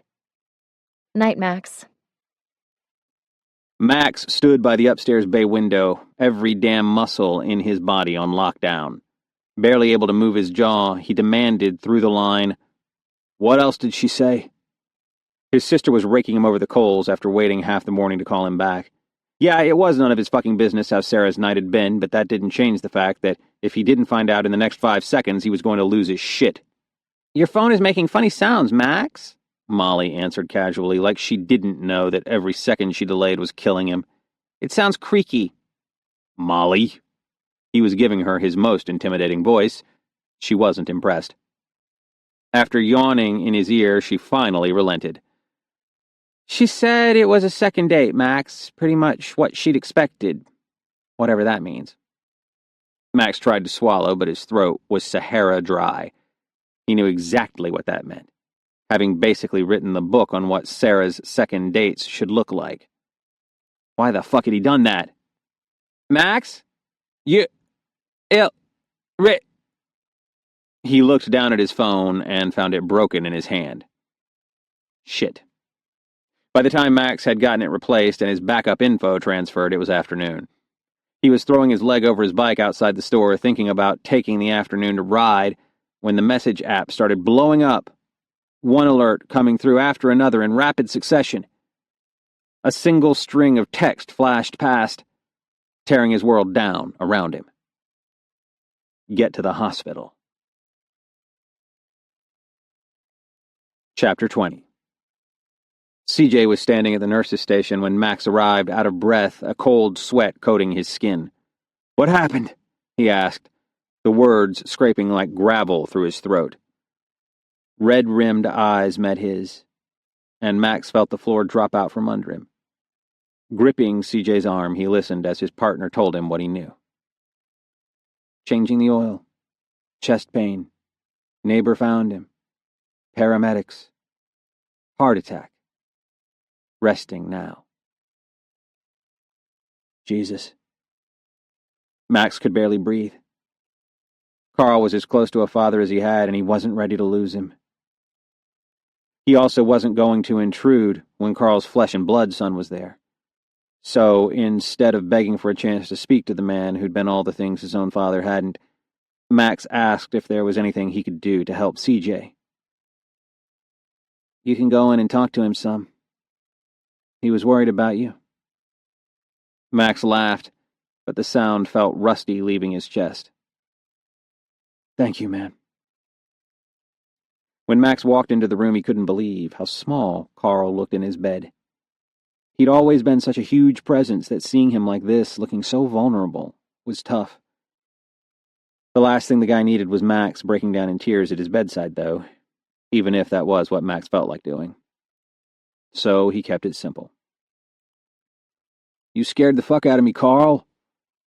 The older man looked up, his eyes glassy and swollen but bright with recognition. Carl waved him closer, and Max pulled a chair beside the bed. "No worries, kid. I'm not going anywhere. At least not until I see both of my boys settled." Max ducked his head, knowing his eyes were dangerously close to watering up. When he had his shit together, he pushed a grin onto his face. "You got a hell of a wait ahead of you, then." "Yeah." Carl nodded solemnly. "CJ said you and Sarah ended things. Too bad. I was thinking there was something special about her." Hearing Carl talking about her after his heart attack was like having a dull blade twist through Max's gut. "She is special, but I think we'd be better as friends, if we can ever get back there." "Friends? What the hell is that?" Carl scoffed, then started to wheeze and motioned for the pink plastic cup of water on the bedside tray. Max held the cup so the straw went to the older man's lips. After a sip, Carl leaned back like that had taken everything he had out of him. "Kid, you're doing it wrong if she wants to be friends. Talk to CJ. He'll straighten you out." Max coughed into his hand as Carl winked and closed his eyes, sinking deeper into his pillow. Max watched the rise and fall of his chest, thinking maybe he'd fallen asleep, but then Carl sort of smiled. "Saw you together once. Didn't think it was friendship back then or now." Max's brow furrowed. "What's that? Back when? At the bachelor party?" Yeah, he hadn't exactly been thinking about being friends that night. There was a small shake of Carl's head, and then his eyes squinted open. "That's school. You only had a few weeks left. I was still working up north and had a break, so I pulled into campus thinking I'd catch you after that safe walk program you started. Grab a burger. They told me you worked the last shift at the library, and I headed over, but you were walking with this pretty little brunette. And kid, it didn't take more than 2 seconds to realize what was going on there. You were in deep." He hadn't realized Carl had ever seen them together. Almost no one had. "Why didn't you say anything?" Max asked. "Figured you'd tell me when you were ready. Didn't figure it would take until you met Joan, but you're a stubborn sort." At Max's curious expression, Carl went on. "You told me she reminded you of this girl you waited too long with back in school. That you hadn't even realized what the girl meant to you until it was too late. Sarah. And damn, kid, just the way you said her name." Max's chest was tight. That ache he'd finally shoved aside coming back. "That was then, Carl. Things are different this time." "Why? Because she loves you? If you ask me, it's not as different as you think." Why did he feel like Carl was ripping him open by talking about this stuff? Why did he want it to be true? When it didn't matter anymore, because now Max knew better. It's different because when it comes to all this relationship stuff, Sarah's barely even dipped her toes in the pool. Carl, she had one real boyfriend, and he held her back from everything. When we started dating, she was so excited about finally just being another 20-something with a patchy dating history. She wasn't looking for forever with me. Max closed his eyes. She wasn't even looking for more than one night, but I talked her into giving me more. And then more after that, but I only did it because I knew she was leaving. She was going to be gone, so I wouldn't be able to hold her back. Hold her back from what, Max? A bunch of meaningless garbage most people are only willing to wade through so they can get to the deeper good stuff? From having enough experience to know what she really wants. I don't want her to settle for me just because I'm the first guy who wasn't a total fuckwad to her. I don't want her to realize down the line that she wanted something different, but now she's stuck with me for her whole life. Her whole life, huh? Carl asked, a twinkle in his tired eyes. That's what she was asking you for? It wasn't. She'd never once even suggested it. But still. The door opened behind him and CJ walked in with the nurse. "Time for some tests, Pop," CJ said, giving Max's shoulder a squeeze. The guy looked like hell. The smile he'd strong-armed onto his face painful to see. Max stood and pulled his partner into a hug. "Get some rest, both of you. I'll be back tomorrow." Outside the hospital, Max leaned against his bike and rubbed a hand over his face. He still couldn't get a full breath, but at least he knew Carl was okay. Good enough to try to help him with his love life. The old softy was in the hospital after a life-threatening scare, and all he wanted to talk about was Sarah. Because he loved Max enough to know what she meant to him. Thinking about Carl's last question, Max glared down at the parking lot. Sarah hadn't asked Max for forever. She hadn't even asked him to love her back. All she'd wanted was a chance to see where they could go. The only thing that had kept him from taking that chance was the look on her face 3 months ago when she'd told him how important it was to her that she not make another mistake like Corey. That she take the time to figure out what she really wanted before signing on with anyone else. Yeah, Sarah thought she was in love with him. Joan had thought it too.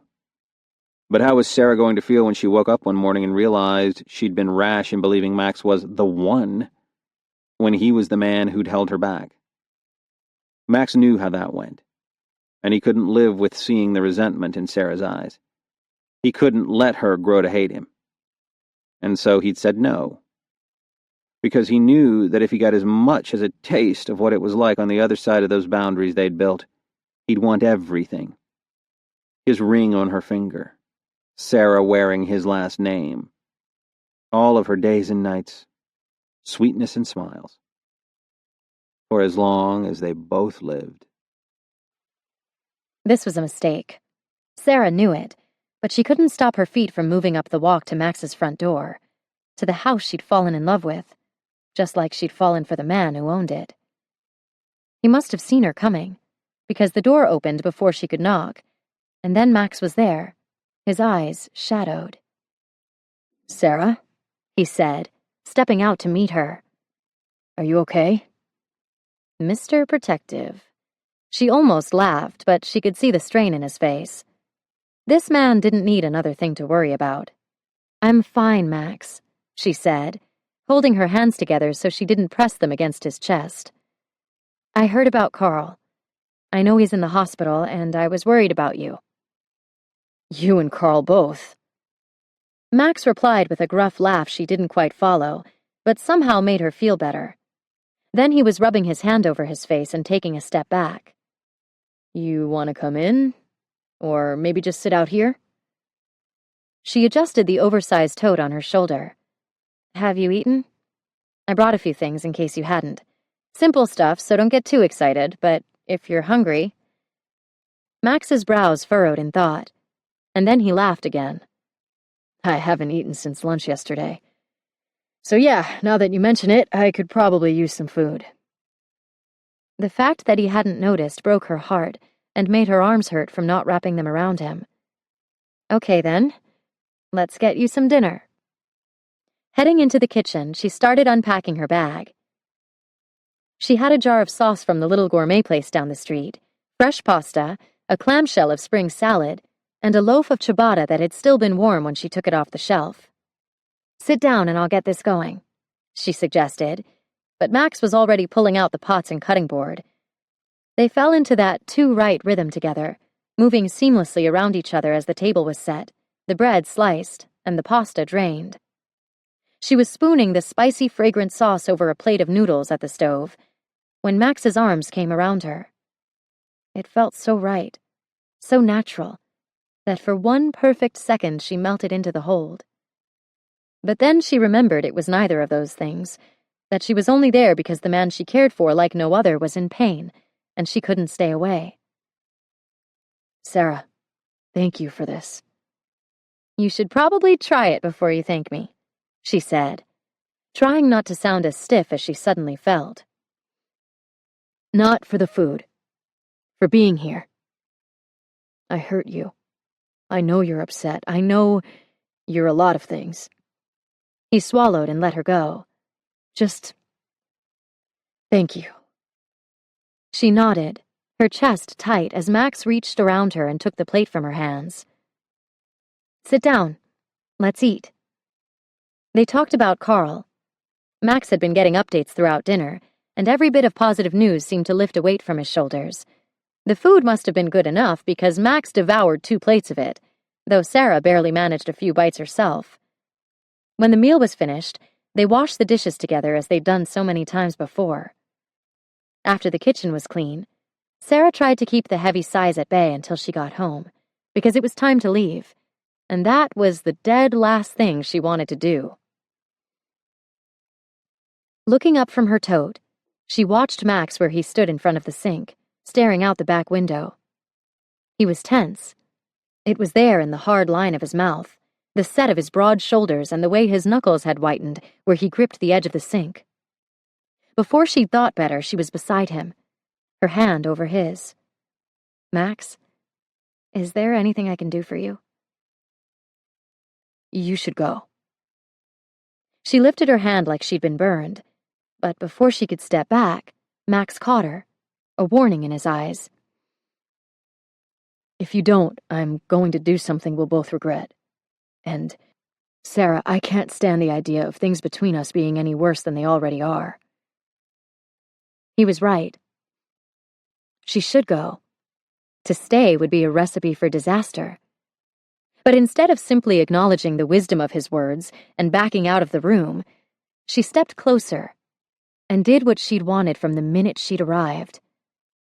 She placed her free hand against the center of his chest and looked up into his eyes. What if I don't go, Max?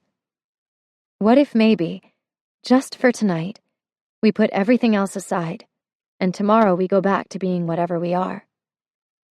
Those dark brows pulled forward, turning his gray eyes stormy. What are you saying?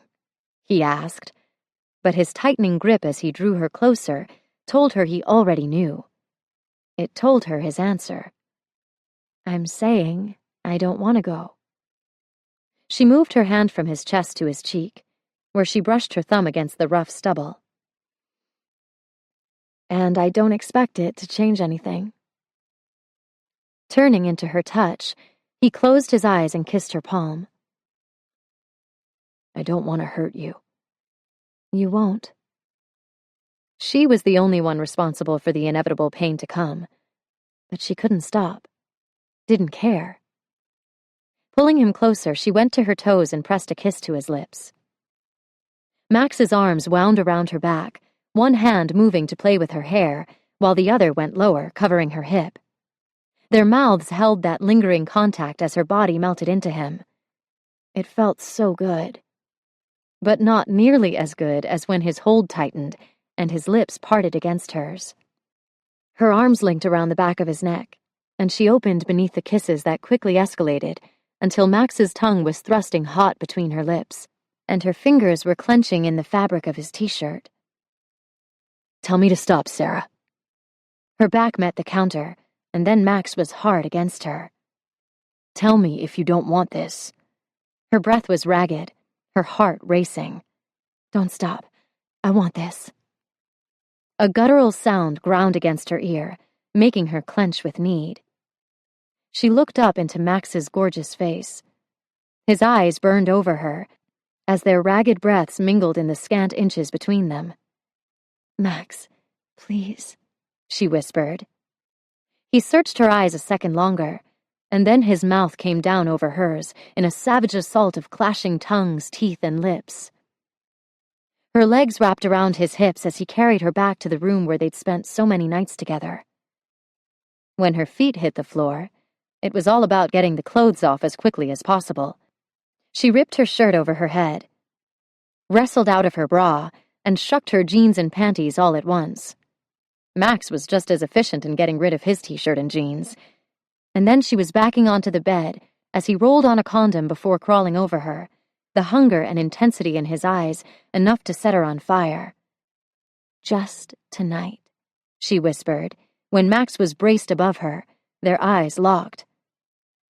The words were for her as much as him. Just tonight, he answered, pushing deep with one long stroke. Sarah. Then he was moving inside her, telling her she was beautiful, perfect, telling her he missed her and wanted her more than he knew how to handle, telling her more than that with his eyes and his mouth and the reverent touch of his hands.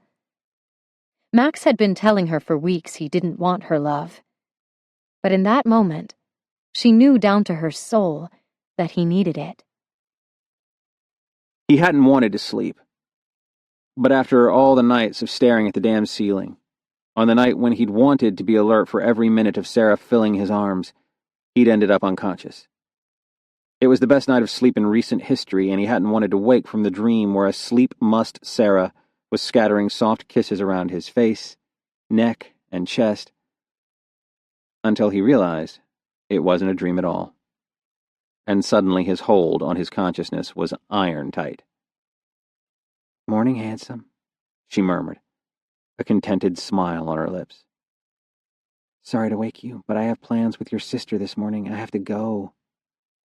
His arms tightened around her, pulling her on top of him. 5 more minutes. Her quiet laugh was the sweetest sound he'd ever heard. 5 minutes, 5 hours. Sleep as long as you like. I just didn't want to leave without saying goodbye. I'm glad you woke me, but I meant 5 more minutes with you. She searched his eyes and then nodded. Are you okay, Max? He ran his hand from her smooth hip up to where her hair fanned across her back. Playing with the soft strands while he could, he nodded. Better than he'd been since she left. Are you? Her fingers stroked over his stubble. Yeah, I think I am. I feel different today. Different how? He asked, wondering how many minutes he had left on his 5. Like I think that maybe if friends is still what you want, it's something I could handle. She blinked down at him as his heart began to pound. I've missed you, Max. And I'm not worried about my emotions getting in the way anymore. You're not?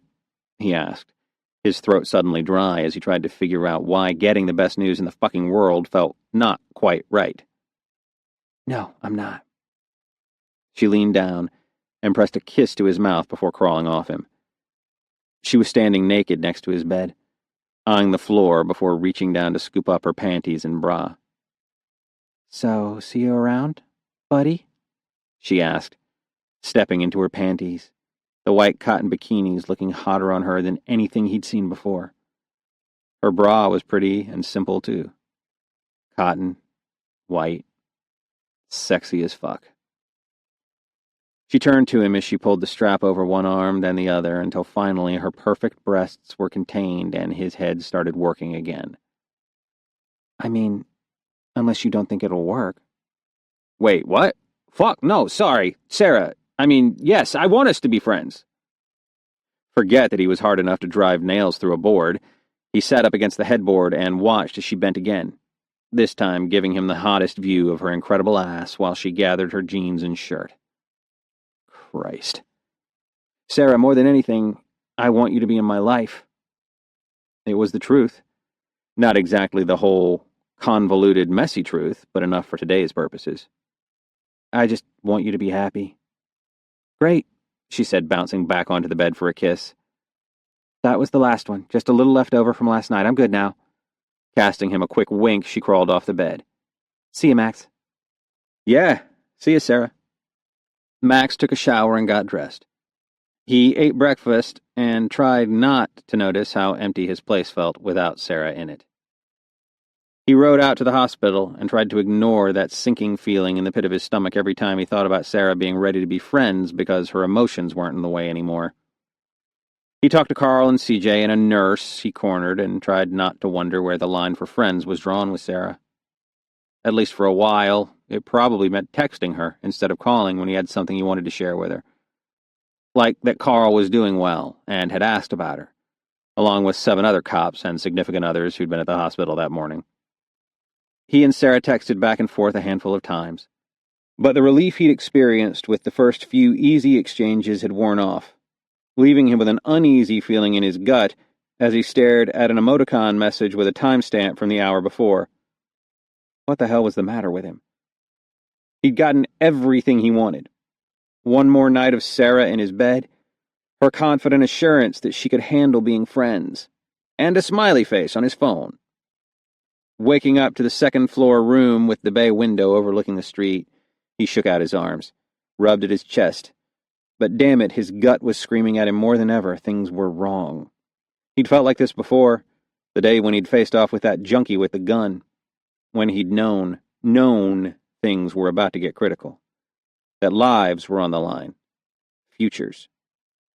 He looked around the freshly finished room that was going to sell this building for him, at the pale sage walls and the white trim, the tall ceilings and the vintage crystal light fixture, the window seat with a bird's-eye view of a neighborhood perfect for a couple, a family, a life. Jesus. He rubbed at that aching void in his chest again. This was his favorite room in his house, but the only time he spent in it was calling Sarah. He hadn't filled it with so much as a comfortable chair or even a cushion for the window seat. Why? Because he knew it wasn't really his. Not forever. He had a plan. It was to sell this house. And so he let it sit empty. But he didn't have to. He stared a minute longer and then took a deep, bracing breath. Pulling out his phone again, he called Sean. Hey, man. I need a favor. 4 hours later, Sean had just pulled away, and Max was on his way up to the house when Molly's text came through. Glad to hear you and Sarah got your sitch straightened out. She said she's finally ready to move on. Guess that's good for Dave. Date 3 tonight, but Sarah says she's through counting, whatever that means. Smiley face. The recently replaced device clattered to the walkway as Max stood clutching at his chest and wondering what the fuck was happening beneath his ribs. If this was what Carl had experienced 2 days before. Excruciating pain was ripping through the center of him like someone had just sunk a hatchet in it and started to hack, followed by a shooting sensation down his arm, like he'd made a fist so hard the bones within were threatening to crack. She couldn't be going out with that other guy. Not after last night. Not when he just... Fuck! Maybe that was what had changed. All Sarah needed was the right guy to compare him to, and she'd seen that Max really wasn't the man she wanted. It was what he'd wanted. If you could call hating something with everything you had, but still believing it was for the best, actually wanting it. And now he and Sarah could move forward as friends. So, instead of imagining Dave gloriously struck down by lightning, maybe Max should be thanking him for giving him exactly what he'd wanted, a way back into Sarah's life. He tried to think about hugging Dave, but all he got was the look in Sarah's eyes when she'd showed up at his place and what it had done to his heart. Basically the exact opposite of what was happening now. Sarah had made him feel alive. She'd made him feel connected. She'd made him feel loved. And somehow, some way, she'd made him feel like he could love her. Like they could love each other. Only now, there was Dave. Max rubbed a hand down his face, his breath coming too hard to be healthy. Damn it! What was he supposed to do now that there was some guy out there with a solid chance of scoring a piece of Sarah's heart? He could let her go. Step aside, be happy for her. Or he could stop being the guy too afraid of letting her down to risk letting her in. He could stop trying to take the choice out of her hands and trust that Sarah was every bit as smart and capable as he'd been telling everyone she was, and let her decide for herself what she wanted for her life, for her future. He could stop trying to protect her, stop trying to protect himself, and finally just say what he meant. Fuck that. I'm fighting for her. Chapter 21. Sarah was just getting out of the shower when the intercom buzzed. 30 minutes early? What if she hadn't heard the door or even been home yet? Would he have left? Throwing a towel around her, she ran for the intercom and panted. Come on up! She darted back to her room where she threw on the first thing she could find and grabbed her purse. A knock sounded at her door, and she rushed down the hall. "Sorry to keep you waiting," she called through the panels as she undid the locks. "But you're Max?" He stood in the doorway, one hand braced on either side of the frame, his chest rising and falling like maybe he'd run from his place over to hers. "Max, what are you doing here? Are you okay?" He shook his head, wild eyes raking over her before looking past her into the apartment beyond. "Is Piper here?" "No, just me," she said, reaching out to touch his arm. "Why? What's going on?" He swallowed and then started in. "I'm an asshole, Sarah. A complete idiot who's been fucking things up with you since the day we met." He drew a breath and took a quick glance back over his shoulder. "Can I come in?" She nodded, too stunned by his proclamation to say anything else. "Baby, you gotta believe me when I tell you that I've tried so damned hard to do the right thing with you. But for all the rules I make around you, I just keep getting it wrong." "Max, what are you saying?" she asked, not knowing where this was coming from, or where it was going. Whether that racing in her chest should be fear-based or maybe something else. There was too much happening in Max's eyes to read. His hands were on her upper arms, like he thought he needed to hold her to keep her there. Which was crazy considering the way she'd grabbed his forearms and was holding him just as hard, not willing to risk letting him turn away until she understood what exactly had brought him to her door. "I'm saying that I'm scared to death of being the reason you'll end up hating me." She shook her head. "I don't think I could ever hate you, Max. Be mad at you? Yeah, sure. But hate you? No. You're one of the best men I know. If you're worried because you don't feel the same way about me or want the same things I do, that's not it." He looked at his hands and let out a short, humorless laugh before releasing his hold on her arms, which meant she should probably let him go, too. "I've told you a little about my family, about what it was like for Molly and me when we were kids." It sounded like they'd grown up in a war zone. "I remember. Your parents fought a lot." His father sounded like a verbally abusive tyrant, and his mother like she should have taken her kids and gone. Sarah knew his father had died after he left school, and that his mother lived somewhere on the south side. "My mom is miserable," Max confessed, guilt in his eyes. "But when she was younger, once in a while you could still get her to smile. It was actually pretty great when she did. But living with my dad..." He closed his eyes, like he was seeing a past he hated to revisit. "It killed that part of her. By the time she got out, she was a drunk. Bitter. Certain that if she'd left the asshole when she was young, she could have had a whole different life." "So why didn't she?" Max walked over to the window and stared out. When he turned back, his eyes were haunted, filled with regret. "Because of me. Because every damn time they went at it and she screamed that was it, she'd had it and she was taking Molly and leaving, I'd beg her not to go. I'd follow her around the house, Sarah. I'd cry and promise to do anything as long as she didn't leave." For a moment, Sarah could only stare. The thought of this big, strong man as a vulnerable child pleading with his mother broke her heart, but not as much as the other part of what he'd said. "She was going to take Molly and leave you?" "She didn't think my dad would let her take me. And then when I was older, we looked so much alike that I think she didn't want to." He cleared his throat and met her eyes. "Yeah, she wanted to take Molly for years and years, but she didn't. She stayed for me. And Sarah, to this day, every time she looks at me, that festering resentment is right there in her eyes." It was reprehensible.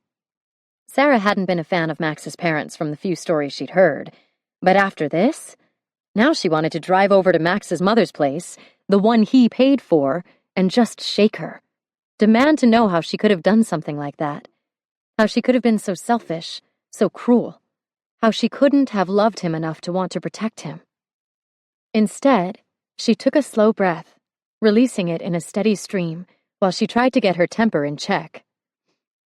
"Max, I'm so sorry. I don't understand how any mother could do that to her child. Let you feel responsible for her choices. Make you feel like you weren't worth protecting in the first place. I know I said I could never hate you, but in this moment, I think I really hate your mother. A car alarm sounded in the distance, and the heat in the apartment kicked on. Max rubbed his palm over his face and looked back at her. I don't talk about it. It's one of those things where in my head I know I'm not responsible for what happened, but deep in the pit of my gut, that's different. And it doesn't take a shrink with 15 letters behind her name to figure out where some of my commitment issues stem from, you know? Was that what this was? Max feeling like he needed to explain why he wasn't built to love her? Why he didn't think he could? Her spine straightened, and she walked over to stand by the window with him. I guess I could see that. When we met in college, all I could think was that you were a girl who wanted something different from what I had to give. And so I tried really, really hard to make sure I didn't push for something I shouldn't take. I liked your plans, your goals. I wanted you to reach them. Her breath caught. Because you didn't want me to resent you if I didn't. Yeah. That single word hung heavy between them. Sarah reached for his hand, waited until he was looking at her, and then smiled. Not gonna lie, I kind of wish you'd been just a little less of a good guy about that. Max laughed, nodding before he looked back down to the street. Me too, Sarah. From the minute I realized it was too late to change how you saw me, I wished I could take it all back. What? Her smile was gone, a strange prickling feeling replacing that bit of warmth in her chest. I never should have warned you off. Not that I'd have lied to you. Never. But telling you I'd be no good for you, trying to prove it with that fucked up kiss at the party, and worst of all, letting you go that last night. Those were quite probably the worst mistakes of my life. Her breath felt funny moving in and out of her lungs, too thin when she asked, Why? Max's eyes met hers, stormy and dark. Because I was in love with you. And if I'd been less afraid of getting in the way of your plans... He swallowed and closed his eyes like it pained him to say the words. If I'd been willing to fight and prove to you that I could be the man you deserved, then maybe... What? She asked with a humorless laugh. We could have saved each other a few years of mistakes apiece? No Corey, no Joan, no adult sex ed class necessary? Then maybe I'd never have had to let you go. Maybe I'd have been able to convince you to stay with me, to love me too. To want more than just one night with the guy who realized too late that he was ready to give you every night he had for the rest of his life. To be a part of your dreams coming true, rather than the reason you gave them up. She was shaking, torn between tears and laughter over the bittersweet revelation that she'd been so wrong about such a pivotal moment in her life. He'd loved her. But Max wasn't through breaking her heart. Maybe I'd have been able to make you happy, Sarah. Maybe I'd have had you in my bed every night all these years. Maybe we'd have a baby between us by now. I mean, if you wanted. He turned away and rubbed at the back of his neck. Hell, maybe you'd have made Sean's dreams come true for the Chicago Y's from the start. It was too much. She couldn't take another beautiful maybe that might have been. No. She needed to set the score straight. Max swallowed, his eyes going to the floor. Sarah stepped closer, pressing her lips to that spot at the center of his chest. The job I had lined up in Chicago before we moved for Corey's wasn't with Wise, so no. But just to the part about Sean. Yes to the rest. To me loving you, to a happy life together, to everything that could have been ours. She felt the air leave his lungs in a whoosh, and then a single shudder pass through his big body that might have been a laugh, or might not. All those maybes sounded so right it hurt her heart to know they weren't. Where does that leave us now? Max's arms came around her in a hold she wished would never end. It leaves us with me. Years later, on the brink of losing you again because I've been so fucking scared that if I go after you, I might wake up one day and find the only woman I've ever really loved wishing she'd left me. She wanted to promise him that he wouldn't, that she loved him and it was real. But she knew it couldn't come from her. So she waited. Max cupped her face in his hands, his work-rough palms as gentle as could be. It leaves me too in love with you and all the possibilities not to take the risk, Sarah. I love you. I've never stopped. And I'm sorry for everything I've put you through. But baby, I'm willing to fight for you now. For us. I'm willing to wait as long as it takes for you to feel like I'm the man you can count on. Her brow crumpled in confusion. You're going to fight for me? She was right here, waiting for him. He nodded, letting out a tight breath. I can't fucking stand the idea of another man putting one finger on you. And it's not because I'm some caveman who doesn't want to share. Okay, part of it's a caveman thing, but it's not about keeping anyone else from having you. It's about believing deep down inside that you're mine, the way I'm yours. That I'm the guy who can make you happy. But Sarah, if you feel like there's even a possibility this Dave fucker could be the man for you, damn it, I'm not going to step aside. Screw that. But I'll fight for you. I'll show you that even though I didn't get it right before, I can make it right now. Her fingers were balled in Max's shirt, a bubbling laugh pushing up her throat. Max, it does crazy things to me knowing that you want to fight for me. But I haven't seen Dave since that first date. He's a nice guy, but we're definitely only friends. Max's chin drew back, and then suddenly everything about him seemed to change. No second date? You aren't supposed to go out for a third tonight? She looked down at the PJs and robe she'd hastily grabbed off her bedroom floor, not sure where he would have gotten that idea. I ordered a pizza to eat alone. It's supposed to be here in the next 15 minutes. I actually thought you were the delivery guy here early when I answered the door. Max ducked down, his mouth capturing hers in a firm kiss she was just sinking into when he broke away. Molly, he growled at the ceiling. Then looking down at Sarah, he asked, Any chance you told her about our little schedule of dates? Sarah bit her lip, the tender, just-kissed one. It may have come up after you and I broke up. She's a really good listener. Wincing, she asked, So I'm guessing she used it against you? Yeah. Max laughed, not looking angry at all. You could say that. But it worked? Sarah asked. I mean, you're here, all agitated and telling me you love me. Which you can't take back, even though I don't actually have another date lined up with Dave. Because I could totally get one, but I'd rather not, if it's all the same to you. Max wrapped his arms around her waist and pulled her close, his nose buried in her hair. Please don't.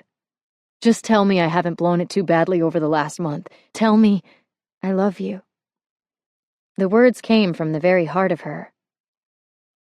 But here are a few things I think you should know going in. Backing her across the living room, he stopped in front of the couch and pulled her into his lap as he sat. I'm listening. Whatever choices I make, Max, they're mine. I won't hold you accountable. He was nodding like he understood, but she wasn't sure he really did. Even when I was with Corey, that douche, Max graciously supplied. Yes. Even when I was with him, and I felt like my world was closing in on me, getting smaller all the time, I didn't actually blame Corey.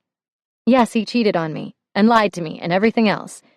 But the part where my life wasn't really what I'd hoped it would be, that part was on me. That part I never blamed Corey for, because I could have changed it. Max nodded, stroking his hand through her hair. I never want to hold you back from anything, Sarah. She closed her eyes, leaning into his touch, melting into his hold. You won't. With you, my world gets bigger with every breath. There are so many things I want to do, to see, to taste and live. But I like the idea of us doing them together. Me too. Then, pulling back, he looked into her eyes. Were you really okay with just being friends? She wagged her head, squinting one eye. Full disclosure, I was about 97% sure you were in love with me too, and just needed to figure it out for yourself. You're a man worth waiting for, Max Brandt. Besides, I was banking on you being way too smart not to see the truth sooner or later. I know I've loved you for 8 years, Sarah. That was never a question. What I needed to accept was that it wasn't a bad thing. It's the best thing. All I could ask for. Pressing his forehead to hers, he grinned. Christ, I love you.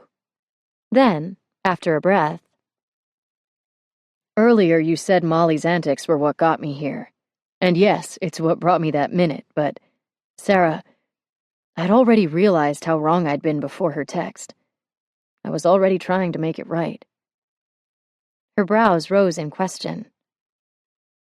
Any chance I can convince you to pack a bag and come home with me? Maybe we can talk more about it there. The pizza arrived while she was changing and throwing a few things into an overnight bag, and then they'd headed back to his place. When they walked through the door, Sarah stopped, shooting him a curious look when she saw the plastic, cardboard, and brown paper piled in the front hall. He'd forgotten about that stuff.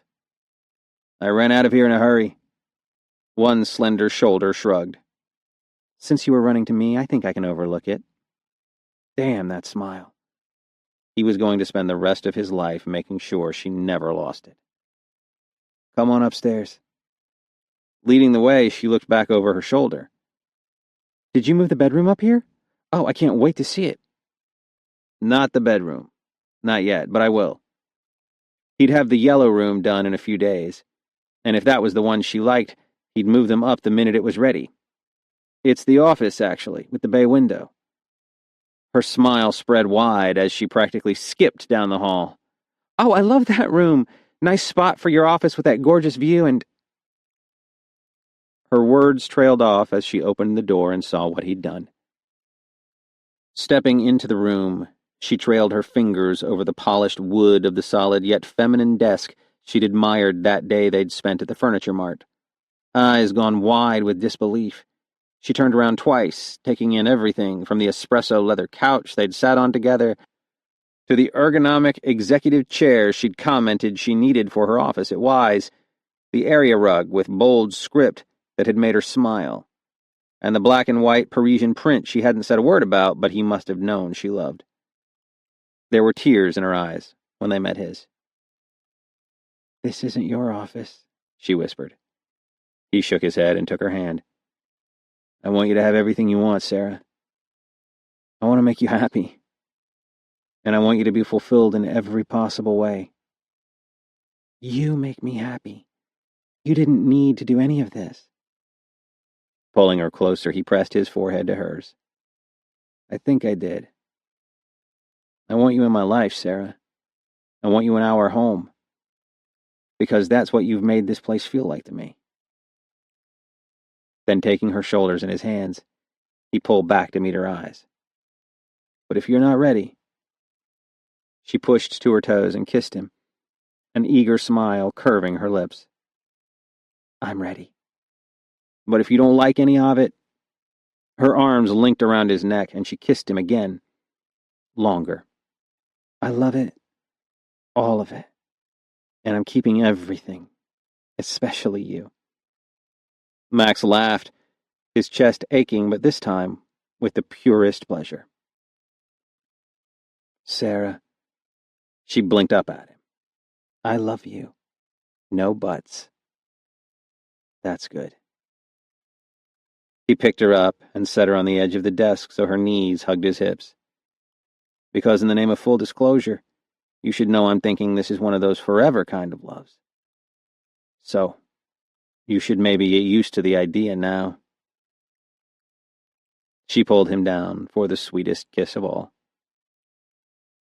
I love the sound of your maybes.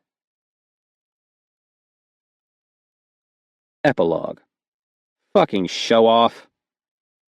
Sean stood at the front of the Wise Hotel Circle Drive and watched Max rev his engine and pull his bike to a stop. The pair of shapely legs, which was a fair fucking observation, not some pervy, inappropriate last-minute play on his part, bracketing Max's, shifted, and then Sarah was stepping off the bike, somehow managing that frothy pile of white dress enough to keep her decent in the process. The girl had skills. Max climbed off the bike, and despite the guy's inexplicable refusal to tux up for the big day, the off-white suit and open shirt collar looked damned good. And Sarah? Well, shit. She was a knockout. Total boner material. Or she would be if she wasn't marrying one of his best friends. Sarah, you're breathtaking. Absolutely radiant, Sean offered, the filter between his brain and mouth fully engaged on Wise Hotel ground. So awesome! Molly squealed, bouncing over to her brother and future sister-in-law. Her feet were bare, and there was a bruise the size of a quarter next to her shin. How the hell had she gotten that? Sean felt a grin tugging at the corner of his mouth. With Molly, it could be anything. Like with that shock of hair in the front. When he'd seen her at 11 the night before, it had been purple, but now it was the hottest pink he could imagine. The ride of my life, Sarah beamed, towing off the clunky motorcycle boots that had served as her something borrowed for the ride over, and exchanging them for the pair of strappy heels dangling from Molly's fingers. You ready to do this, big brother? Molly asked, sticking her feet into her boots. The grin said it all. Like 8 years ago. Then checking his watch, he looked back to Sarah. Why'd we have to get here so early again? Sean knew why. Molly had clued him in the night before while making that little squick face of hers. Turns out Sarah was all about giving Molly too much information so she'd stick within a set of boundaries. No one had managed that before. Anytime Molly even edged into inappropriate question territory, Sarah gave her an answer sure to scar her for life. This time, the answer had to do with how hot it made her remembering Max pulling up to CJ's wedding in a tux, and that actually being the bride on the back of Max's bike this time might mean a little alone time was in order before the ceremony. Hence the additional room booked for the pre-wedding activities. Definitely information Sean didn't need about his fucking favorite employee, but since Molly had to bear it, he got to too. Sarah tugged Max down to whisper in his ear, and Molly grimaced beside Sean. Max's brows rose, and then his expression darkened, and Molly wasn't the only one uncomfortable with the way the heat had just cranked up there on the sidewalk. Without taking his eyes off his bride, Max tossed his bike keys to Sean. Yeah, so we're going to go get cleaned up some before the ceremony. See you in about an hour. Sarah had her finger hooked into a button on Max's shirt and was walking backward, leading him into the hotel. Damn. Max had found his perfect match in that girl. One of these days, Sean would find his own perfect match. He'd been looking. Even thought he might have found her once or twice. But despite everything on paper being right, the right name, the right school, the right looks and connections, he hadn't been able to pull the trigger. Then again, after the shitstorm with his family these past few months, that was probably a good thing. He'd been looking at things differently. But that was an issue for another day. Today, he was Max Brandt's best man, and he had one last gift for his groom. Hey, Moll, he said, catching her hand in his before she could dart off. Hang back a sec. Yeah? She peered up at him with those vast sky-blue eyes and that open, excellent smile. Dropping her hand, he took a step back, giving her a jut of his chin. You get the rent from your roommate yet? The big blues cut away, and her smile firmed into a flat line. I said I was going to take care of it. She had. 6 months ago, when the Dick Cheese holed up in her spare room stopped paying rent on time, sometimes skipping a whole month before giving her half of what he owed. Why the fuck did she have to be so stubborn? If she'd let him, Sean would have had the rent paid in full and the guy out within a week, but no. Not Little Miss Independent to a fucking fault. That tightening sensation across his chest warned him he needed to rein it in. Because as pissed as he was that this bullshit was still an issue, that Molly wouldn't let him help her, going nuclear beneath the awning of his hotel wasn't the image he was pushing, and it wasn't the answer either. But he knew what was. You remember what I told you, Ma? She didn't answer, but the subtle tensing of her shoulders told him she remembered just fine. If you didn't take care of it, I would. He'd warned her, but she hadn't listened. Turning on her thick black heel, that sheer creamy skirt twirling around her pretty knees, Molly glared up at him. Her arms crossed, turning her into a miniature version of her brother. Well, a miniature hot and cute, and not quite as tough as she wished she was version. Not that Sean would ever tell her that. Don't you even think about getting Max involved in this. Molly sucked a breath through her nose and narrowed her eyes at Sean. Damn, she was fun when she was fired up. But he had to stay tough. He was fired up too. Sean, just stay out of it. This is my problem, my apartment, my life, my situation to handle. If I wanted your interference, I'd ask for it. Understand? He nodded once, watching as she started inside for the wedding that would be held on the garden terrace in 90 minutes with the reception immediately following. He understood exactly. Molly had too damned much pride, and there was no fucking way he was going to stand by and let this wad screw her over for even one more day. Pulling his phone from his pocket, he hit dial and waited for the call to connect. Yeah, go ahead and load it up. Use the keys I left on the coffee table to get in. Yeah, good. Then with a twirl of Max's keys around his finger, and the perfect mix of testosterone and righteous indignation thundering through his veins, Sean hopped on Max's bike, revved the engine, and took off for Molly's place. Get ready to meet your new roommate, babe. This concludes the reading of The Wedding Date Bargain by Mira Lynn Kelly. Copyright 2017.